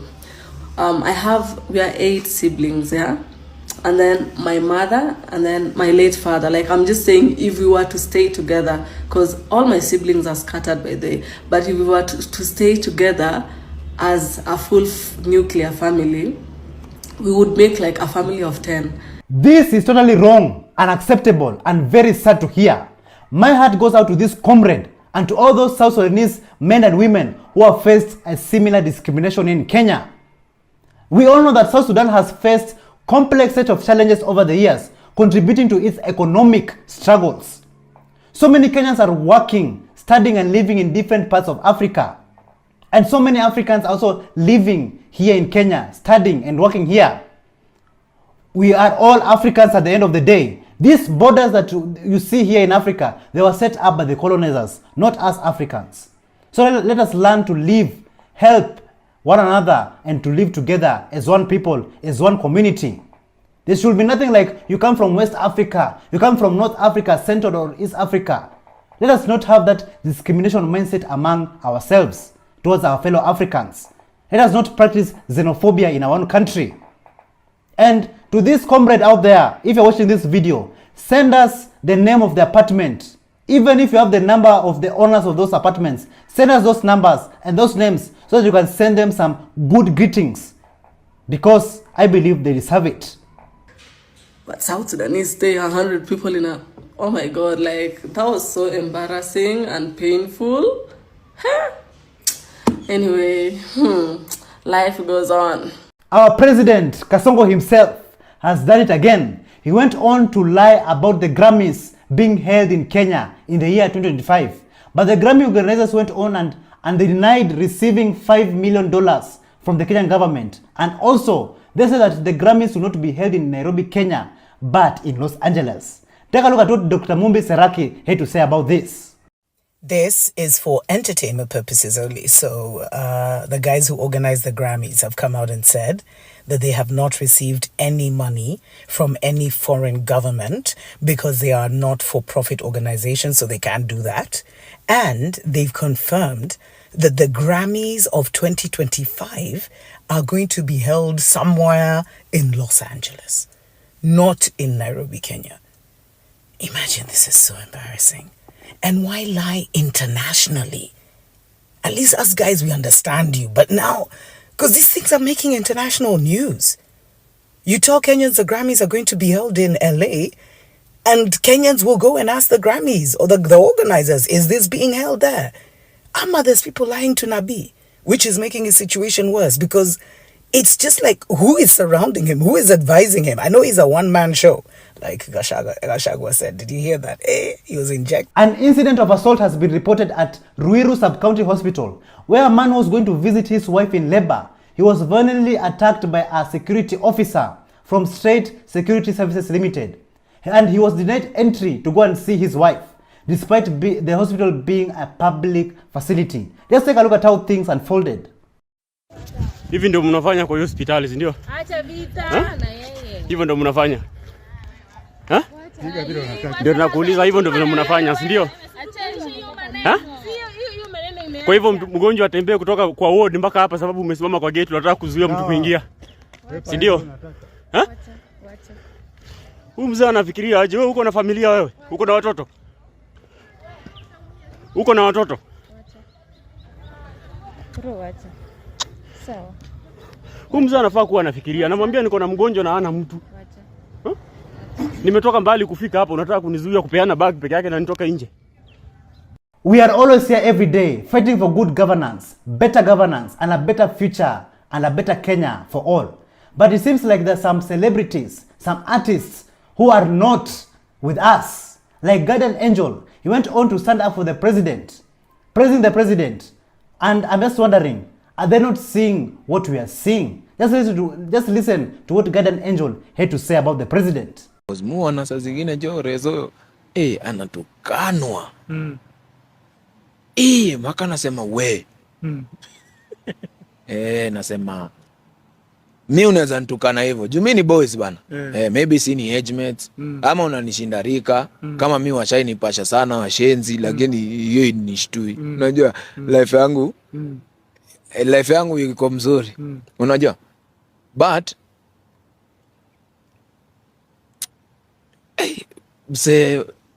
bro, hata Biblia unajua inasema leaders.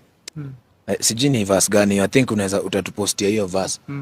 Mali Biblia inasema kwamba kiongozi anachaguliwa na Mungu. Anapewa hiyo responsibility na Mungu. Na wale watu wanaongozwa na huyo kiongozi wamepewa wako mandated kuona huyo kiongozi. So hapo kwa hiyo verse nilitafuta kutry kuangalia mahali wanasema lazima huyu kiongozi akwe mwenye amefanya kile unataka ndio muona. Hiyo pata kuna the fact that yeye ni kiongozi, kuna ile heshima fulani anahitaji kupewa. This is just some PR. Just because the president shared one of your songs on his page, now you want to tell us that now the Kenyans are living the best lives ever? Guardian Angel, seriously? Muona saa zingine jo Rezo anatukanwa. Maka nasema we.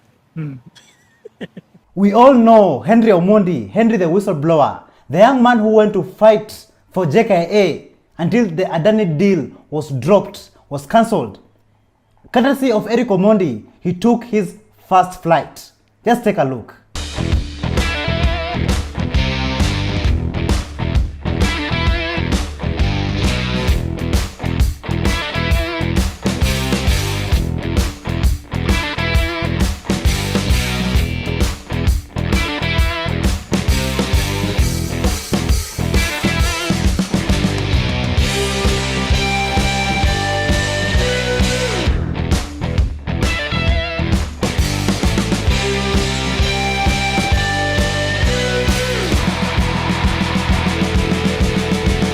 And that's not all. Thanks to Port Florence Dentists, Hospital in Kisumu, St. Stephen's Cathedral SEK, Henry Omondi got his new pair of teeth. Just take a look.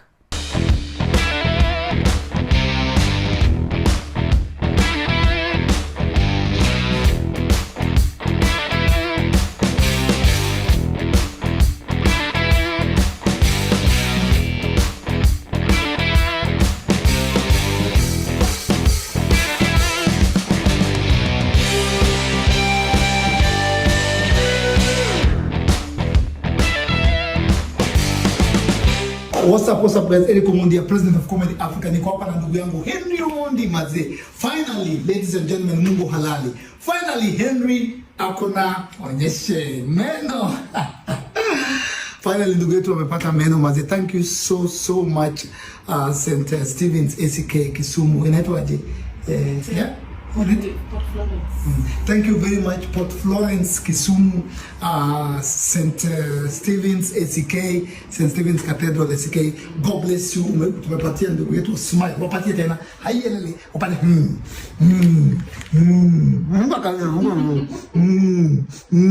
He has all his teeth, man. A Kenyan comedian decided to go and inject and also imitate Mutahi Kagwe after he was elected as the new agriculture CS. Just take a look at this video. Good afternoon, fellow Kenyans. So in the last 24 hours, we have only registered 8 cases of cows and goats which has been vaccinated. This is not a surprising number, and it is very frustrating for us. And we want to ask our farmers to accept their animals to be vaccinated. We want to tell farmers, we are going to arrest all the cows which has not been vaccinated, and we are going to put them in a quarantine until they are vaccinated. We are also going to put a lockdown. We are not going to accept cows which has not been vaccinated to be transported from one county to the other. We also want to put curfews in cattle dips and in other places where cattle go. But if your cow is not vaccinated, you are going to put a curfew. It will not going to be allowed into a cattle dip. Because we have to take this thing seriously so that we can save our global, because of the global warming, and we can help these animals to stop fatting. We want us to ask you people to buy your cows masks so that you can protect them from being attacked by diseases. And I want to tell you very easy things, that if you treat your cows normally, your cows are going to treat you abnormally. And that's not all Kenyans. Even Rapture the scientist, a comedian, decided to go and inject, and this is what he had to say. William Samoei Ruto. Ni nini nasumbua huyu jamaa? Sakayo.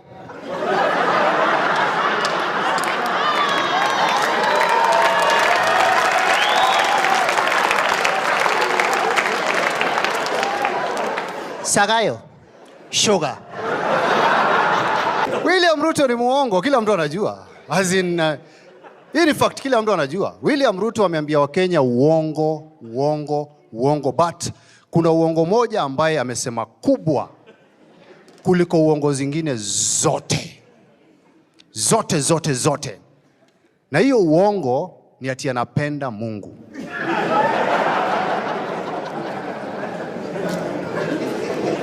William Ruto hapendi Mungu. William Ruto anapenda mapasta. Kiangalia Charlene Ruto, amekelewa mkono kwa forehead mpaka nywele imeisha.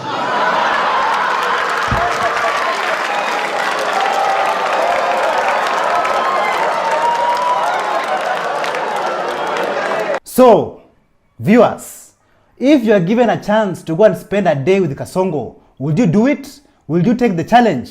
Just take a look at this video showing you about spending a day with the president. Take a look.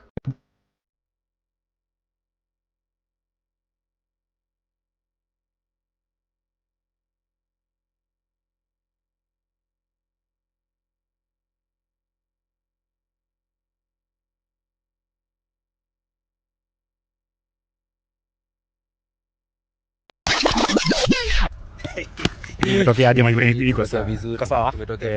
Sawa, lakini mmenipatia kitu transparent bwana. Tutaedit bwana, tumetenga bilioni 10 bwana. Usijali. Bwana tu hakukuwa na kitu bwana. Hii achana. Haya chukua hii. Tutaedit. Tutaedit. Kuna ngoma nyingine nilikuwa nataka kuweka. Gani hiyo? Ya Samawoka. Ya Samawoka? Yeah. Iko sawa mkubwa. Okay, sina shida lakini tunaweza tafuta ya Sama Flyer. Sama Flyer. Kasongo Chai. Continue. Mombari nanga. Kasongo. Pull up. Are you normal? Thank you so much for joining us on today's show. I'm your host, Elvis Derry. See you in the next one. Bye-bye.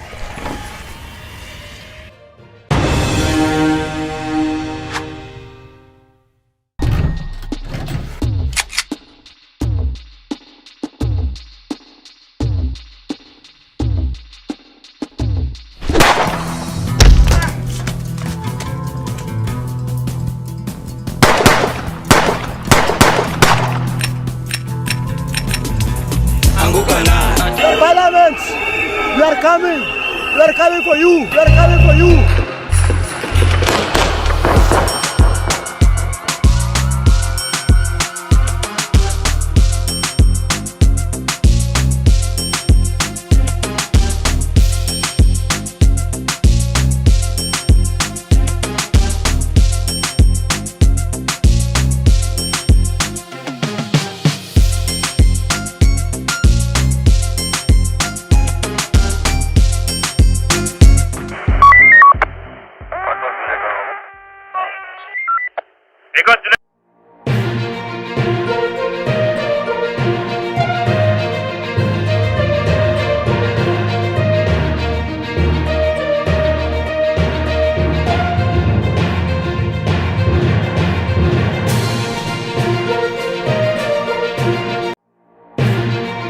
From GSS intern teachers harassed.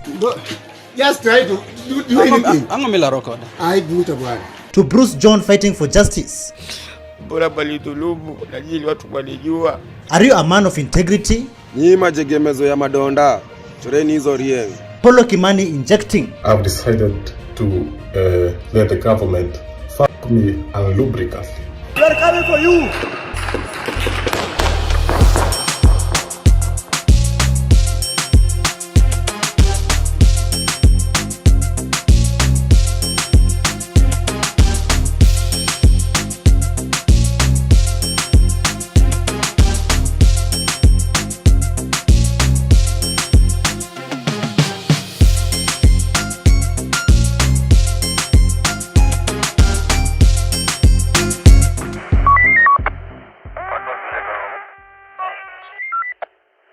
Allah, how are you? So many pastors have messed up this country once they decided to accept corrupt leaders to talk on God's altar. Even those pastors are also working in the government and also taking part in corruption. Where are we heading to as a country? Listen to this. Let me tell you how much pastors have messed up this country. This is a commission called the Ethics and Anti-Corruption Commission. And they're supposed to be handling corruption cases in this country. We've seen Morara going around the country exposing to us all the things that are going on. And you know about the JKA airport and the Adani deal and all these crazy things that are going on. The Ethics and Anti-Corruption Commission, which is supposed to be managing these things, they're supposed to be the whistleblowers, they're supposed to be doing this thing. Do you know who their chairperson is? Bishop David Oginde. Bishop David Oginde was the bishop for CITAM, Christ is the Answer Ministries. He was their bishop for 10 years until he retired. After he retired, he was personally appointed by Dr. Zakayo himself. Dr. Corruption personally appointed him to be the head of the EACC. So this scandal zote zikitokea, you know the EACC does? All they do is arrest police officers who are collecting 50 shillings on the road. They only go for small fish offenses to make it appear that there's something going on. But those scandals for billions? And it's hard to believe that these guys are not actually getting a share of all the corruption money that is going on in this country. Watu wa CITAM mutanichukia, lakini ukweli usemwe. All the monies that are getting lost from our government coffers, the teachers cannot be paid, doctors are on strike, all these things are going on. Do you know who's the head of the EACC? You're a former bishop. Na mnaringanga na hizo makosa zenu za leadership, sijui ethics and integrity, sijui what. Your poster child is this Bishop Oginde. And what is he doing in this country when this country is going up the way it is going? Mabonga 254, also known as KOT Sonko, he has recently joined Morara Kebaso Senior in going around the country and revealing to us ghost projects. Just take a look at this video of how KOT Sonko was addressing the nation. Listen to this. Sasa sisi tumekuja hapa leo ni kwa sababu tumekuwa tunapigana kule Nairobi na mmesema tufikishe civic education hapa kwa ground. Mimi naitwa Marvin Mabonga na wengi wenu pale kwa mtandao wa Twitter mnanijua kama KOT Sonko. Kijana mkakamavu ambaye aliuliza rais maswali ngumu sana akashindwa kujibu. Na tumekuja hapa kusema kwamba hatutaki ukabila kwa sababu ukabila ndio kitu imekuwa ikitunyanyasa sisi hapa nchini kama vijana. Tunataka kusema pia mambo na corruption tukiweza kuitupilia mbali. Na kwa sababu sisi vijana tunataka kuona nchi yetu ikisonga mbele, inamaanisha kwamba kijana yote ambaye amehitimu miaka 18, kama umetimisha miaka 18, uende ukachukue kitambulisho. Ukishachukua kitambulisho, tukiweza kuchukua kura. Na pia tumekuwa na viongozi wafisadi sana katika nchi yetu. Kuanzia leo tunasema viongozi wafisadi wakaweze kurudi nyumbani. As you can see, KOT Sonko in his real name's Marvin Mabonga, he's preaching the word of tribalism. Let us all end tribalism in this country. We are all one people. And also he's preaching about corruption. Let us end corruption because corruption has been a disease in this country, taking us backwards. And also he's urging the people of Kenya, if you're 18 years and above, take your ID and go register and take your voting card before 2027.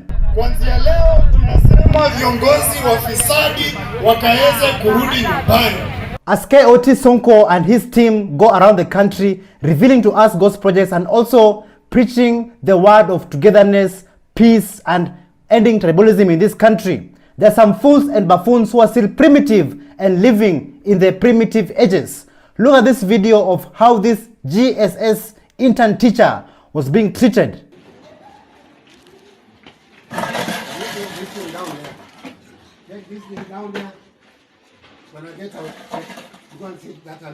I cannot get out of the school compound. You cannot dictate where I'm supposed to be sitting. We have a staff room for the members of all the members of staff.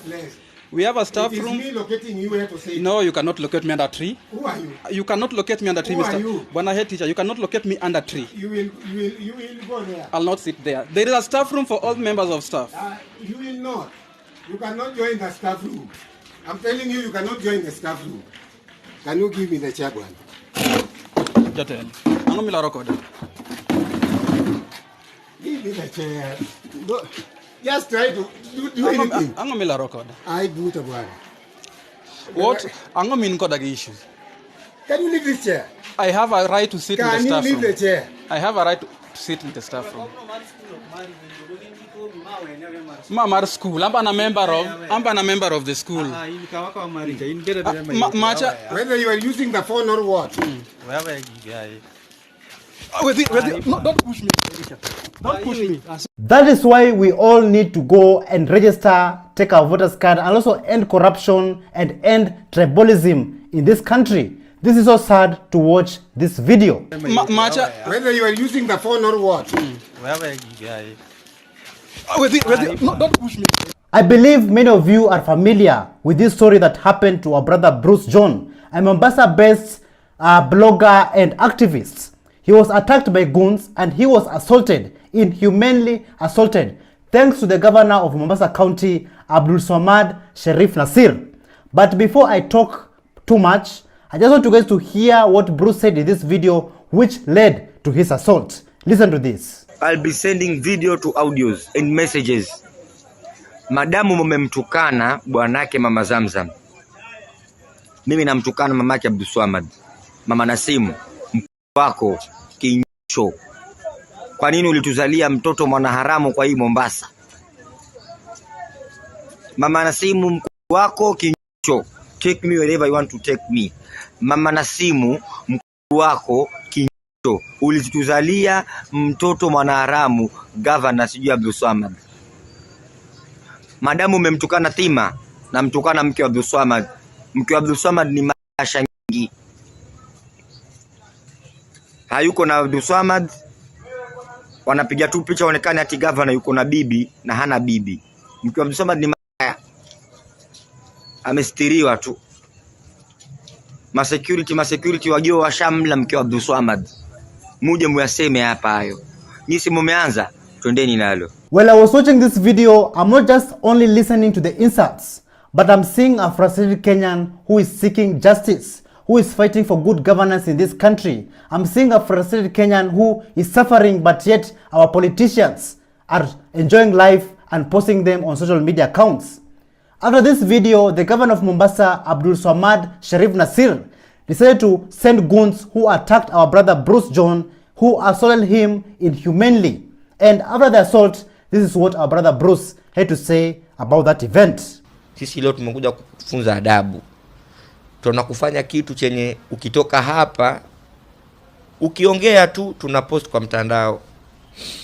Sasa wale vijana walionichukua 20 wakawa wengine watatu wako huku wameziba, watatu wako huku na 5 wamenizuia pale, wana nguvu, wamenishika, nimefurukuta lakini wapi. Huku akinipiga.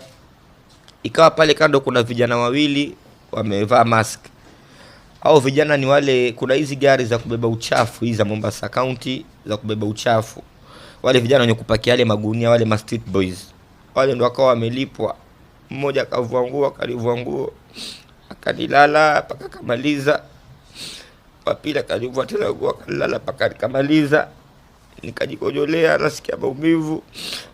Baadhi ya vijana wanaochukua video ni baadhi ya vijana kutoka Kisauni, Sindimba na Sele ambao walikuwa wanafanya paka saizi wanafanya kwa Mombasani yangu. Na washika paka mguu, nawaambia jamaa kama kunipiga mshanipiga. Bora bali dhulumu na jili watu walijua. This is very painful to hear. As you can see, our brother Bruce, he suffered.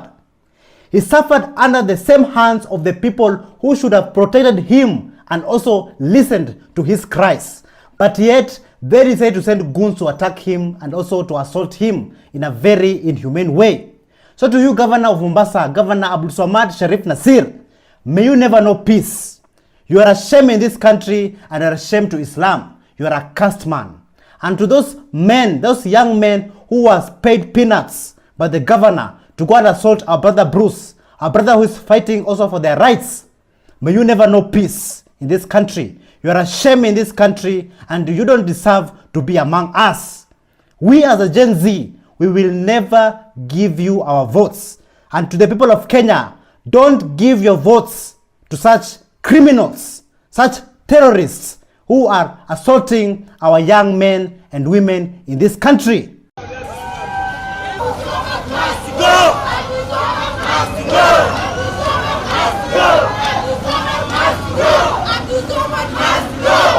Accusation ni kwamba alicreate content na akataja Governor Abdul Swamad na family yake.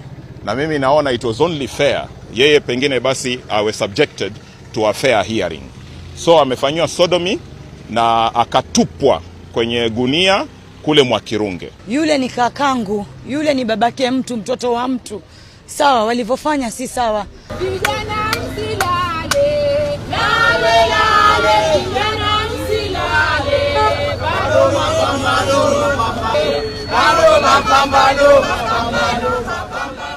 May your bloodline never know peace. You have not only traumatized the Kenyan people, but also you have traumatized your own family members and your own children.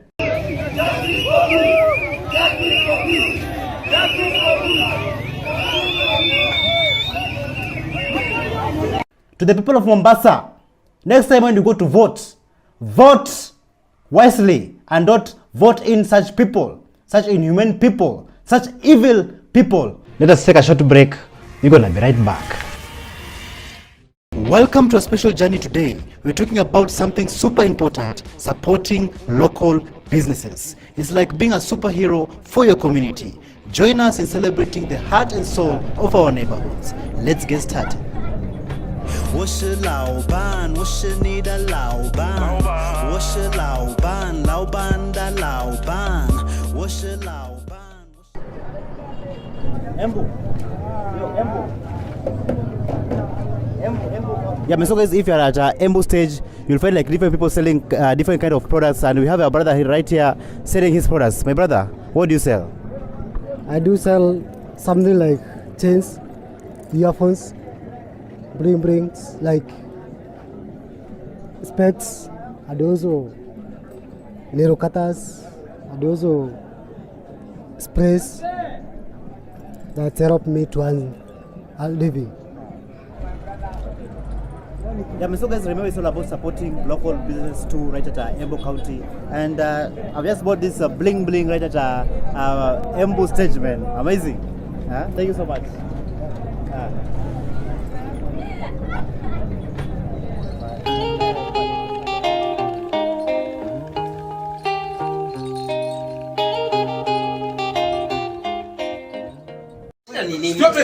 Video gani? Unakuja kutuchukulia video hapa? Si video.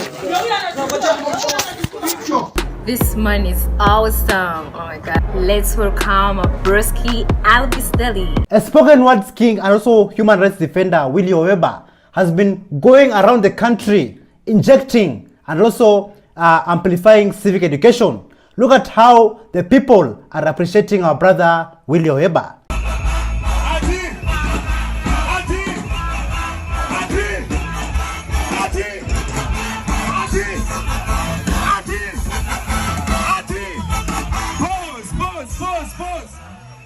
Weka mkono hapa. Tukisema Ruto must go, unasema Kihika must go. Twende, ati Ruto must go. Kihika must go. Ruto must go. Kihika must go. Ruto must go. Ruto must go. Ruto must go.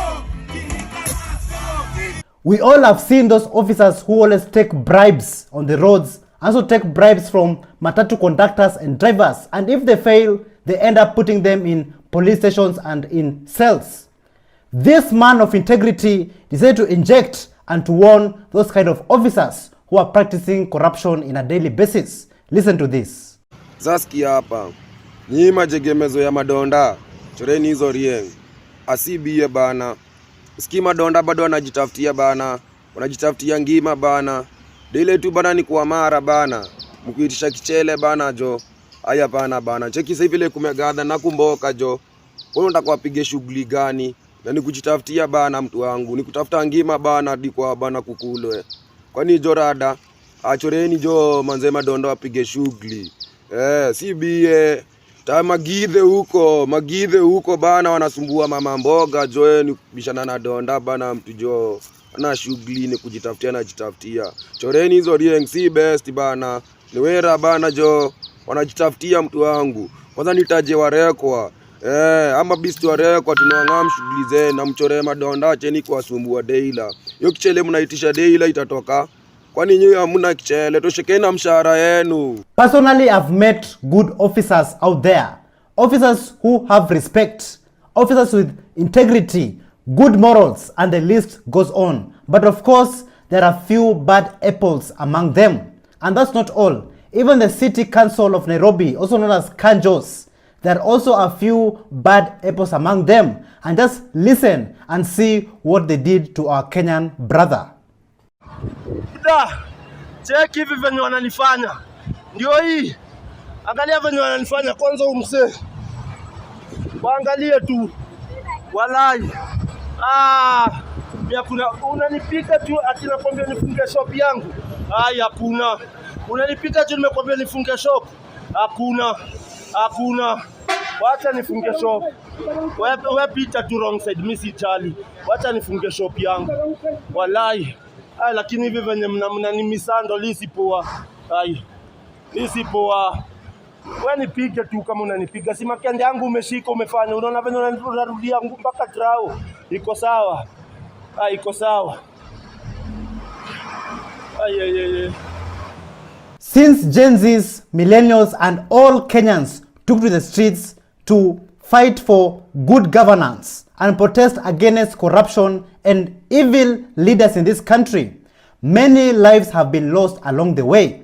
People have been abducted, and that is still happening till date.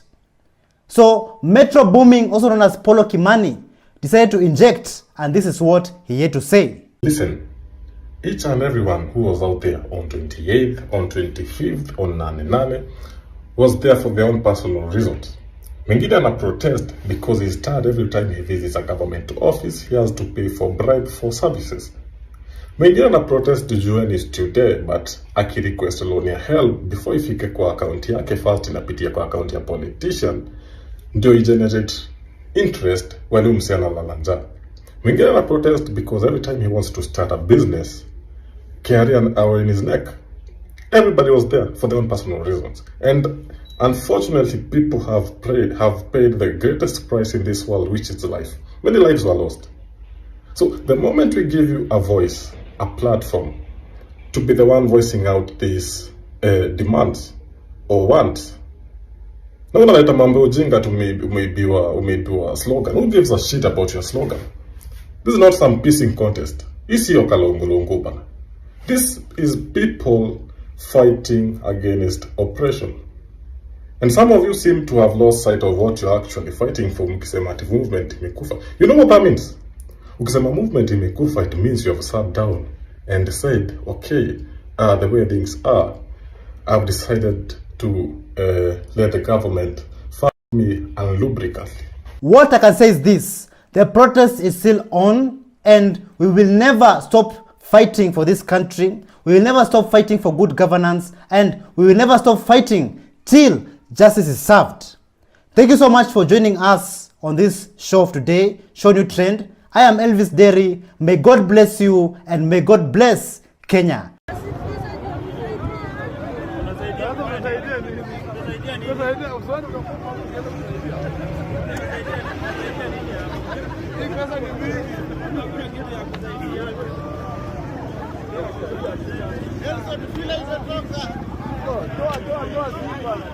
Thank you so much for joining us on today's show. I'm your host, Elvis Derry. See you in the next one. Bye-bye.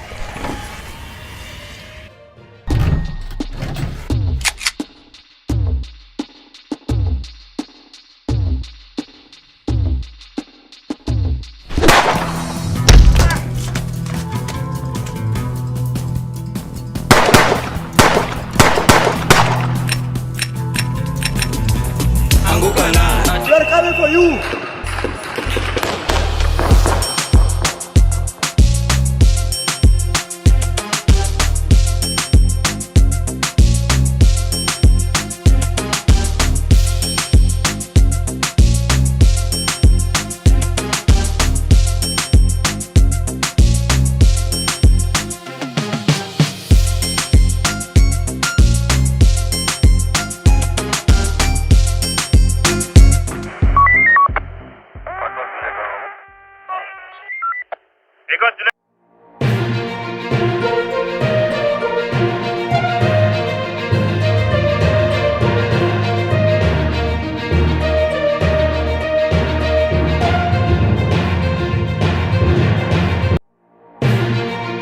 From launch to water projects in Migori, to Morara Kebaso having haters, kuongea na mtu mmoja ati anaitwa Murara Kibasi. How many ghost projects do we have? This is what I was talking about. High quality Tanzanian airport. Kenya is a crime scene, bana. Tunadanganywa. We are being lied to. We are coming for you.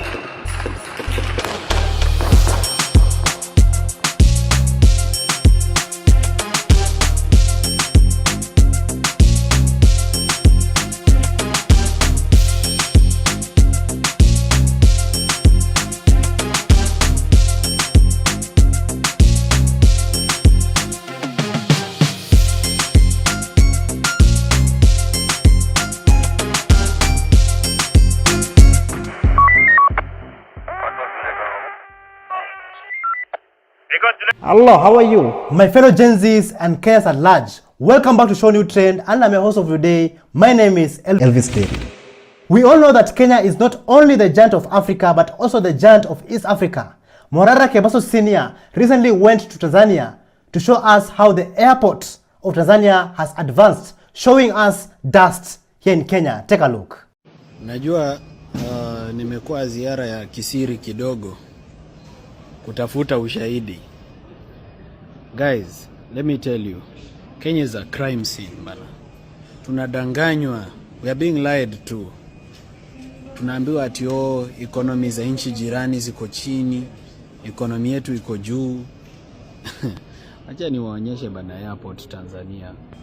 On airport. This is how an airport should look like.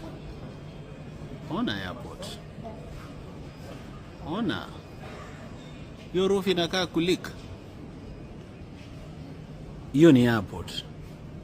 Imejengwa venye inafaa.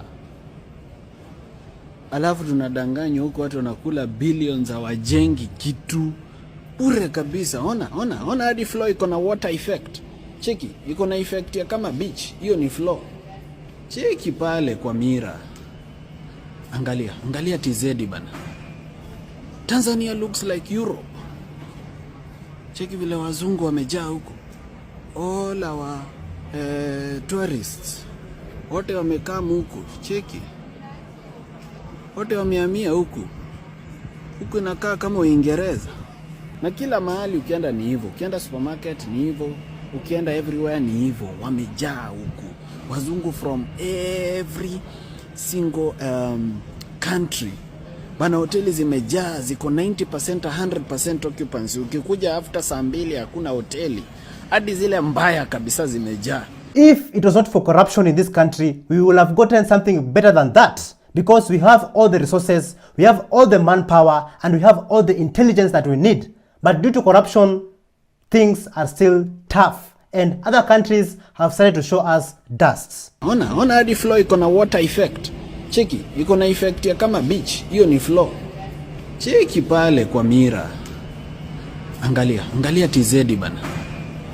Morara Kebaso Sr. has inspired so many Kenyans from different counties to stand up and educate Kenyans on the ghost projects that were launched for many years or many months but have never been complete and were abandoned. Let's go all the way to Kisumu City, where this student of Morara decided to inject and show guys about these ghost projects. Listen to this. The maxim of development is highly enshrined that it is relayed from the national government and it trickles down to the county government. Welcome to Kisumu County, Kadianga sub-location, Kajimbo Rachir sub-location, where we have such a barbaric, pathetic, archaic, weird interconnector. And we claim that we have some of the political elites who are well conversant with the software aspects of issues affecting that person at the grassroots level. Now check. This interconnector cannot accelerate locomotion from one point to the other point. Not only Kadianga sub-location was affected by ghost projects, but also in Nyamira County, where this student from Morara decided to inject. Take a look. Watu wa Nyamira mjambo. Leo nimewaleta hapa Sironga. the farm ya dialysis. Rais Ruto alikuja 2023 kufungua maneno ya industrial park hapa. Unasoma hapa. The groundbreaking ceremony for the Nyamira County Aggregation and the Industrial Park was officially launched by His Excellency William Samuel Ruto, President of the Republic of Kenya and the Commander-in-Chief of the Defense Forces on Friday 25 August 2023. Leo hii sasa nimewaleta muone what's going on hapa kwa ground. Cameraman unaweza kwenda huko. Leo nimewaleta hapa mtione. Onyesha kwenda huko. Kazi inaendelea. Kazi ya rais inaendelea, trakta ziko huku. Sasa onyesha hivyo kwenda huko, trakta ziko huko. Ng'ombe ziko huko zinajenga huko. Sasa mimi kitu nayaambia Ruto, unajua saa hii sasa tumerefuka. Saa hii sasa tuko kwa ground, tunaangalia nini inaendelea. Hii maneno ya kutudanganya haiwezekani. Moving on to the next video, we are clearly looking at a government of deceit. Lawyer Ndegwa Njiru decided to inject by saying this and revealing this to Kenyans. Take a look. Utasema hata sisi tumefika hapa, barabara ya kwenda Dongo Kundu. Inaonekana Zakaya alikuja hapa pia yeye. Akapata barabara imejengwa na His Excellency Uhuru Kenyatta. Akakuja akaweka posta yake hapa, flag yake hapa kusema ndiye amejenga barabara. Alafu kwa sababu amejua tunamwangalia sana ameitoa. Sasa hapa hata hakuna industrial park pia walikuwa wameanza. We are just following on Morara Chronicles. Na ametoa, nimesikia ameenda mpaka Haiti kulaunch huko. Kwambia kuja ajenge hii kwanza kabla ajenda Haiti kulaunch. We are looking at a government of deceit, serikali ya uongo. We are fighting unaccountability, transparency and bad governance in this country. Look, deceit, pure deceit. Mbona anakuja anaweka majiwe hapa na andikina kitu anaandika. Kenyans, we messed up. There's no point of us having this guy as a president. We complete messed up. We have to reform this country. We have to work and remove William Ruto, Wanatama. And Rigathi is not a solution. Rigathi is not an alternative. Some lifestyles in this country should be things of the past. But yet, even our Gen Alphas are not spared under this corrupt regime. Let us go all the way to Kagutio Primary School in Busia County, where our children are learning under inhumane conditions, but yet striving for the best in this country. Take a look. Ini grade 8 ndio class yenu. Na wengine wako wapi? Absent. Wengine hawako. So members, nataka tu kuambia kuhusu hii shule. Hii shule inaitwa Kagutio, mmesikia sana kwa mitandao, Kagutio. So mnavyoona hii ndio grade 8. This is grade 8 na hapa ndo wanafunzi wanasomea. Wa grade 8 wanasomea hapa. Hii ndio class yao complete. Hii class nasikia wanafunzi wenyewe ndio walijenga. Walisaidiana na wazazi kukanyaga matope, then wakajenga hii structure. So ndio saizi nawasaidia wanasomea hapa. Hawa ni grade 8. Hii ndio grade 8 sasa. This is grade 8. This one. No grade 8. This is really sad, man. Like, this is so sad in this country. I have only posted a small portion of this video. Click the link in the description down below to watch the full video. Mvua ikinyesha sijui watasoma aje. So hivyo ndo maisha iko hapa. Grade 7 wanasomea hapa. Hii ni blackboard yao, mnaona? Hii ni board yao, hata mnaona hata imekatika, imepasuka. This is what they use. Let us take a short break. We're gonna be right back. Okay, my name is JT, the bigger figure from California. I'm also known as Fig Panamera out of Atlanta, Georgia, West Side. Trapflix started in Atlanta. JT, the bigger figure, started in California. I work with many artists, many producers, many entrepreneurs. Me and Snoop Dogg worked a lot on Trapflix in the early years. The rapper The Game, I discovered him. The producer Zaytoven, I discovered him. I taught Master P the independent marketing blueprint that he used at Priority Records. I also did Kevin Gates' first digital distribution. I did Future, Young Thug, Migos, put them in their first movie called The Independent Game. You can find it on YouTube. And man, I got many accomplishments from the past, but my biggest and newest accomplishment is coming to Africa and to rebrand myself over a continent now, where my people come from.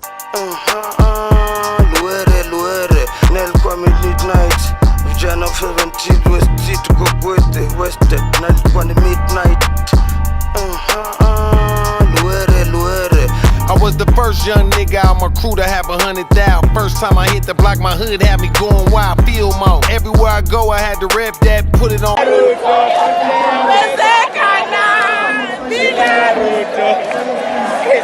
Lakini Gen Z bila Ruto yote hawezi. Meza dizona hadi mama zenyu. Bila Ruto. Bila Ruto. This man is awesome. Oh my god. Let's welcome Broski Albis Deli. Water is life, they said. Let us go all the way to Migori County, where this water project was never finished. And I'm just wondering, where do the locals get and fetch their water? Take a look.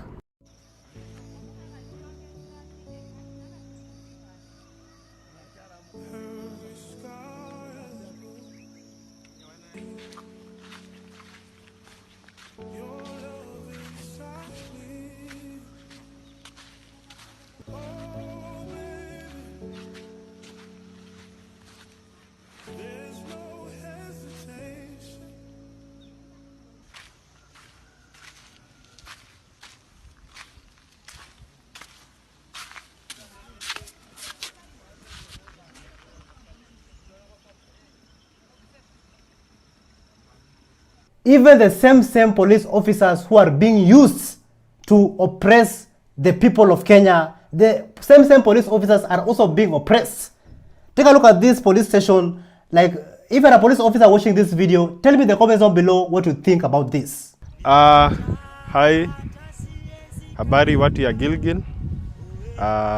In the morning, I wrote about this police station. This police station, hii ni kazi imefanyiwa hapa na ni kazi ambayo imekuwa substandard. We complained about it in the morning, na saa hii tumekuja kuangalia progress. Tunakuta huyo mkora ambaye alijenga hii asha tuma fundi hapa kwa ground. This is what I was talking about.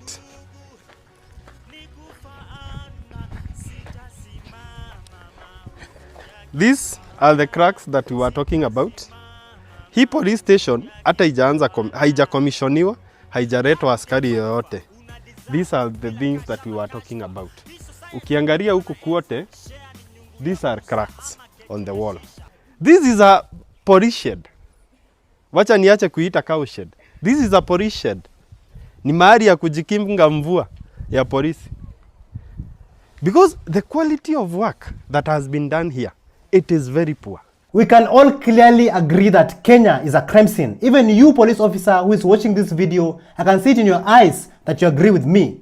A senior citizen decided to inject after being inspired by Morara Kebaso Senior, and this is what he had to say. Take a look. Ye de muhujia wa redemption thini wa kihejo no nitumakite ni barabara eno yekeirwo kana ile igigariri ni Honorable William Samuel Ruto no kiagitumakiti ni atiriri bara eno kuma Kagwe gukinya Kimeja dira kukinya githuko irathika ni marima maria meko andu kuria mareka magera njira ndaihu muno macokage kuria gugwitwo Mau Road matigite barabara ku ena marima nginya ngari ikigutha iragutha igatuika koguo ri barabara eno turenda tuthondekerwo ni His Excellency Honorable William Samuel Ruto no wekirie nyamu ino agithondeka igituika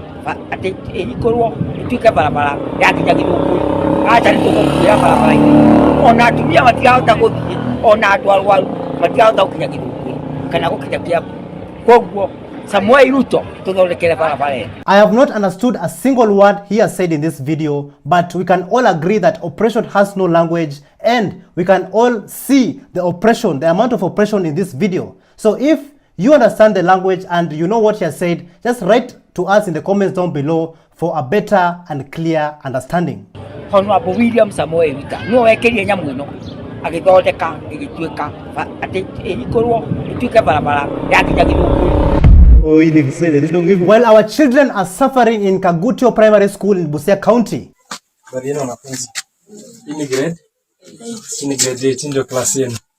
take a look at this video of how other children from different countries are being educated.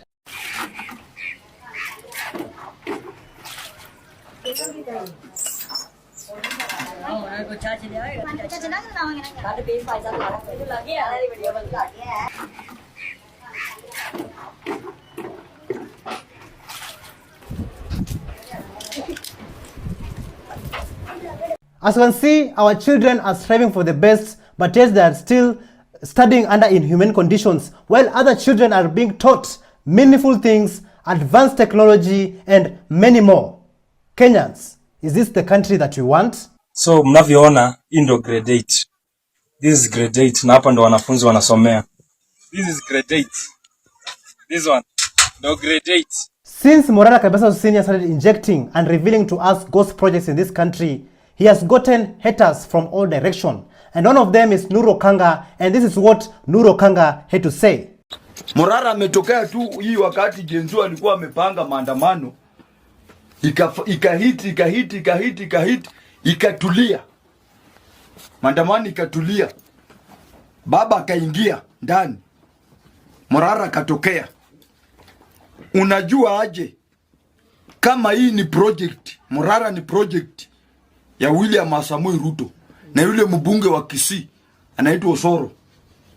Wanataka wacheze na akili yetu.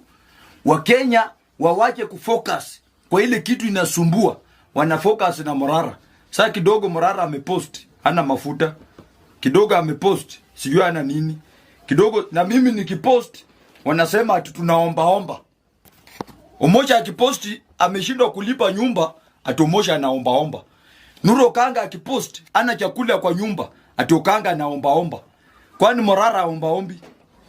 So to Nuru Okanga will live for you Jacaranda grounds in peace. And not only him, but also, do you guys remember this fool? Ati anaitwa Marara, ama ni Morara, ama sijui nini. My friend, we were waiting for you here. Hapa Embu hatutaki hiyo ujinga. Tunaona kazi yako ni kuchangisha pesa. Ukitumia mpinu ambazo sisi tunaona hiyo ni fraud. Let me tell you guys, this fool received his greetings in Embu County after he told Morara Kabeso Senior not to go to Embu County and continue doing his work. But not only him, there are more fools. This fool also decided to talk ill of Morara Kabeso Senior, and take a look at this.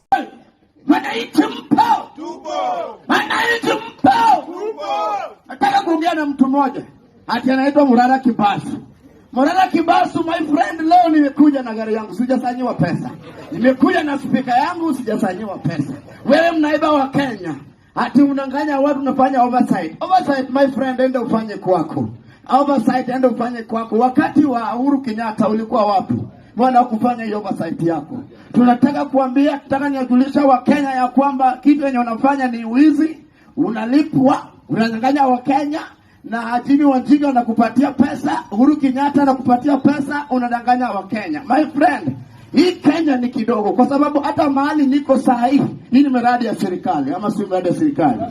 Hii ni ya serikali ama sio serikali? We will continue revealing to you guys all these fools who are taking our country backwards and trying to bring politics, but yet for us, we just want a better country, good governance and change, and a better living for our people. Thank you so much. God bless you and God bless Kenya.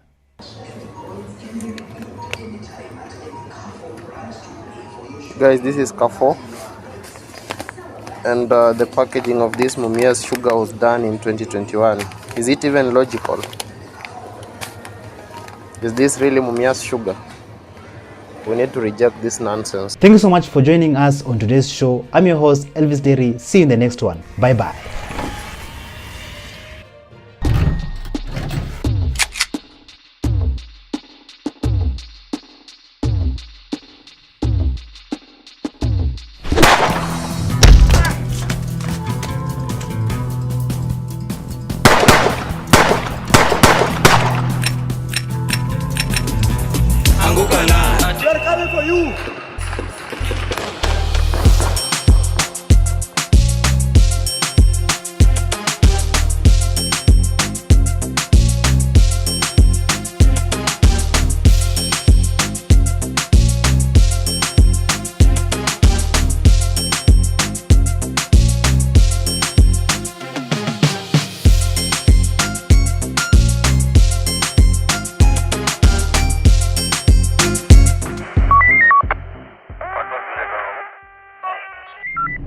Oh, Elvis did.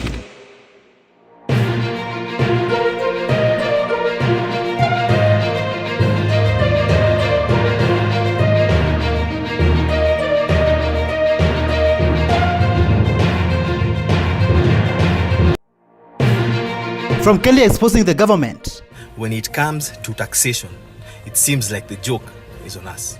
To Gen Z's called names, And they must go where?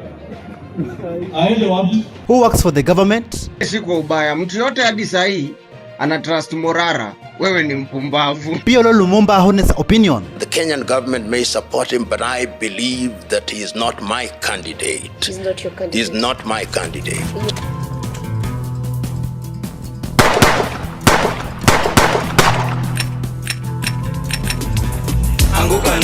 We are coming for you.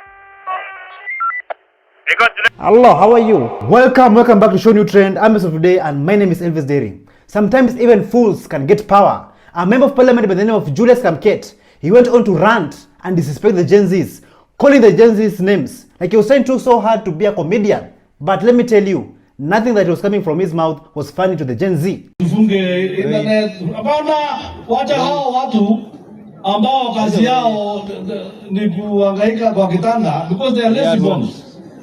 Hakuna kitu wanafanya ni kuhangaika tu kwa kitanda kuchokoza watu. There is nothing they will do. Nchi ya Kenya, Mheshimiwa Rais, agenda yako utadeliver. You deliver your agenda. We will ensure you get your second term. Na wakicheza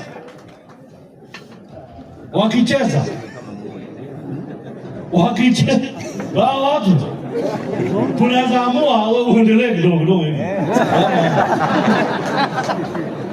ama namna gani? Kwa sababu wanaletea huyu jamaa kisirani, kwani si huyu rais kama wengine? Ati must go where?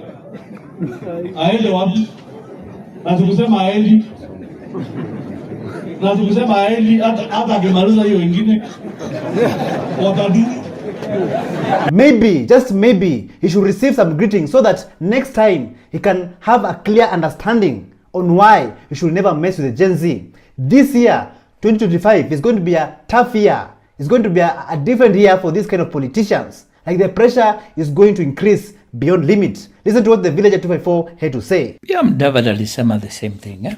Sio Joho peke yake. In fact, everybody in Kenya Kwanza, they have been threatening us that they are coming for us. So, but remember we are 56, 57 million Kenyans. Umeona X wewe? X umeona? Do you know, I felt what the same spirit that was there in June 24th, 23rd, anga ilikuwa na build. Na ujue ilianzia 18th. Remember the first demonstrations? By 25th, sisi watu tulikuwa ready. Tulikuwa tumechoka. Are they ready for what Kenyans can do? Wanapangia wa Kenya, lakini wanajua wa Kenya wanawapangia nini? Kenyans, the question of the day is it true that anyone who is working in the government is either lying or buying time?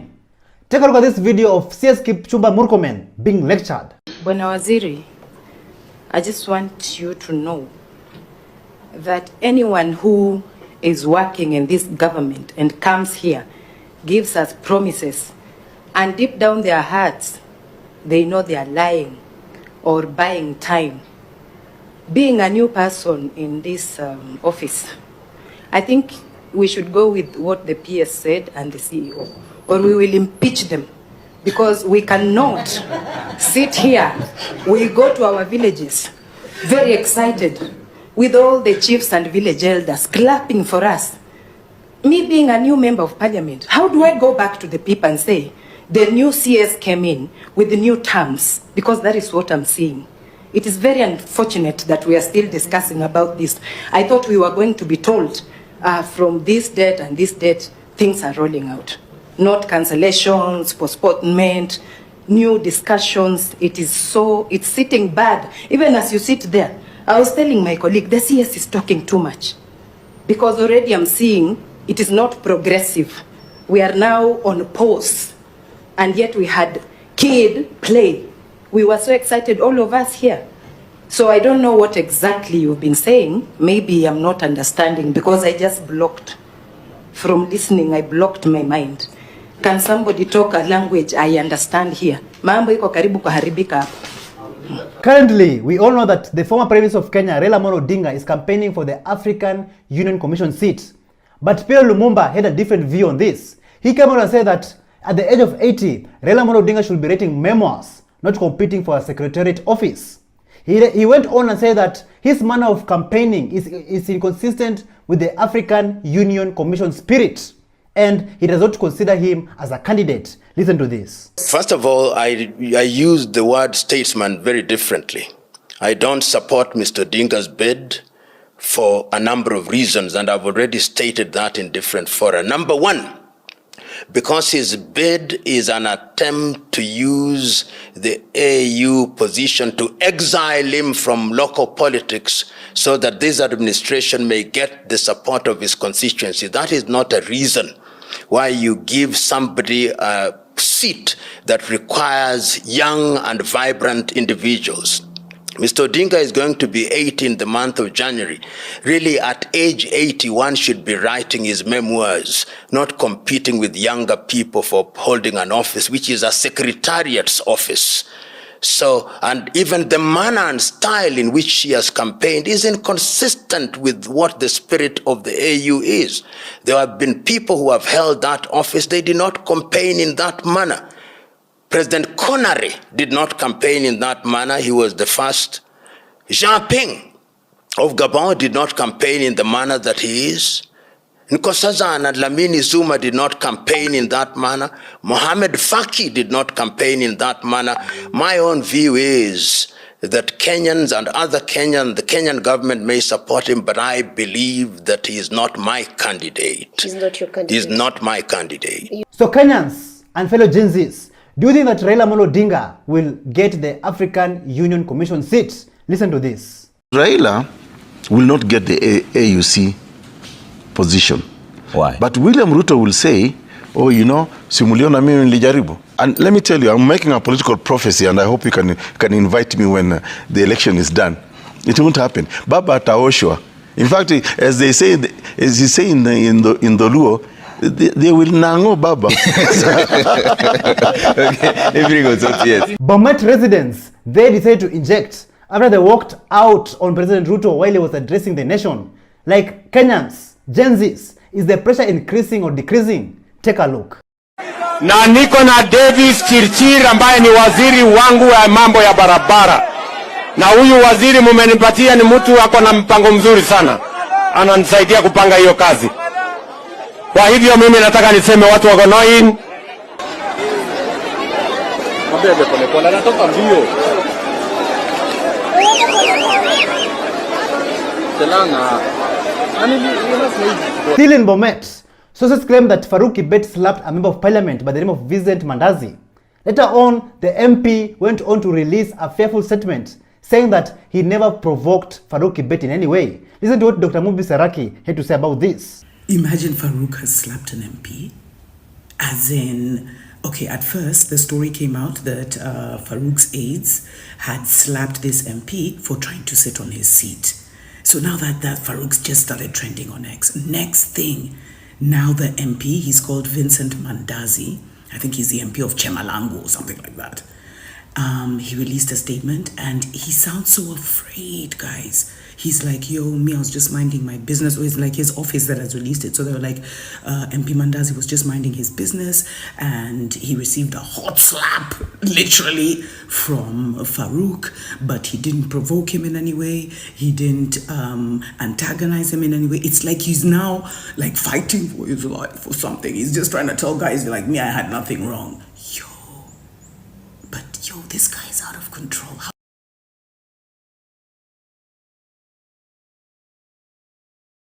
The former Laikipia governor, Ndiritu Muridhi, has been sworn in as the chairperson of the Kenya Revenue Authority Board. My question is this: will he take charge in fighting the corruption that is taking place in the KRA? Take a look at this video of him being sworn in.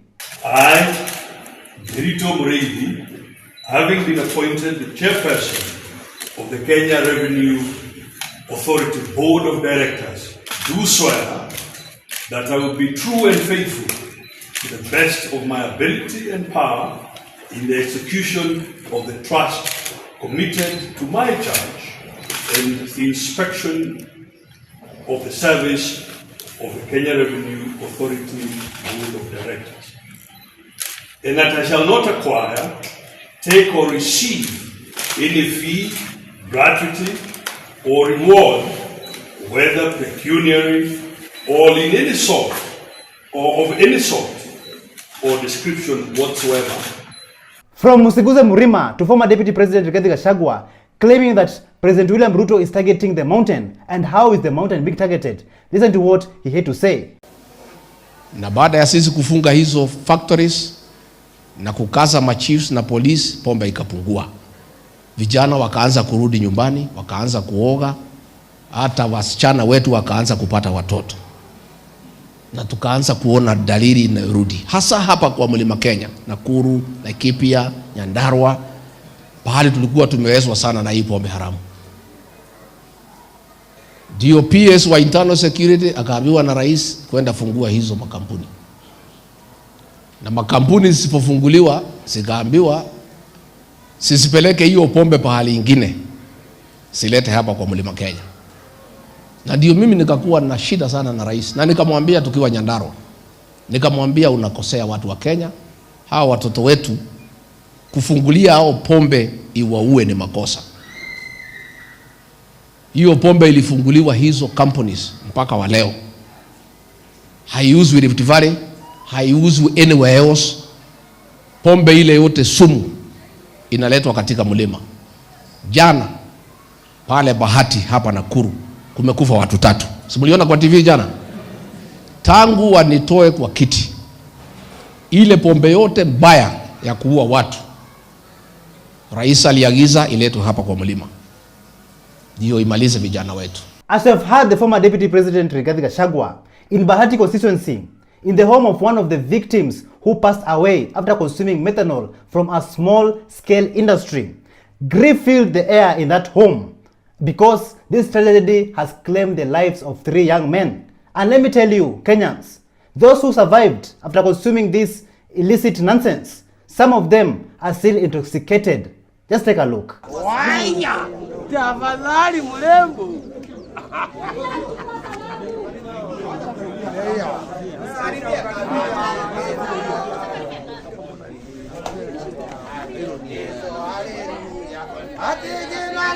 After Rigathi Gachagua's expose, I'm just wondering, how was the former deputy president impeached? Listen to what Usingishu women representative unknowingly exposing on how Rigathi Gachagua was impeached. You know, I'm one of these people, I'm told to speak briefly, I speak briefly. Your Excellency, I'm your loyal foot soldier. When you tell me speak briefly, I speak briefly. If you tell me Gachagua ende nyumbani, Gachagua anaenda nyumbani. So I always follow orders, and I will follow those orders. Whether you call me a psychopath, I don't care. Not my words, but Honorable Okello's words. After he went on to confess to the public that he will support every piece of legislation that will be coming from the government. I want to make it clear that because President Ruto has accepted our experts in his government, I cannot turn around now and defeating his bills that have been brought before me by the same experts that I gave him. So moving forward,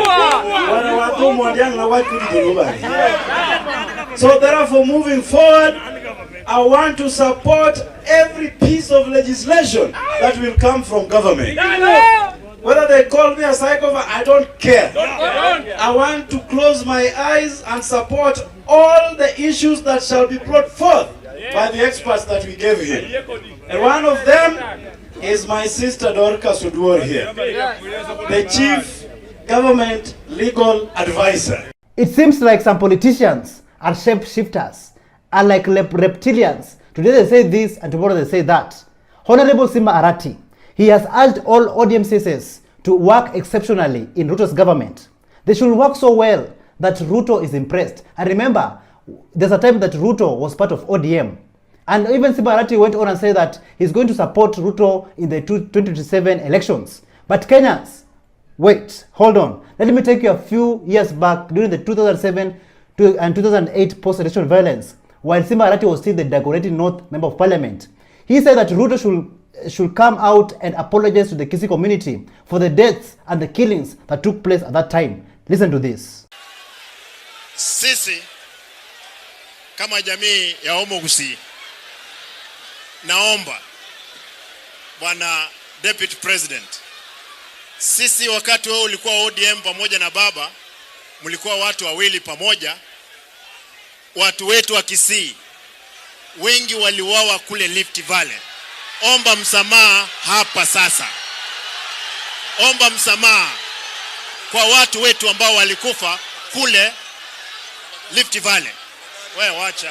Still in 2007-2008, Ruto came out and told the people that they should go back to their ancestral land, even if you bought it. Like, I'm just speechless. Listen to this. Who lived where? Whose land is ancestrally whose? For example, the whole of Kitale. The Luyas, the Kisiis, many of the Kalenjin subtribes who are there today will have to move out because that land ancestrally belonged to the Pokot, the Cherangani, the Sengwer, and the Sabaot. Oh, but that's a little extreme, Mheshimiwa. It is not extreme, it is in the Constitution. I will challenge you to go and read it. That's it. I believe that as a Kenyan, you are free to live, work, and even marry in any part of Kenya you wish to. You are free to move around in this country because this is our home. This is your home. Kenya ni home. So why all this tribalism? Let us stop tribalism. Just listen to what President Ruto had to say. Kama muko na shida na Wakikuyu, hamuko na shida na Wakikuyu kuliko sisi wa Kalenjin. Tuko na shida kubwa zaidi. Sawa sawa? So Kenyans, if I may ask you, what is true patriotism? What does it mean being a patriot in a country? Patriotism is not being loyal to a government and kissing its nyash. True patriotism is being loyal to your own country. Siding with an oppressive regime, a corrupt government which abducts the young people of Kenya, Kenyans who are fighting for better governance, that is not true patriotism.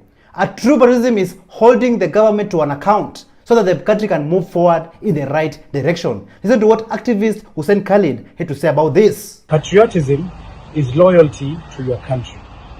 Patriotism is not loyalty to your government. Actually, a true patriot must hold the government to account. A true patriot must make sure the government delivers on its promises, that the government adheres to the constitution and the laws of the land. Siding with the government when young people are abducted left, right, and center, that is not patriotism. Yes. Siding with the government when they refuse to arrest killer cops who are known to everyone, that is not patriotism. If you are a true patriot, you must stand firm in the defense of the country, in the defense of the constitution, and in the defense of rule of law and human rights. So we are asking Kenyans all over to stand firm and say no to government excesses. We must stand firm as true patriots and defend our country, not defend the government.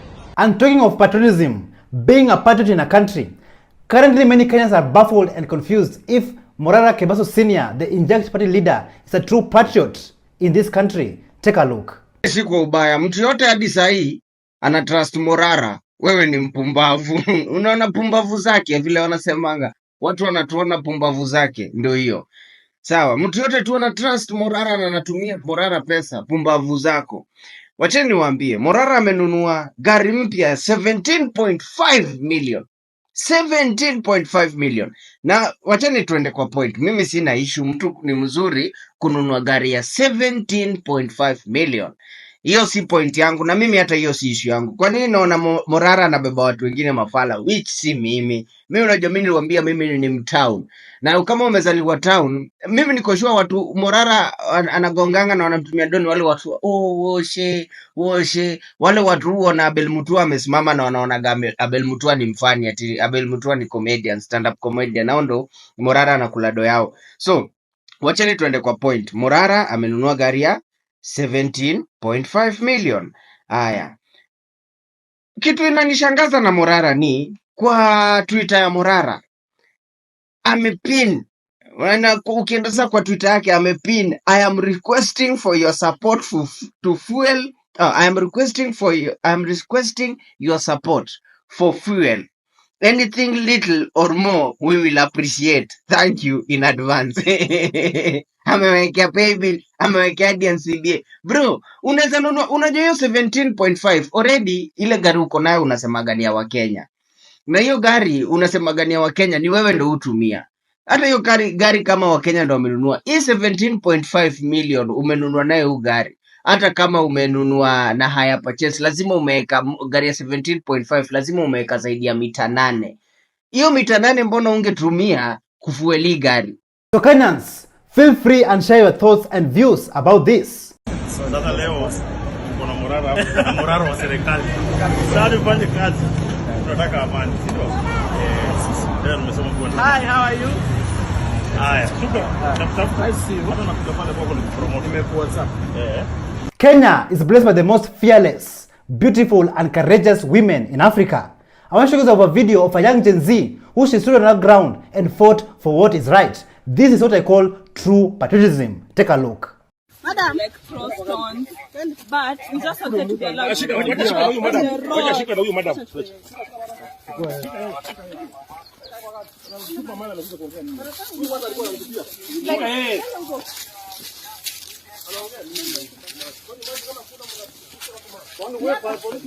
Recently, we saw that new CSS have been appointed. Apostle Michael, he came out and warned the new Kenya Kwanza CSS, saying that they will be used as perfume in a house full of carcasses. Listen to this. I saw Ruto shuffling his cabinet again. I've said though, and I'll continue to say, all of it useless. Kuna kitu hapo. I want to talk to the people that were appointed. William Kabogo, Lee Kinyanjui, Mutai Kagwe, and Muridhiga, and Kempi Gutura.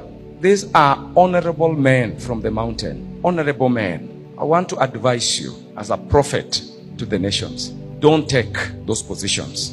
Ruto wants to use you as a perfume in a house which is full of rotten carcasses. No amount of perfume can cleanse a house which is full with rotten carcasses. Very soon, you'll be rendered irrelevant and he's going to look for more others to use. But as it goes, politics is a game of flies and dead meat. Where there is dead meat, flies will fly there. Don't be flies. If you like, you can fly. But Apostle Michael have spoken. Dear Kenyans, jokes on you. Jokes on you when it comes to taxation. The Gen Z went to protest against the Finance Bill 2024, which later on it got rejected. The President of Kenya complied with the Gen Z's demands. But today I want to show you guys a video of Kelly exposing the government reintroducing the taxes that were rejected on June 26th. Because look at this conmanship. The taxes we rejected under the Finance Bill 2024 have quietly been reintroduced through the Tax Laws and Procedure Act of 11th December 2024. Imagine, and here's a story. On June 26th, after weeks of peaceful protests, President Ruto surrendered to our demands and withdrew the Finance Bill 2024 in totality. But fast forward to 27th December. Today, what do we see? The same tax proposals that took us to the streets have been repackaged and are now in effect. Here's what to expect, to mention but a few by the way. 1. An increase in the price of sanitary pads as imported raw materials are now taxed. 2. Increased prices for consumer goods thanks to the increase in the railway development levy. And finally, an increase in the cost of internet access services thanks to the introduction of the significant economic presence tax. and the increase in digital service excise duty. Remember how alisema utapata free bundles? By the way, it's clear that this government is operating on the principle of kinimacho, saying one thing and doing the total opposite. But if they think we're not paying attention, they're very wrong. Because we can at any moment from today remind them that the voice of the people shall never be ignored. Because manze, this government lacks honesty, lacks accountability, and lacks transparency. So if this does not increase your pressure to take action, then I don't know what can increase your pressure. Kenyans, should the pressure increase or decrease? Take a look. Kama kuna nchi inaweza sikia kuchukua William Ruto, wanaweza mchukua kwa sababu sisi wananchi, we don't need him. Ametuchosha. Ama nyinyi mjachoka? Mjachoka na Ruto? Ule mtu anataka kuchukua William Ruto, you can take him for free, take Wetangula for free, take Mudavadi for free. Tunawapea hizo takataka zote. Waende waongoze if they are good to you. So hustlers, how you day? Many of you I know right now are enjoying luxurious and lavish lives. Like right now, many of you are just chopping money. You chop money. Currently, if you ask a hustler, like how is the economy? This is how they will reply. I want to assure you people and assure the country, the economy is now on. Amazing, amazing. Like I just want to take this opportunity to congratulate all the hustlers out there. Like people are doing great. I know the economy is booming, right? Listen to what Gathonio Muchomba, a member of parliament, had to say about hustlers. Hi guys. Leo nimebadilisha kakofia, nimevalia haka kameandiko wa Muchomba Hustler Queen. Kwa sababu hustlers wamecelebrate sana, hata hatujalala. Wamecelebrate sana kwa sababu mahasla wenzao walipewa nafsi ya kuingia katika serikali wawe mawaziri. Na unajua imekuwa mtindo, hii serikali ni ya hustlers. Na ilivotiwa na mahasla na narrative ilikuwa hustler aingie kwa serikali. Na imekuwa serikali ya kusikiza mahasla kabisa, inasikiza kabisa. Hustler akisema mama boga ameachwa nje, mama boga anaappointiwa, anawekwa kama minister. Tulikataa finance bill, tukasema ilikuwa inatufinyiria sisi mahustlers. Mahustlers tukachukuliwa wengi, tukawekwa kwa serikali, tukakuwa ministers. Tumeteta juzi, tumesema chief na SHA haifanyi kazi vizuri, mahustlers ndio hao wameappointiwa, sasa wameingia kwa serikali. Hata tukiendelea kuteta hivyo, tunateta maneno ya vaccination ya ng'ombe. Imagine mahasla watapewa serikali, watakuwa ni mawaziri, PS. Kwa hivyo tuendelee tu kuteta, tuendelee tu kufinya, kwa sababu mahaslas sasa wameingia kwa serikali, na hii serikali ya Kenya Kwanza ni serikali ya mahasla kweli. Hasra tawara, hasra tawara, hasra. Pack your bags and let us go all the way to Kisumu County, where an incoming Kisumu County Governor by the name of Ruth Odinga is giving Kenyans sleepless nights.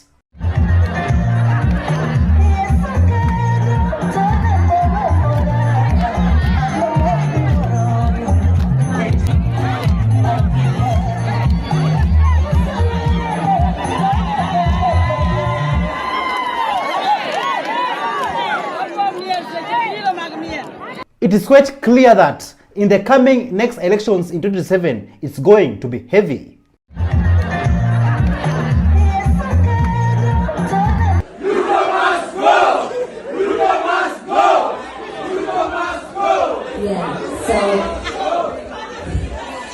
So I want to dedicate a song to all the lives that we lost.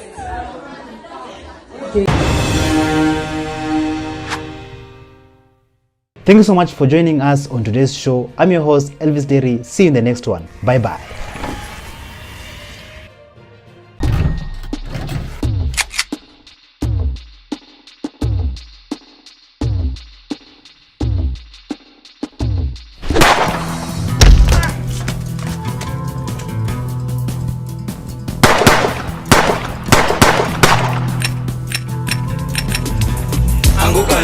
They're coming for you.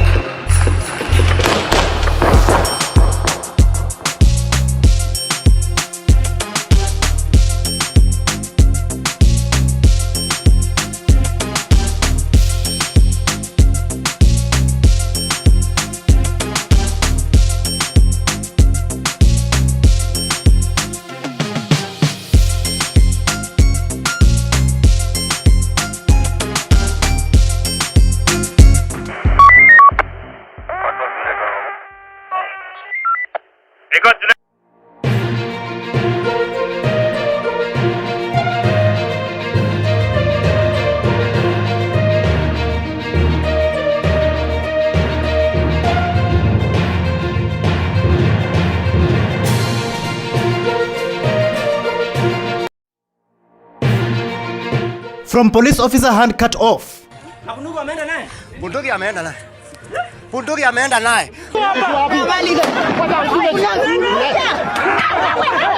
To more abductions in Kenya.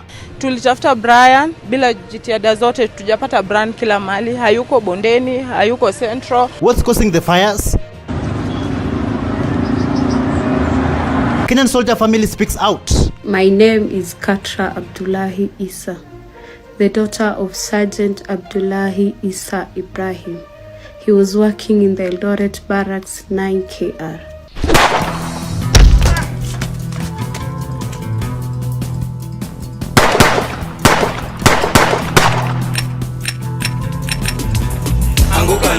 We are coming for you.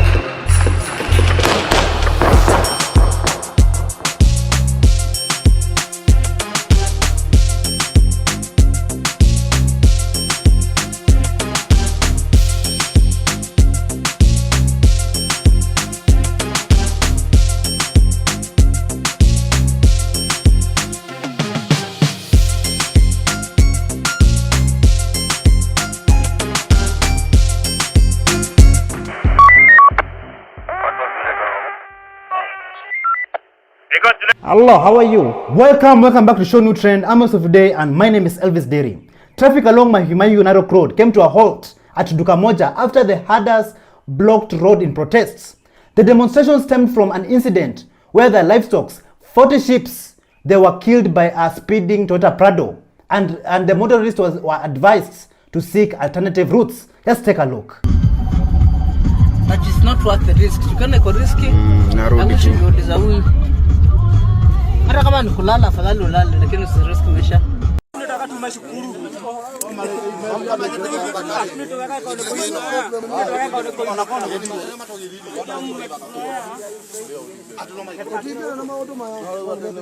And that's not all. That is just the tip of the iceberg. As time went by, things got more serious, more deadly, more dangerous, where the protesters and the police clashed. Even to the point where one police officer lost his arm together with his gun. Just take a look. Msaidie huyu.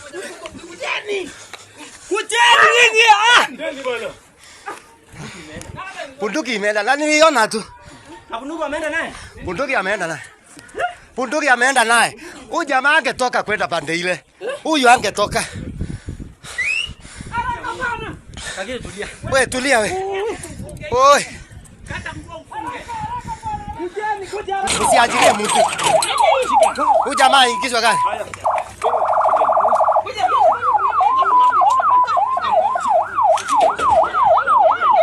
Ngoja, we, mwenye atakuja, usiende huko. We, asiende na nini? We, patiana. Sasa. Siri kwa nini? Siri kwa bunduki. Okay, siri kwa bunduki.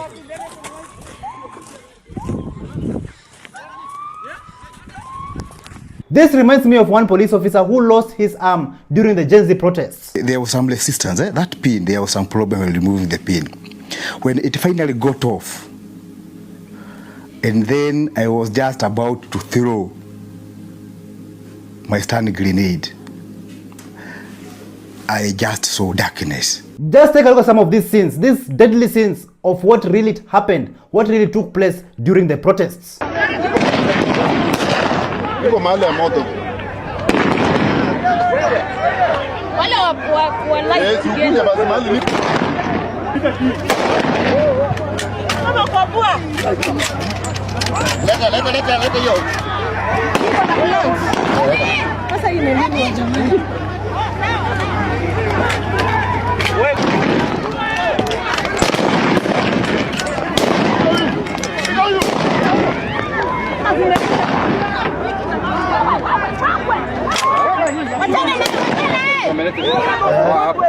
Chukua kondoo jana. Sinichukue hiyo kitu.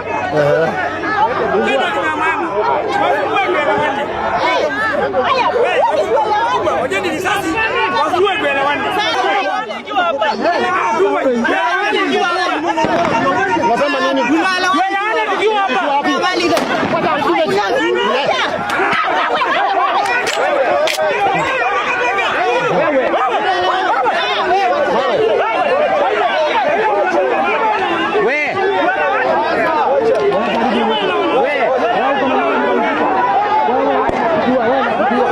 In Nairobi City, Nairobi CBD, one angry woman decided to occupy Ethiopian Airlines offices at Bruce House, Mwidimbingu Streets, claiming that she had to take matters into her own hands after the company allegedly defrauded her. Just take a look at how things unfolded. Her injecting.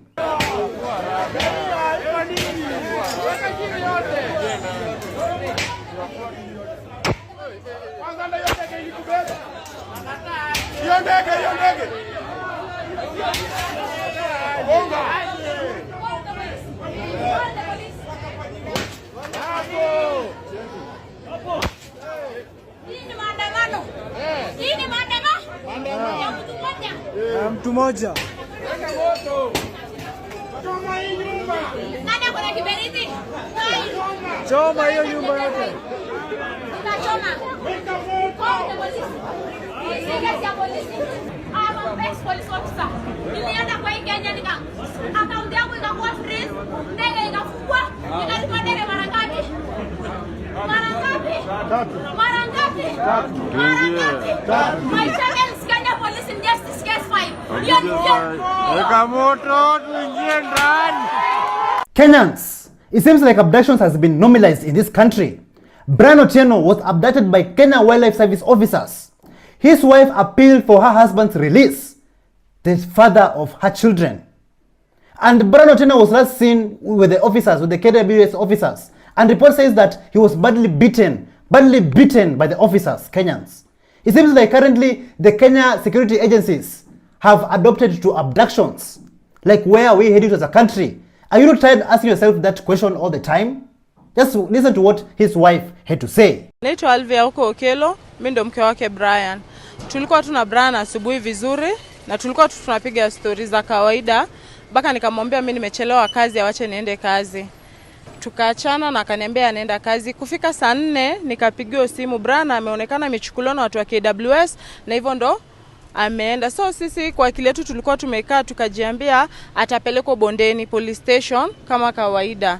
Tulitafuta Brian bila jitihada zote, tujapata Brian kila mahali. Hayuko Bondeni, hayuko Central, hayuko police post zozote, hayuko mochari, hayuko medical, yani Brian hayuko. Tujui sasa walimpeleka wapi. Now the last people walichukua Brian, walionekana wakichukua Brian ni Game Rangers. Ombi langu kwa wale wanichukua, mimi naweza tu waambia wanipatie baba wa watoto wangu. Jota watoto nyumbani wananiuliza kama kuna mwenye aliniuliza leo akitoka shule nitapata dad, mom. Na Baraka aliniambia nende nimtafutie dad yake. And they are young soul. First born wangu iko 6 years. Wapili iko 2 years 5 months. Despite searching in hospitals, police stations and even morgues, Brian Otieno is still missing, leaving his family and many Kenyans puzzled. The question remains, where is Brian Otieno and those who are responsible for his disappearance? What kind of action should be taken? Behind this particular disappearance, there are witnesses, there are people who are there when they took him, there are people who saw him after being beaten up, and we are wondering why they had to do what they have done up to this point in time. So we are demanding the immediate release of Brian from the KWS officers. We know that they know where he is. It is very unfortunate when the family went to look for him first at the KWS office. The information we have is that they were told to wait for 48 hours, the body will rise up in the lake. This is a clear indication that they have done something bad, and possibly they've dumped the body in the lake. We hope that this is just a mere rumor, that this is just speculation, and that we will find Brian. We are also demanding that the KWS Rangers involved be arrested forthwith. They are known, people saw who they were. The authorities at KWS have all the information on who they are, so we don't understand why they are walking scot-free up to this moment. Currently, it seems like Kenyans are tired, Kenyans are frustrated, and Kenyans are desperate to seek for justice and a better future for the country, for the motherland. One female activist, she staged a lone protest, a silent protest against the judiciary and the injustices in our system. Just take a look at this video of how she occupied and injected. Mambo ni live kabisa Nairobi, Kenya. Hapa ni Kenya National Archives. na tuko na mrembo hapa ambaye anajiita Lady Justice. Lady Justice. Ukiangalia ni kwamba she is demonstrating something. Ukiangalia upande ule tuko na pesa na hapa tuko na naitwaje? So inamaanisha for you to get justice lazima ukuwe na nini? Lazima ukuwe na pesa, au sio? Mambo ni live kabisa, tupo live Nairobi, Kenya. Ile message gani wanajaribu kupitishia manzee wananchi hapa, sijui inapitishwa kwa serikali au inapitishwa wapi, but a Kenyan soldier who joined the Kenyan military in 1986 by the name of Abdullahi Isa Ibrahim. He went to Somalia in 2016 to fight against the Al-Shabaab terrorist group, but unfortunately he was captured by the militant group Al-Shabaab and he was held hostage for 8 good years, Kenyans, for 8 good years. But before we continue, just listen to his side of the story. Mimi kwa majina naitwa Abdullahi Isa Ibrahim kutoka Kenya. Nimesaliwa katika kaunti ya Wajir 1963. Niko na miaka 61 ya kusaliwa. Mimi ni mfungo wa kivita. Niko mkononi mwa Al-Shabaab kwa zaidi ya miaka 8 sasa. Mimi ni mwanajeshi wa Kenya. Nilijiunga na jeshi ya Kenya 1986 na nimetoka kikosi cha 9. Nimeingia Somalia tarehe 1 Januari 2016 na nikakamatwa na Al-Shabaab tarehe 15 Januari 2016. Kwa ufamisi ile ilifanywa na Al-Shabaab kambi ya KDF huko Elade. Baada ya hayo kutendeka, tulikuwa tunatarajia kwamba serikali ya Kenya na wananchi wa Kenya watajitokeza kutushughulikia ili kuturudisha nyumbani tuungane na jamii zetu.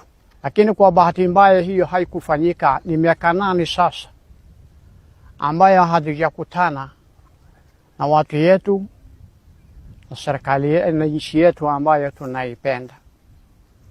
Lakini wale wametuweka ambaye ni Al-Shabaab ndio wanatushughulikia katika jela kulinda maisha yetu na kutupatia matibabu. Ni miaka 8 sasa hatujakutana na wazazi wetu. Ni miaka 8 sasa hatujakutana na wake zetu. Na ni miaka 8 sasa hatujakutana na watoto wetu. Our Kenyan soldier who has been living in captivity for 8 good years, Kenyans, for 8 good years, captured by the terrorist group Al-Shabaab, should be brought back home. And I'm just wondering, what kind of action will the Kenyan government take to rescue our Kenyan soldier? After his videos trended on the internet, his family came and spoke out. Just listen to this. Fellow Kenyans, my name is Katra Abdullahi Isa, the daughter of Sergeant Abdullahi Isa Ibrahim. He was working in the Eldoret Barracks 9KR. On 2016, January 15th, he was in Somalia with the Kenyan military camp. There was an attack in their camp. Unfortunately, we lost a lot of his colleagues, but we were not able to find his body. We were taken to the Nairobi hospitals to take DNAs, but they were all not matching. After 5 years, we sat down with the military. We were given a presumed death certificate of my father. From all that, yesterday midnight, we received a video of my father being in the hands of Al-Shabaab, saying he's a prisoner and he's captive for the last 8 years and more. He's been requesting the government to help him out. We received a call before that video a while ago, like a month ago. He called me at night at 10 p.m. I couldn't believe it was him because we were still in shock. Apart from abductions, fire incidents have also become a daily occurrence in our country. Not long ago, University of Nairobi was on fire.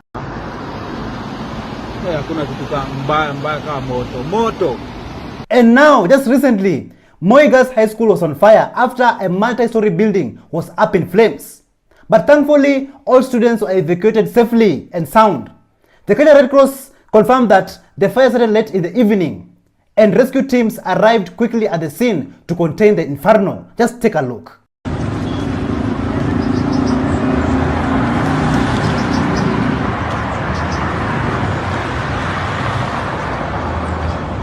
We all know that Moi Girls High School has a history of fire incidents.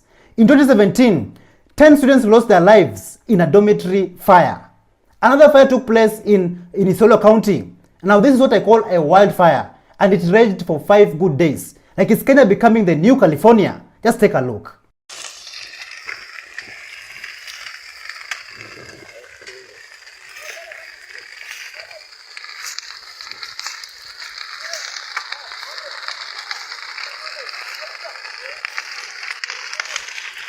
And that's not all Kenyans. Another fire incident took place at the Mumias Sugar Farm, just moments after President Ruto's visit and his speech.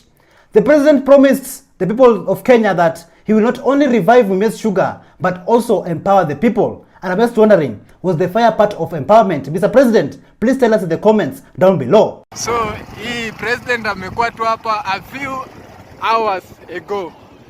Prezo amekuwa hapa Mumias Sugar. Na ni kama amepigia wakulima stories za jaba juu hakuna mkulima anaweza ataka achome miwa yake. Unaona miwa ndio inaungua. Na Preza amekuwa tu hata hajaenda mbali. Amekuwa tu hapa saa hii, mamako. Amekuwa tu hapa saa hii ndawa zima moto. Sasa hapa ni 8 feet penye president ametoka tu saa hii. Ya hata hajafika mbali, hata ndege hajatua chini. Maji ndio hata hakuna mtu akona haraka nayo. Watu wa maji, watu wa kuzima maji walikuja, pipe zao zika hapo, hata wana haraka, wanasema hizo vitu ziungwe tu kabisa. Governor George Natembeya decided to do the Lord's work after he cleared 2.8 million shillings school fees arrears for Mungano secondary school students in Kiminini sub-county. This school had the highest number of grade E in the county, but Governor George Natembeya has promised to mentor them to score better grades in the coming future exams. Let's listen to what the governor had to say. Sasa mimi what I'm going to do is this. Niambia mwalimu mambo kuongeza fees ile 10 na ngapi hiyo tunataka. Maana ile pesa ambayo wazazi wanalipa majorly goes just to for lunch. Pekee sio mambo mengi, lunch tu. Mimi wakati nilikuwa primary lunch yangu haikuenda. Ilikuwa tu shilingi moja ya kukula miwa. Nataka lunch ya kula, nataka kula. Hata mwalimu sisi tunakubaliana. Hiyo weka shilingi 5,000. Ndio? Hata mtu pay fees ya watoto wote wa shule.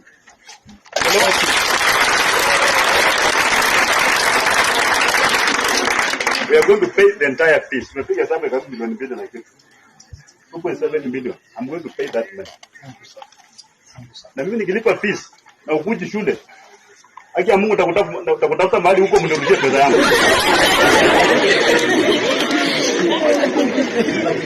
Umeelewana? Sitaambia mwalimu and nitakuja tu kwako. Kama unakaa na nyanya yako mtanipatia pesa yangu. Basi kulipa pesa hapa alafu ukose kukuja. Si ndio? Ili sasa mwaka ukikwisha mimi nataka nikuje hapa nione matokeo yanakaa namna gani. Hapa nini nasikia? Yes. Si ndio? Kuondoka mambo ya hiyo tutoke. Comrades, do you remember that day where patients, together with their infants, they stormed Afya House when CS Deborah Baraza was having a media briefing, and the patients were protesting against the chief system glitches? We are outside there waiting the gate. We are at the gate waiting. 20 patients. We have walked all the way from Kenyatta Hospital, coming here for treatment. From last week, Wednesday, the systems are not working. Hundreds of patients were stranded at Kenyatta National Hospital, even some of them having a mental breakdown because the systems are not working and they cannot access medical care. Like, what a sad state of affair.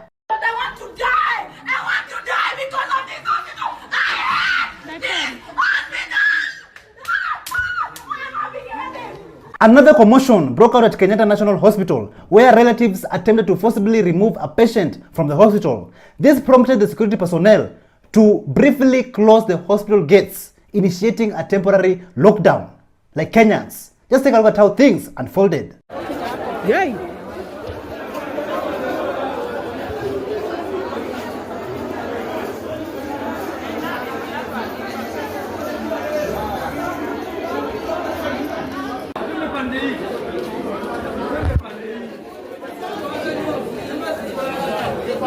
Despite all these incidents of SHIF and SHA system glitches, to the point where even patients are having mental breakdowns, this is the only thing that President William Ruto had to say. Hata wengine ambao mnasikia wanalalamika hapa mambo ya SHA ni kwa sababu leo wanalipa zaidi kuliko vile walikuwa wanalipa. Sasa badala ya kujitetea kusema mimi sitaki kulipa ile mimi nalipa, anaanza kusema raia wamekataa. Raia ulikutana nao wapi wakakataa? Kwanza raia hawa wengi hawana payslip. Nyinyi mko na payslip? Mko na payslip ya kulipa? Si dunia yote hii watu wenye watu wangapi hapa wako na kazi ya kulipwa payslip? Sasa wewe unatetea nani hapa? Wewe unajitetea mwenyewe, wacha kusumbua raia.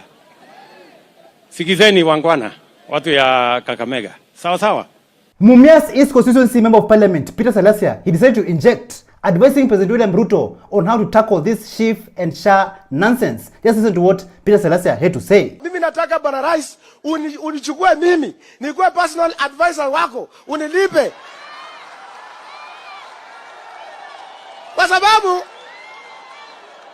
Kwa sababu Bwana Rais, hao watu wako hawakuambiangi ukweli. Wanakuambia SHA inafanya kazi na haifanyi kazi. Wanakuambia new model inafanya kazi na haifanyi kazi. Bwana Rais, mimi nataka nikuambia kwamba wewe ni mtu ambaye uko na moyo wa kusaidia nchi ya Kenya.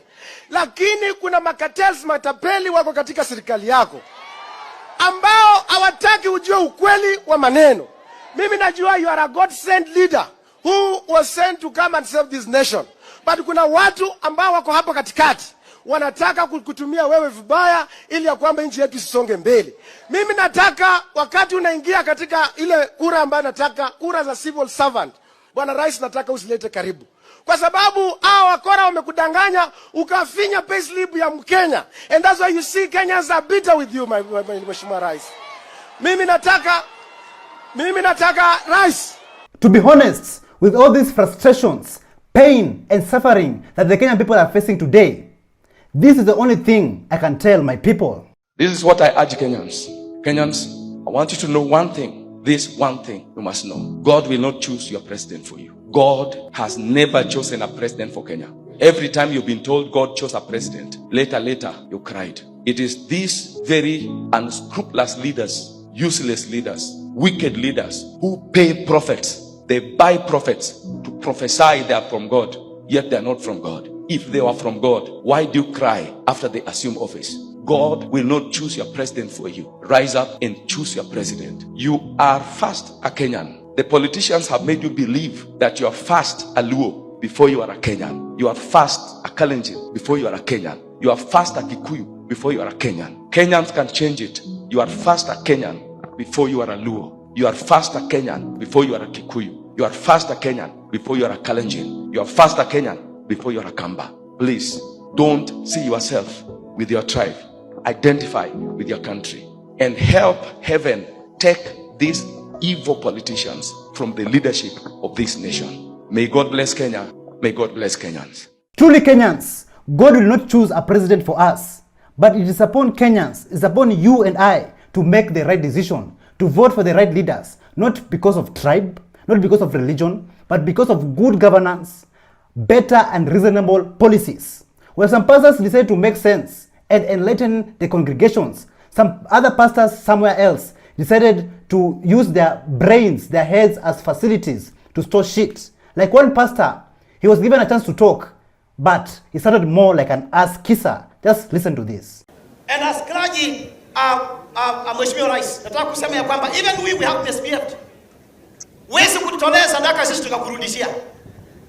Jaribu unipatie sahi kama nitakurudishia.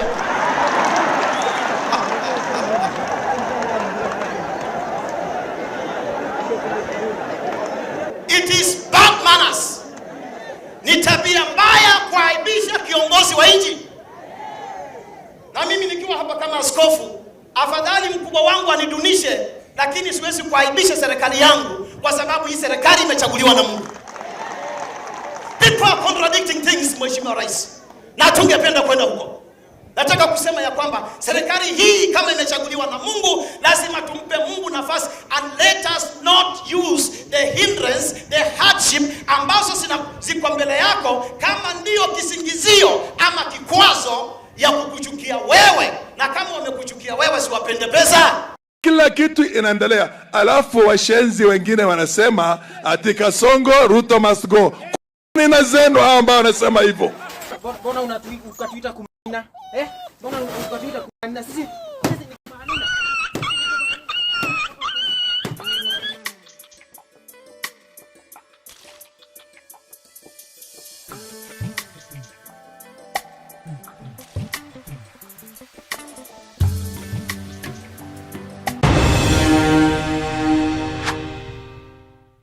Thank you so much for joining us on today's show. I'm your host, Elvis Derry. See you in the next one. Bye-bye.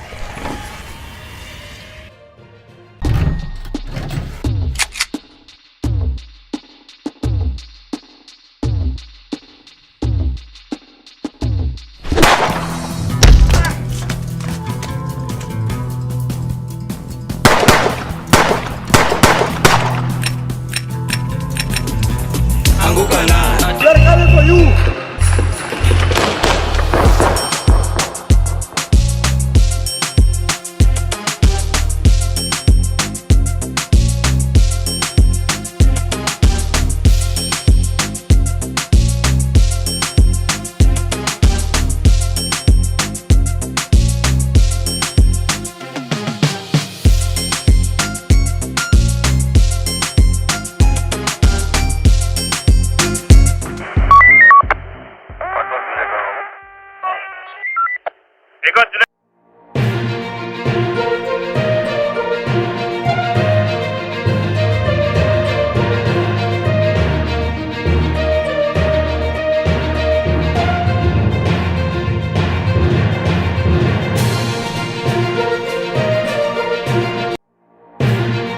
From Morara Kebaso enlightening Kenyans to Crazy Kanar exposing the political class. The first artificial intelligence road that will be completed in less than 1 year. Are you a spoken word artist? Mambo inazidi kuchacha na nyinyi mmeshuhudia. Mnyonge ana haki, sauti yake nani ataisikia? Billions stolen under Ruto's government. And the amount is 70 million. Angi, kap koti moja. Ni koti tu ulikuwa nayo. They're coming for you.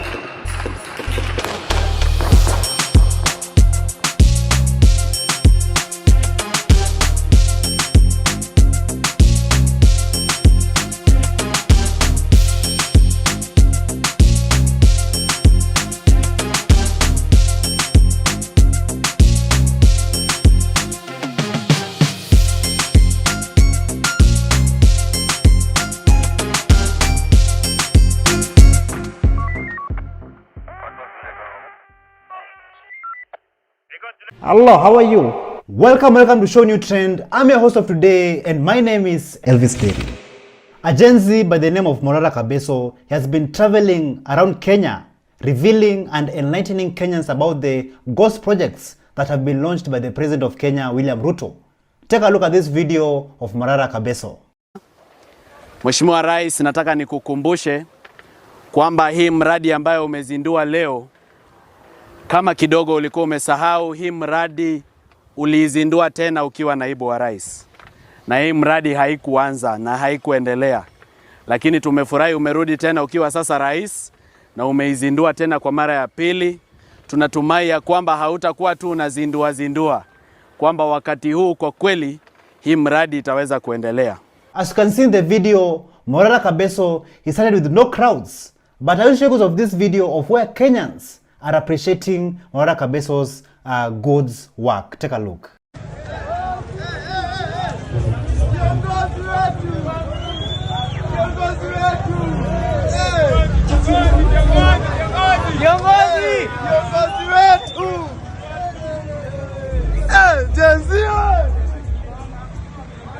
Kenya bomba yake ambayo anaiba mali ya umma. Ameiba sana.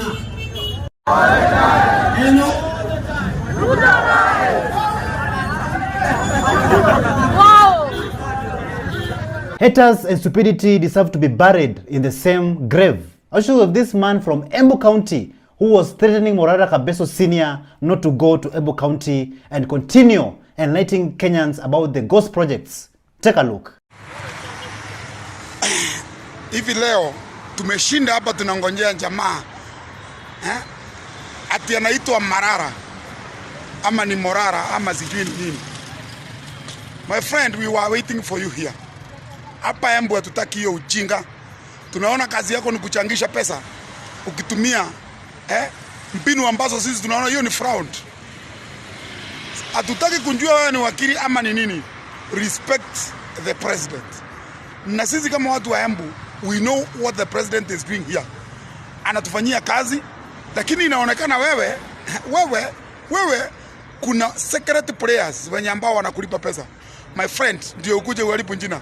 Tumekungojea hapa, bahati yako haukukunja.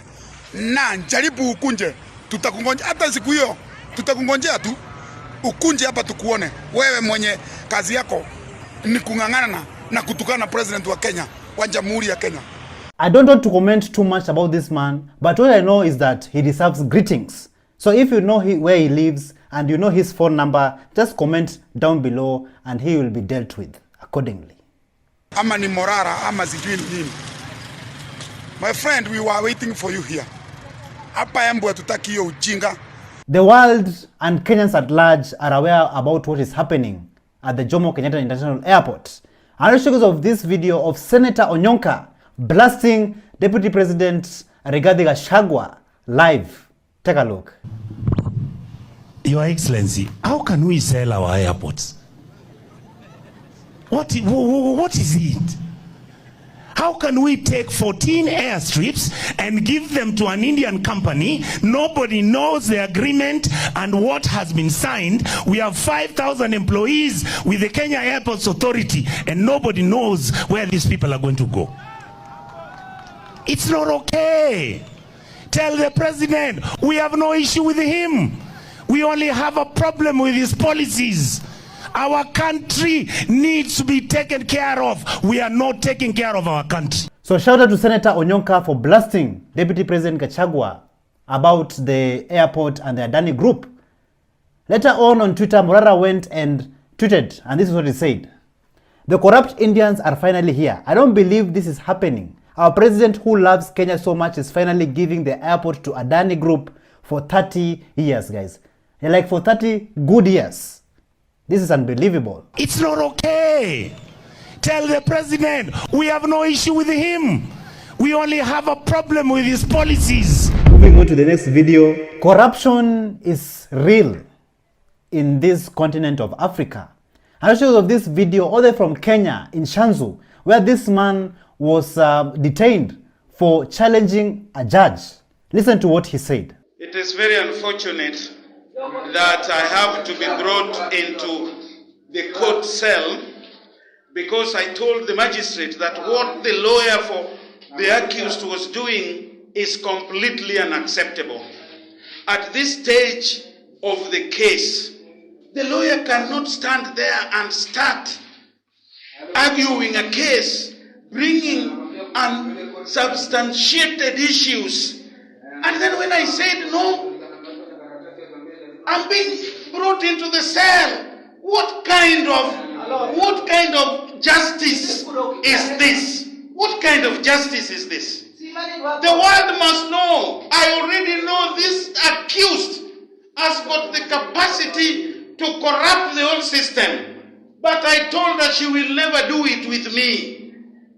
She tried to do with the police. She was charged today. She will not do it with Gordon Omondi Tete.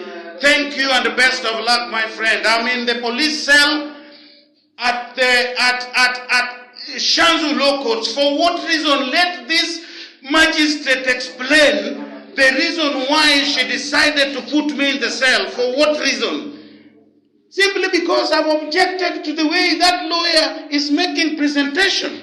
A popular comedian, actor, and content creator, Crazy Canal, all the way from Kenya, East Africa, he shocked the world by making a video, a comedic video, revealing to how Kenyan and African politicians behave. Take a look. I am proud to announce to you the first artificial intelligence road that will be completed in less than 1 year.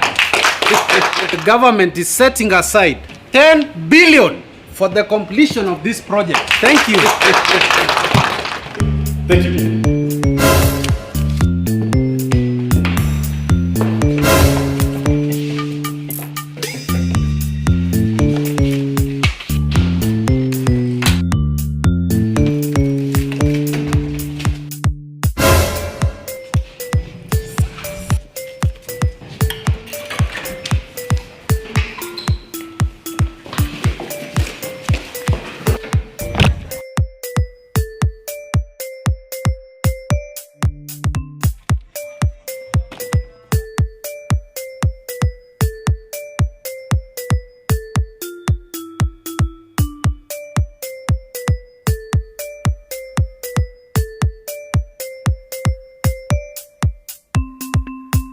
So tell me in the comments down below, how accurate do you think Crazy Kenar is in this video? Thank you.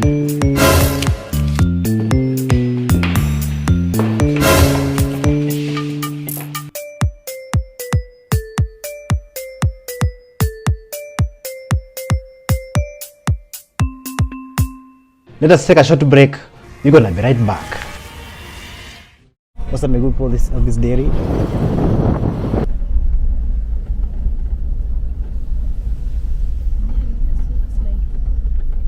Ruto.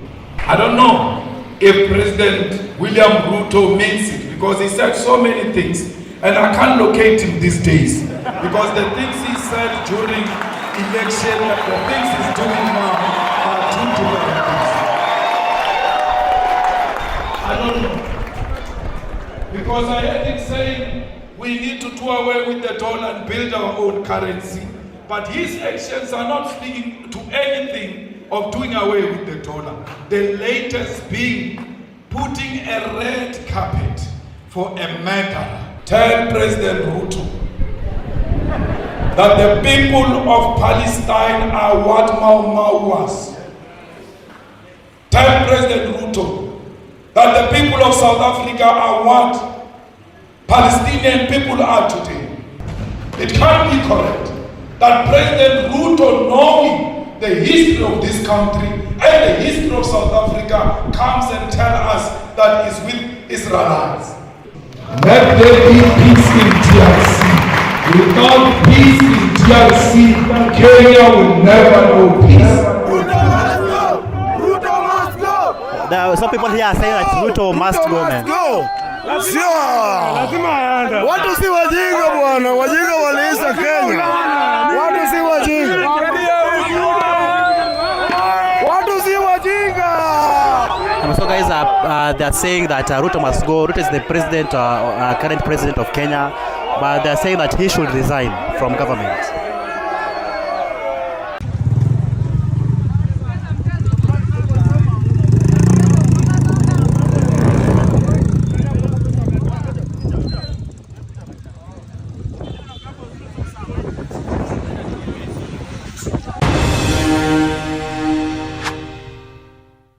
Kenyans, did you know that millions and billions of shillings are being stolen under your noses? I want to take you guys all the way to Uasin Gishu County, where a Gen Z explains to us on how their politicians in that area are robbing them in broad daylight. Listen to this. Uasin Gishu County, Honorable Jonathan B., there is a project entry at the audit report that has the title Governor's Residence. And the amount is 70 million. Angi, kap koti moja, ni koti tu ulikuwa nayo. Nyumba, milioni 70. Bwana. Hey. Deputy Governor's Residence, 65 million. Okay. Umepita ile njia ya Kapseret, uko chini kidogo. La. So, do you see what happens if you elect people because of stupid reasons? Governor Jonathan B. of Uasin Gishu County, he was only elected because he already had one court. Can you imagine that? Nonsense. Honorable Jonathan B., there is a project entry at the audit report that has the title Governor's Residence. And the amount is 70 million. Kenyans have raised a huge amount of money for activist Hanifa after she published a report of how 31 million shillings was spent during the Reject Finance Bill protests 2024. Later on, she was asked, what does Kenya mean to her? And this is what Hanifa had to say. Listen to this. So I just have two questions. What does Kenya mean to you? Kenya is my country. I love Kenya, and as you can see, everyone here too. And that's why we're fighting for this, because of the love we have for our country. It means everything for us. Our allegiance is to our country and not the government. So we are going to protect our country from the government. Yes. Kenya. What is your dream for Kenya? My dream is a corruption-free country, a country free from nepotism, a country that has, equal opportunity for everyone, a country that doesn't bully the poor. Yes, a country that, works for everyone. Yeah. Kenya ni wapi? Kenya ni home. Home ni wapi? Home ni Kenya. Thank you so much. So shout out to activist Hanifa for the great work she has been doing since day one. And also, tell me in the comments down below, what does Kenya mean to you? Kenya ni wapi? Kenya ni home. Home ni wapi? Home ni Kenya. Thank you so much. A spoken word king by the name of Willie Oweba, he has been educating Kenyans since day one on why the country has to change and why the country needs good governance. I'd like to show you guys of this video of Willie Oweba's spoken word. Listen to this. Viva corporates, viva! Viva Independence Coalition, viva! My name is Willie Oweba. I am an urban spoken word artist. Ni combination ya failure na success. Vitu most zilikosa meaning, squeeze me impress, ndo ni smile ama na smile kujimpress. Tulianzia nax tunai saiko hewani. Main motive kujiexpress. Akili sio syllable sana, usistress. Usidigress, mkuwe muda wa diverse. Wape hata chorus wakidiverse. Isola when I wanna see my brother. Zakayo afanye nini?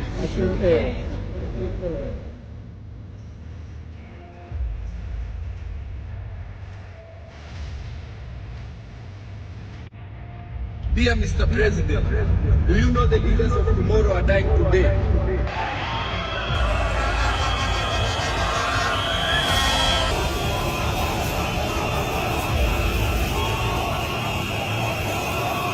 And that's not all, guys. A human rights defender and a spoken word artist by the name of Bene the Poet also had a message to send to Kenyans and the world at large. Listen to what she had to say.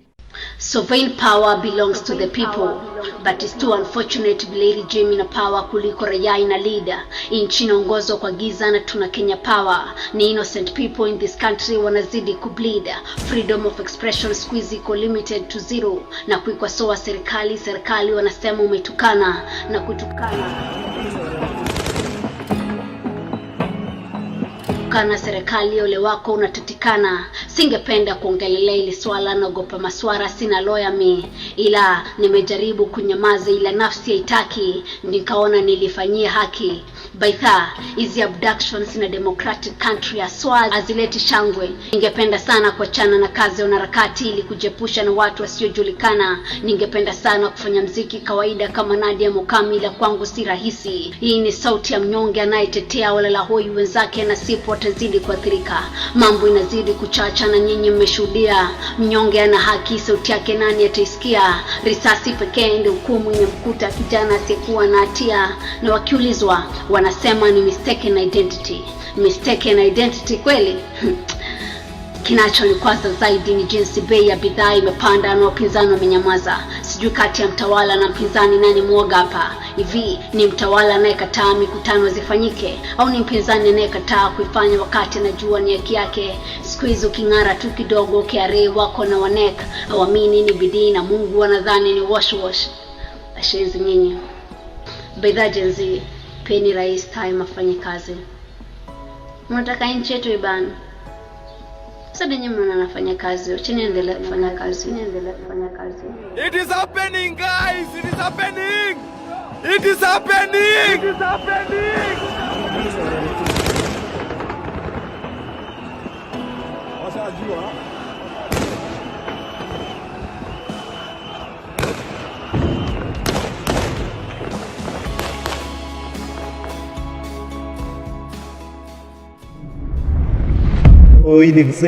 A man staged a lone protest in Nairobi CBD after he was attacked by this gorilla, which it broke his arm on July 16th.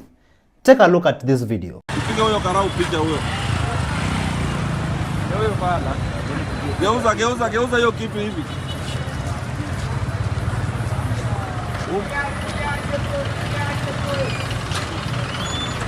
Our brother by the name of Japheth Olima, he seriously needs some medical attention. Also, he deserves justice. So if you love to help him, his number is on the video. Geuza hiyo kitu hivi.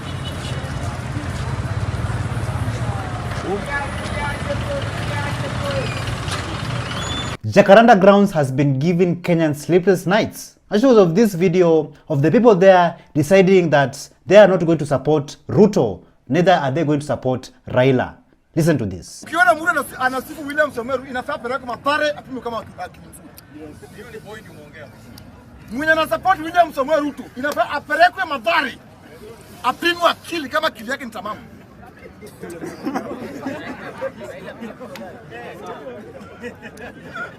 Yaani mnachukua sisi wajinga aje? Sasa hiyo wameendea pesa, wameingia Kenya 40 bilioni. Unapiga mdomo na wewe utalipa. Bado atumekaa chini. Unabudu na ila mrudi. Baba amemaliza yake. Angalia maisha yako ya kesho. Raila Amolo Odinga amefanya venye anaweza. Na I think wenye nakuja kuongea, I think wengi wao kupiga kura. Ndio wanaongea kitu kama hiyo. Mimi nakumbuka nilipiga kura 2017. Kidonda ijai haikupona. Nikapiga kura 2022. Kidonda yangu ijapona. Ikaongeza yani ya 2017 ya 2022 ipata. Kama ijapona. So tell me in the comments down below what you think about Raila Odinga, of him being in previous governments and also in the current government. Do you think he's there to improve the life of Kenya and good governance? Or do you think he's there just to eat and satisfy his own personal needs? Mimi nakumbuka nilipiga kura 2017. Kidonda ijai haikupona. Nikapiga kura 2022. Kidonda yangu ijapona. Ikaongeza yani ya 2017 ya 2022 ipata. Kama ijapona.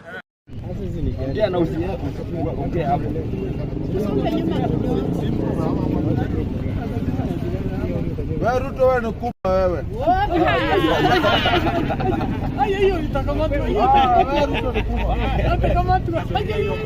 Thank you so much for joining us on today's show. I'm your host Elvis Derry. See you in the next one. Bye bye. We're coming for you.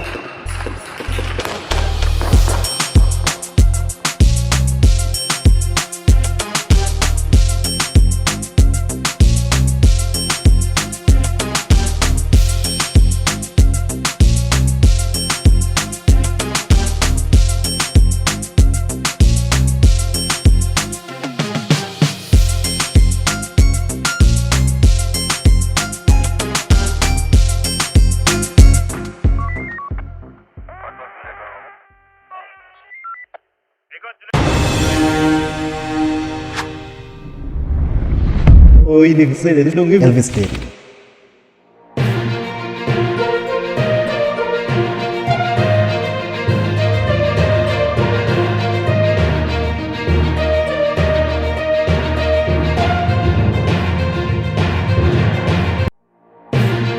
From Tanzanian activist abduction in Kenya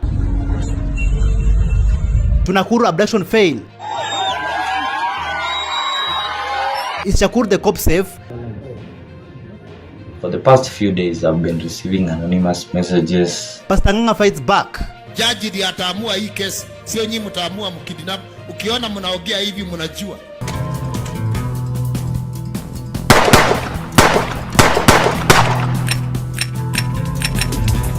Anguka na. We are coming for you.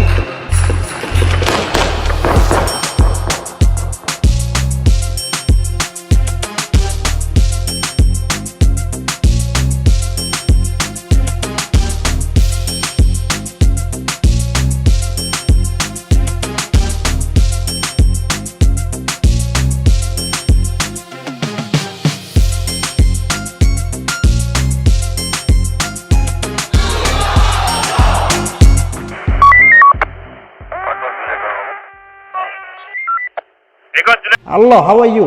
Welcome back to ShowNewTrend. I'm of Day and my name is Elvis Derry. Kenyans, the question of the day is, are we really safe in our own country? Like even asylum seekers are being abducted. And so many cases of asylum seekers have been taking place in this country. A case has been trending recently of a Tanzanian journalist by the name of Maria Sarungi Tsehai. She was abducted in broad daylight.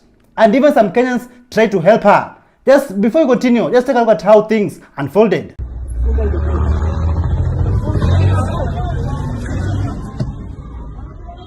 Leo achiro mama. Hata wewe funga huko. Ai, mbona wanafanya hivyo? Au yes.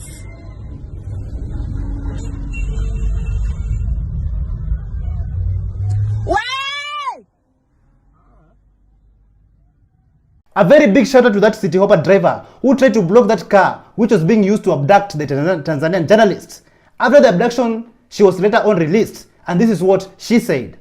Asanteni sana, nipo salama, Mungu ni mwema. Na kesho nitachukua muda niwashukuru vizuri. Naomba niwashukuru watu wa Kenya, watu wa Tanzania and all the international people. Specific shout out to the people who are the man nation, because today I have been saved. Thank you. As you can see, she's clearly shaken after going through all that, being abducted in Kenya. So what really happened? Let's listen to how she narrates her story. I think I answered your question on the asylum and how many people there were. 4. So 3 were the ones who got out of the car and were always moving around. There was the driver. At the last time we stopped before they released me, the driver also got out, and I was left only with the person on my right who was holding me and choking me most of the time, and he kept holding me all the time. So he never got out of the car. He was the one, I think, who was assigned to basically keep me there. And the driver, when he got out, that was the longest time they were gone, and I believe they were doing some consultations. The passenger in front is the one who I suspect, because was speaking to me in Swahili and my name and always wanted to get my reaction. I suspect he's the one who was actually giving or taking instructions. And sometimes I could hear and I could feel movement, so I think they were doing sign language or something over my head, so I wouldn't understand. But those were more like maybe saying, let's go or watch or something. But if they needed to do any bigger thing, they would leave. What a sad state of affair. Just because she called out the Tanzanian government, run by the president of Tanzania, Samia Suluhu Hassan, for her wrongdoings, now she's being abducted in Kenya. And remember, Kenyans, this is an asylum seeker in Kenya. That means that she should be protected under the Kenyan law. But yet, the same government that should be protecting her is the one that is being used to abduct her. Like seriously, why do you abduct asylum seekers in Kenya? Why do you abduct visitors and investors? This does not make sense. Like, just listen to what the villager 254 had to say about this. Wadau, things are getting very thick for our country. Imagine mwanaharakati, a critic of the government of Tanzania, has just been abducted just 4 kilometers from where I am, in my neighborhood. In my neighborhood, a foreigner who is a critic of the government of Tanzania has been abducted on Kenyan soil. Oh, wow, we have lost it. Kenya is not safe for anybody. Despite all this crap coming from the rogue regime, Tanzanians have stood with us. They have stood with us like a family, like brothers and sisters. Let's take a look at this video all the way from Tanzania, Zanzibar, supporting Kenya. Nilipokuwa kwenye matembezi ya mji mkongwe, niliona kundi za vijana wa kiume wadogo wakiwa wanazamia ndani ya maji ya bahari ya mji huo. Watu wengi kutoka nchi mbalimbali na hata wakaaji walikuwa wakiwazongea kutazama tukio hilo. Nilidhania ingelikuwa vizuri kama ningekwenda kutazama. Nilipofika do salale, hichi ndo nilichokiona. Mimi ni wenyu Elvis Deri. Welcome Zanzibar, karibu hakuna matata. Kasongo! No. Kenya, welcome to Zanzibar. Mbali lidanga, kasongo mbona leo, songa la libala. In Nakuru, another abduction case unfolded, but this time round it was not successful. The residents there occupied, saving a patriot who was being abducted, and those abductors, they narrowly escaped death. Let's take a look at how things unfolded.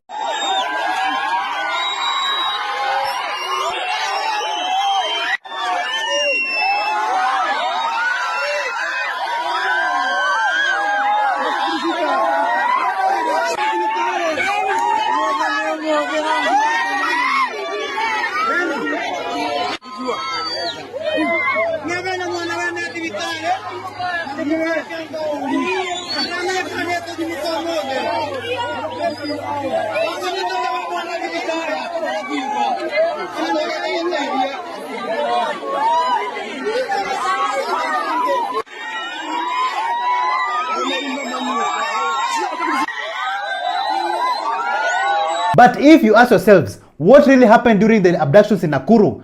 Listen to these statements from the locals. Kusikia sisi tukasikia kuna gari. Kufika kwa hapo kwa stage ya Nduthi, gari kapotea. Tukakimbilia gari. Jamaa mmoja wa Nduthi akigonga ukuta ni venye ametolewa bunduki. Akatishwa na yenyewe. Wakaniambia wanataka mchele. So juu niko na nibongo anauza mchele hapo, nikawaambia iko. Wakaniambia niwapimie kilo 20. So venye walifika hapo kwa kazi wakanipigia, wakaniambia wamefika. Kufika wakanionyesha kande za DCI.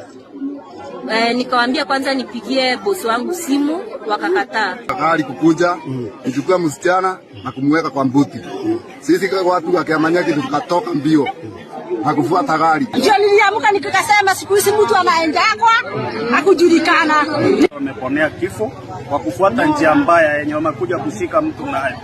Na zile gari wanakuja kushika nazo ni zile zinaandapi watu. Maafisa wa polisi kutoka DCI wamekuja hapa, walikuwa na mtaka mshukiwa mmoja. Kwa hivyo wakaweza kuja kumchukua, lakini kwa vile hawakuwa na gari ambayo inaweza ilebainika vyema kwamba ni ya polisi, raia walipoona hiyo gari wameweza kuleta shinda na wakaizuilia. Still in Nakuru, where the residents occupied, a patriot was being abducted in broad daylight, Kenyans, in broad daylight. But the residents there resisted and they went on to save this patriot from being abducted. Let's take a look at how things went down.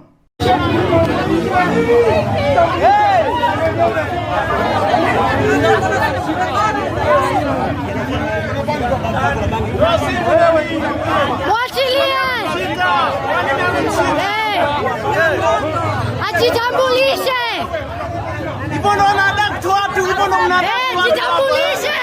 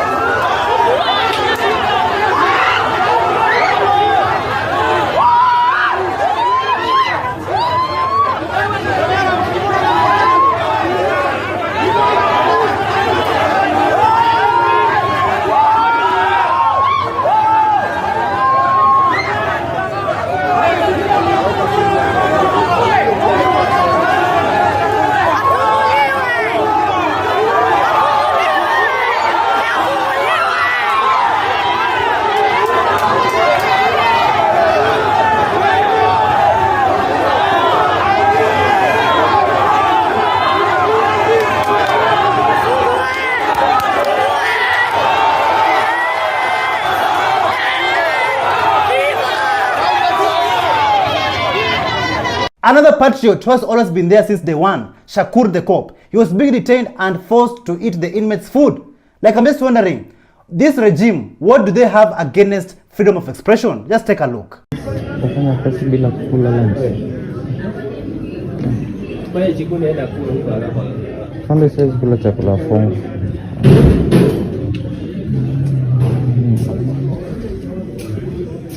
This clearly shows you that those officers who are detaining and forcing our brother, our patriot, Shakur the cop, they got orders from above.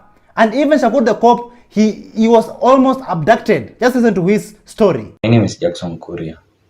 Most of you know me as Cop Shakur or Shakur the cop. Today, I've survived an attempted abduction. Were it not for my self-defense skills, stories. For the past few days, I've been receiving anonymous messages, anonymous calls. So amekuwa akinipigiana private number akiniambia vile wataniua, vile I should stop criticizing the government. Yet I'm not even criticizing the government. I'm just speaking the truth. The government is killing people. The government is abducting people. So today I have a message for the government of Kenya. Tomorrow I'll present myself to the police. If you want to arrest me and charge me, do it. But stop coming to me at night na kunifanyia vitu zingine. I know it's the government of Kenya that's trying to do this because the people who are trying to abduct me, they had guns. Tomorrow I'll present myself to the authorities. If you want to charge me in the Kenyan court of law.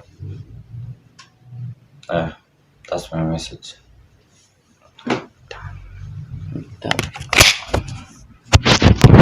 During the past election, Shakur the cop voted for President William Ruto, and currently he is regretting his actions. And why is that? Let's listen to what he had to say. Yeah, I personally went and voted for the current president. We were tulikuwa tunasimamia election in Kiambu. I took an Uber to go and vote for him. I paid an Uber for 1,200 shillings. I think to and from it was around 1,200 shillings. And the allowance that we got was around 900 bob for that whole period. And as a young person, I'm just asking this myself a question. Is this the country that I want my daughter and my son to live in? Is this the country that we want to have in future? And if we continue having this tribe thing, and these people are saying, we are going to be a complete mess as a country. Abductions. Like for how long Kenyans will you keep on hearing about abductions in Kenya? Paul Kaladi Mwema, who was among the 4 abductees in Mlolongo, who are still missing, who remained missing since 16th December. His aunt by the name of Margaret Munyoto, she addressed the media with pain and sadness in her heart, and also urging Kenyans to pray for the families victims. Just take a look at this. Tafanya nini? Sasa mtoto atatoka wapi? Pia mama yake, hata ndugu yake. Kwa ufupi mimi nasikia shida. Mimi naomba serikali hata kama ndivyo na kuomba uwe ni safi. Hata kama ulifanywa nini na hiyo watoto na kuomba usichukue kama mtoto yako. Na kuomba.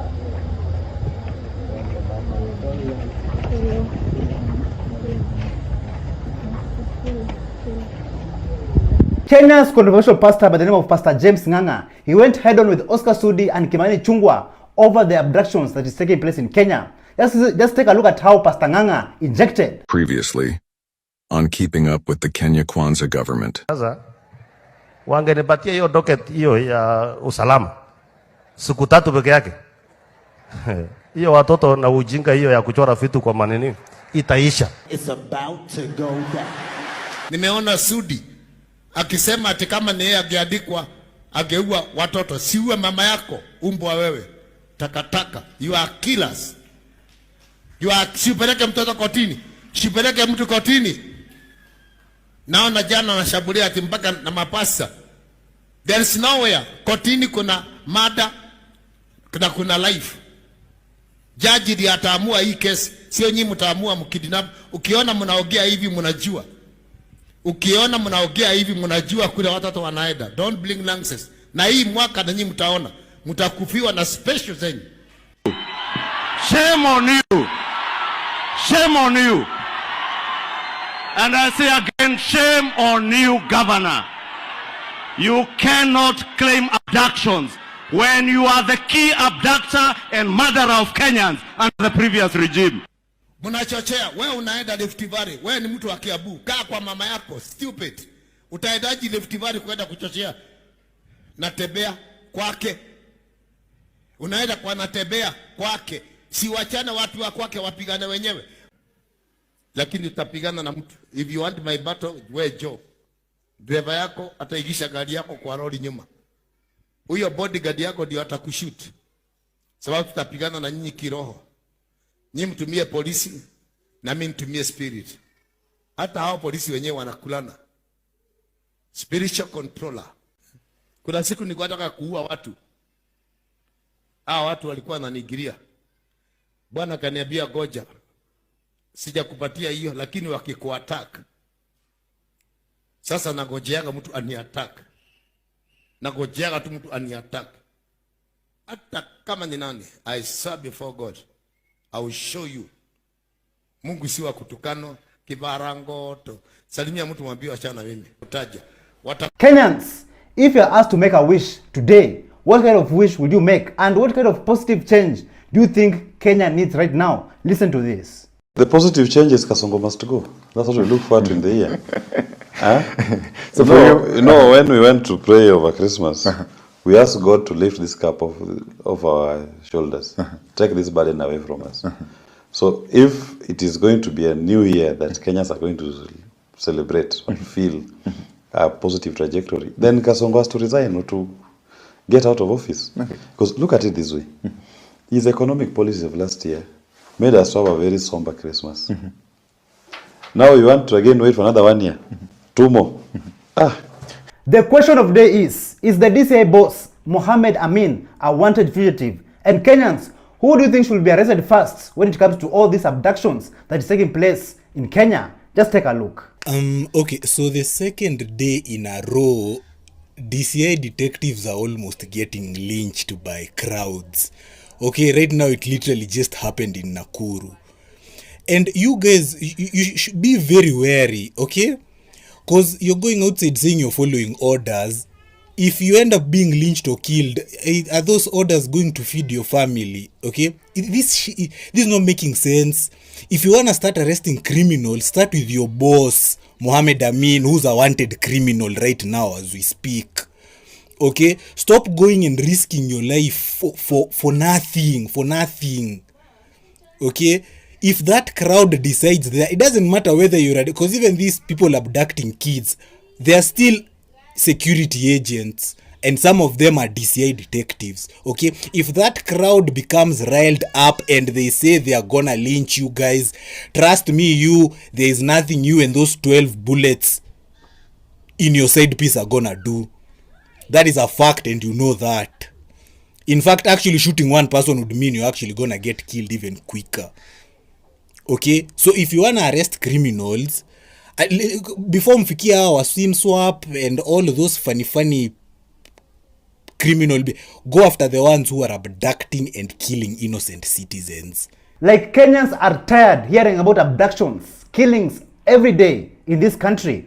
And people are coming with very creative and different ways on how to deal with these abductors. Just listen to this. Yes, nimeona William Ruto akiwa huko kwao Rift Valley amesema ati wale vijana wanamweka kwa coffin.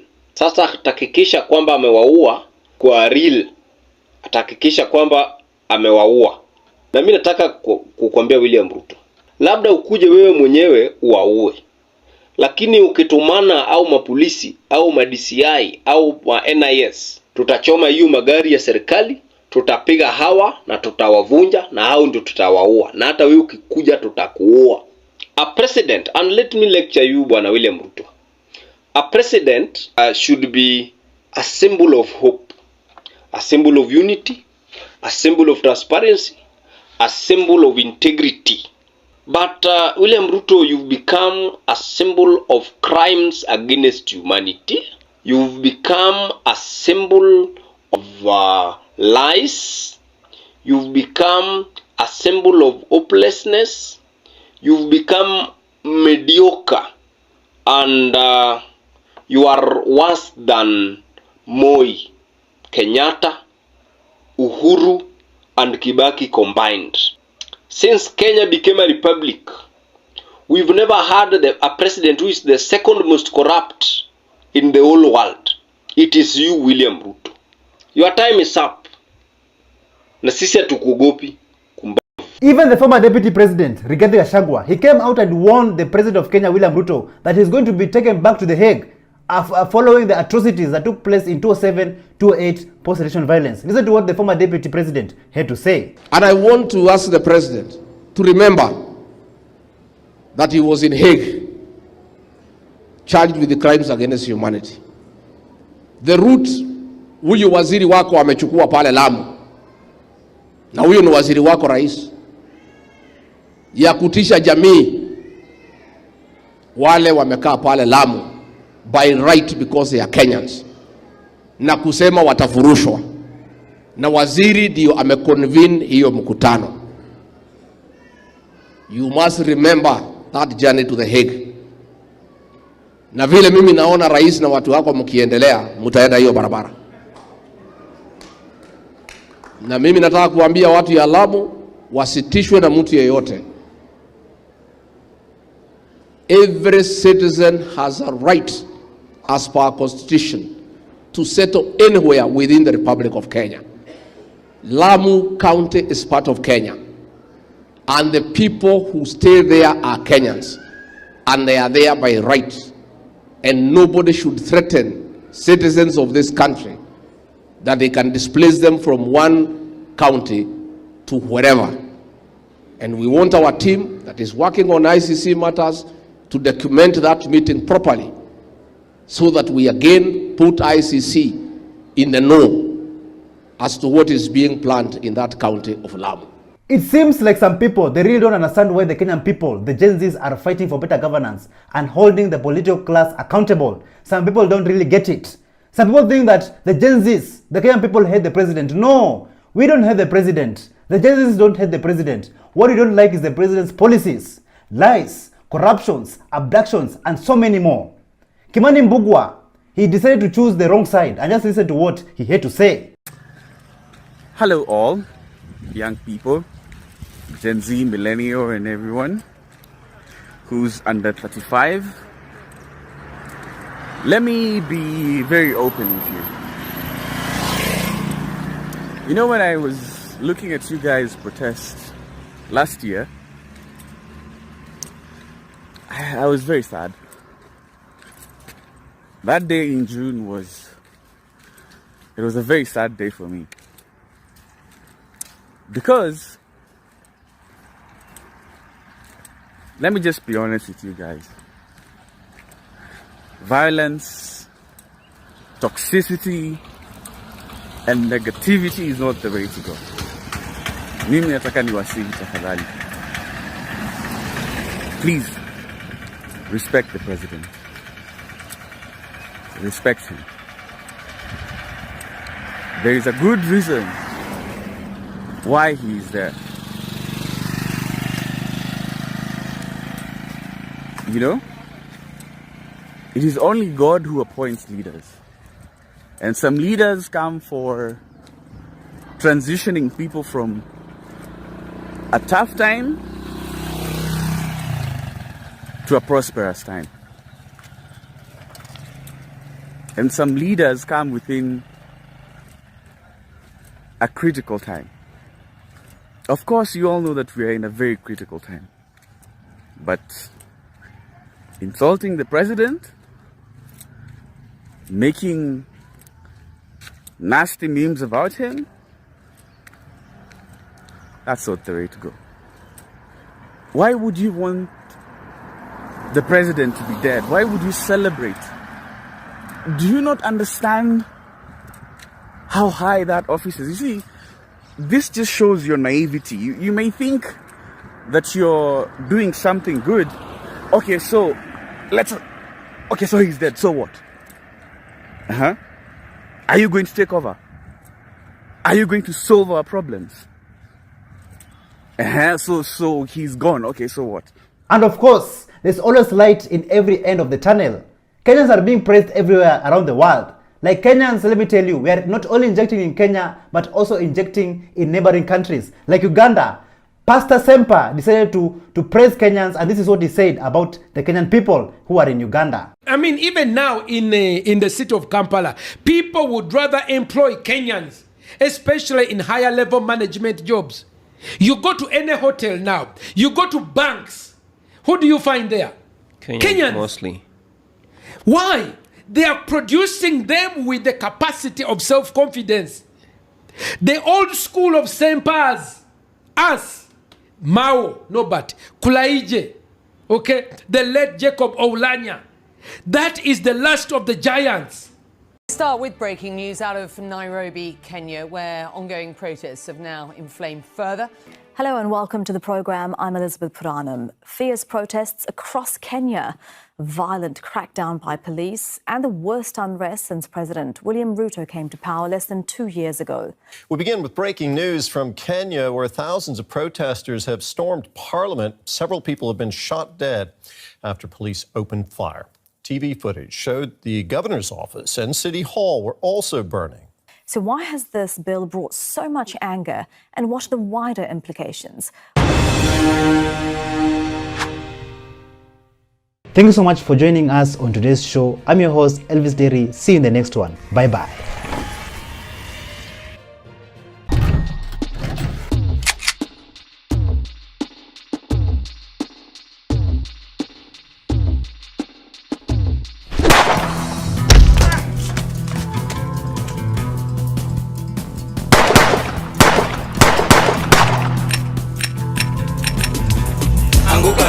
They're coming for you.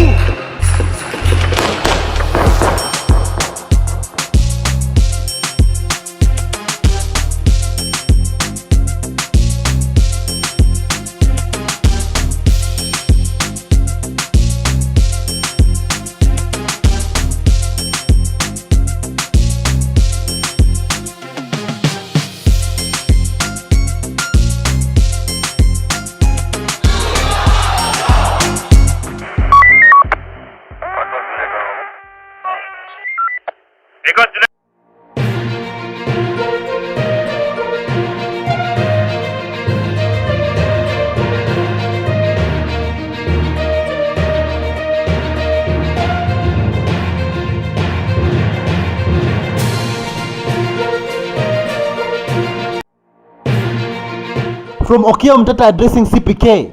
What have you given us? Is it a monarchy or a republic? To more identities revealed.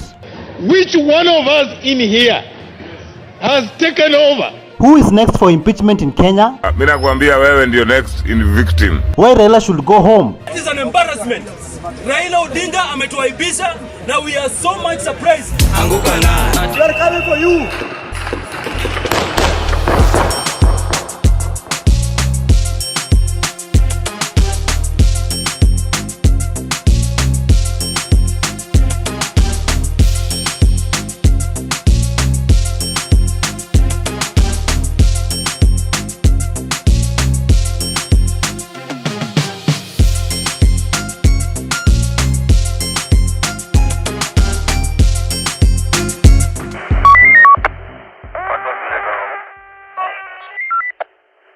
Hello, how are you? Welcome back to ShowNewTrend. I'm your host of today and my name is Elvis Derry. A defiant Isiolo governor by the name of Abdi Ibrahim Guyo. He refused to comply and to appear before the Senate after so many calls for him to appear for questioning. And remember that Governor Guyo has skipped multiple Senate appearances, including before the County Public Accounts Committee and several other key committees, prompting calls for police intervention to enforce compliance. Just look at our leaders. They cannot even comply for simple Senate questioning. Take a look at what he had to say. His Excellency, the Governor of Isiolo County, Honorable Abdi Ibrahim Guyo. What is your message to the people of Isiolo? Thank you, Moha. I want to tell the people of Isiolo, you've had rumors going around social media that the governor has been arrested. There's nothing as such. As governor of County of Isiolo, I'll continue complying with the Senate summons. But I'm not ready to answer to political questions from Senator Fatuma.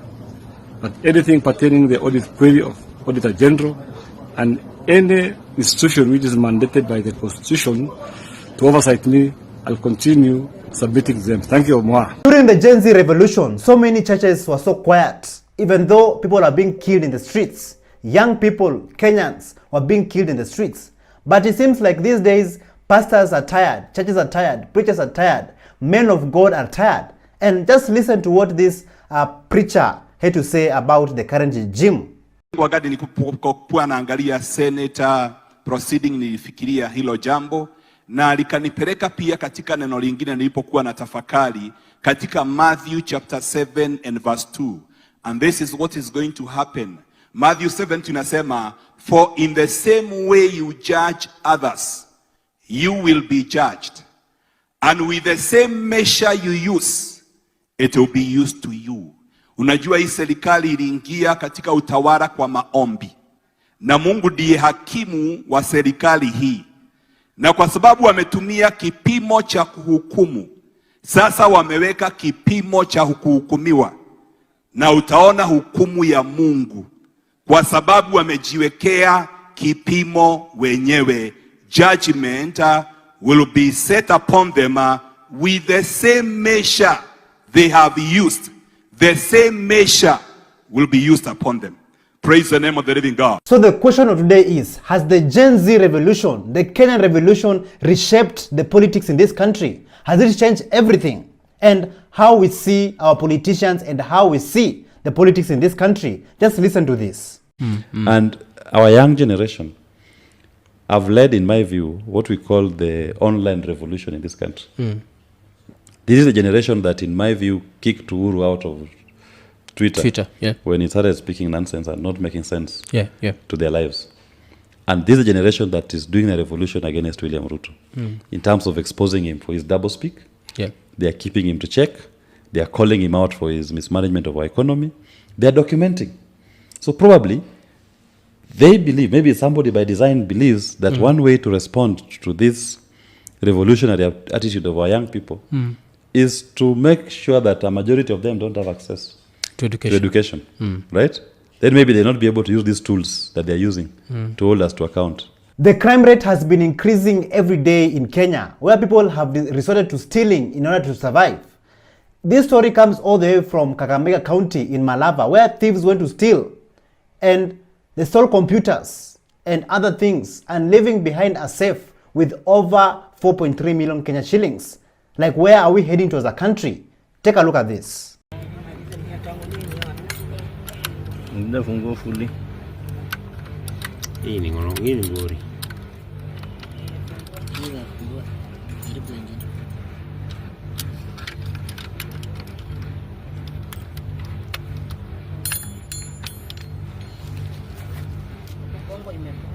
Hapa imegonga ikarudi ndani. Unaona hapa? Hapa. Hapa. Unaona hapa? Wamegonga sasa, ukishafungua hizi nini, hii nini imeingia ndani. Sasa haiwezi, ikiachana haifunguki.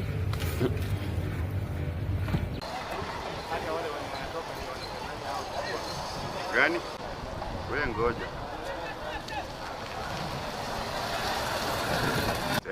Register majina.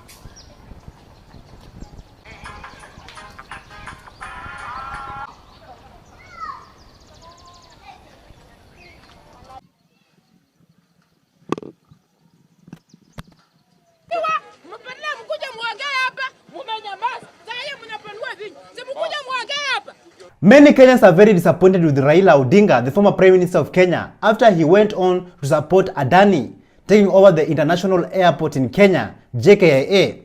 And the ground is hostile, man. Like, people are very, very disappointed. And just listen to what people in the streets said about this. Wanajua pahali Kenya inaendelea. We have disowned one Raila Amolo Odinga. Because Raila Odinga cannot hesitate a press conference alafu anasema kwamba Adani is okay. That is an embarrassment. Raila Odinga ametuaibisha na we are so much surprised that Raila Odinga has not been fighting for the rights of the people of Kenya. He has been fighting for his own rights. Because Adani amechukua our own airport. Adani ameleta kitu to a ship. This ship cannot work anywhere. Adani is taking us our power generation activities. What is so special about this guy that we have so many industrialized people in this country that can run these things, and then one individual, one Indian person is taking all our interest?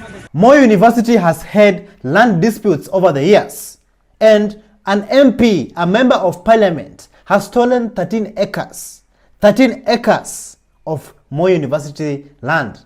Just listen to what this politician had to say about what is really happening on the ground. Listen to this. The issue about Moi University is governance. Number two, Mr. Speaker, it is very disheartening that Moi University, with more than 3,000 hectares of land, which one of us in here has taken over, and is stealing that land without paying Moi University. Truth be told. Number three, the assets of Moi University. The senator of Busia County, Okia Omtata, visited the CPK, Communist Party of Kenya, and he went to talk to them and tell them why William Samoei Ruto is a threat to the national project, and why the president of Kenya, Ruto, should be removed from power immediately. Just listen to what Okia Omtata had to say. You are cracking your minds to find a formula for making Kenya a viable republic, a nation that could serve everybody. So, after the constitution was passed, he was asked by a group of people, what have you given us? Is it a monarchy or a republic? And he answered, it is a republic if you can keep it. At independence, Kenya was declared a republic. Even today in its name, we call it the Republic of Kenya. A republic is a government of law. A republic is a government where a public office is used to serve the people, not to enrich the office holder. The debate should be about how do we get rid of Ruto before he gets rid of this country. That's what we have. It's an existential threat we are dealing with. And so, that's why we must not lose focus, and the focus is to get rid of Ruto, like yesterday. An urban spoken word artist and also a human rights defender by the name of Brian Silways, he went to inject to party goers and just see and hear and watch how things unfolded.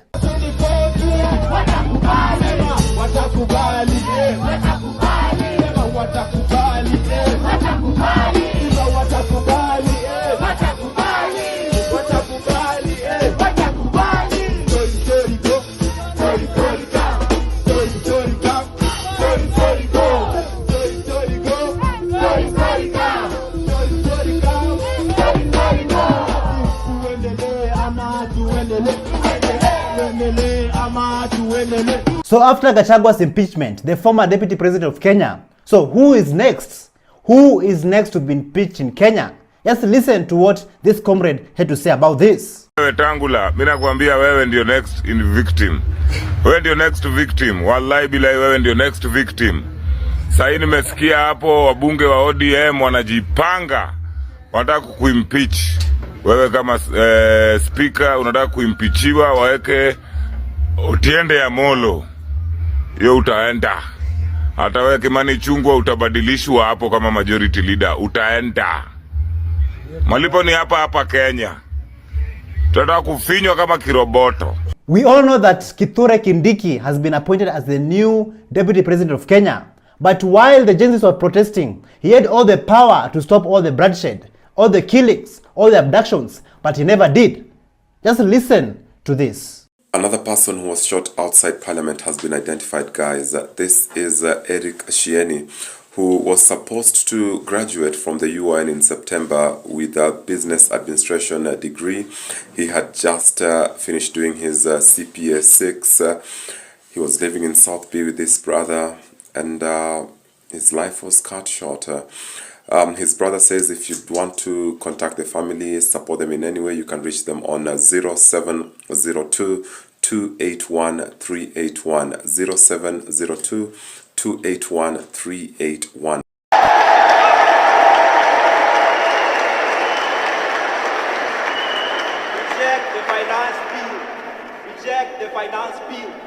Reject the finance bill.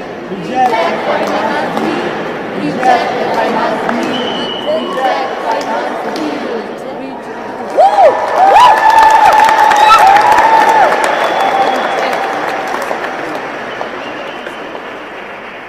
Let's give him a round of applause for expressing himself.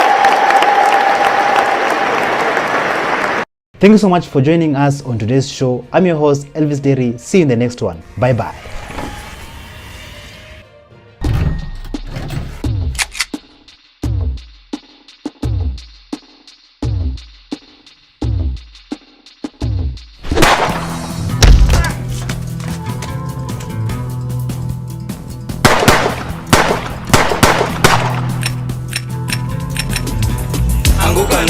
We are coming for you.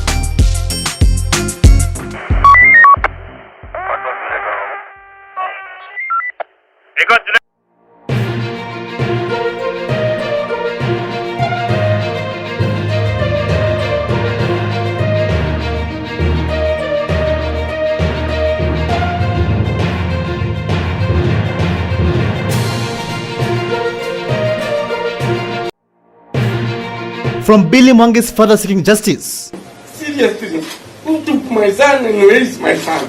to unseen CCTV footage. Will abduction stop? Zakayo, kama umetahiriwa, kuja ni abduct. Zakayo, kama umetahiriwa. Larry Madowo takes action. Peter Muteti was abducted while he was at this store on Saturday morning. We are coming for you.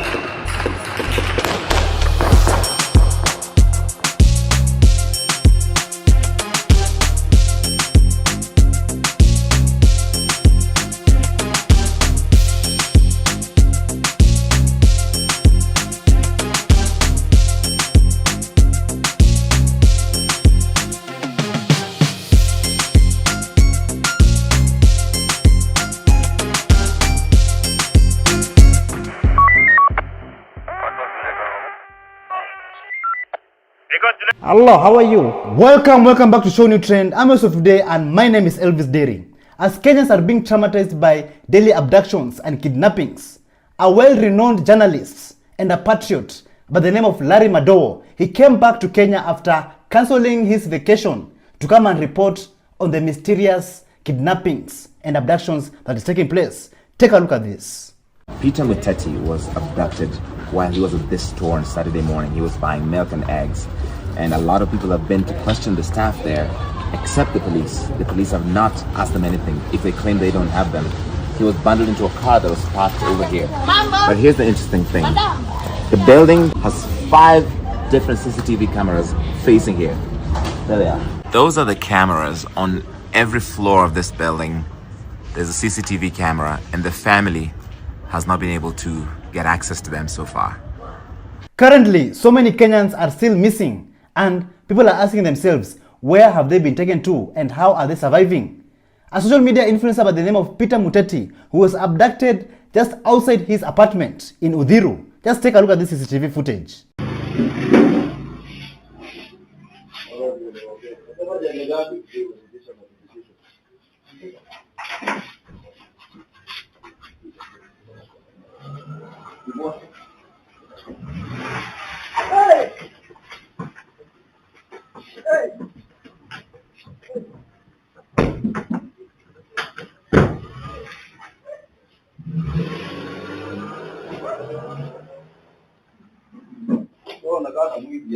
Later on, the relatives of Peter Muteti were interviewed by Citizen TV, and this is what his family had to say. It is outside this apartment in Udhiru, Nairobi, where 22-year-old Peter Muteti, a social media influencer with a considerable following on X, was abducted by 4 armed men on Saturday at around 9 a.m. According to family members, 2 armed men jumped out of a moving vehicle, registration number KCF 035M, and bundled him in. 2 other people, including a man in a police uniform, were inside the car, which sped off. His mobile phone was switched off and he became inaccessible. Jana aliendea breakfast around 9 and hakurudi, so I went downstairs to check on him. Nikaambiwa na some witnesses amekuwa abducted. Wambui says Muteti was living in fear after receiving threatening messages from unknown persons on the X platform. The threats followed a post he made on Thursday afternoon with a picture of the head of state that some would find in bad taste. She says he was concerned about the threats and he deleted the post. And that's not all Kenyans. In Ngong Town, a digital content creator by the name of Bernard Kavuli, he was forcibly bundled into a probox by unidentified men.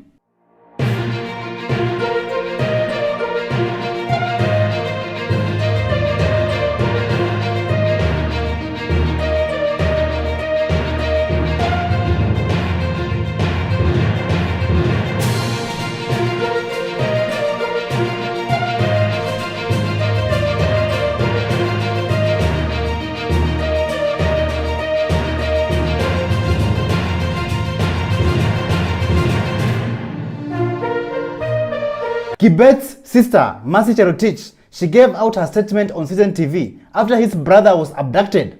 And this is what she said after having a phone call. Just listen to this.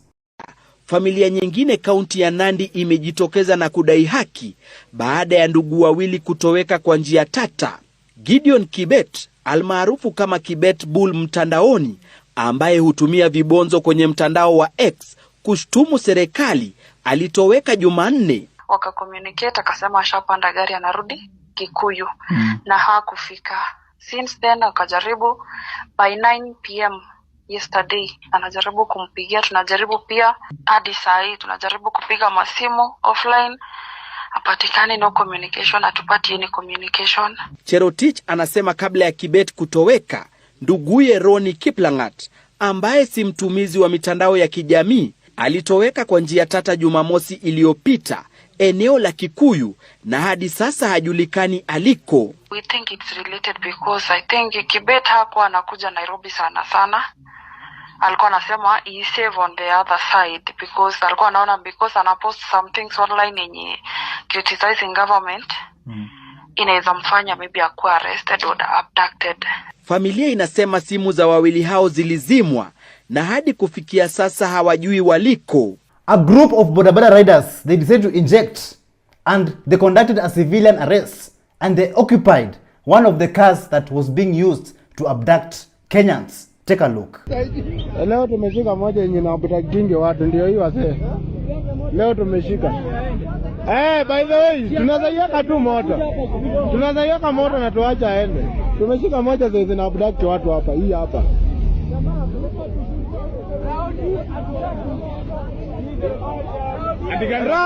Round hii serikali ya huyu jamaa tunaimaliza.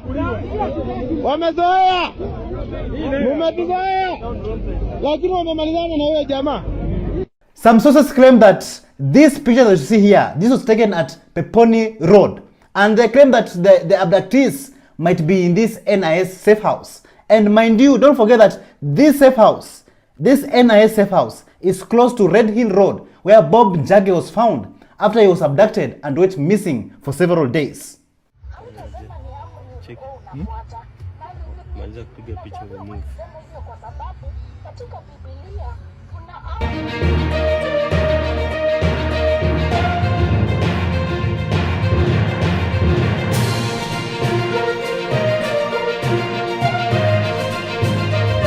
Due to all these abductions, currently Kenya is getting the international spotlight after Larry Madowo cancelled his vacation to come and speak out and document about the current happenings in Kenya. Just listen to what Dr. Mumbi Seraki had to say. So the police coming out and saying they're not the ones behind the abductions and Kenyans should stop spoiling their name. You know why they did that? Because of Larry and how much international attention the abductions are getting. Yo, everyone is watching what's happening in Kenya, including the ICC, but these guys don't seem to get it. 7 days ago, Nabi tells parents to tell their children or to teach their children how to talk. Now within 7 days, we've had 7 abductions. Then now the police have come out and said that they're not the ones behind it. It's so dangerous what I'm seeing, man, on these TikTok and X streets. Guys now are arming themselves because they're saying, yo, what's going to happen? Like, who are these people? So either these are our guys, ama this rumor of guys being brought in from Burundi, Uganda, Sijui, where to be part of a squad. This December has not been very great to so many families out there. Many people are still grieving and many people are still looking for their loved ones. Billy Mwangi's father was in court and he broke down and pleaded with the court to help him find his son. Like, this is just so heartbreaking. Take a look. Pickup, which was behind that Bill Dakar. Yes. When they came to where my son was, the Bill Dakar was ahead. The Bill Dakar immediately left, but 4 guys, very strong guys, from the double cabin car, popped out of the car when mishandled my son and threw him inside. Yes. And he asked them, who are you? Where are you taking me? Wakasema utajulia pele. Yes. Simu ikazimika wakaenda naye. Mpaka saa hii yaona, I have no idea where my son is. I read these orders that he would be produced in court today. I was coming for him, and I've come from Embu. My wife has collapsed. She has collapsed so many times.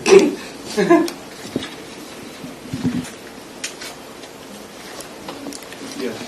I did not come with her because I cannot be able to handle him. So when I look around the courtyard, I cannot see my son. I thought he is here. Seriously, who took my son and where is my son?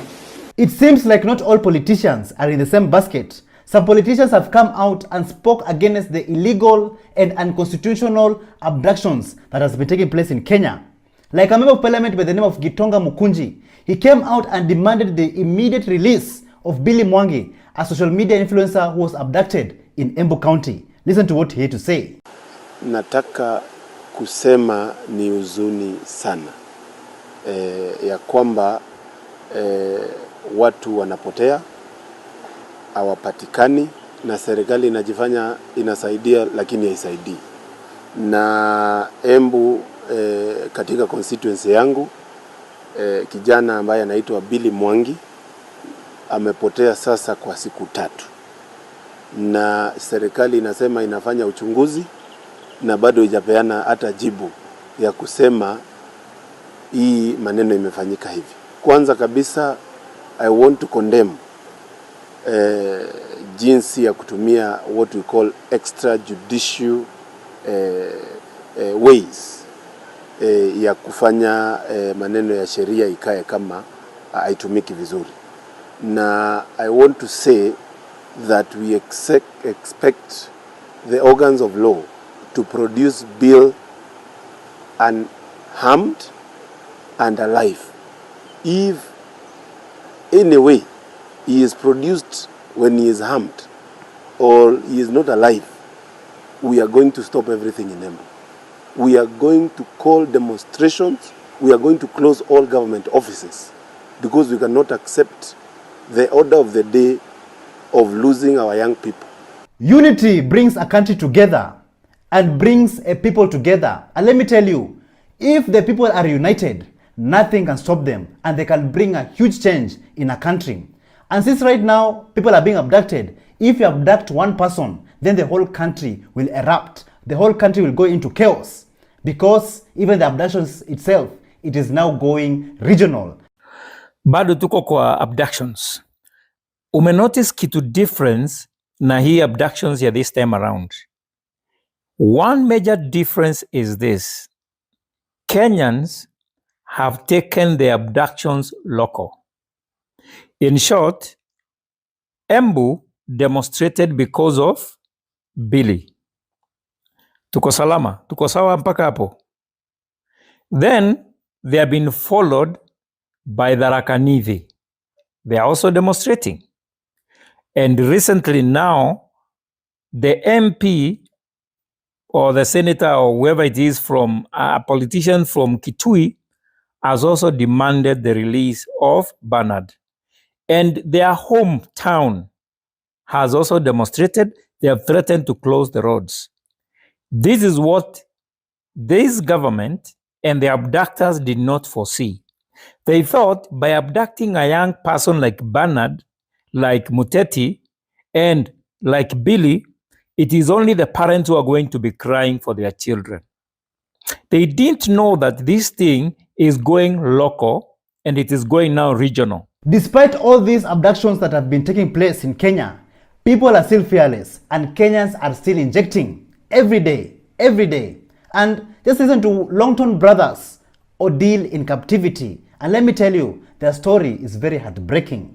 Au ni nani anawasupport kifinancial kufanya maandamano? Nikawaambia mimi kuogopa Mungu, hakuna mtu yote amenipea pesa wala kunisupport kwa hii nchi kwenda kufanya haki ya mimi kama mzalendo wa Kenya. Nimeenda kama mwananchi kusaidiana na wale wananchi kulilia uchumi na hali ya maisha irudi chini. So mimi nikashift, nikapelekwa kwa ile room. Wakati nilipelekwa kwa ile room, mimi nadhani nilikuwa wananitoa ili ndugu yangu asione chenye nilikuwa nafanyiwa. Nadhani ndio ilikuwa lengo lao kunitoa pale. Na kila siku ule jamaa alikuwa akifungua mlango akiniletea chakula. Lazima nipigwe. Hiyo number 1. Number 2, ataniuliza hiyo maswali ananiuliza kila siku, pesa ya maandamano na nani ni boss wenu. Nitaulizwa, ndio nipewe chakula na maji. Na maji ni hii chupa ndogo hii, hata ifiki nusu lita. Macho kibuyu ya 5 lita ndio imekatwa, so ile kibuyu ndio naitumia kama choo, haja kubwa na haja ndogo. Baada kama siku 5 ndio unapeleka ikiwa imejaa kwa choo, uoshe na uisafishe na urudi ufungiwe. So mimi 32 days kimimi nilikuwa najua maisha yangu imeenda. Sioni kama nilikuwa na hope. Juu ile tocha nilikuwa napitia, nilikuwa najiona ni kama nafanywa kama mnyama, si kama mwananchi. Those abductors out there, they don't know that the more they abduct the people, the more the people become more stronger and more fearless. And even our sister here had a message, a very special message to the President of Kenya. Listen to what she had to say. Zakayo the abductor. Zakayo the abductor. Until you are saying you have decided you'll stop the abduction. Come and abduct me. No go in, no. Mushude. Zakayo abductor. Where is Zakayo abductor? Na kuambia tunakutoa kwa kiti next year. Una adabu wewe Zakayo, shadow. Kuja kama Zakayo, kama umetahiriwa, kuja ni abduct. Zakayo. Kama umetahiriwa, kuja ni abduct. Lade funda wewe. After the Inspector General of Police, Douglas Kanja, came out and said that the police and the government are not involved in the abductions, Kenyans have become more vocal about this issue. And one man came out and gave out a resolution on how to deal with the abductors. Listen to this. Umesema sio mapolisi. Sasa si tunataka kufanya hivi.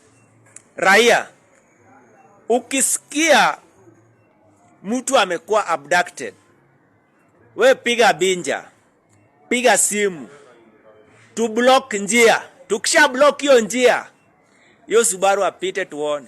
Si tunajua hiyo pistol ikibeba risasi mingi ni 5. Na 5 huo jamaa hizi piga yote.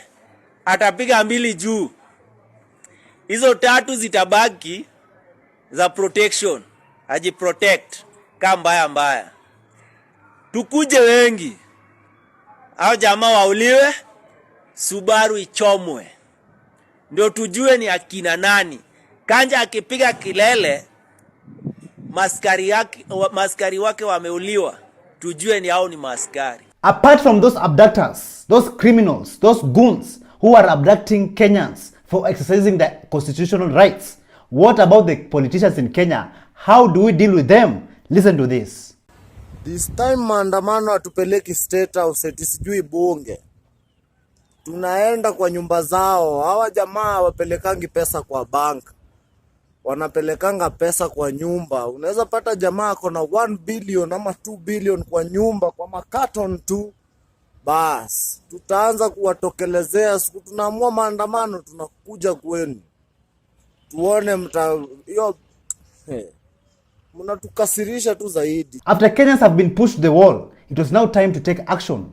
And let me tell you, the people of Kenya, the Gen Zs, the activists, they went to the streets and they took over and they injected properly.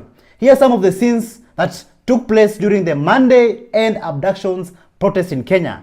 Katika wimbi la uteketaji nyara kote nchini, wanaharakati hao wamezipa mamlaka husika makataa ya saa 48 wakionya kwamba kushindwa kuchukua hatua kutalazimisha maandamano. We join all patriotic Kenyans in calling for nationwide protests on Monday, the 30th of December 2024 to demand for justice and accountability. Monday, we are going to call for the mother of all protest. It's not only in Nairobi.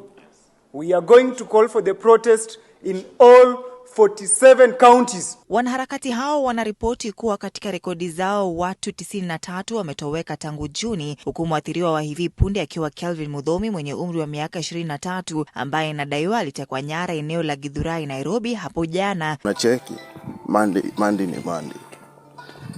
Tafadhali kila msee. Sijui utakuwa wapi. Manze tokea streets. We have a country to fight for. We have a republic to restore. Ndio tumefika tao. Cops are there, but it's not really something we cannot deal with. But itakuwa mbaya sana. Ninyi mko wale wase mna protest tu online. It's very stupid.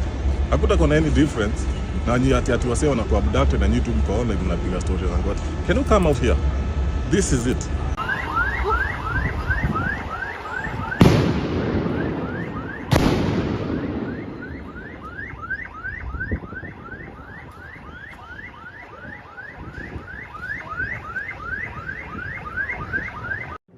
Wewe ulisema kwamba tusiende maandamano, sisi tumelipwa. Kwa hivyo hizo pesa zimefikia pia wewe. Na umekuja sasa kuchukua tu mileage. Umekuja kwa mileage. Anifa. He has said yes. Go live and tell people that they don't come to the street. Yes, today. Yes. Show me the evidence. And told people that wasije tumelipwa. Now let me tell you guys something. For sure. It's either you're with us or you're not with us. Let me tell you something. We have one enemy and that enemy is me. And the people I have never had a live. Live on TikTok or where? Just TikTok, you know.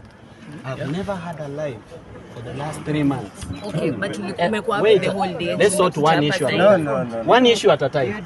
You said, I said. No.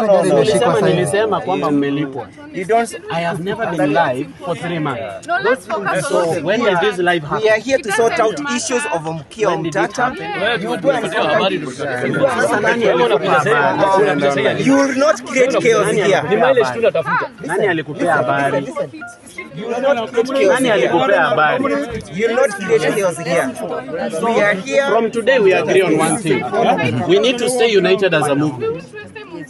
And side shows, lies, misconceptions, those things we will not accept. We have to stand together. We have to stand together. We are here to follow up on the release and the status of Mkia Mtata. The rest of the matters will be handled by the individuals concerned at their most appropriate. Perfect. Yeah.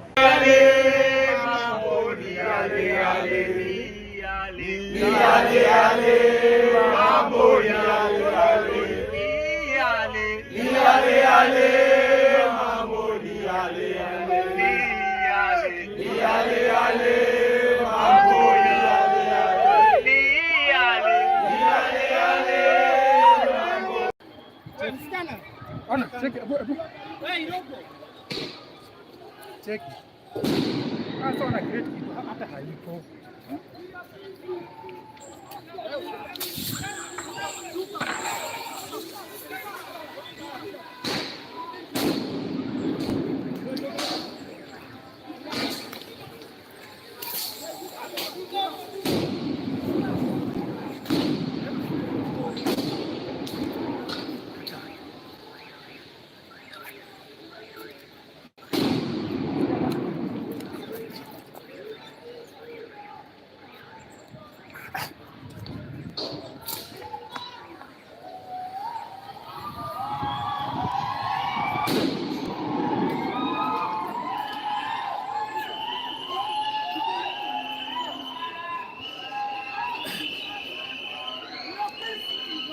Sasa kwa nini wanatupisha?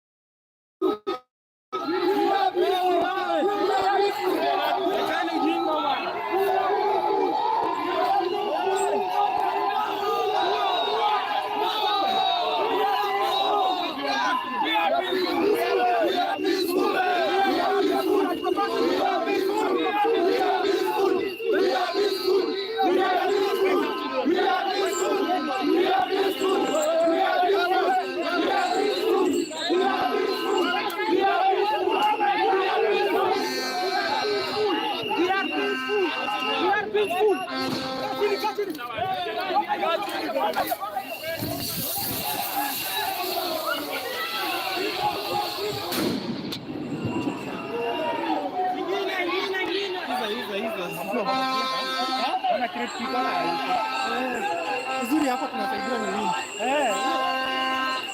Somali.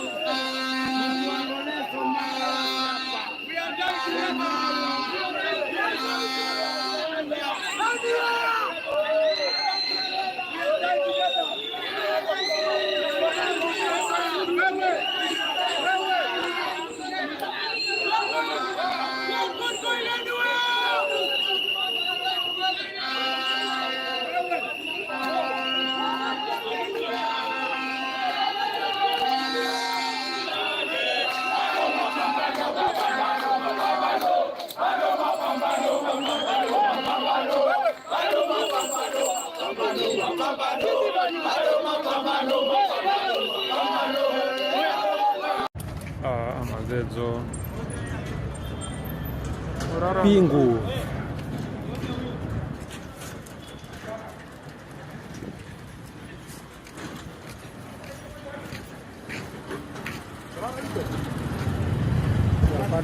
Pandai dia mana dia mau. Sasa ina kuangalia mkono.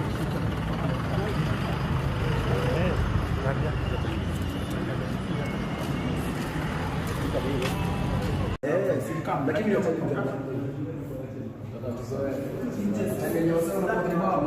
kushinda mapolisi tutaonyesha pesa sisi tunadai hapa.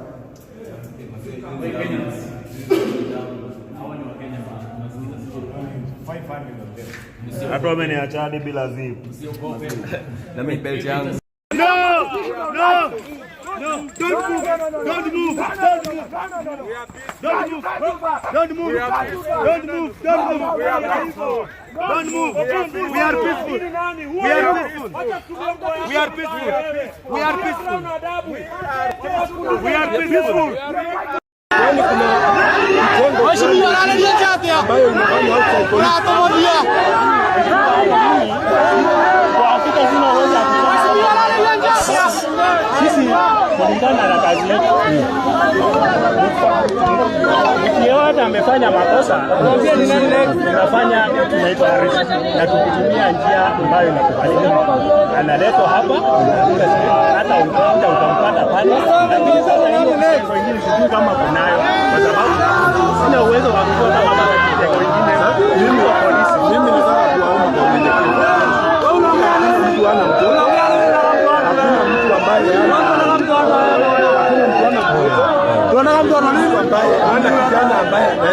Leo tunaongea hivi. Familia ya mwana Krismasi ikiwa haijui mtoto yake. Inaweza kuwa huyo kijana kwa sababu walishia. Na unajua Wakenya wameanza kuwa watu ambao wanaangalia wanashangaa. Serikali yetu inataka tupeleke kuna sasa mimi nataka kusema hivi kwa sababu tumeongea hii ilikuwa ripoti ya kujua mnafanya nini. Umeniambia mnaendelea na investigation. Ni sawa sawa? So okay.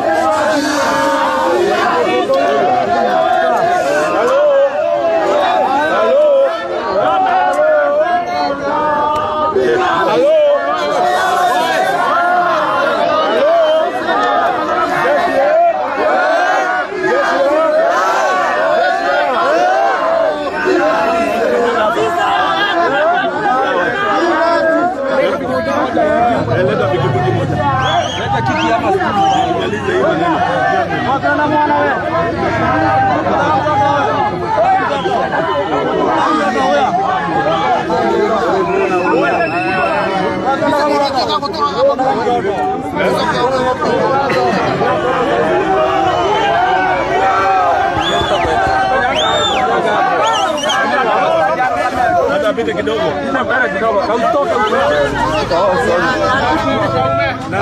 Kanyaga hapo mheshimiwa. Boss.